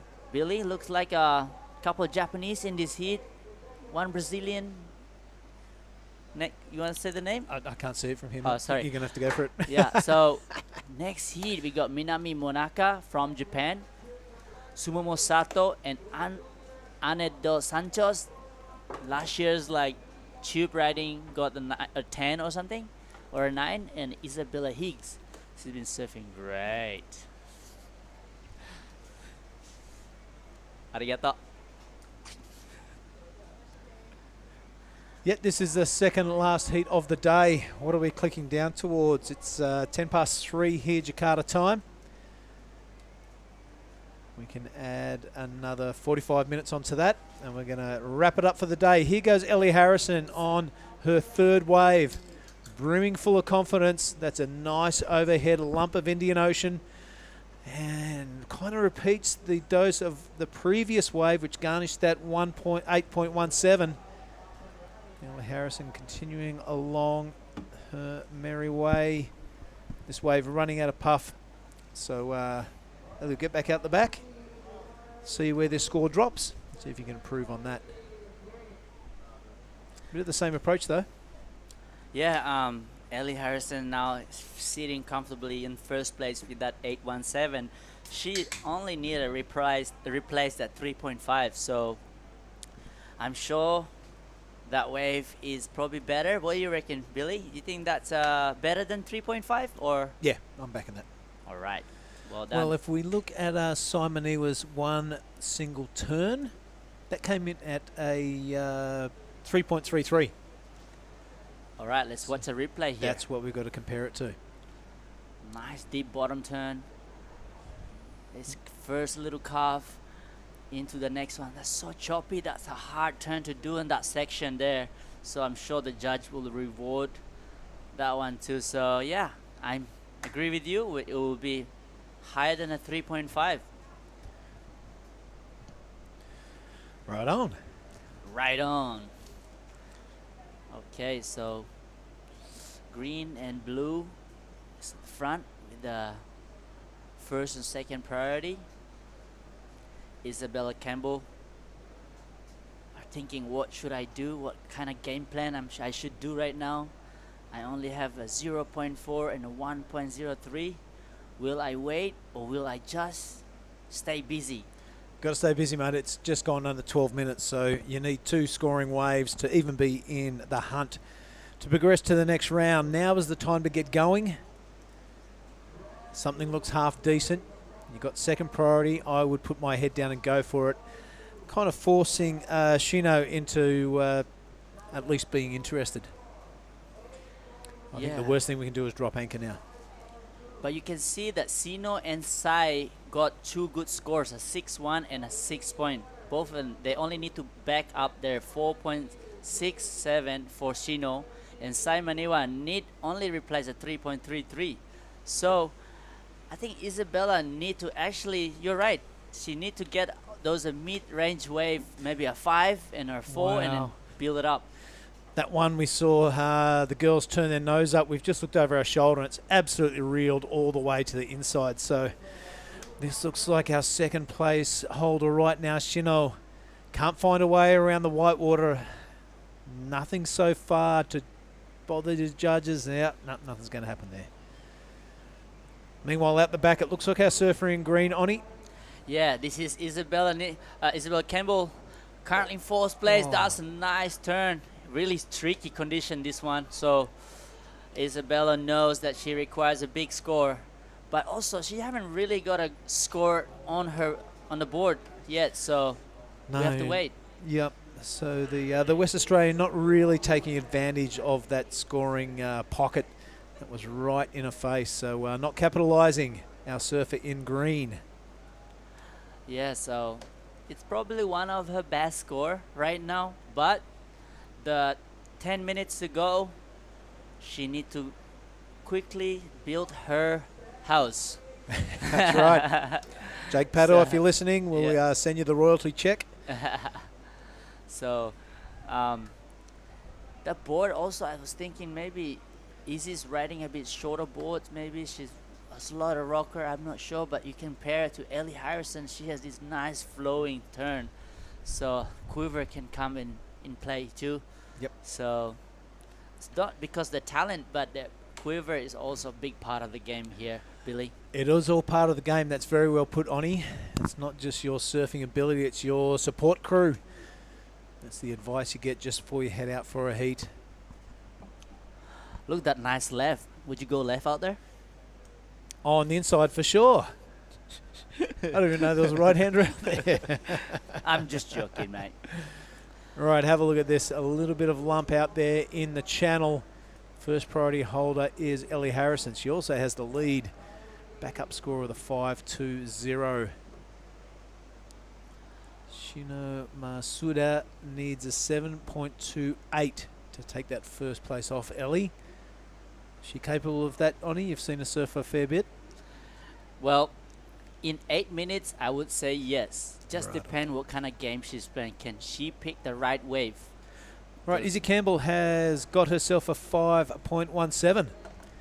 Rightio, she's in the game. In the game. Look at the requirement of 5.61. So if Izzy finds a wave that's going to allow her that scoring opportunity, she is well in the game. Simoniwa is well in the game also, because that is a great looking slice off the top, straight into a second turn. This wave kind of getting bent out of shape, but after the second attempt, a lot of speed, not much face. So it'll probably be all the points off that first turn as she continues to wiggle on the inside, but not much on offer. Out the side, the familiar red board of Ellie Harrison doesn't come off this time. Wow. That last wave of Simoniva was great, but you can see how close she stands on her boards, right? Fit together, you mean? Yeah, fit really close together. And when she hit the section, she's like a ninja kick. Whapa! All right, I got to watch this. Look. Now she's got that beautiful knock knee style. Look at that kick. Yeah. It's a ninja kick, this one. But on a bigger bottom turn, she was almost slide out on that turn. Ooh. Look, that one there. So, whoa, really wide back on the tail. So, I'm surprised she's really good on a smaller wave too. So, all right, well, let's have a look. It was a 5.17 for Izzy's solitary turn. We're probably comparing that ride of size to that of Green. So we'll see where that comes out. But 7 minutes to go. Man, it's been this way all day. Anyone can win this thing. Take it out. yeah, so here we go. Currently in second place, Shino Matsuda. Whoa, nice big turn right here. She knows she needs to extend her 4.67 because Simoniwa got a good score before that. I'm sure Simoniwa only looked for 4.78, Billy. So I think that last wave of Simoniwa will change the situation, but Shino, let's see what her last wave is. Spot on, brother. Well, let's busy wave. You know, everybody's catching waves, so that's the best thing. So we're not just sitting here. It's entertaining me. Let's go, girls. All right. So Izzy got a priority right now. So she got a 5.17, and currently heat leader is in second priority. So that's a good good spot to sit, right? Yep. 6 minutes to go. It could be one last attempt from Isabella Campbell. Waiting for scores to drop from Simoniwa and Shino. This could change the requirement. At the moment, it's a 5.61 for the surfer in green, who holds priority. We'll wait for those scores to drop. Ellie Harrison's will be minor. That was the fall-off attempt we saw. Yeah, 5 minutes is not that long, Billy. It's kind of like sketchy right now. So will be one Australian and one Japanese into the next round, or two Australian? We'll see. Here we go, the replay of blue, Shino. She needs a 7.11, so Let's revisit that because she has now slipped down into third, Oni. If we look at that scoring tablet. I did not see that. Let's have a look at Simoniwa's last wave of 6.27. Wow.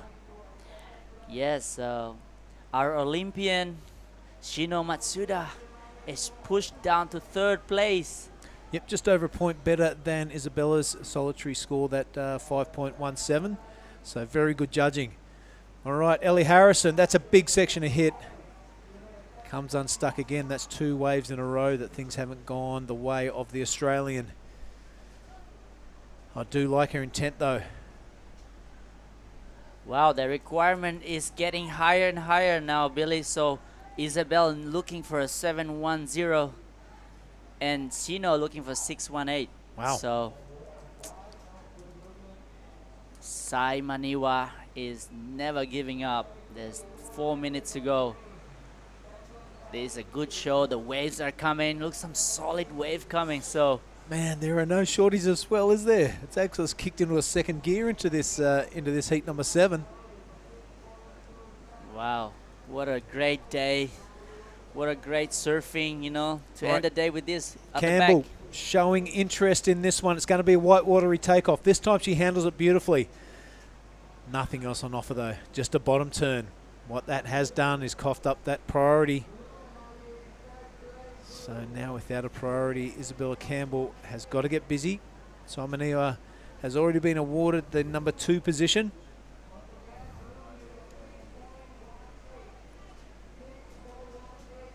Looks like our priority holder in blue is going to go here, Oni.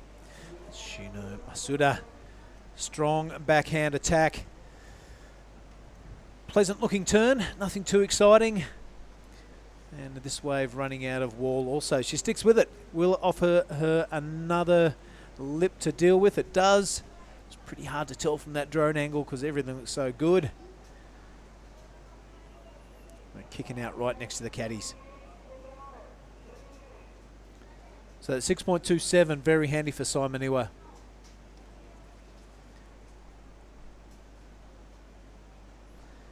Yeah, I mean, like 2 minutes and 40 seconds. The set just came. I think the best tactic is to get wide for those medium-sized range to get a proper nice vertical into those sections. Otherwise, the set that the last 2 sets came is not the score that you're gonna get. Yeah, I kind of agree with you. I don't kind of agree with you. I totally agree with you, Ronnie. It's the they have the smoother face. Yes. They offer 2 or 3 turning sections. Yeah, I mean, Isabella, what I would say, Isabella should just wait for those medium-sized one. 2 hits. Mate, she's for some reason has no priority at the moment. Is priority with Simoniwa. She's out there, the white. Yes. And green, I mean, Sino, oh yeah, they didn't change Sino because Izzy Campbell is right next to Simoniwa. So, sorry guys, but I'm sure Simoniwa is the priority because she haven't caught a wave yet. Yep, there's no doubt about that. Simoniwa has first priority. Something must have gone on off camera there because Izzy has not picked up a priority listing at all. Yeah, Shino is piling back out. Should be Shino is either 4th priority, and here you go. Currently priority holder. She's using her priority, looking for 7-1-1-1. So that's not the one. That's not it.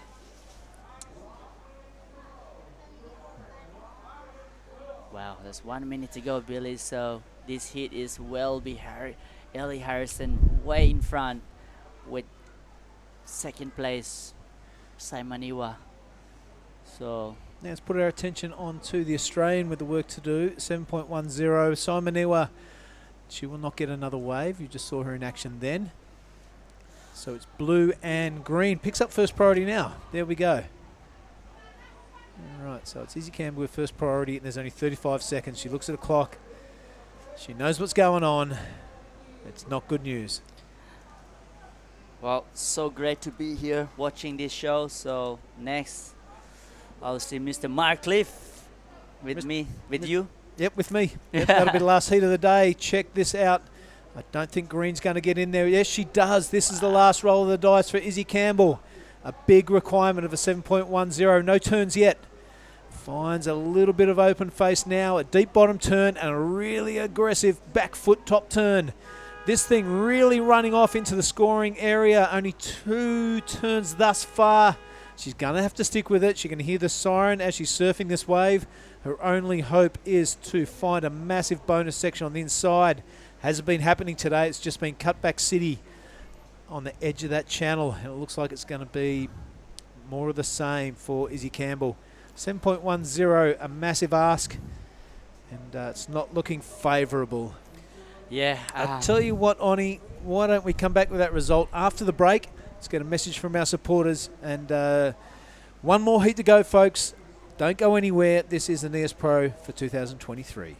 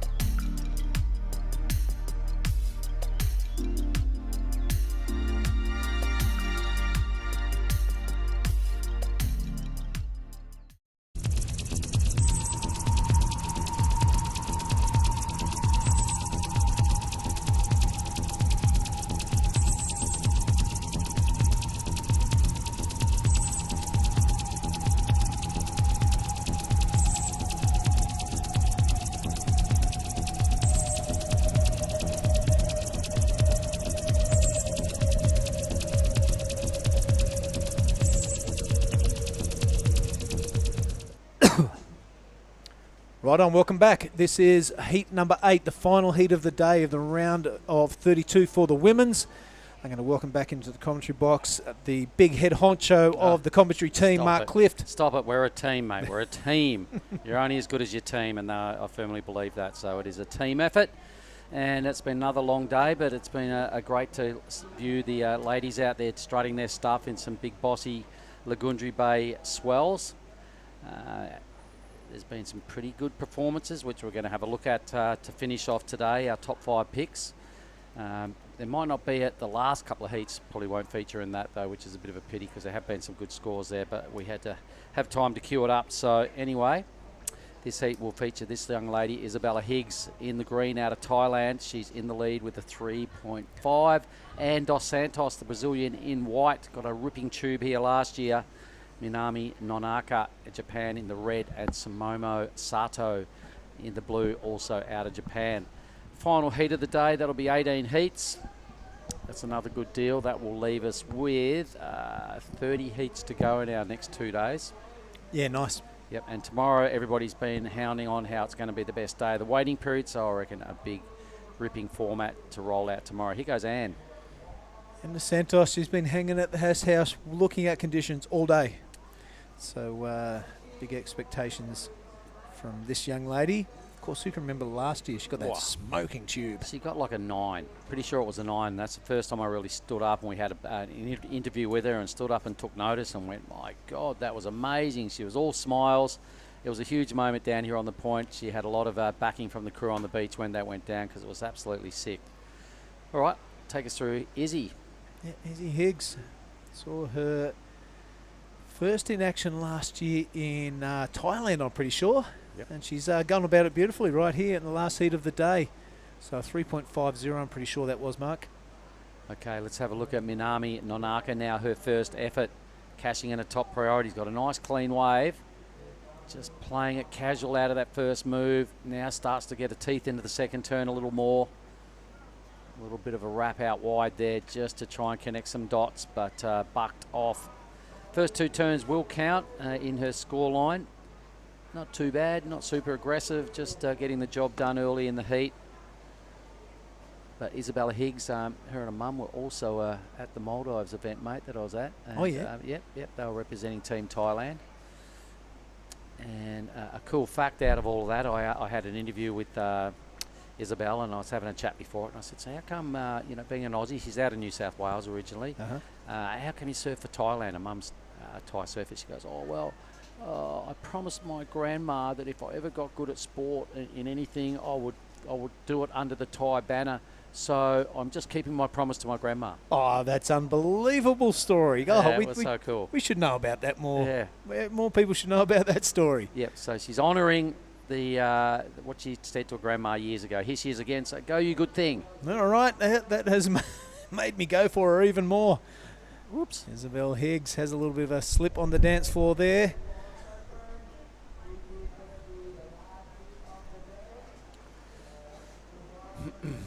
All right, so no real big numbers. The 4-4 by Minami is at this stage enough for an early lead.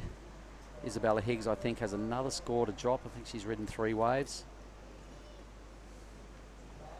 I don't think there's much in that last wave, though. She's presently in first, only by a little bit, 0.03 over Minami. Yep, you're right on there, Mark. And for the last time today, we're going to head down to the athletes area with Oni Onwar and the winner of the last heat. All right, everyone, as you see, that last heat winner was amazing surfing by Ellie Harrison. How did you pull that off, that layback you did? I don't know. I was just I was just trying to pick the right waves because I knew most of them were pretty fat if you take off wider, and I don't know, I just tried to do it and then went for a turn. I don't know, I don't think it was a laid back. I don't know what it was. Yeah, that was not even a laid back. You went like, raw, like we're all like, what? So anyway, you put a really good show. So tell me more about you. What's your plan this year and what are you trying to do? You're currently in the Challenger Series. So tell me more about that. Yeah, I'm in the Challenger. And I heard like Krui and here was on. So I don't know, just to be safe for next year, just try to get some points up. So I can just surf the challenges with kind of not really anything to lose, anything to gain, yeah. So, I don't know, it's been a good year so far. Looking forward to more.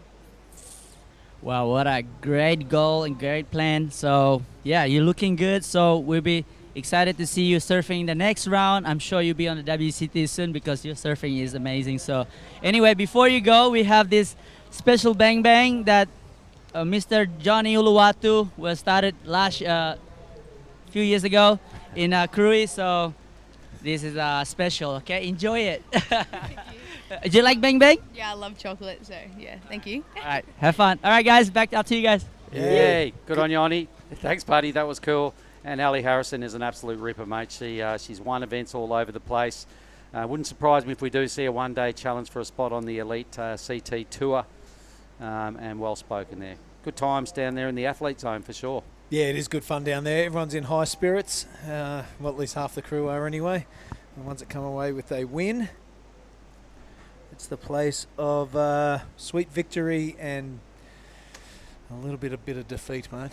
Well, that's the nature of competition, isn't it? You know, we've seen it happen many times. A lot of the top-seeded surfers have not had things go their way. It's a high-quality field, as we've been saying over the days, Billy, and reputations don't stand for much when you've got a field that is so good. It's all about what happens in these 30 minutes. Yep, let's have a look at this one, mate. Not a massive amount of high scoring going on. Looks like a 4.40 is the best of it from Nanaka. That one solitary wave sees her in the second position. And, mate, it's not good news. With the ousting of Jasmine Studer, that's it for the Indonesian women. All right, okay, so the top 16 will not feature any Indonesians. I'm sure it's jam-packed with Japanese surfers and Aussies. There's probably the rest of the field. Yep. We'll know once we get the fresh draw tomorrow morning and have a good look at it, but it probably is. How did Ella go? Is she still in, Ella McCaffrey? Out. Out, all right. I'm pretty sure. Let me check it out. Yeah, I'm pretty sure she's out. It was Mia Hubbards and Philippa Anderson, both Ella and Jasmine, Come and join us on the beach. Check out the action. All right, let's stay with green right now. So it's Isabella Higgs out of Thailand. She did actually make the New South Wales state team one year as well when she was surfing under the Aussie banner. But she's doing a pretty good job on this wave, dealing with the lumps and bumps until that point. My God, I put the mockers on her. Look, she only had to improve on a .93 to make that effort worthwhile, and she would have well and truly done that. So we'll extend the lead. Probably going to drop something similar to her first wave. So sorry for putting the mockers on you there, Izzy. We do have a call for a 7 o'clock call tomorrow morning, possible 7:30 start. Both divisions on standby. But for the crew online that are listening in, the forecasters always tip that Saturday is looking like the better day.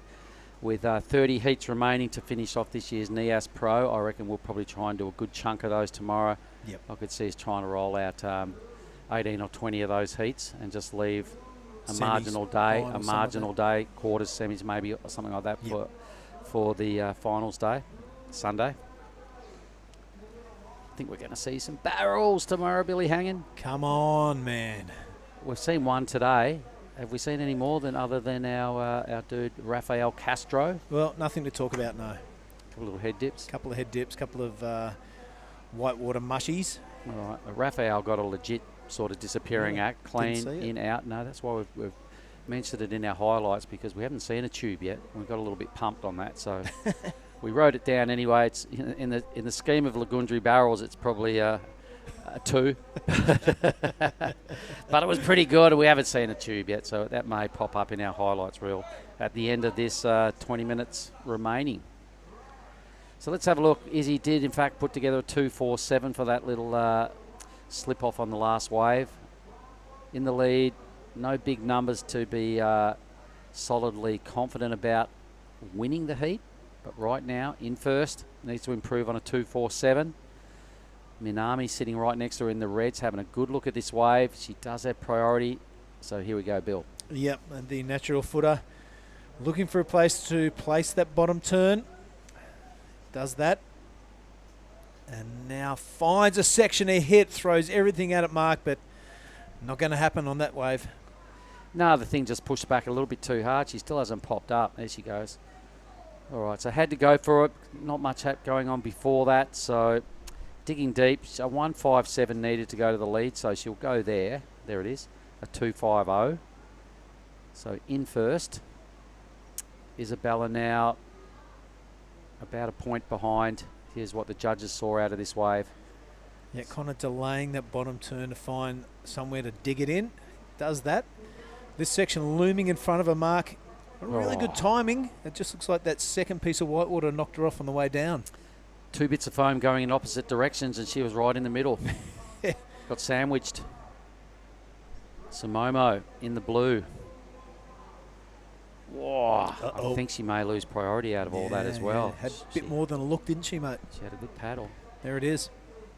Yep, she does lose priority. Higgsy, Isabel gets the run of the lineup. Look at some of these things that are almost connecting into crazy double ups. Yeah. That's a half a second swell period there. There's another surfer just off to the right of screen, duck diving. I'm not sure if it's white or if it's red. Been at it for a while.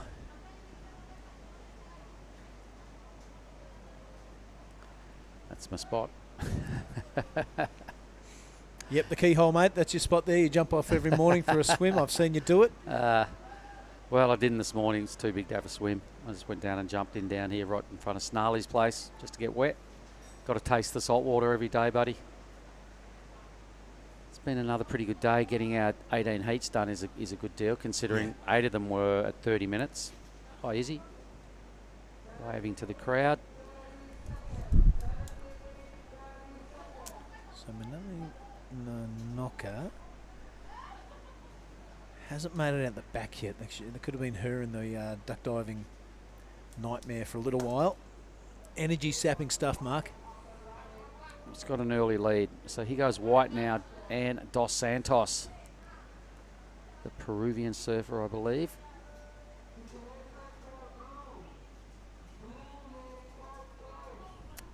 Brazilian. Brazil. Sorry. And? Yep, really her first shot fired in anger from Anne. Yep.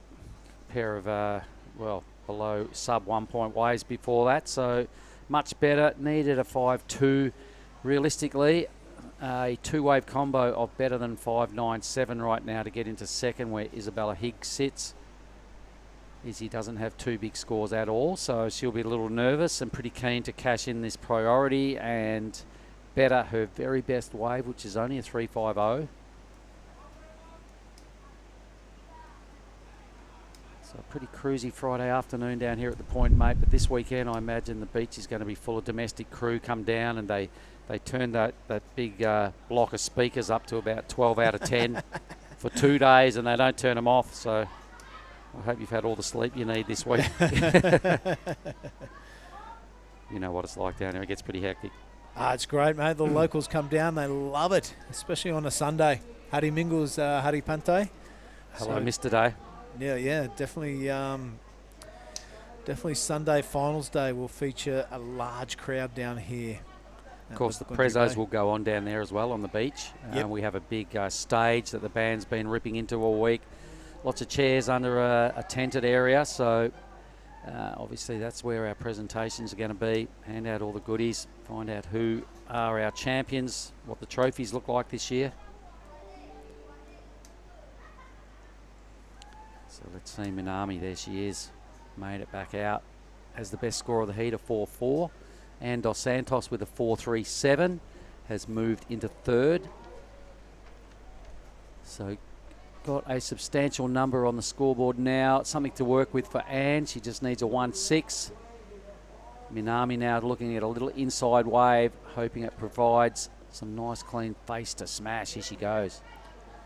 Nice little carve out of the top. Thing cleans up nicely for her on this second section and helps herself to a mighty big hit. Some really good drone work to follow her on this wave. And that wave got better as it went. Yeah, surprising that second section, so well done, our surfer in red. Well and truly extend the lead here. Could end up as her best wave. Yeah, it was a nice wrapping turn to start it off with, mate, but that placed her in a beautiful position to take advantage of that second section. Yep, and it cleaned up as it went. The drone got right in front of us, so we got a really good look at that second hit. I think the judges are going to enjoy it. We'll no doubt see the front-on view in a moment. I'm not sure whether they were the caddies in the lineup then, but they were pretty close to where red flicked out. Or is it the free surfers already lurking a bit too close? I don't think Ty's going to stand for that, mate. I reckon it's the caddies for sure. This is the 4.37 of Anne Dos Santos.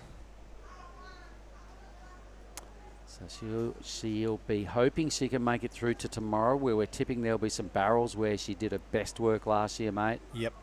You just got to get out of this heat.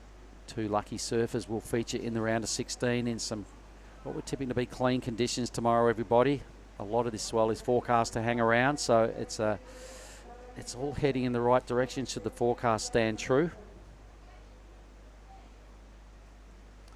Green has priority, mate, and here she goes. Izzy Higgs on a forehand. Looks like she's got a slightly longer board. It's working for her so far. Deals with that section beautifully. A lot of bump and lump on the face of the wave. A lot of bit of power in the whitewater too. So Izzy Higgs sticking with this one. Hopefully there's something on the inside. It's doubling up. It's not looking good, so that will do her. Hoping to improve on a 2.47. Well, a 6.83 for Minami. The judges soaked it up, loved every bit of it. Here is Anne Dos. Boom. Crunches one in the pocket. Things are starting to heat up now. This heat really taking shape. Everybody's starting to find their groove.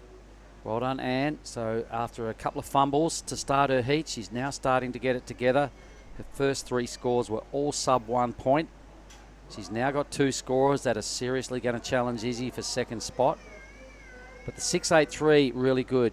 That one big hit from Minami, the judges are prepared to throw big numbers for minimal amounts of surfing if it's done on good sections and it's high risk surfing. So 2 scores to come. And I can see her moving up the leaderboard here. Yeah, making a late run with about 13 minutes left on the clock when she took off. So more than half the heat gone already. A late run is better than no run at all. Simomo's leaving her run a little late. She's only got a 3 in the bank. She'll get a fresh number that she'll be chasing in a moment. Previous to these numbers dropping, she needed about a 3. But that's going to blow out a little bit. Both Izzy and Anne putting together scores that are going to boost up their 2-wave totals. Simomo has priority. She's in the blue. Scores starting to filter through. One of them is in for Izzy. It's only a 2-8. So a minor incremental step up there. I think Anne can still track it down and will track it down. She only needs a 1.93, so Anne will move into second. 11 minutes to go. Day 5. 2 days remaining of our waiting period, mate. And then I can pull the surfboards out again and become a surfer again. All right on. I'm straight back to work. Kasihan dulu.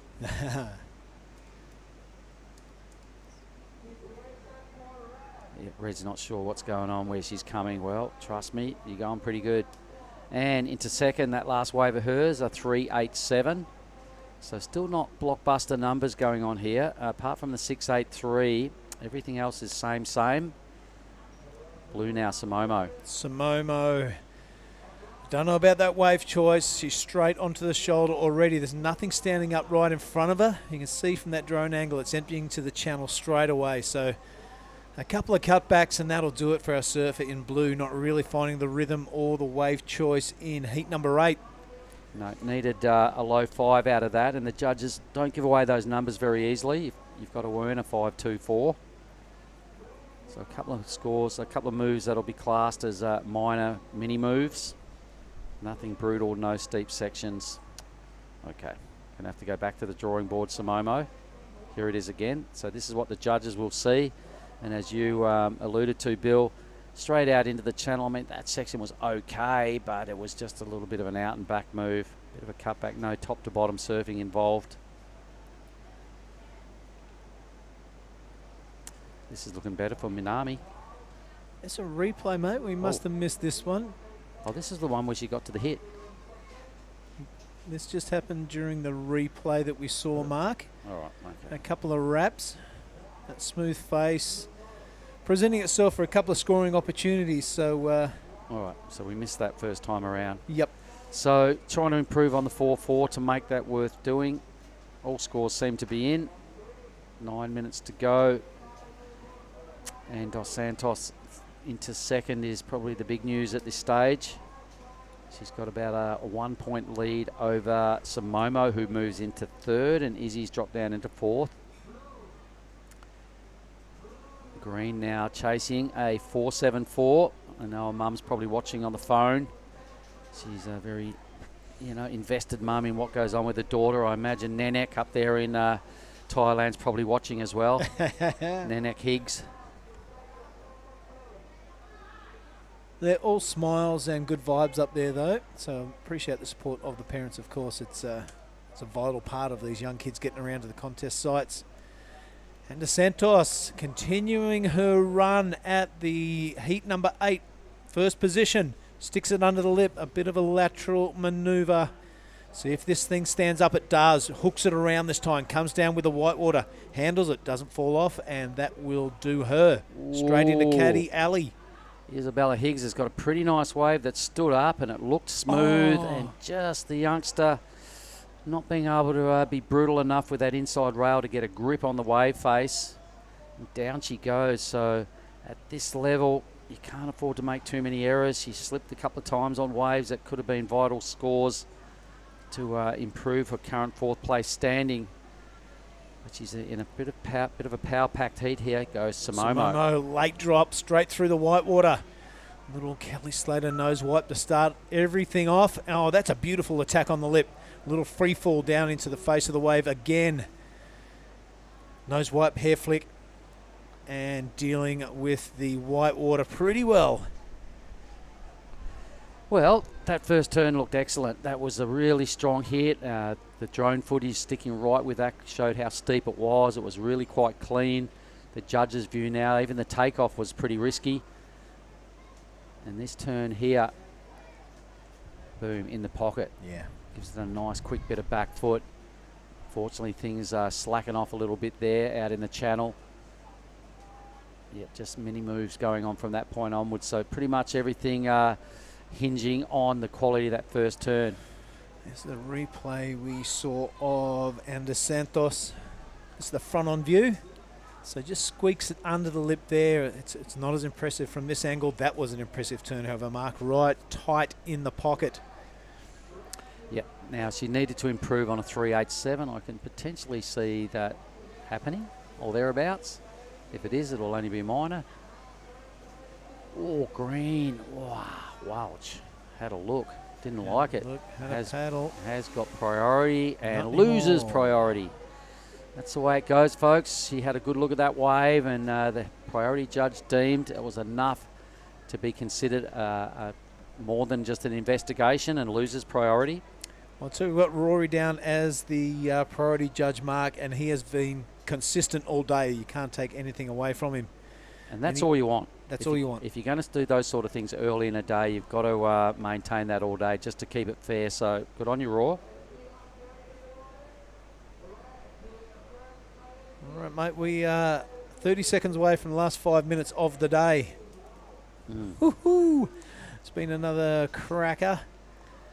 Didn't the ocean come to the party this morning, mate? Everybody got up in the dark and these big old lumps of foam, instead of hugging the shoreline like they've been the last 4 or 5 mornings, they're pushing wide white water out into the bay, and I'm like, yep, swells up, it's here. And the crew went out for their morning surf in a wobbly ocean with a high tide, and it's not the best of fun out there when it's like that. So a lot of crew caught sort of one sort of warm-up wave this morning. It came in, a bit of self-preservation. It was almost pretty ugly out there. It's big, but it's here, and it got better as we went. The low tide did it favours. Right around about lunchtime, there's a lot of really good waves rolling in. The high tide starting to fill in a little more now. We're almost back to where we started from this morning. So we might have seen the best part of today during the middle of the day. That was sort of 12 to about 2 o'clock. It was pretty much pumping. All right, mate, let's have a look at this one. All scores are in and all priority has been set. It is Minamai Manoka in the lead with priority. That's a good place to be with 4 minutes and 15 seconds remaining on the clock. Sumamo Sato in second position.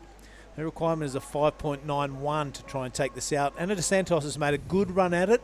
She's relegated into third position again. Yeah. A 5.17 for her to advance into the next round. And Tube City tomorrow.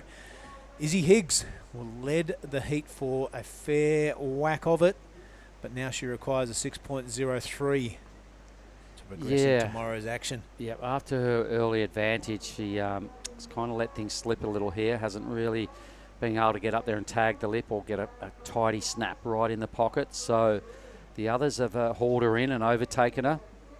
The 6.83 looking really good for Minami.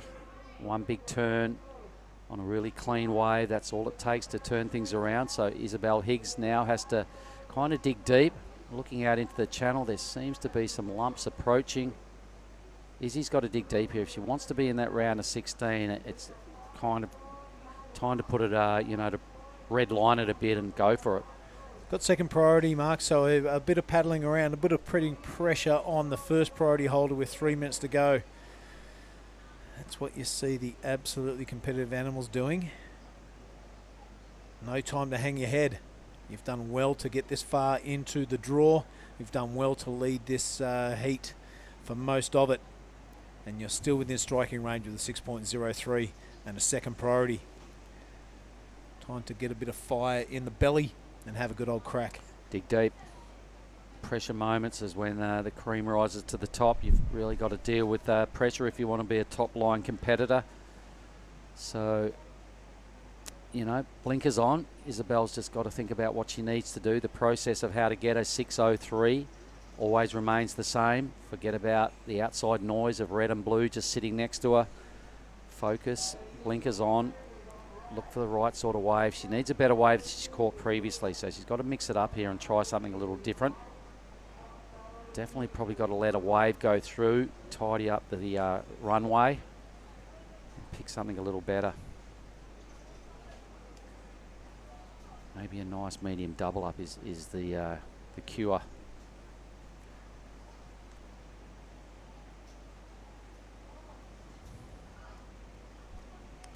Yep, so for all the crew that are online watching around the world, thanks for your company today. We've got 2 minutes time, we'll know the outcome of this heat.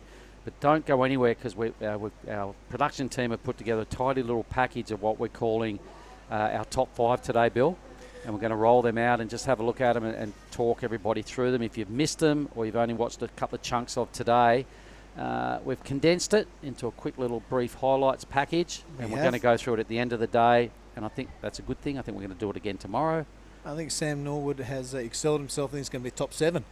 Magnificent 7. All right. He might have even slipped another one in there and called himself part of the top 6 with his karaoke skills. He could hear us in there. He's been going for it. He's got some tonsils on him, though. Can sing. The more coconuts, the better he goes. All right, we are under 1 minute. It's been a good day. Come on. He goes Izzy. Looking for an inside track. Is it clean? Is it enough? Now, take a risk, sister. Come on. Got to get around this first of all. Bit of an ugly fall there as well. Fell pretty flat. Looked like she didn't get any penetration on the top of the surface there. Yeah, a bit of body surfing at the bottom of a 3-foot Nias right-hander. It's never fun. Had to catch a wave, so she probably had not much choice but to go that. Yep. So a bit of a pity there for Izzy, but we love the way she goes about it. She's pretty young, mate. She's got time on her side. So long as you learn at all these events, you know, you either win or you learn, you know, from these losses. And one, she's up. I'm pretty sure this wave will count. It's going to be close.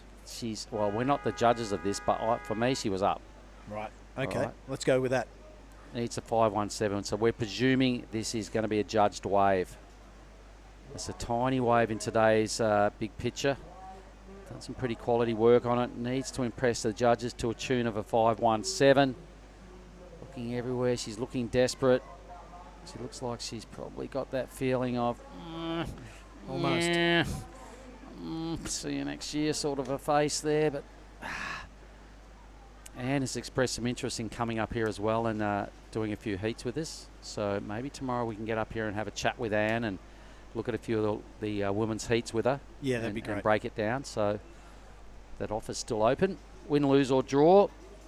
We're speculating that the wave was scored. We are waiting for a score, so it is a scored wave.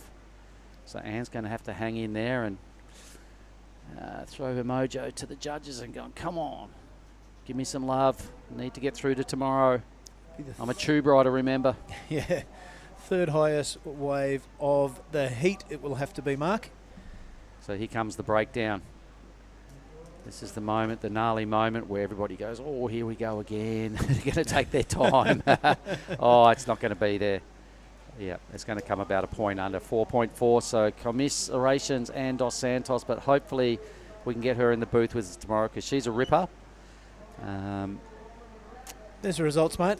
Yep, so officially red first, Minami Monaka and her teammate Sumomo Sato, taking it out in second spot in blue, just a little bit ahead of Anne and Isabel. So I wish those two good luck on the rest of their campaigns, whatever they're up to for this year. Picking away through the little pinball section down there to get onto the dry shoreline. So, Billy, that's kind of the end of competition for today, but we do have this little highlights package. Are we doing it now? Well, we're going to cross to us now. The poor people at home have to look at these two mugs. This is Mark Clift. I'm Billy Hangan. Behind us is Lagundri Bay. We hope you've enjoyed the action from day 5. In fact, I'm losing track. Yep, this is the Nias Pro for 2023. We saw a big bossy ocean when we woke up this morning. A couple of beltings, one tube, but a whole lot of good turns. A bit of victory, a bit of disappointment, but it's been an entertaining day nonetheless. I think we are going to roll into this magnificent 7. Maybe some highlights that we have seen today. This looks like Jarvis Earl. Caught your interest, Mark? I'm pretty sure this was the 7.5. Yep, I remember that wave. That was his last ride. He'd already had a 7 previous. He was really in the groove and feeling good, but the goofy footers were saying advantage all day to the goofies. This is the tube. Yep, this is Rafael. There you go, a tube at Lagundri Bay. That's what we're after. Has a big grab rail cuddy. Is super cool. Yep, so we went there with that one built purely based on someone got tubed. Yeah, okay, good. good to see. What are we looking at here? Geordie Lawler. Geordie Lawler. That was his one hit. So this turned into a 7-8-3, and I interviewed him, and he's gone, I'm so glad the judges acknowledged that, because that was a hard section to hit. and it bloody well was. So Geordie, he really took all his chances right there. High risk for a big, hefty smash. So he made it to our top 5. This is Rosie, mate. Let's have a look at Rosie Smart, a 7-8-3.